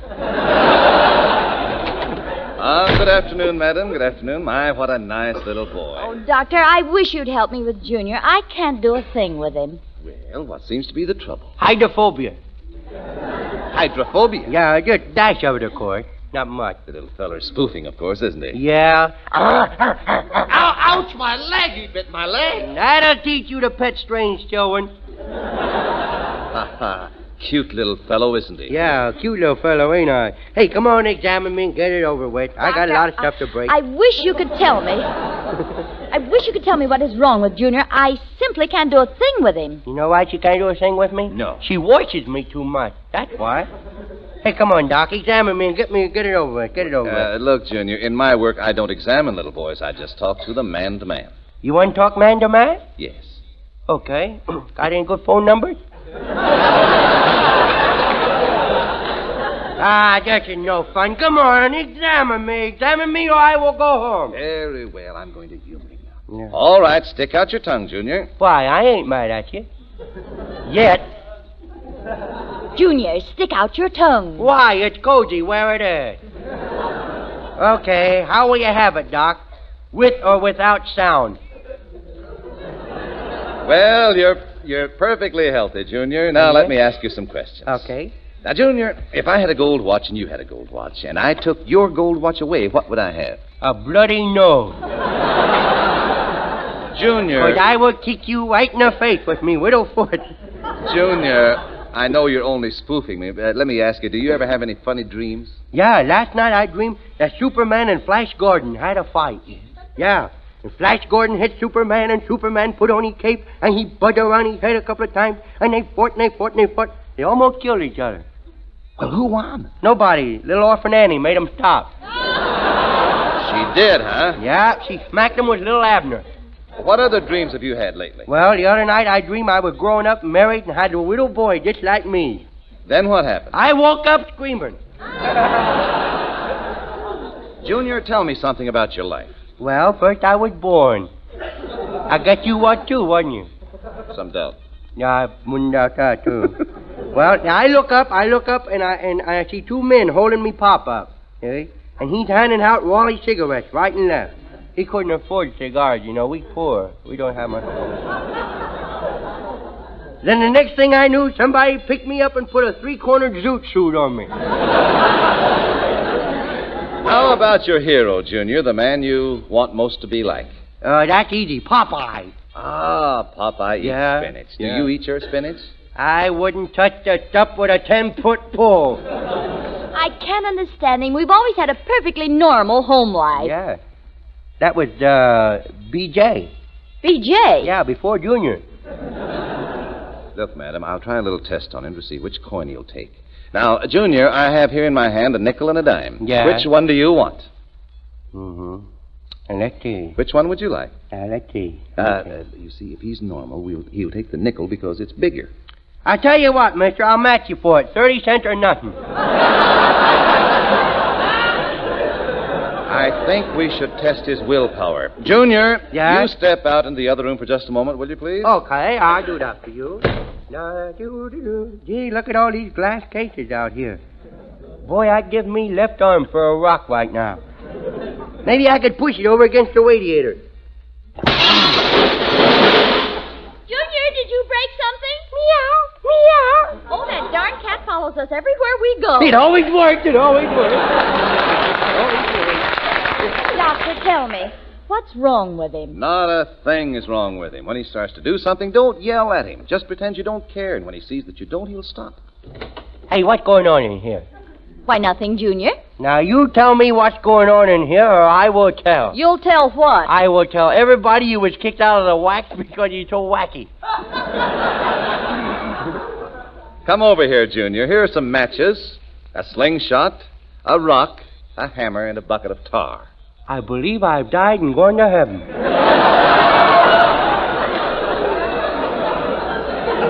Boy, what a picnic this is going to be. Now, Junior, I want you to take them, all of them, and do whatever you want with them.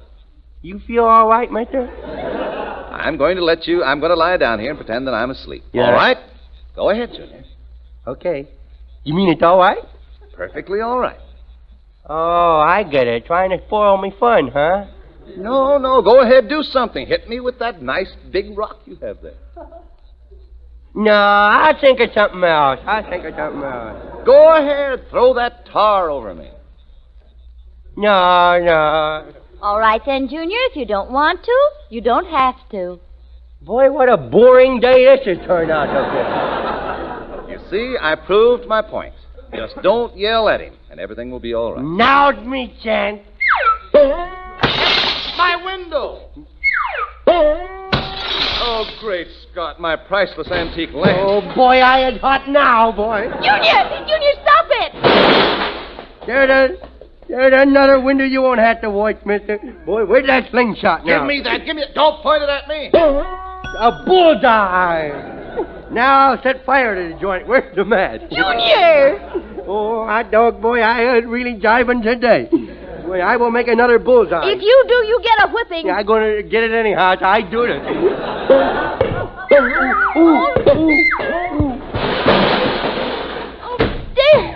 Oh, dear, the rock ricocheted and hit Junior. Junior, speak to me. Are you hurt? I hope so. Put him on the couch. Oh, he's out cold.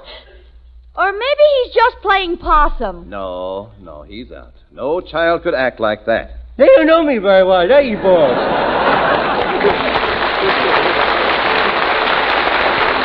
Iron-Eyed Geese presents Lights Out, Everybody.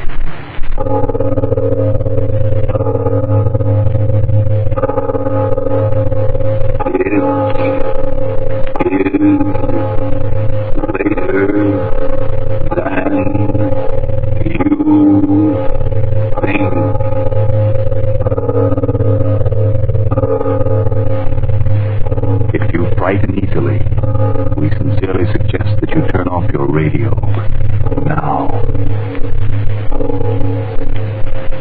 name, Arch Oboler.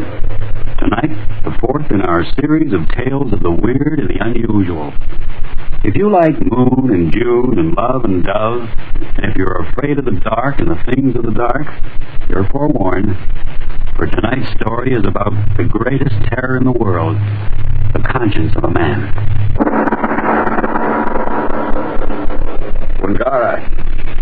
Wangara, shut that door.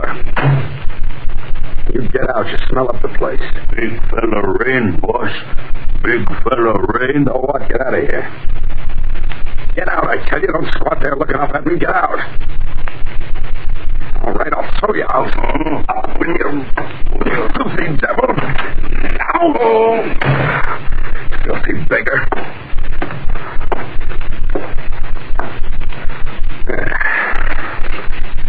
I'll write my last letters. Dear Sheldon. Well, here's my last letter to you. Another 3 weeks and my exile's over. I'm coming home. After 3 years in this devil-forsaken bush country, home. Home. I've almost forgotten how to write that word. Well, Sheldon, my friend, tell them to fatten up the fatted calf. I'm coming home rich. As Alec Riverton won't have to take their infernal snobbery. He struck it rich out here, and he's coming back to buy the town and everybody in it. Liar, liar, liar. You haven't struck it rich, you're still a tramp.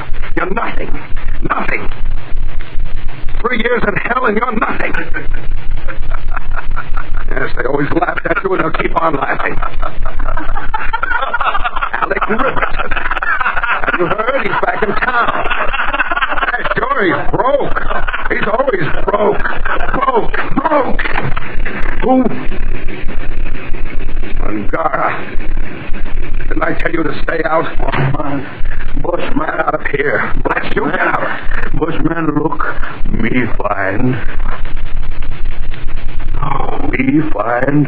Me Mongara. Me find. Give it to me. No. Me find. Me. Diamond as big as your hand. Me take stone, Queenland, buy 2, 3 wife, me, Mongara. Listen, Mongara, I have no money. Me take Queenland, Bushman Queenland, got lot money. Oh, yes, lot money. I'll give you my rifle. See? Big gun. You, Mongara. Give me that diamond. No, give one gun. Mongara go Queenland. Get lot money. Lot gun. Mongara, wait. Listen to me. Money. I'll give you money. More money than Queensland, man. My hand. Give me money, my hand. Tomorrow. Sun come up. I'll give you money. Do you hear me? Plenty money.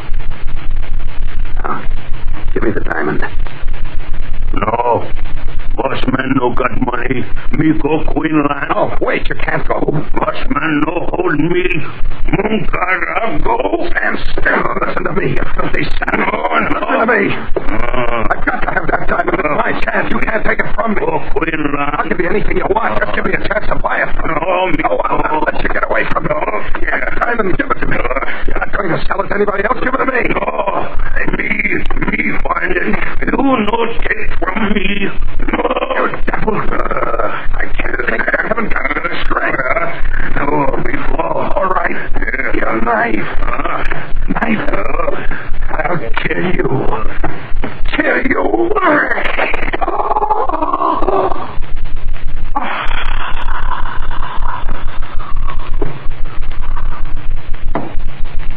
Boss. Man.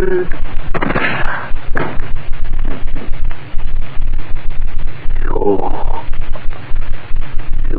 kill Mongara. You go long way now, but long way no help you. You die. 3-day when you get off the big fella boat. 3-day Boss Riverton. You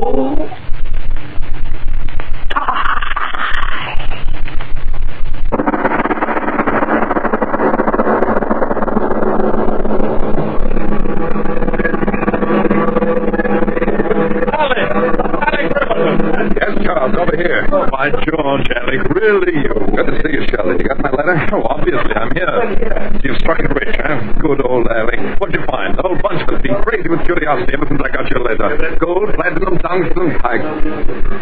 I'm very tired, Charles. Oh, I knew you'd do it, Alec. All you needed was a little perseverance. Once you stayed down there, I knew you wouldn't come back till you did something important. All right, old fella, tell me now. What did you If you don't mind, Charles, I'm very tired. I had a bad trip. What? Oh, I'm sorry. I didn't stop to think. There'll be plenty of time to talk later, won't there? Yes. Yes, I suppose there will be. Cab, sir? Cab, sir. Lowest rates to the best hotel. Yes, I'll take a cab. Right in, sir. Oh, but Alec, your bag. I'm having them sent on. Get in. Right. Where to, Chief? Arlington Hotel. Right. Well, Arlington, eh? I can afford it. Oh, I should hope so. 1 day's rent in that place would pay for a week in your old flat, eh, Alec? What of it? I tell you, I can afford to do as I please. You must have had a hard trip. What do you mean? Just what I said. No, you didn't say what you wanted to say. I'll say it. Say it. Alec, what's the matter? Nothing's the matter. Nothing, I tell you. What can be the matter? I tell you, I've struck it rich. You hear me? Rich. I haven't failed. Oh, Charles, help me. Alec, what is it? I've got to talk. I've got to. Charles, I've got to tell someone. You, the truth. Charles, listen to me. I had some trouble down there. Trouble? Yes, with a man. And yet not a man. Australian bushman, savage. He found a diamond, a tremendous diamond. I had nothing. 3 years of hell and work, and I had nothing. That ignorant savage with a fortune he wouldn't know what to do with, so So what? You what? I cheated him out of it. Didn't you hear me? What am I supposed to say? Yes. Yes, there's little you can't say, isn't there? I feel better already. It takes the grind out of a thing to talk about it, doesn't it? And you won't tell anybody, will you, Sheldon? Sheldon, don't just look at me like that. He did that, too. He? Wangara, the man filthy savage. Why should his eyes... Listen. You know what he said? He said that 3 days after I got off the boat... 3 days after you got off the boat, what? What? What did you say? Oh, I didn't say it. You did. You said that 3 days after you got off... No, that doesn't matter. All that matters is that I've got a pocket full of cash. Yeah, that's important, isn't it? I think I'm sorry for you. Sorry for me? You crazy? I got all the money I can use for the rest of my life. Hey, you cab driver. Pull back that glass. I want to talk to you. Good, Chief. What's on your mind? What do you take me for, a country cousin? This isn't the shortest way to town. Well, you see, big shot, it's this way. I just thought that you'd die in 3 days when you get off, big fellow. 3 days for time. You die. Stop the cab! Stop the cab! Stop it! Alec, what is it? What's wrong? You! Cab driver, what did you say? What did you say? Come here. I ain't said nothing. No, you spoke. What's the matter wrong with you? He didn't say anything to get excited about. No, honest, all I said was that I'd take you where you wanted to go. Ungara's voice. I heard it. Ungara? But you said he's dead. Yes, I know he's dead. Dead and rotting half across the world.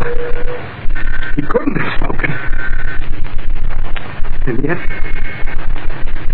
I think I heard him. The dead can't speak.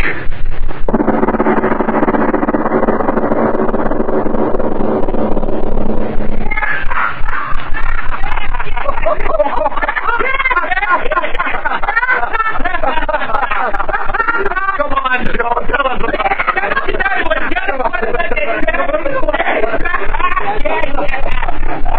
Do you mind if we go outside for a little while, Miss Bennett? Man. All right. I can't take those jokes either. Well, this is more like it. The air is good. Yeah. I haven't had a word alone with you all night, have I? Truthfully, I didn't expect you to talk. Why not? Oh, Charlie Shelton told me you weren't much of a talker. He's right. Where I've come from, I haven't had many opportunities to talk. Well, come now, not sing, Mr. Riverton. Almost as bad as that. Down under. Where? The bush country, interior Australia. Oh. You know, you're the first woman I've gone out with since I got back. I'm not quite sure whether that's so flattering. It is. Until Sheldon introduced me to you, I just didn't want to be with anyone. Thank you. Very pretty, aren't you? In the dark? No, really. Oh, I'm all there. Man. 3 years in the bush country. Maybe I'd better go in. No, stay. Please. Just talk to me. Talk? Yes. All right. How long have you been back? 1 day. Is that all? I'd better go in. Oh, no. I won't. What were you doing in Australia? Business of some sort? You.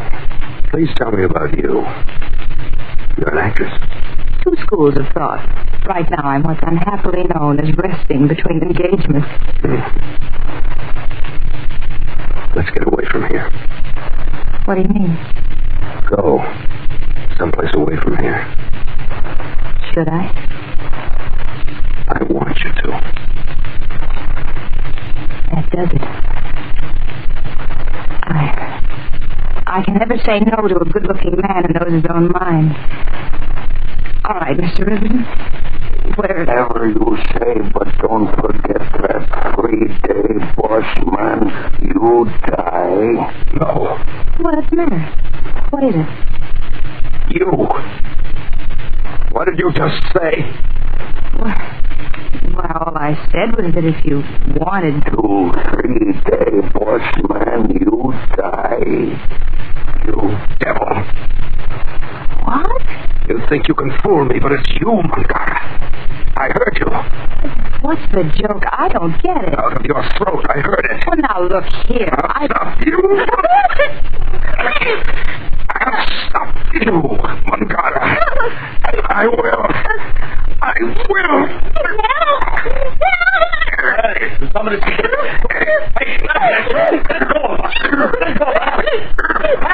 Somebody help me, show me that.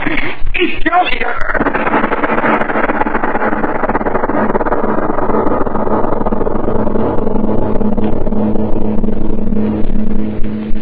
2 days have gone by since Alec Riverton got off the boat, and this is the 3rd day, the fatal day of the Australian bushman's prophecy.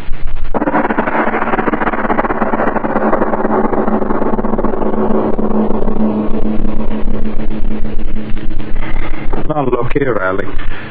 For 24 hours, you haven't moved out of this room. Now, why don't you... Stop it. It's none of your business. Oh, isn't it? not for me, you'd be in jail right now. Why do you think Nan Bennett didn't have you thrown in jail? She needed money. Yeah. It took me 3 hours straight talking to talk her into it. Once and for all, why did you choke? It's none of your business. Nothing's my business. No. I'm just the guy who happened to be chump enough to be a friend, eh? Alec, listen to me. Go to the police. No, don't say that. Sheldon, if you talk. I can't talk and I won't talk, Alec. My infernal friendship. Alec, at least let me call in a doctor. Doctor? What do I want with a doctor? For your nerves, maybe. Mind your own business, I tell you. I'm all right. There's nothing. Who's that? Oh, the waiter, I suppose, for dinner. Are you sure? Well, ask who it is. Of course. Who is it? Room service? Oh, well, come in. Come in. Your dinner, sir. Yes, I know what it is. Well, set the table, serve it. Very good, sir. You are in a state, all right, Alec. I just don't get it. The second day. What? Never mind. You're going to eat with me, or aren't you? Everything is ready, sir. Well, it's about time. Here, you sit here, Sheldon. All right. Waiter. Yes, sir? Lights.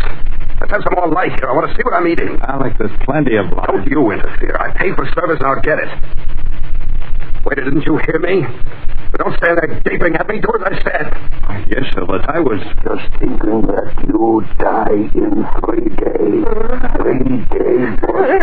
Son, you die. Kill you. Waiter, I'll kill you.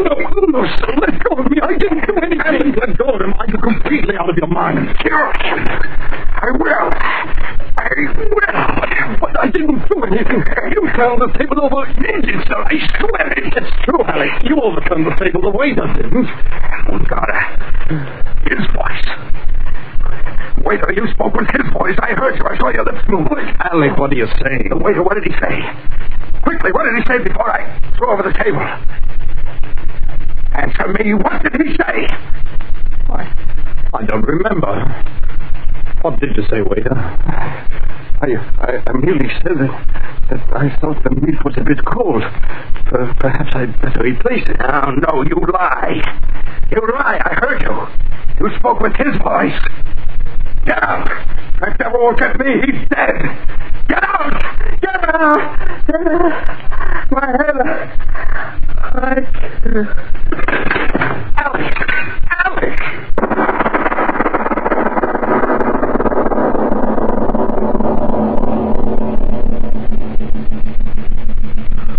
Doctor, isn't there something you can do? Violent again? All night. He'd doze off, and then he'd wake up screaming about devils. And Doctor, you've got to do something for him. If I only knew what was troubling him. Do you know? Yeah, he's got some crazy fixation about some Australian savage. He told me he cheated him. He keeps repeating, the third day, over and over again in his nightmare. The third day? Yes. And today, when dawn came, he began to cry. He said that today was the third day. Doctor, please, come in and look at him for yourself. As you wish. Who is it? What do you want? It's the doctor, Alec. Yes, good morning, Mr. Riverton. What's this nonsense about nightmares? I'm glad you came, Doctor. He won't dare tell me you're here, will he, Doctor? He? Well, who do you mean? Oh, no, never mind what I mean. Just stay by me. Don't leave me, not today. Sheldon, you won't leave me. Of course not, Alec. Please try to calm down, will you, fella? You think I've gone crazy, don't you? Well, I tell you I haven't. I did hear him talk. Twice. Yes, once the first day and once the second day. But today I must not hear him. You hear me? I must not. If I do, I die too, and I can't die. I won't die. I never had anything. Now I can live. I can never live. I'd better give him the hypodermic. Yes, please. Anything to quiet him. He's so afraid. I can't help him. Mr. Riverton, please. What? Your arm. What are you going to do? Well, now they want to give you a sedative subcutaneously. It'll act quickly that way. Put you to sleep, Alec. Sleep? It'll put me to sleep? Yes, of course. Then give it to me quickly. He can't hurt me when I sleep, can he? Who can't hurt you? Stop asking questions, I tell you. Give me the injection quickly. It's the third day. If I fool him today, he can't hurt me ever. I know he can't. Give me the injection. Here's my arm. All right, Doctor. Hurry. I've got to be asleep. Yes, of course. In a moment you'll be all right. Yes, just another second and you die, boss. Everyone turn. You die. Alec, Ribbon. No. Stay away from me. What? I heard you. You're not the doctor. You're him. The devil, Mungara. Doctor, he's out of his mind. Yes, of course. I'm giving you a sedative. No. You're him. I know it. You're him. You speak with his voice. I heard you. You're him. Alec, the doctor wants to help you. Of course. To help you. No, don't touch me, Mungara. Don't touch me, Mungara. Get away from me, Mungara. You're dead. I killed you. I saw the knife drive in you. You're dead. You hear me? You're dead. The dead can't live again. No, that knife in your hand. Don't do it to me. I'll give you back your diamond. I'll give you back your diamond, Mungara. Don't knife me. Don't.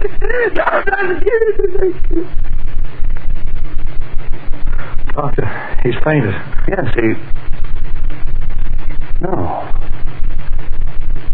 No, it can't be. Doctor, what is it? What's wrong? Your friend. He's dead. Dead? Yes. Oh, but why? Why did he die? I don't know. I only touched him with the hypodermic needle.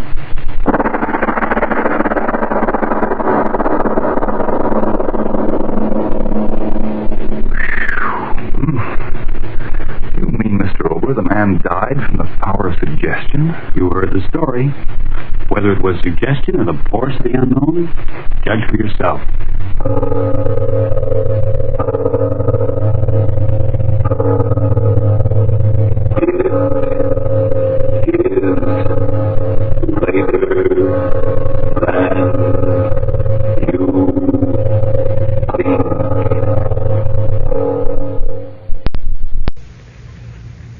Faster than a speeding bullet. More powerful than a locomotive. Able to leap tall buildings in a single bound. Look! Up in the sky! It's a bird! It's a plane! It's Superman! Yes, it's Superman, strange visitor from another world who came to Earth with powers and abilities far beyond those of mortal men. Superman who can change the course of mighty rivers, bend steel in his bare hands.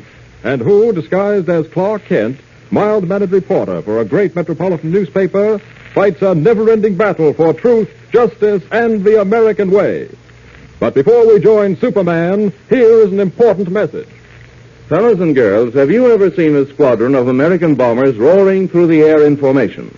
Have you seen newsreel pictures of Uncle Sam's destroyers cutting through the seas on patrol in search of enemy subs and surface raiders? I'm sure you have, and I bet you were thrilled. You probably felt terribly proud, too. Well, if you've been buying war-saving stamps regularly, you have a right to be proud. Not only because those planes and those ships represent the fighting spirit of America, but because you helped to build them. Yes, sir, every time you bought a war-saving stamp, your money helped by the labor and materials that are used to make planes and ships and equipment to knock out the Nazis and the Japs.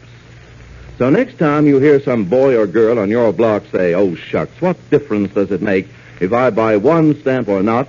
What difference can one dime make?" You tell them that it does make a difference. It makes a big difference.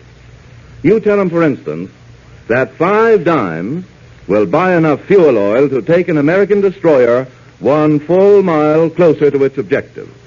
Or that 1 dime will buy 5 .45 caliber bullets. Tell them that if every boy and girl in the United States bought just one 10-cent war-saving stamp every day, it would add up to enough money to buy a lot of swift pursuit planes, with which our Army and Navy forces could blast the Axis out of the air. And while you're at it, you might remind them that this is one way that all you fellows and girls can help to win this war. Now, after all, everybody can't join Uncle Sam's armed forces, but all of us can buy war-saving stamps. So talk it over with Mother and Dad tonight. Tell them that you want to help Uncle Sam win this war by buying war-saving stamps regularly, every day if possible. And I'm sure that they'll be glad to cooperate. And now, the adventures of Superman. At the moment, Superman, in his disguise of Clark Kent, is in a peculiarly bad spot. As you remember, Perry White, editor of the Daily Planet, Lois Lane, girl reporter, and Kent are planning a trip into the wilderness of the Hudson Bay region of northern Canada. It is their intention to visit a certain Sebastian Beauvais, owner of a hunting lodge, who wrote to his old friend White begging him to come at once, that he needed help badly. In our last episode, Kent, Lois, and White visited a sporting goods shop to buy the clothes they would need for the trip into the frozen north. A stranger entered the shop while they were there, and while examining a rifle, repeatedly pointed the weapon at Perry White. Suddenly, as if by accident, the rifle went off, with White directly in the line of fire. And yet, when the excitement died down, the Daily Planet editor was discovered to be unharmed. The bullet had not touched him, for the hand of Superman had shot out and stopped the bullet in mid-flight. Clark Kent now finds himself in a most embarrassing predicament. For Lois, staring at him with a strange look in her eyes, says, I tell you, I saw it. I saw Clark stop that bullet. He's holding it in his hand. Lois, you're talking nonsense. Maybe I am. I don't know. Go on, open your right hand. Lois, this is ridiculous. Well, prove it. Prove it by opening your right hand. We're waiting, Kent. I can see you're holding something in your right hand, and I demand to know what it is. Now, open your hand, Kent, and open it right now. Well, now, really, this is the funniest thing that's ever happened to me. The most flattering, too, I might say. Do you realize, Lois, that you're practically accusing me of being Superman? I know it isn't possible. No ordinary man could stop a bullet in flight. Wait a minute, you. I wouldn't try sneaking off if I were in your place. Who's sneaking off? I thought I saw you start to edge toward the street door. What would I do that for? Am I supposed to be afraid of something? It was an accident, that gun going off. I didn't know it was loaded. Yeah, we'll deal with him later, Kent. Right now, I want to see what you're holding in your hand. Clark, I can't stand the suspense any longer. I know I couldn't have seen what I think I saw, but... Okay. You win. What do you mean? I've tried to hide it from you, but... Well, I'm afraid now I'll have to admit the truth. Lois, Mr. White, I, Clark Kent, am Superman. Steady, Lois. Now, blast you into limbo and out again, Kent. Open that hand of yours and let's get this thing over with. Very well, but if I'm about to reveal myself to you as Superman... Oh, Clark, stop this joking. You started it. As I was saying, if I'm about to reveal myself as Superman, I might as well make the most of a suspenseful moment. So then, I'm going to count 10. At the end of that time, I'll open my hand and reveal myself to your wondering gaze as Superman. Never mind the counting. No. Gotta do this right. After all, Chief, this is a world-shattering moment. Well, here we go. 1, 2... Taking the desperate chance of telling Lois and Perry White in a joking manner what he is sure they won't believe, Superman, in his guise of Clark Kent, begins to count 10. And in the time thus gained, he tightens his fist, tightens and tightens it until the very pressure of his superhuman strength crushes and reduces the rifle bullet to dust. 8. And then, as he reaches the end of his count... 10. And now, ladies and gentlemen of the audience, perceive I blow lightly through my fist. So... And then open my hand. There. What? Why, it's empty. Your hand is empty. Well, what in heaven's name did you expect, Lois? What on earth have we been doing? Accusing him of stopping a bullet. Did we go out of our minds or something? Well, the entire matter's closed. The gun went off accidentally. I'm not hurt, thank heaven. You were lucky the bullet missed you. You can say that again. But it's over with, so let's forget it. Excuse me, mister. You mind if I go now? What? Oh, yes, you can go. Better be a little more careful next time the way you handle unloaded rifles. I'm sorry, mister. I'm certainly glad you weren't hurt. You can bet I'll be more careful. Well, so long. Now, where's that clerk? Right here, Mr. White. You know, it's a funny thing about that incident. To begin with, none of those rifles is ever loaded. Well, this one was. I know, but where did the bullet go? It's not in the wall. I'm sorry. I just thought of something I must do. You've got practically everything I'll need, and I can pick up almost anything else in Canada. I'll run along. But Kent... And, yes, duplicate everything in a smaller size for a boy about so big. Jimmy Olsen is not coming on this trip, Kent. I won't have him with us. I've made up my mind to that. You'll change it. You always do. See you back at the office. Kent, he'll manage it. I'm licked before I start. He'll manage it somehow. Manage what? To bring Jimmy along on this trip. If ever a nymph was created to torture me, it's Jimmy Olsen. Leaving Lois and Perry White in the sporting goods shop, Clark Kent moved swiftly into the street, just in time to see the man who almost killed White step into a taxicab. Hailing a cab himself, Taxi! Kent gives the driver quick instructions. Follow that green and white cab that just pulled away. There's a 5 spot in it if you don't lose it. Kent's taxi follows the other across town into an expensive section of the city where it pulls up before a fashionable apartment house. Kent orders his cab to pull over to the curb a block away.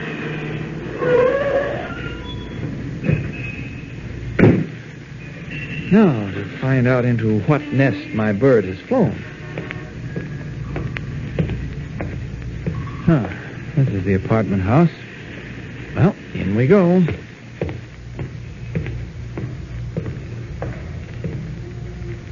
Uh-oh, here comes the doorman. I'll have to think of something. Can I help you, sir? I don't know. A funny thing, I just saw a man, a friend of mine whom I haven't seen in years, enter this building. A man wearing a gray overcoat. Oh, Mr. Kilrain? Yes, that's his name. Well, he's in penthouse A, sir. He lives there with the other gentleman. Well, thank you. I'll just drop in on him. Just a moment, sir. I'll have to announce you. Whom should I say is calling? Well, I'd just like to surprise him. I don't... Oh, sorry, sir. It's against the rules. Well, now, look here. There's no harm in my dropping in. I'm sorry, sir. It's a rule. There's nothing I can do about it. Oh, well, in that case, don't bother.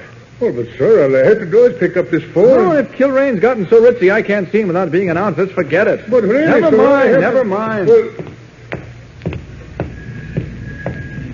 There are quicker ways of getting to penthouse A. And there's the entrance to the backyard. If luck is with me, I ought to be able to reach the penthouse from there. Funny the way that doorman acted. The way he said Kilrain was living with that other gentleman. Sounded as if there was something strange about the other gentleman. Oh, here we are. And if I'm not mistaken, that's the terrace of the penthouse way up there. All right, off with these clothes. Now then, as Superman, I won't have to be announced. Up! Up! There. Oh, quite a terrace, garden and all. Now, let's see who's in that lighted room. I was right. It's Kilrain just taking off his coat. Well, nothing like the direct approach. Up with this window. And in we go. What is the name of... Please don't get excited, Mr. Kilrain, and please don't reach inside your coat for the gun you probably carry there. What is this? Who are you and what are you doing here? Oh, I was just flying by and thought I'd drop in. You were just... What are you talking about? And keep your voice down. You'll awaken him. By him, I take it you mean the other gentleman with whom you live? You got it. He sleeps in the afternoon, and anything he hates is to be waked up. Oh, that would be a pity, wouldn't it? Very well, I shall talk quietly.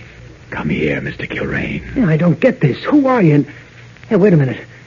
Take your hand off my arm. What? Don't cry out. And keep your voice down. We wouldn't want to awaken him, would we? No. No, we wouldn't. No. Good. We begin to understand each other, you and I, Mr. Kilrain. You felt the pressure of my hand on your arm, and now if I were to use all my strength, it would crush your arm. You would undoubtedly cry out in pain, and that would awaken him. Now then, since we appear to be mortally afraid of waking him, suppose you tell me what I want to know. What's that? Why did you try to kill that gentleman in the sporting goods shop a little while ago? I didn't try to kill nobody. That was an accident. Hey, how did you know about that? Never mind. Why did you try to kill him? I tell you, I didn't. The idea was to prevent him from going to Canada, wasn't it? I don't know. I don't know nothing. Now that's a fib, Mr. Kilrain.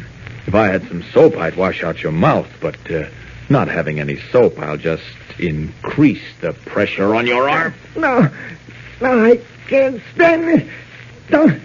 Don't, please. Then tell me what I want to know. I can't. He'd do things to me that... Who would do things to you? Him.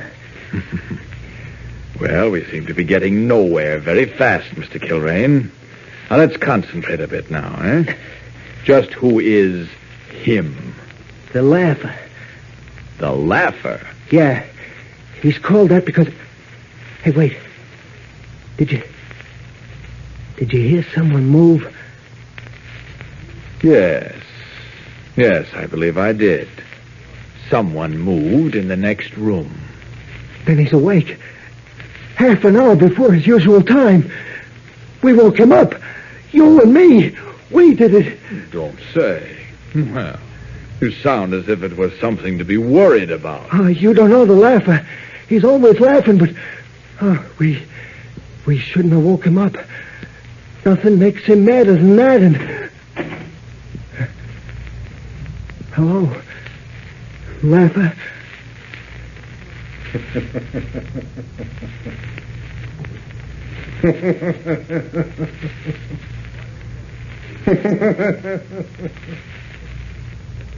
Well, Superman seems to have stepped into a very strange company indeed. Who is this amazing character, the Laugher? And why are he and his henchman Kilrain trying to prevent Perry White from reaching the Hudson Bay region? Be sure to hear tomorrow's revealing episode. And listen every day, Monday through Friday, same time, same station. Tune in and follow the adventures of Superman. By all means, don't forget to tune in to Superman tomorrow for another thrilling and exciting episode. And don't forget to talk to Mother and Dad before you go to bed tonight about making arrangements to buy war-saving stamps regularly. Start the day off right tomorrow. Buy at least one 10-cent war-saving stamp first thing after breakfast. And remember what I told you at the beginning of this program. Every single dime is important because all our dimes put together can go a long way to help pay for the guns and tanks and planes and ships we need to knock out the Nazis and the Japs. And say, here's an idea for you. Why don't you get together with your friends tomorrow and make a joint pledge to buy war-saving stamps every time you've got a dime? See which of you can buy the most war-saving stamp every week and every month. Do your share to win this war. Faster than a speeding bullet. More powerful than a locomotive.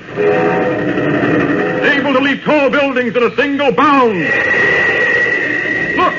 Up in the sky! It's a bird! It's a plane! It's Superman!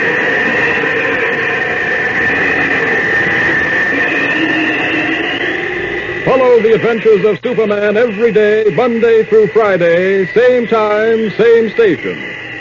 Superman is directed by George Lothar and is a copyrighted feature appearing in Action Comics magazine.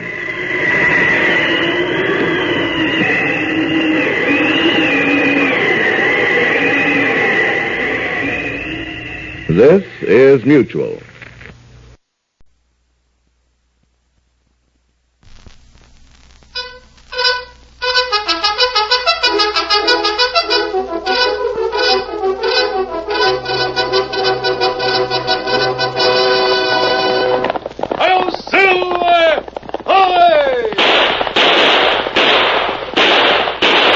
Fiery horse with the speed of light, a cloud of dust, and a hearty hi-yo Silver, the Lone Ranger.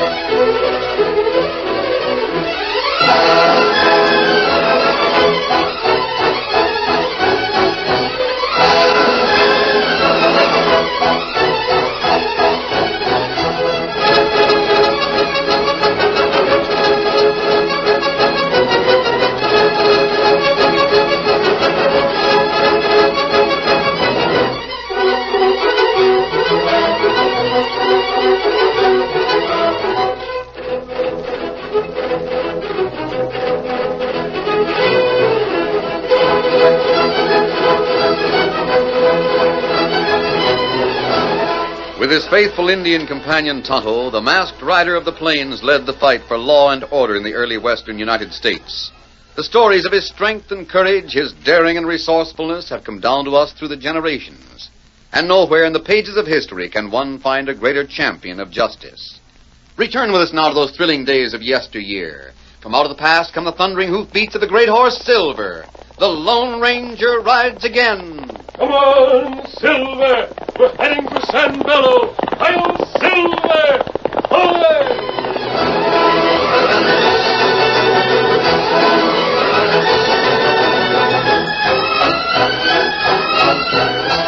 The little town of San Bello was one of the oldest in the Southwest. Originally built by the Spaniards, it was located on a broad-backed hill and surrounded on four sides by a thick adobe wall. It was this old wall and the narrow, winding, old-world streets that gave San Bello distinction among ordinary cowtowns. It was also the home of the Drovers Bank, the largest financial institution in the county. The bank, a two-story building that faced the plaza, was flanked on one side by the small shop of a gunsmith, and on the other by the stage depot. A small crowd of cowpokes and town people generally gathered there to watch the evening stage come in. And one evening in the early fall was no exception. Here she comes, folks, a pitching and a rolling. Naturally, the citizens of San Bello were interested in the passengers that arrived by stage. They greeted old friends and speculated concerning strangers. Hiya, Jack. Hello, where's Myrtle there? Joe, I was hoping you'd be here. The last two persons to step from the interior of the stage weren't met with greetings or shouts. They were strangers. Two men whom no one in San Bello could remember ever having seen before. The tallest of the two was a large man, well over 6 feet. He was clad in a new brown suit, flat-crowned Stetson, and was wearing dark glasses. His companion's clothes were rougher and unpressed, but everyone noticed that the longish tails of the tall man's coat partially concealed a heavy gun belt. The strangers seemed to know exactly where they were going. They pushed their way through the crowd and spoke to each other in low tones. Where is it, Bud? Right ahead of us, Darby. See the sign? Oh, yeah. I see it now. Caleb Sibley, gunsmith. So this is where old Sib ended up. Got a nice place, too. Does a good business. And where's the bank? Right here. Right next door to Caleb's place. Just like I told you. Yeah. Looks like a perfect layout. It's a cinch. We can't miss. Unless You Caleb... leave Caleb Sibley to me. When we go in, I'll do the talking. Understand? Sure, Darby. Here we are. Good evening. What can I do for you, gentlemen? Plenty. You the gunsmith? Yes. Now, why don't you take a look at this 45? Let me see it. Just look into the barrel, Sib. That's all you're going to say. That... Darby Hicks. So you finally recognize me, huh? Darby. Well, what are you doing here? Oh, me and Bart just like to look up old friends, don't we, Bart? You remember Bart, don't you, Sib? How could I forget either of you? But I thought... We were still holed up in that Eastern Penitentiary? No, that's old stuff. They paroled us about a year after you got out, Sib. I wasn't paroled. I was released. I completed my sentence. I decided to hit the straight and narrow. So you came out west and started a business. Is there anything wrong with that? No, nothing exactly wrong.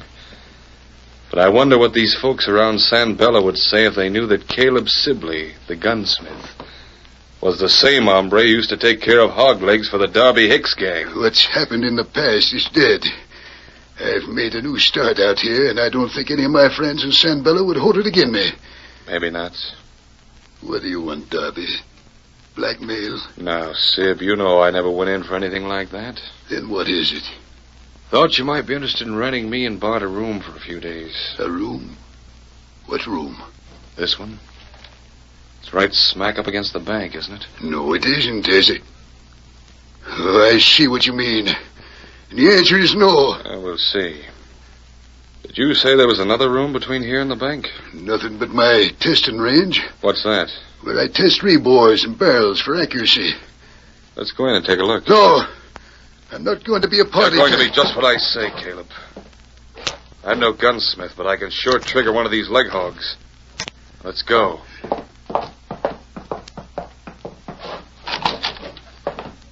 There's nothing in here. There isn't supposed to be. When when I test a rebore gun, I put it in this vise and use the cardboard wall down there for a target. Yeah?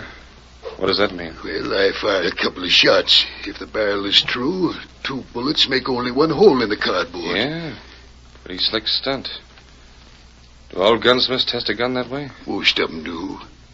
I'd like to see how it works. Bard, put your gun in that vise. Sure, Darby. Let me do it. But Let him do it, Bard. Remember, Sib, you're testing the gun. Keep it pointed that way.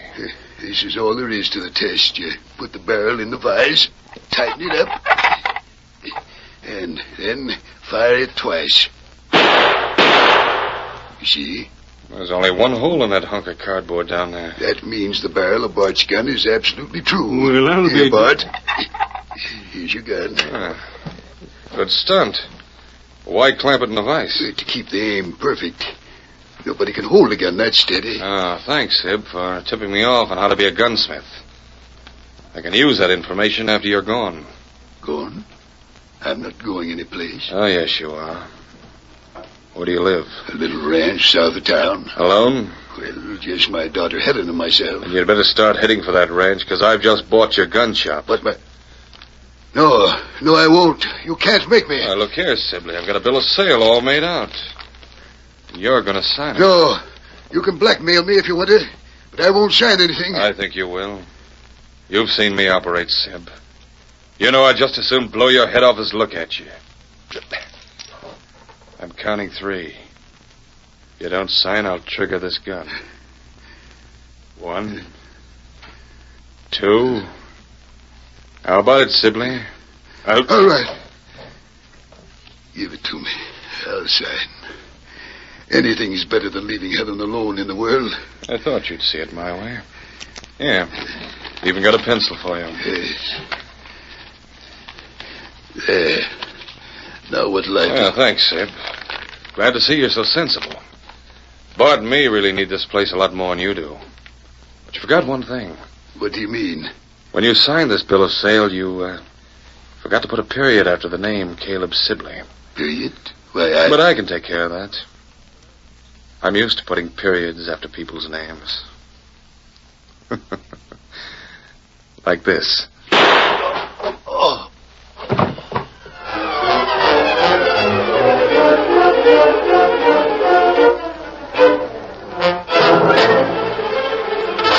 A few hours later, the deserted plaza of San Bello echoed hollowly with the sound of hoofbeats on hard-packed earth.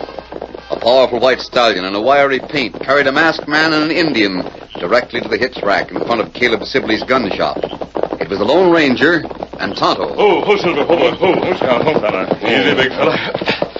Well, I hope Mr. Sibley's still awake, Tonto. He's the only real gunsmith around here.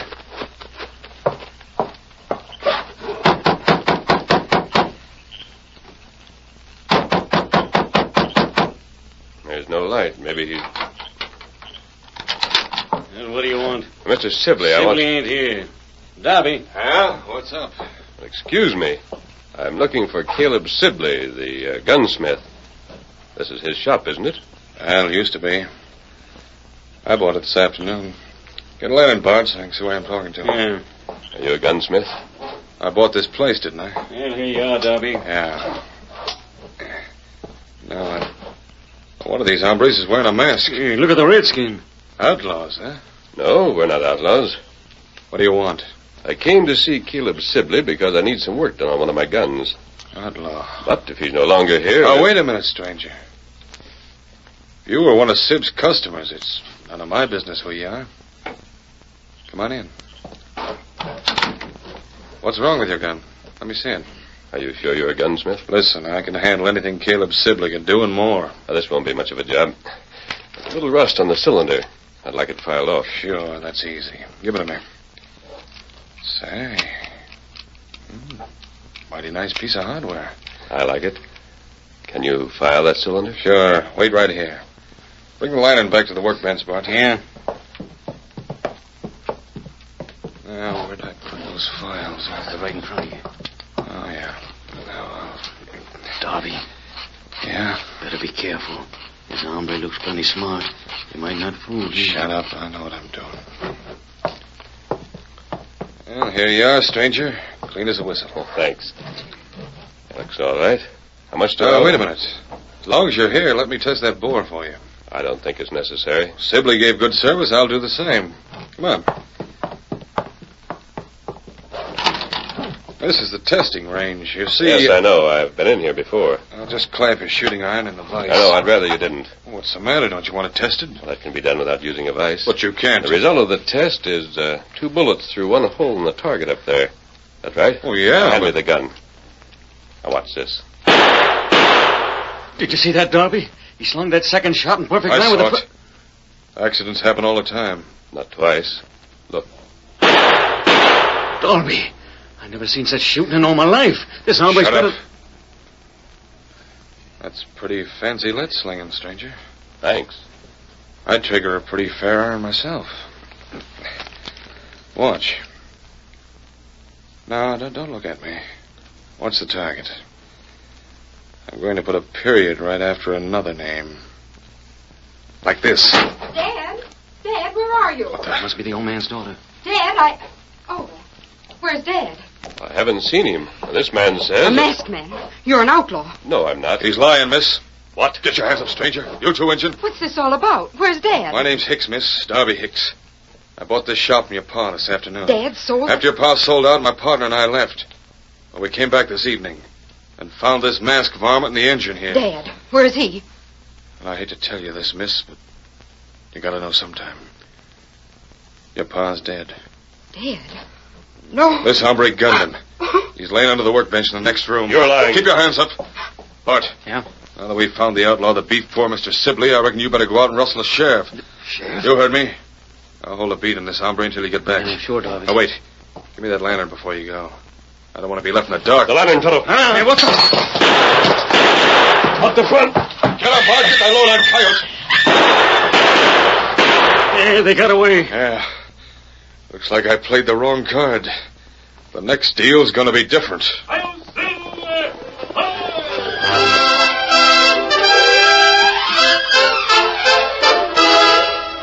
The curtain falls on the first act of our Lone Ranger story. Before the next exciting scenes, please permit us to pause for just a few moments.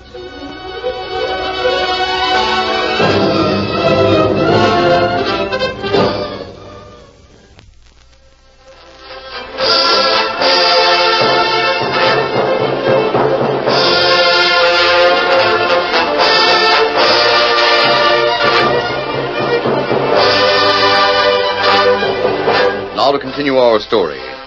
After escaping from under the drawn guns of Darby Hicks, the Lone Ranger and Tonto rode southward along a back trail and reined up in a clump of cottonwoods that fringed a ravine. Ho, Silver, ho, Scout, ho. If a posse was on our trail, I'm sure we've thrown them off. Now, that man in the gun shop, have you ever seen him before? No, me not see him. Neither have I. The other fellow called him Darby, and I know I've heard that name. Him crook? There's no question about that. He tried to frame us for the murder of Caleb Sibley. Why him kill Sibley? I don't know. Certainly not to rob him. Sibley never kept enough money in his shop to make that worthwhile. I could only remember where. Him not look like Cowhand. No, I know now where I've heard that name. Darby Hicks, a bank robber that used to operate in this territory. You think this feller him? Yes, I'm sure of it. Although I heard Darby Hicks had been sent to a penitentiary back east somewhere. And he might have escaped or be on parole. Maybe him kill Sibley to get gun. No, a bank robber wouldn't take that chance to... Oh, wait. Isn't Sibley's gun shop right next door to the Drover's Bank? Uh-huh. That testing alley we were in. The right side of that is the outer wall of the bank. And I think I understand the reason for that murder. Tonto not savvy. Neither do I, yet. But we're going to stay right near San Bello until we prove it. Lawmen there think we crook. That makes the odds greater and the proof more important. What we do now? First, we've got to find that girl, Caleb's daughter. We not know where girl live. We'll keep looking until we find her. Come on, Silver. Get him up, Scout.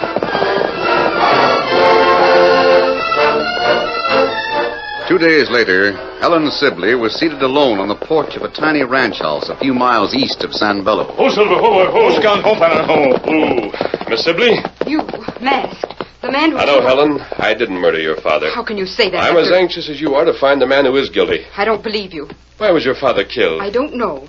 Mr. Hicks told the sheriff And his name is Hicks. Darby Hicks. Why, yes, but what's Helen, that? the night of the murder, I heard him tell you that your father had just sold the gun shop that afternoon. He bought it, Mr. Hicks. Had your father mentioned selling the shop? No, but if he Doesn't it seem odd to you that he would do something like that without telling you? Dad's business affairs were his own. He never discussed them with you? This is ridiculous. Mr. Hicks bought the shop that afternoon. I saw the bill of sale with Dad's signature on it. Yes, but don't you I don't want to talk about it anymore. Least of all with you. You have the advantage. You're a man and you're armed. I wish you'd believe me. Believe the outlaw who killed my father? You're wrong. I'm right. And as far as you're concerned, it may interest you to know that Darby has sworn to kill you on sight. Oh, he has. Well, I am interested. He's even told Sheriff Abbott that he intends to avenge my father's death. Miss Sibley, are you by any chance going into San Bello this evening? I may. Well, if you see Darby Hicks, tell him I'm calling his bluff. I'll ride into the plaza of San Bello at exactly 10 o'clock tonight. It's an ideal opportunity for him to kill me. Naturally, you won't be there. You may be surprised. And so will Mr. Hicks. I doubt it. And one more thing, Helen. If you're in the gun shop tonight, go into the testing alley, the little room next to the wall of the bank. I don't want to hear any more you have to say. Darby Hicks is a professional bank robber. He killed your father so he could use that room in the shop to tunnel under or break through to the bank. That's ridiculous. Well, I intend to prove it. Even so, tell Mr. Hicks I'll ride through the south gate into the plaza at 10 tonight. You haven't got the nerve. I will see. Come on, Silver. Get him up, Scout.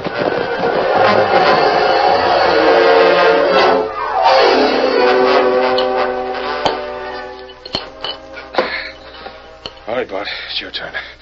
Get out here and start digging. I'll hold the lantern for a while. Yeah, seems like we've dug almost a channel already. That tunnel must be 6 feet long. Adobe walls are thick.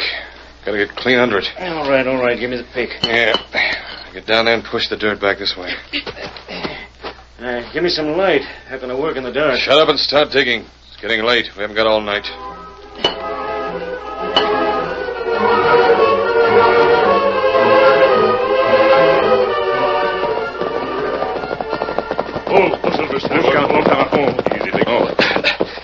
Is this near enough, Tonto? We're about 1/8 of a mile from the bank building. This good place. Are you sure you can hear well enough? Time to put ear to ground. Hear plenty long way. All right. Do you hear anything? No, me not hear nothing now. Maybe crook not do like you think. Of course, I may be wrong, Now, but now me hear, Kemosabe. You listen. You're right, Tonto. A faint digging sound. I'll wager it's coming from underneath the bank. We catch crook? No, not yet, Tonto. I have only one thing to do. Darby Hicks has two. Rob the bank and kill me at 10 o'clock tonight.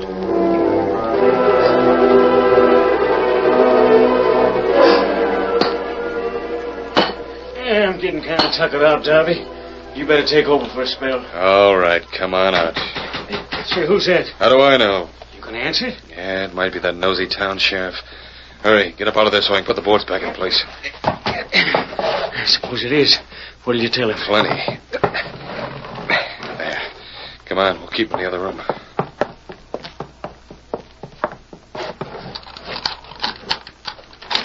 Oh, Mr. Hicks, I hope I didn't disturb you. Miss Sibley. No, of course not. Me and Bart was just cleaning some rifles. Come in. I wouldn't have come into town so late if it wasn't for something I think you should know. What is it? I saw the masked outlaw. The one who killed Dad. The mask? Where'd you see him? He said to tell you he'd ride into San Bello tonight at exactly 10 o'clock. 10 o'clock? And he's coming by the south gate, so you shouldn't have any trouble. He wears a mask and rides a white horse. I know all about the varmint. Well, thank you, Miss Sibley, for tipping me off. I'll be waiting for him. With an army rifle right through the crack of this door. Good. I hope he gets exactly what he gave Dad. Don't worry, he will. Are you staying in town, Miss Sibley? Why, yes. I thought I'd go over to Sheriff Abbott's. Oh, no, I don't think that's such a good idea, Miss Sibley. You see, lawmen generally complicate things like this. I'd like to avenge your pa's killing without interference. But he's a killer, and he's coming here to kill you. Then let me take care of him. Very well. I'll go back to the ranch now and come in town again tomorrow. Sure, things like this aren't no business for a lady like you. Oh, yes, there's one more thing. I know you bought the shop and everything that's in it, but Oh, well, what do you mean, Miss Sibley? there's a small rug that belonged to me. I mean, it used to be Mother's. Sure, I understand. As far as I'm concerned, you can have anything in the place. You're very kind. Where is this rug? It's the one on the floor in the next room. I'll get it. Yeah, no, you can't. Shut up, Bart. Go right ahead, Miss Sibley. You take anything you want to. Is this the rug? Yes. I I believe I'll just roll it up Darby, and... you loco? Shut up. Why, there's fresh dirt here on the rug. How could... Wait. What's the idea? I think I understand now. The masked man was right. What do you mean? You're digging under this floor. Digging a tunnel into the bank next door. I'm going Get to... up, Arch. Watch out, you jerk the rug and...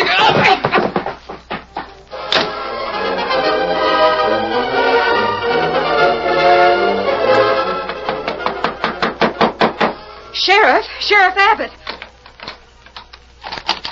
Helen Sibley. What's the matter, child? Those two men who bought Dad's shop, they're bank robbers. Bank robbers? Now, wait a minute, Helen. Calm down. There's no time to wait. It's almost 10 o'clock and they'll kill another man. Kill who? A man who tried to tell me the truth and I wouldn't listen. A man that I've sent to be killed. Helen, I can't make head and a tail out of what you're trying to say. There's no time to explain and I know how I can save him. Sheriff, you still have that white horse, don't you? Sure, he's in the stable right in back. I want to borrow him now. You can have the horse, but tell me... Get some men and go to the drover's bank.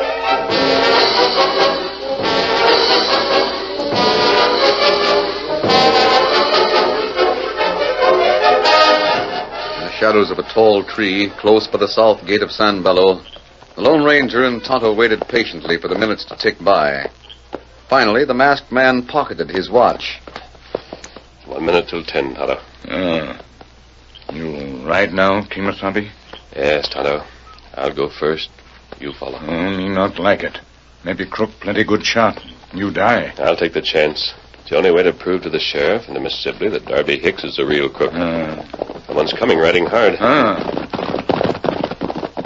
Tonto, did you see that? Me see him. A white horse. A girl was riding it, and she was wearing a mask. She looked like you. That's it. She's dressed like me, and she's riding into the plaza at 10 o'clock. Darby Hicks is waiting. He'll think it's me, and... Come on, Silver! Get him up! Come on!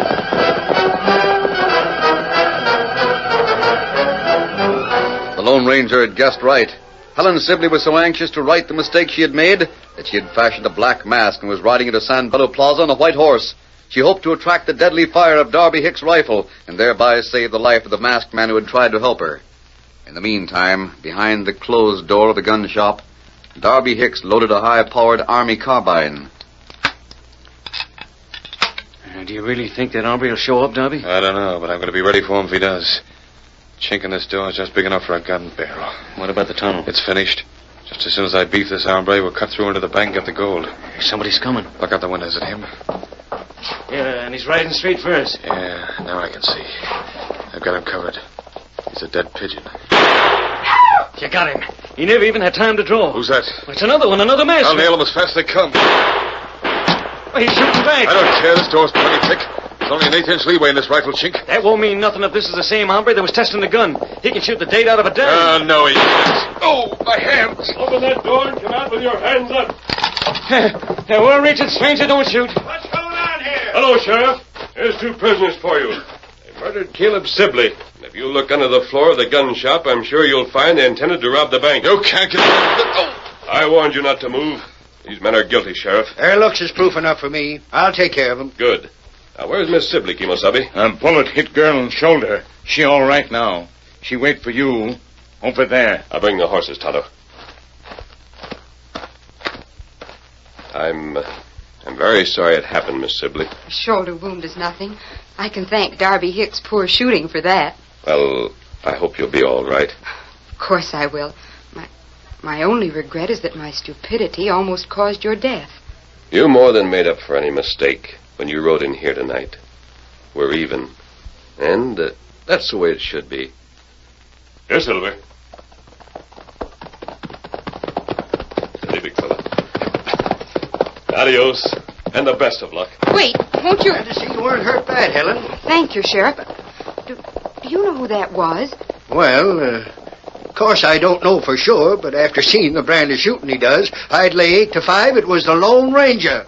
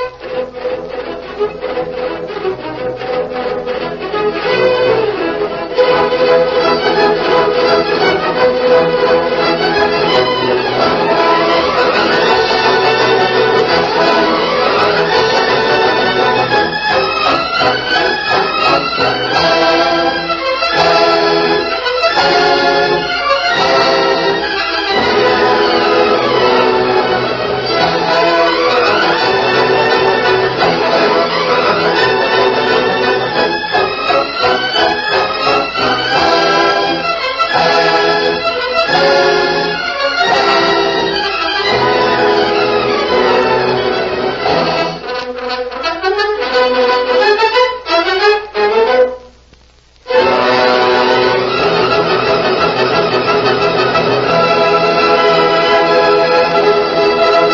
story you have just heard is a copyrighted feature of the Lone Ranger Incorporated.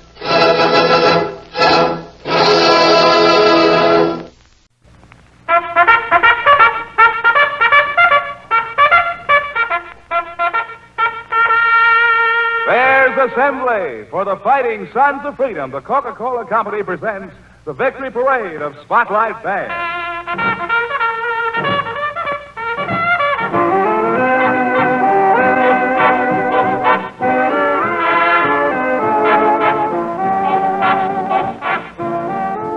Tonight, tomorrow night, every night, Monday through Saturday, the Coca-Cola Company sends the greatest bands in the land to entertain the soldiers, the sailors, the Marines, and war workers.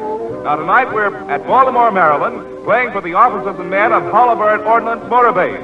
Presenting in person and in the spotlight, Sammy Kaye.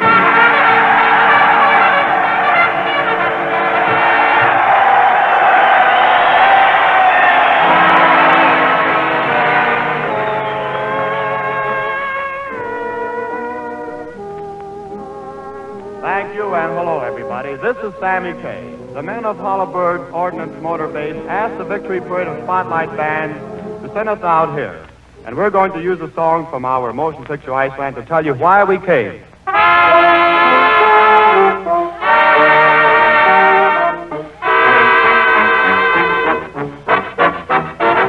You can't say no to a soldier.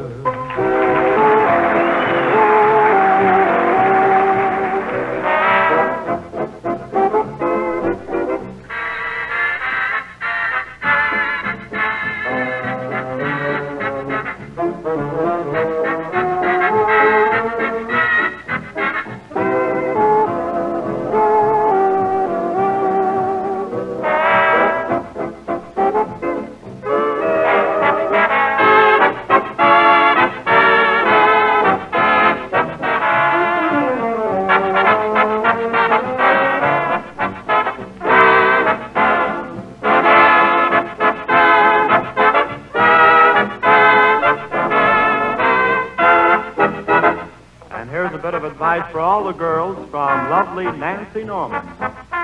You can't say no to a soldier, a sailor, or a handsome Marine.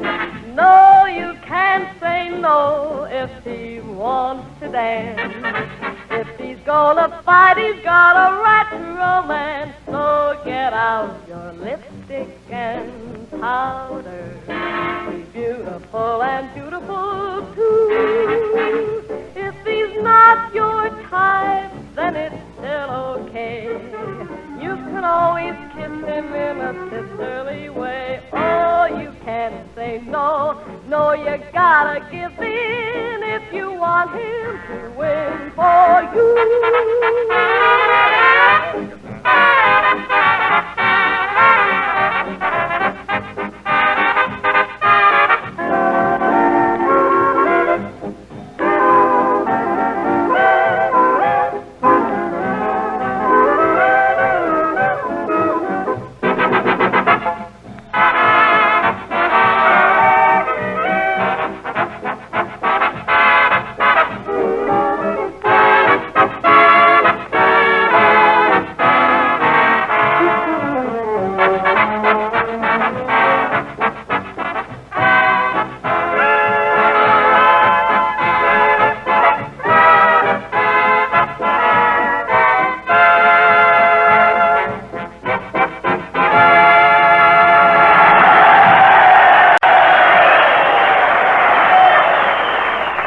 Well, sir, our great American manufacturer, in cooperation with military and naval officials, has developed a new process of writing to your boy in uniform.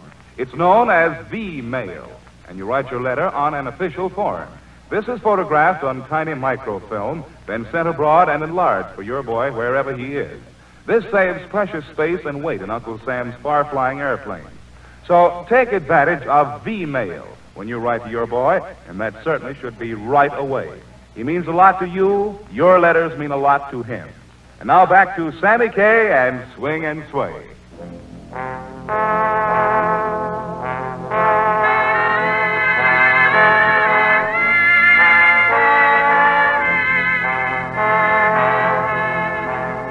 Just a letter from home.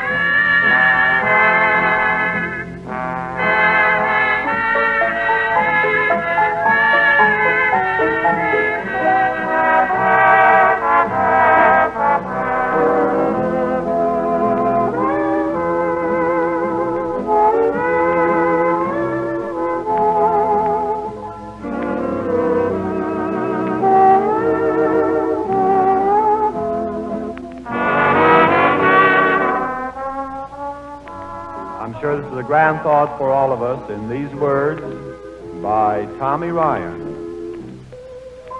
Just a letter from home, bringing memories sweet of a rose-covered valley and you. Just a letter from home, from a sleepy old street that echoes each friendly how-do. Once again we're walking through a lane of roses. Once again we're dreaming dreams like sweethearts do. Just a letter from home, and it makes life complete when it ends with the words, I love you.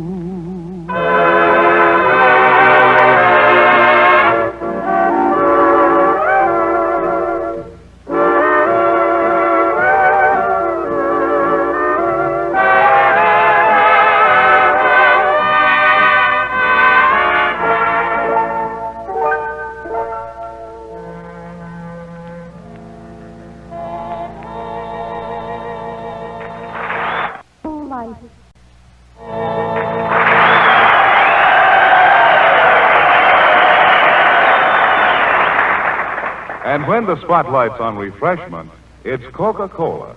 And that's the way it's been for 57 years. Refreshing quality is the reason everybody feels that way about Coke. Tingling, delicious, and always completely refreshing. Ice-cold Coca-Cola.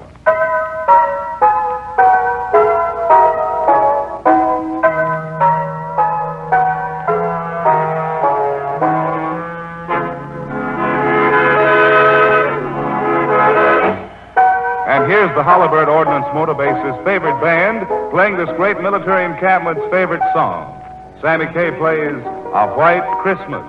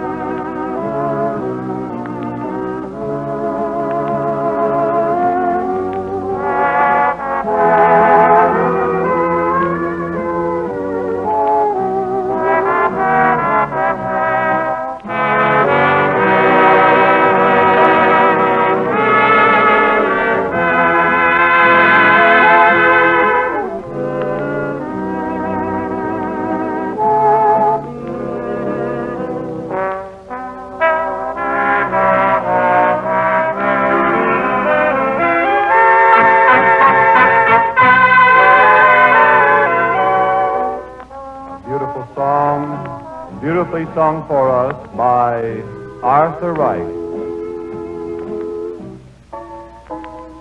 I'm dreaming of a white Christmas,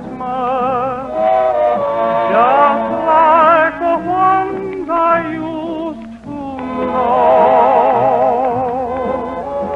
where the treetops glisten and children listen to hear sleigh bells in the snow.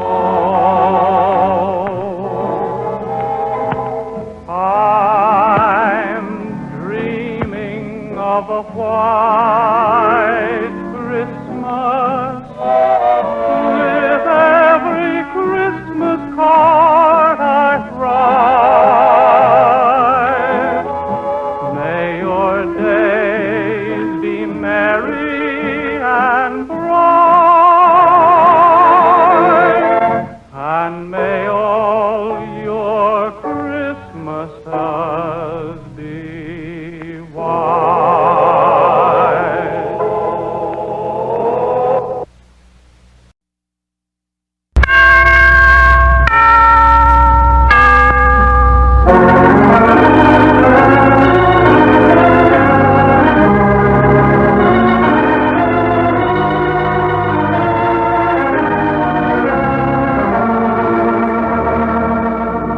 From Hollywood, California, we bring you a new prize-winning Dr. Christian play called Light a Fallen Star, with Gene Hersholt in the stellar role as Dr. Christian.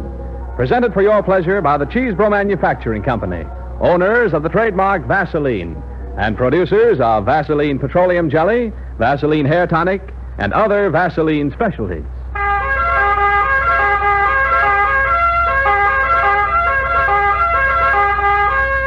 Yes, men, whether you're in the Army or not, you've got to get up in the morning, and you've got to get going fast.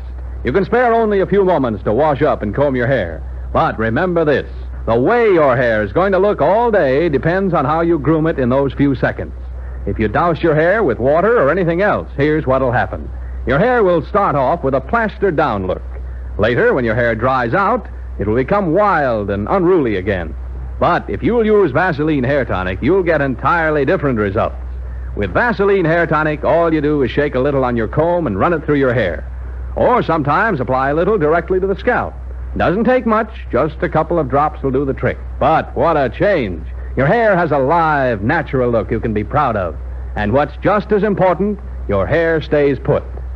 Whether your working hours are from 9 to 5 or from reveille to taps, you want your hair looking neat all day. And Vaseline Hair Tonic does just that. Keeps your hair in place. Naturally good-looking from morning to night. That's because Vaseline Hair Tonic can't dry out your hair. The big thing is, it supplements the natural scalp oils, gives double care, both scalp and hair. So for hair that looks a whole lot better, a whole lot longer, start using Vaseline Hair Tonic. Get a bottle tonight, only 40 or 70 cents. Till you've tried it, you'll never know how really good-looking your hair can be.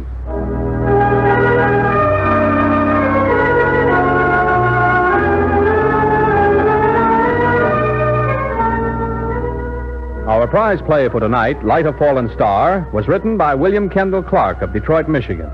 The author is 31 years old and counts as his best assets a daughter aged 5 and a son aged 2. Light a Fallen Star is Mr. Clark's second radio play to be produced on a national program. We're happy to have such a fine play for you this evening because today is our birthday. Yes, we start our 6th consecutive year of broadcasting Dr. Christian stories this evening. The action of the play begins on an airfield that shall be nameless because it's a field where planes are being tested for the United States Navy. The characters in the play, in addition to Dr. Christian, played by our star Gene Hersholt, and Judy Price, played by Lurene Tuttle, are Grant Harper, ace test pilot for the United States Navy, played by George Neese, Helen Harper, his wife, played by Jean Bates, and 6-year-old Dodie Harper, their daughter, played by Rhoda Williams. As the scene opens, Dr. Christian and the Harpers are at the flying field. Grant Harper speaks first. Well, there she is, Dr. Christian. Isn't she a beauty? Beautiful, yes, but big, Grant. I'm forever amazed that anything so big should be able to get itself off the ground. Look at that tail assembly. Like the wings of a bird. Notice the angle of the stabilizer, Doctor, and the way the rudder fins are towed in? Now, that not only provides greater rudder fin efficiency, but also raises the horizontal surfaces above You better stop him, Doctor. He'll go on for hours, and you'll miss your train. Oh, it's worth missing a train to hear young enthusiasm like that. And to think I used to give him advice on building model airplanes back in Riversend when he was no bigger than Dodie here. Well, not much. Let's see, how old are you, Dodie? 7 next August, Dr. Christian. She was 6 2 months ago, Doctor. 6 then, going on 7, eh, Dodie? And does your daddy take you up in planes like that one with him? Oh, no, sir. Or Mummy neither. That's a Navy airplane, and Daddy tests them. No, what's that word, Daddy? Civilian passengers, darling. Uh-huh. Well, none of them can go up in a Navy airplane till after my daddy says it's all right for them to. If you let her, she'd have you believing there was no such thing as a safe plane unless her father jested at first. And why not, I'd like to know? We speak the same language, Dodie and I. Don't we, chicken? Uh-huh. We understand each other. Oh, darling, do you realize it's after 3? Dr. Christian's train leaves at 4. Oh, good heavens, I had no idea it was so late. Guess we'll have to get started. All right, Dodie, in the back with you. Dr. Christian will be more comfortable up here in front. Please, Daddy. Please, Daddy, what? I want to sit up here with you. Well, suppose you ask Dr. Christian if he'd mind. All right. Please, Dr. Christian, you wouldn't mind, would you? Mind, Dodie? If I sat up here in front to help my daddy drive. Why, no, Dodie. As a matter of fact, I think it would be a very good idea. See? Well, now, I think that's very nice of the doctor. What do you say, chicken? I think that's very nice of you, Dr. Christian. And? And thank you, sir. Oh, Daddy, don't squeeze me so tight. I almost can't breathe when you do. Oh, you know, Doctor, there's 2 things will make a man feel pretty close to, well, to God. One's to have a kid of your own like this, and the other's to get off by yourself up there, with the clouds below you and sunshine all around you and your motors humming sweet music in your ears. I'm a very lucky guy, Dr. Christian. Yes, you're a lucky guy, Grant. Well, hang on, everybody. Here we go, Doctor, and no more stopovers.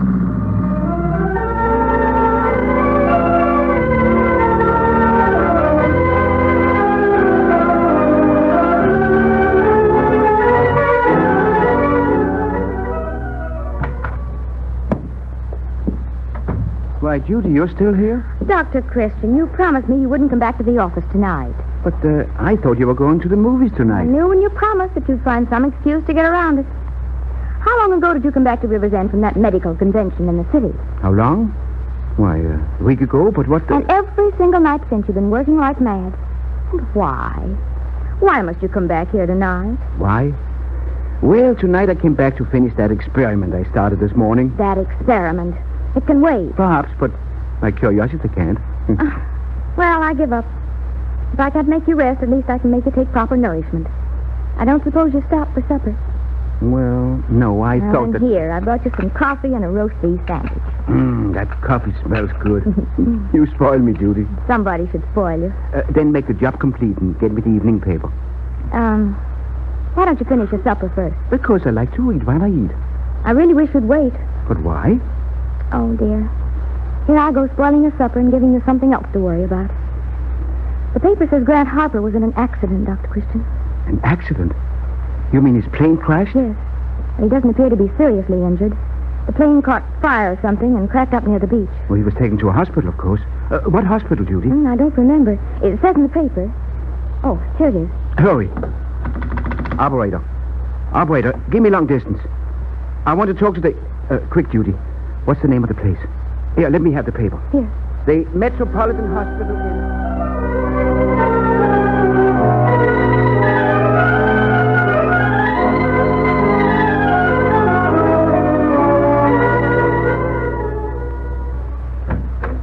Oh, Dr. Christian, I'm so glad you've come. Hello, Helen. My nurse, Miss Price, told me you wanted me to come out. I thought you and Grant weren't returning until next week. Well, we had to get Grant away from the city. Oh, come in, Doctor. We'll go in the front room. I'd like to talk to you alone before you see Grant. He's upstairs? Oh, no, he's not confined to bed. He's sitting in the backyard. You can see him through that screen door at the end of the hall. No, under that cherry tree. Well, he's not in a wheelchair. Oh, he can get about as well as you or I. Will you come in here, Doctor? Sit in that easy chair. I'll sit here next to the doorway so I can hear him if he calls. Dr. Christian, I hope you can help us. Why, I'll do the best I can, Helen. Dr. Christian, something terrible has happened to Grant. Something horrible that you can't treat as you could burns or a broken body. Something else, Helen? But the doctor said it was severe shock. They said all he needed was a long rest. That's why we came back here. They said if he could be somewhere in surroundings that only had happy associations in his memory, it would help him. But every day, every hour almost, he's growing worse. Worse? Well, wait until you see him. If he'll let you see him. If he'll let me see him? He hates people around him. He hates me. He even hates Dodie. Oh, yes, he does. And Dodie, of course, doesn't understand. And, well, he acts as if he were terribly frightened. All the time of everything. A door slamming, the sound of the wind, darkness. Even the striking of a match. He asks for a cigarette and then cringes from lighting it. If I light it for him, he's afraid of the smoke. I see. Smoke and fire. Yes, that's what the doctors at the hospital said. He associates them with the accident and is afraid of them. Well, Dr. Christian, what am I going to do? Well, for one thing, be patient. And whatever you do, don't pity him. Even in your thoughts. He'll sense it and hate your pity and hate you for pitying him. But what about Dodie? Well, you must make her understand somehow that she must keep out of her father's way. I could send her away. Oh, no, don't do that. Grant would think that you had done it on his account. Just keep out of his way as much as possible. Now, is there anything else you wish to tell me before we go out to see him? No, I don't think so. Dr. Christian, you will be able to help us, won't you? I'll do my best. You see how he sits there in the sun, Doctor? Though we were sleeping with his eyes open. Sits like that for hours at a time. Darling, here's Dr. Christian. Hello, Grant. Grant, dear, Dr. Christian's come to see you. What? Who? Helen, must you creep up on me that way? I didn't hear you coming. Well, I'm sorry, dear, but Dr. Christian is... Dr. Christian. Dr. Alberts. Dr. Hemming. Doctors. I'm sick of them. Oh, but darling, this is Dr... I know who he is. Why shouldn't I know who he is? What does he want? Just to talk to you, Grant. Talk to me? About what? I don't want to talk to you. Why don't you let me alone? Helen. Yes, dear? You've been smoking. I can smell it. Oh, darling, I haven't. Then he has. I can smell it, I tell you. Something's burning. Oh, they're burning leaves next door, Grant, that's all. Well, make them stop. Can't you make them stop? There it is now. The smoke from it. The smoke from the fire up there in those trees. What's that? Helen, what's that noise? Just Dodie, darling. Oh, I'm sorry. Mommy, look what I got. Look what I got. Tommy gave it to me. See, Mommy? Shh, Dodie. See who's here, dear? Oh, Dr. Christian. Hello. Hello, Dodie. Have you come to make my daddy better? What did Tommy give you, dear? A toy airplane. Just like Daddy used to fly. See, Mommy? It has a real window for the pilot and a real little door that opens. Give that to me. Please, Daddy. Give it to me, I said. Oh, please, Mommy. Don't let him smash this one. Don't. Give it to Daddy, dear. A plane. A beautiful little plane. Now what's the matter with that kid? Make her stop that. Oh, Dodie, you mustn't cry. Hush now. You know Daddy dislikes to have you... Shut her up, can't you? Get her out of here. All of you. Go on, get out. Leave me alone. Let me alone. Come along, Helen. And Dodie. Oh, see here. Use my handkerchief to dry those tears. There. That's better. Blow, too. Why did Daddy break my airplane? Oh, darling. Why? Because it wasn't good enough for his little girl. Dodie. Yes, sir? You want me to help your daddy get well again, don't you? Oh, yes, sir. Then you've got to help me. Have you ever had a tummy ache? Yesterday I had one. Hard. I ate too much pudding. It wasn't much fun, was it? You didn't feel like going outdoors and playing with Tommy, did you? No, sir. I just wanted to lie down. Well, it's the same way with your daddy. He doesn't feel like playing either because he doesn't feel good. So, if you're going to help me, I want you to let him alone. Will you do that? Yes, I'll help you. I won't bother Daddy. Well, now, that's a fine big girl. Thank you, Dodie. Run along over to Tommy's now, darling. I'll call you when supper's ready. All right. Goodbye, Dr. Christian. Goodbye, Dodie. Thank you, Doctor. Oh, of course, my dear. Well, you weren't exaggerating about Grant. He didn't want to talk to me. No. Yet somehow I feel better just knowing you've seen him. I've such confidence in you, Dr. Christian. Oh, confidence. It's a doctor's greatest responsibility and sometimes his greatest asset. Well, goodbye, Helen. Remember, no discouragement, no pity, and patience. I'll stop by tomorrow and have another try. Somehow, somewhere, you and Dodie and I, well, we'll get Grant back to himself.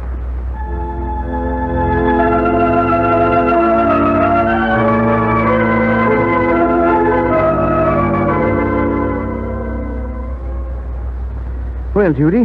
That's all, Doctor. The reception room is empty for the first time since early afternoon. I'm going to take a holiday tonight, Judy. No experiments, no overtime, no late calls. No. Well, I do want to stop in at Grand Harbour's on the way home. Are you ready to leave? I'll drop you on the way. I'll be ready as soon as I turn off the sterilizer. My car's right out in front. Dr. Christian, is Grant Harper getting any better? No. He's been back in River's End almost 4 months now. Yes. Well, here we are. Get in, Judy. You were so hopeful for his cure when he first came back. Well, I don't seem to be able to help him. If his body was sick, well, then I could do something. There's nothing wrong with his body. It's as strong as it ever was. It's his mind that's ailing, yet... You've called in specialists. They've been able to do no more than you have. I know. It is baffling. Oh, Judy, we think we know so much, we men of medicine. And we know nothing. Nothing. Makes one feel so futile, so helpless. I'm beginning to think that if any cure is in store for Grand Harbor, it must come from somewhere else in science. Oh, say, will you let me out at this next corner, Dr. Christian? I'm going to stop in and see old Mrs. Wainwright. Her sciatica's been bothering her again, but she won't admit it and call you. Now, who's working overtime? Well, Doctor. What's the matter, Judy? Well, look there, over the tops of those houses. That glow in the sky. And smoke. Well, that's a fire, Judy. And a big one. Look, you can see the flames through the smoke now. It must be just the next street over. Elm or West Street. Well, if it's Elm and right through there, it must be Ben Howard's place or Mrs. Thompson's. Yes. Or it could be the Harper's. Oh, my goodness. Come on, Judy. Mrs. Wainwright and her sciatica can wait. Mrs. Wainwright and her sciatica are probably over there right now in the front row of spectators. Oh, it is the Harper's house, Dr. Christian. Look, the flames have almost burned through the roof. The first floor's afire, too. Look, the windows. Oh, I don't see Grant or Helen. Oh, look, there's Mr. Harper standing near the house. He looks as though he's hypnotized. Grant, come away from there. Let me alone. You've got to come away from there. Get away from me. Oh, did he hurt you, Doctor? No, but we can't manage him. Where's Helen? Dr. Christian, there she is. Over there. Oh, she's out of her head. He's trying to break away from that fireman. She's pointing towards the house.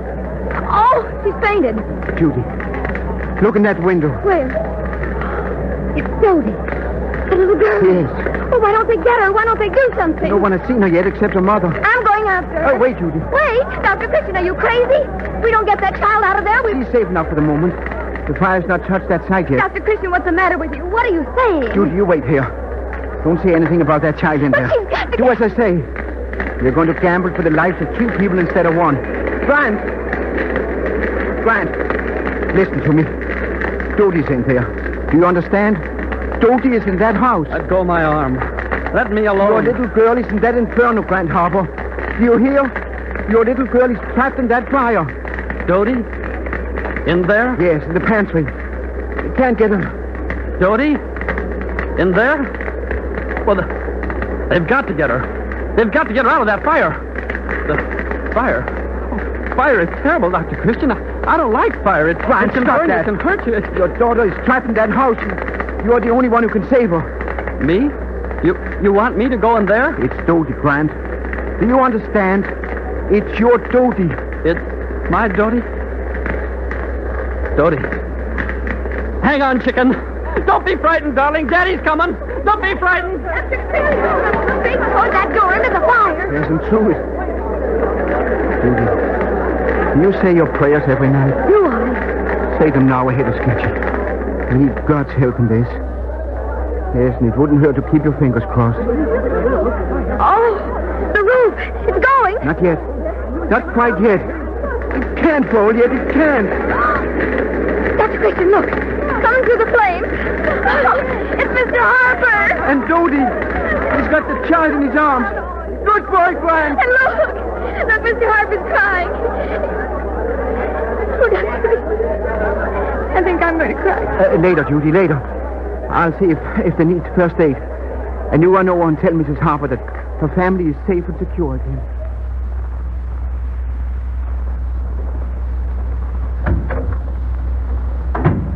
Are they all right, Dr. Christian? Everything's all right, my boy. Helen suffered the shock, of course, but she's almost herself again and asking for you. You may go in if you wish. And Dodie? Oh, that one. Her little friend Tommy built her a new model plane, and she's upset because it got lost in fire. Well, aside from that, she's fine. Is that all? I'll buy her another tomorrow when I go to the city. And Tommy, too. You're going to the city tomorrow, Grant? Helen's well enough to spare me. Will she be, Doctor? Yes. Yes, I think so. I'm pretty anxious to get back, you know. Going to apply for reinstatement from my old job of taking them up and spinning them over. You want to go back flying? If they'll have me. Doctor, remember what I said once about getting up there with the clouds and the sunshine and the music of the motors? It's my life, Dr. Christian. I don't have any life without it. Yes. Yes, I can see that. You're thinking about that other. Now, it's all over, Dr. Christian. Something happened to me this evening. You know, it's funny when you stop to think of it. I went into the fire to save Dodie and came out of it with her saving me. Maybe that sounds jumbled up. I know what you mean. It's another way of saying that the experiment worked. Experiment, Doctor? Oh, gamble. Oh, never mind. That's what I'm thinking out loud. Goodbye, my boy, and good luck. You're not coming in with me? No, Judy's waiting for me. Oh. Give me your moral support, Grant. I'm afraid I'll need it. Moral support, Dr. Christian? You see, I'm in for scolding. I told her I'd not do any experimenting tonight. Now I've gone and broken my promise again.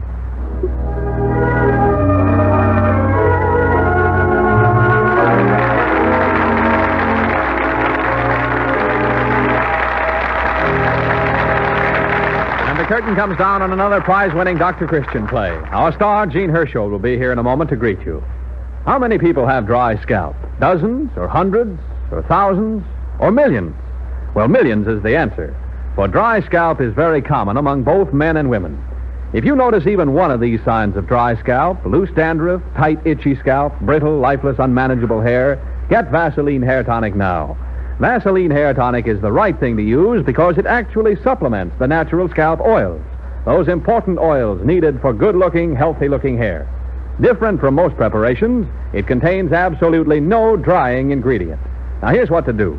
Before washing your hair, massage the scalp briskly with plenty of Vaseline Hair Tonic.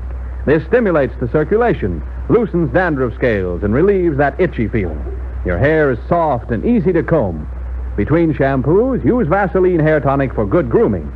To check dry scalp and keep your hair naturally good-looking, start using Vaseline Hair Tonic regularly. Get a bottle tonight. And now, here is Gene Herschel.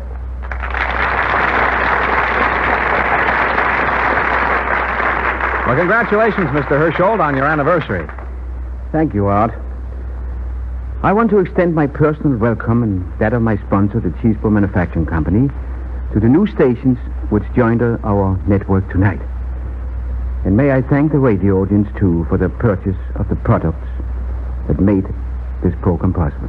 How many plays have you broadcast in the 5 years this program has been on the air? 205. And the best are yet to come.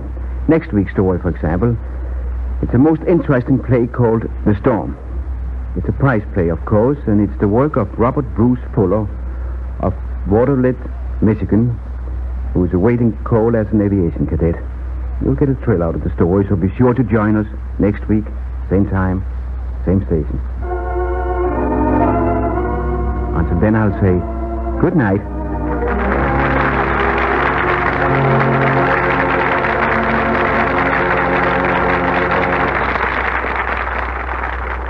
How long since you've checked your first aid kit? Look again now to make sure it contains a tube or jar of Vaseline jelly. Your first aid kit is hardly complete without Vaseline jelly for everyday burns and scalds and other minor emergencies. Get soothing, healing Vaseline jelly. It costs only 10 cents. Art Gilmore speaking. This is the Columbia Broadcasting System.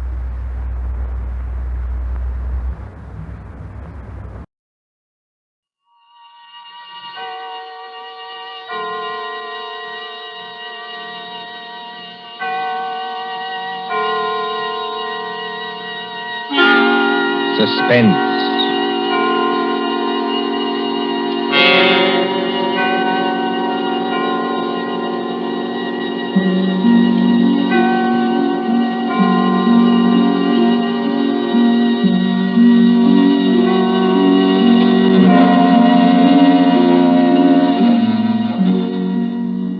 The thrill of the nighttime, the hushed voice and the prowling step, the crime that is almost committed, the finger of suspicion pointing perhaps at the wrong man, the stir of nerves at the ticking of the clock, the rescue that might be too late or the murderer who might get away, mystery and intrigue and dangerous adventure. We invite you to enjoy stories that keep you in suspense. For Suspense, tonight we present The Lord of the Witch Doctors by John Dixon Carr.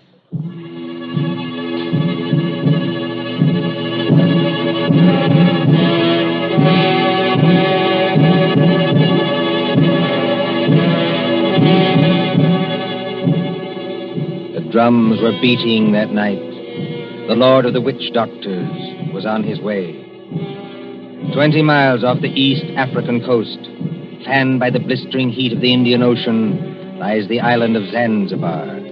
Here, many years ago, To be exact, in the year 1889. 3 nations were rivals for imperial German eagle. At Mogadishu were the Italians. A mixed population boiled along that coast, Portuguese, Arabs, Swahili. On the island itself, Sayed Khalif, Sultan of Zanzibar, ruled the remains of a once mighty empire. Mohammedan Bantus of the tribe of Zeng. Look over there, in the moonlight. That white building, patched and rotted, was the palace where Sayed Khalif lived with his fat wives and his captive lion. Not far away on the hill overlooking the harbor stood the British Residency. The British resident, or crown official, held uneasy sway against German and Italian influence. And at the Residency on that hot night long... Martha. Yes, Father? Come away from the windows, please. But, Father, those drums are on the mainland. Never mind. 20 miles from here. I'd rather you stood back. It's the fires I don't like, sir. You can see the red light all this distance. They're having a beano of some kind. You'd better stand back, too, Mr. Harris. Oh, look here, sir. Yes, Mr. Harris? I've been your diplomatic attaché in this place for 3 years. Couldn't you call me by my first name in private? Just as you please.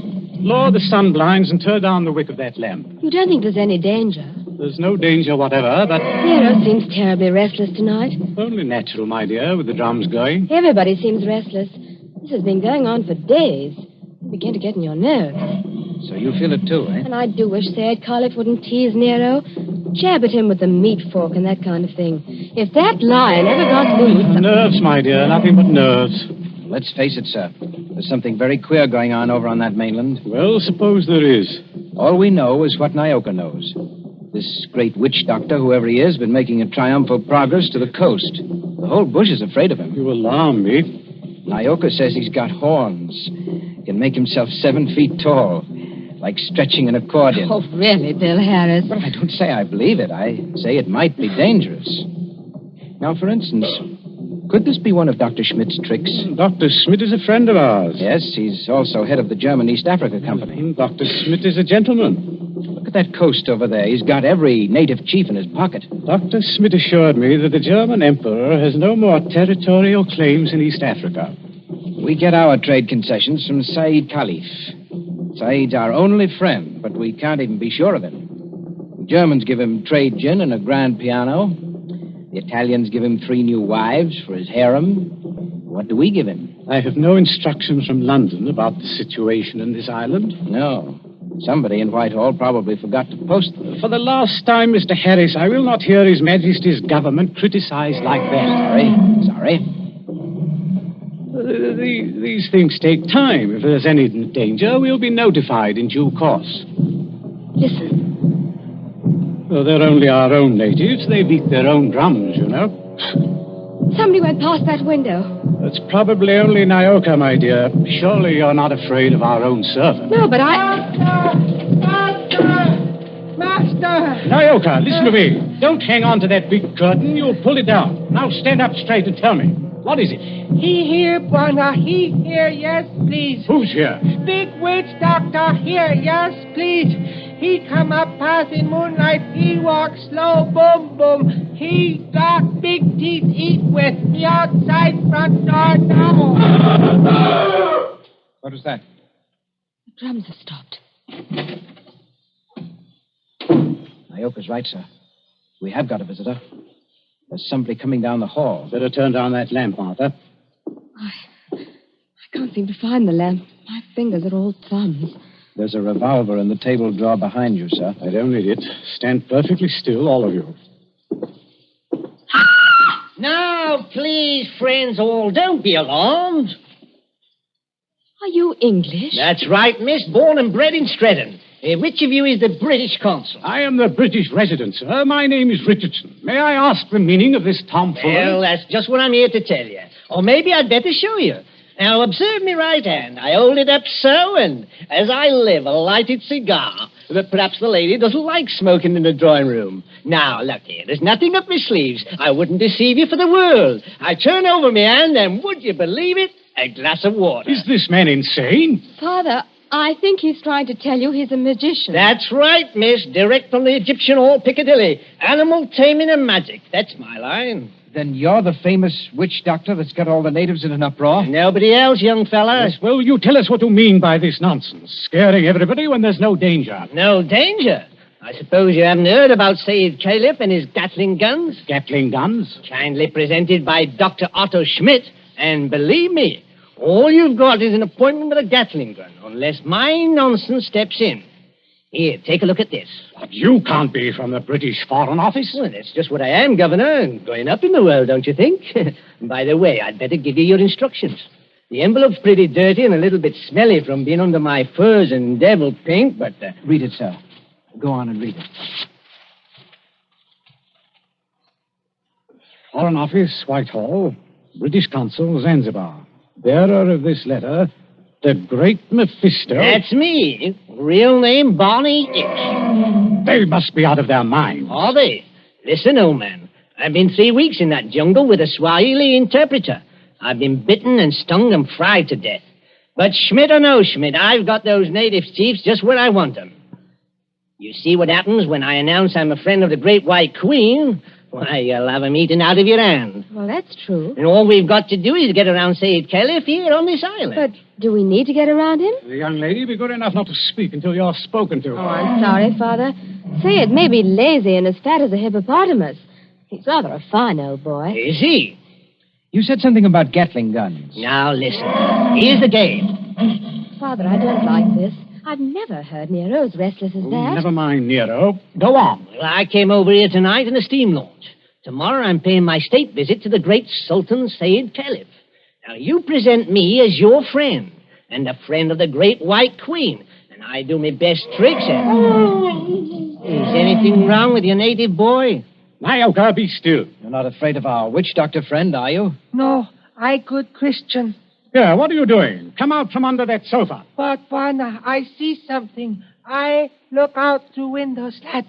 See Buana bald head coming up past. Well, a bald head? That's Dr. Schmidt. Dr. Schmidt? Well, he mustn't find me here. Yes, I quite agree. This is most irregular. Is there a back way out of here? Yes, through that arch. Stay in the back room. Nyoka will show you. Me go with witch doctor. Yes, hurry, please. I know like. Never mind what you like. You go. All right, master.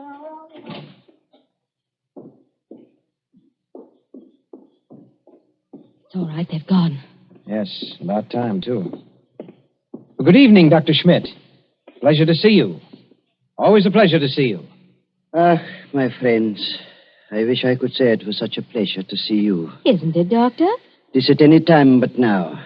Do not mistake me, I beg of you. No, it is that confounded lion, Nero. Always I say it will happen, and now it has happened. What about Nero? My friends, I regret. He has made his kill. He has tasted blood. What's that? You permit that I sit down and take off my sun helmet.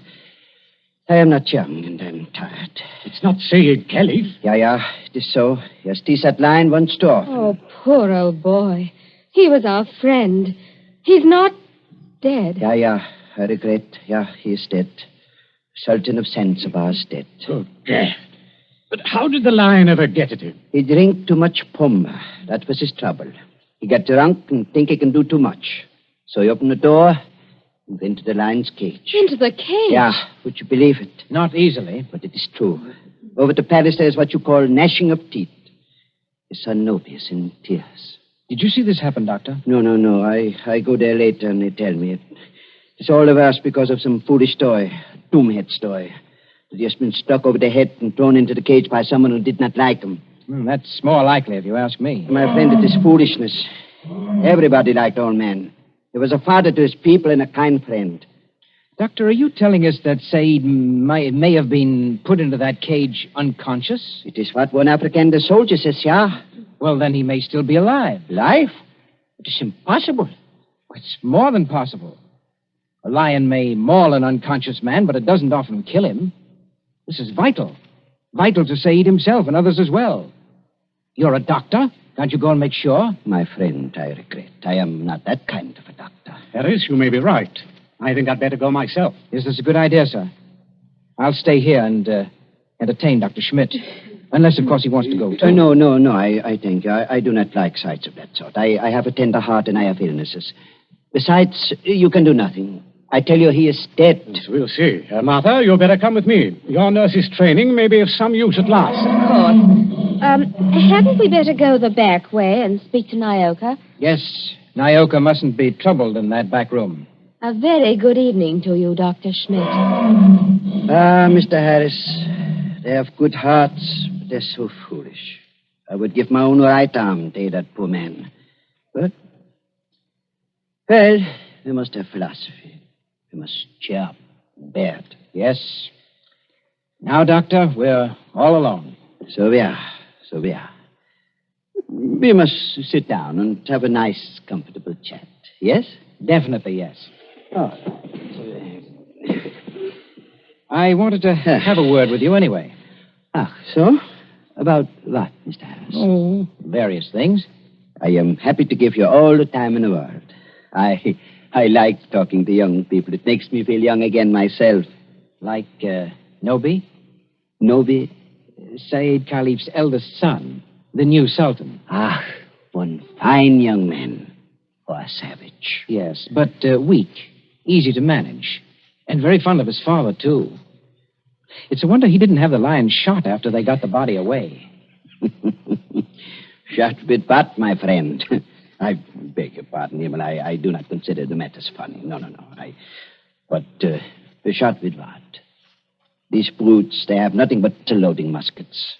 Kill Nero with those? No. Suppose they had Gatling guns. Pardon? Just suppose that, of course. Of course. Well? My friend. Gatlings would be of no better use. You only wound. To kill a lion, you must reach the eye or heart with a high-power bullet. What is the matter with us? Why are we talking of these things? Talking of death, you mean? Of Said Caliph, who gave all the trade concessions on Zanzibar to the British? My friend, I was talking about express rifles. Look here, don't you find it warm in here? Yeah, a little. Yes, it smells of animal's fur, doesn't it? I'll just raise those sun blinds. No. You must not trouble yourself to do that. It's no trouble. I beg of you not to trouble. It is not necessary. Doctor, you've been mopping your forehead ever since you've been here. Little fresh air never hurt anybody. Here. Isn't that better? Much. Why not sit down, my boy, and we have a nice chat? Fine enough night. No smell of the animal's cage here. My friend, you talk like a hunter. Yes. Or a victim. Yes, it's a fine night. At least for this part of the world. Fire's still burning on the mainland. I wonder if that's a good sign. Of what? I wish I knew. And the sea is like skim milk under the moon. And, good Lord. What is it? What makes you jump? Look there, in the harbor. My friend, I see nothing. Perhaps if I take off my spectacles and dive... Why, man, you must see it. In the harbor, out at the left there, beyond the shadow of those big palm trees. Don't you see our riding lights? It looks... By George, it is. It's a warship. It's only a German gunboat, my friend. Only a very little German gunboat. German gunboat? My friend, you must not be so distrustful. That is not kind. Let me get a telescope. But I tell you who she is. It is nothing. She is on what you call a goodwill tour. You're not angry. Angry? My friend. Well, I did not know. I could not guess. That is, the Englanders are hard to understand. We know that ourselves. I tell you something in confidence. The Germans are sensitive. The British objected. The natives feel too strong. I tell the gunboat to go away. I fire an express rifle. It has a sound. Boom! You cannot mistake one another. That is why I think of an express rifle. But if nobody will object... Why, not the least bit. Tell me, Doctor, do you like it here on this island? Well, it's not bad. Don't you ever want to get away from a forsaken mud heap like this? My friend, I am a German. My duty is here, as I stay here. Yes, I know. Between ourselves, that's exactly my position. But you are young. That's not the point. It's the importance of the job. The British don't rule Zanzibar. We hold the trade concessions from Said Khalif, and our residency has to protect them. But even you, Doctor, would be surprised at the amount of trade that we have to protect and the revenue that comes out of this island. Is it so now? You don't say so. I do say so. Is it so much? More than you think. Of course, I'm not allowed to give you any figures. No. Of course not. I would not dream of asking you. How much would you say it comes to, roughly? Oh, come now, Doctor. As one gentleman to another, you're not asking me to give away secrets. Oh, no. It was only a joke, you understand? Please do not try to up-trip me. I would try to pull your leg, and it was only a joke, believe me. Yes. It's all in the game, as it were. Yes, all in the game as gentlemen. Oh, Doctor, you're quite a humorist. You're not offended? Not at all. No, as I was saying, I hold a rather important job. Of course, Mr. Richardson holds an even more important one. He's been very friendly with old Said Khalif on this job. Of course, you know what that job is? Of course. He's the British consul. What is the matter with you? You're not smiling any longer. Why are you looking at me like that? So that's it. That's the game. You made exactly the same mistake that he did. Yes, who did? Dr. Schmidt. Have you met the great lord of the witch doctors? The maker of spells and the tamer of lions? I am a good Christian. I pay no attention to what natives say. I do not believe in witch doctors. No, neither do I. Not in this one, at any rate. What one? The witch doctor who came here tonight and said that he was on a mission for the British Foreign Office. He's an imposter from the word go, and you're working with him. Oh, don't upset your chair like that, Dr. Schmidt. Because if you fall on it, you may hurt yourself. I have not hurt myself, young man. Oh, yes, you have. The fellow who came here tonight addressed Mr. Richardson as the British consul. That might have been a slip of the tongue. But then you see the letter on the table there? I have eyesight, I thank you.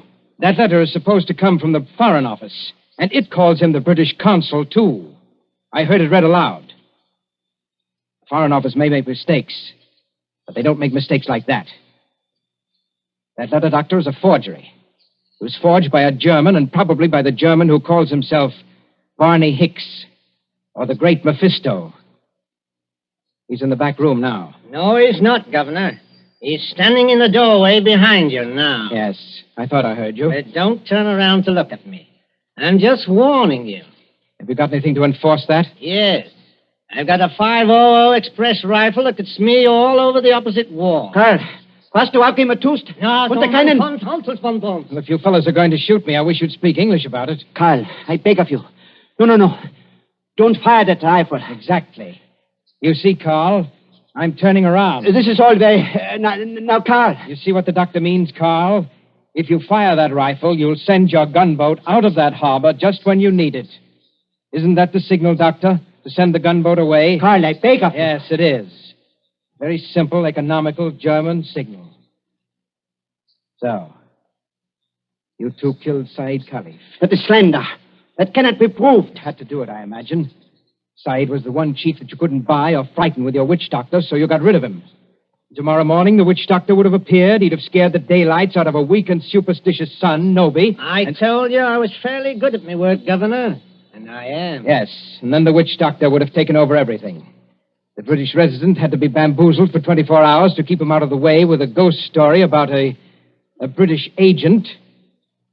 And there was a gunboat in the harbor in case of trouble. Slight mistake there, Governor. There is a gunboat in the harbor. Yes. It's really worked out beautifully. The Emperor should be pleased. I don't think your White Queen will be very happy, though. I'm the great witch doctor to that frightened mob over there. Said is dead. And there's a German gunboat in the harbor. Listen. I think I hear something. Whoever's out there, stay back. Whoever's out there, stay back. Bill, listen to me. Sayed's alive. He's alive. This is impossible. We can see him breathe. We don't even think he's badly hurt, but he's still in the cage, unconscious. Still in the cage? You mean they can't get him out of there? If he wakes up or they attempt anything, Nero will tear him to pieces. The whole crowd over there is nearly crazy, but they don't dare go into the cage. Well, gentlemen, you should have been more careful. If they do get Said out of there alive, you're done for. Be quiet. Listen. Noby and the rest of the natives are coming up here now. See here, miss. Are you talking about the old boy's son? Noby, yes. He wants to see the witch doctor. The witch doctor? This puts you in some slight trouble, Carl. Listen to me, miss. I couldn't get that old buzzard out away from a mad lion, even if I've got to get out of here. Too late now, my dear witch doctor. The natives have surrounded the house. Who's that? It's Noby. He's coming down the hall.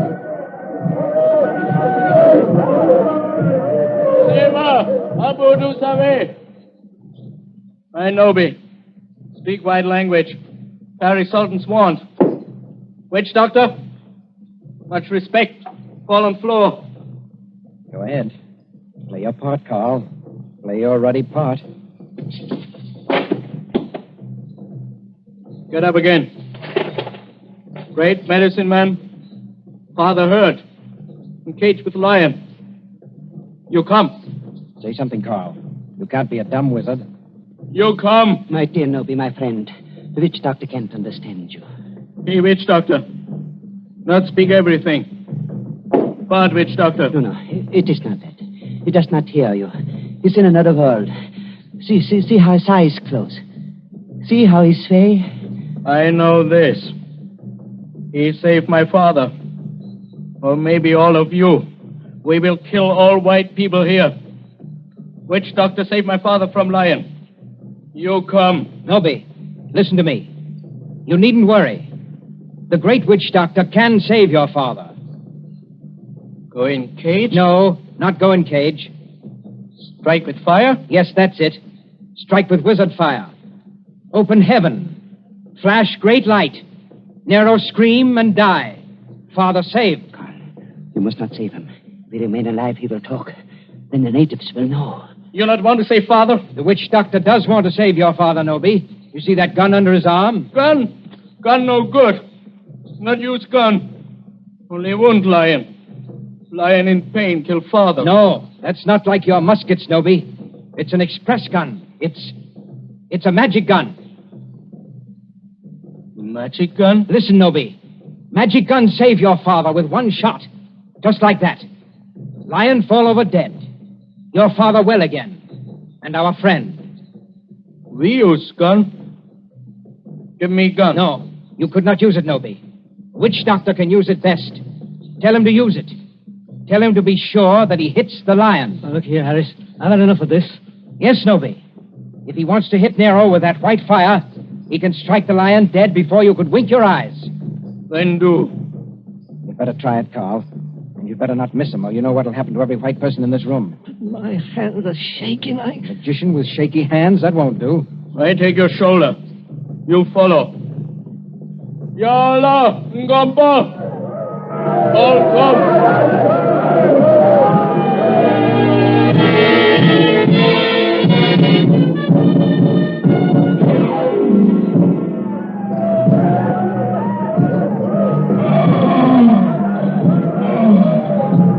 There is cage by palace door. All court over river, bright as day. 1,000 torches, all make light. Now do. Now do. See how quiet they get when Noby raises his hands. They're praying. So are we. Won't do it. You better. I told you that. They're out of hand now. If you miss, you're no witch doctor. And if you had any thought of hitting Saeed instead, just imagine what they do to you. I can't see. These torches blind me. You do. I think the old man's moving. If he stirs, the lion will kill him. You know what that means. That's right. Up with a rifle. My hands are shaking. Be careful of your sights. It's a point-blank shot.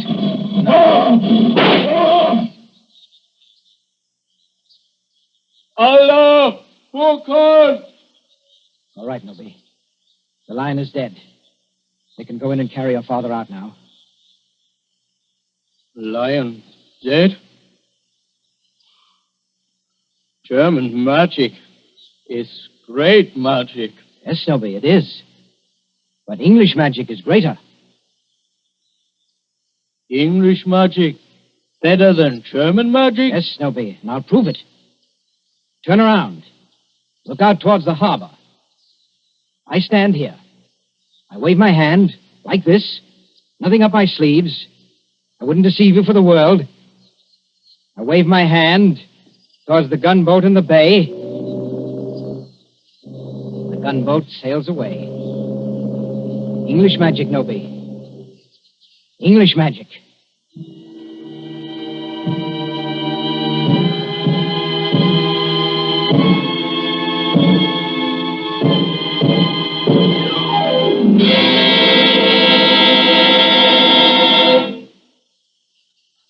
And so ends The Lord of the Witch Doctors. Tonight's story of Suspense.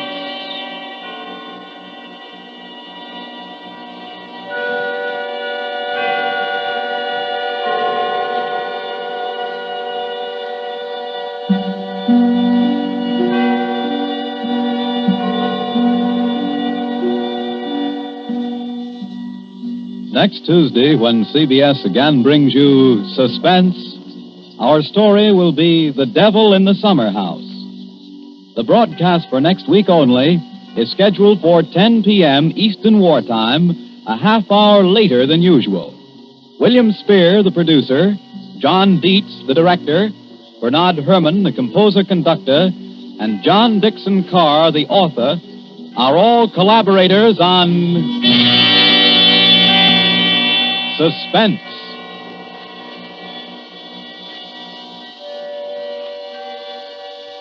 This is the Columbia Broadcasting System.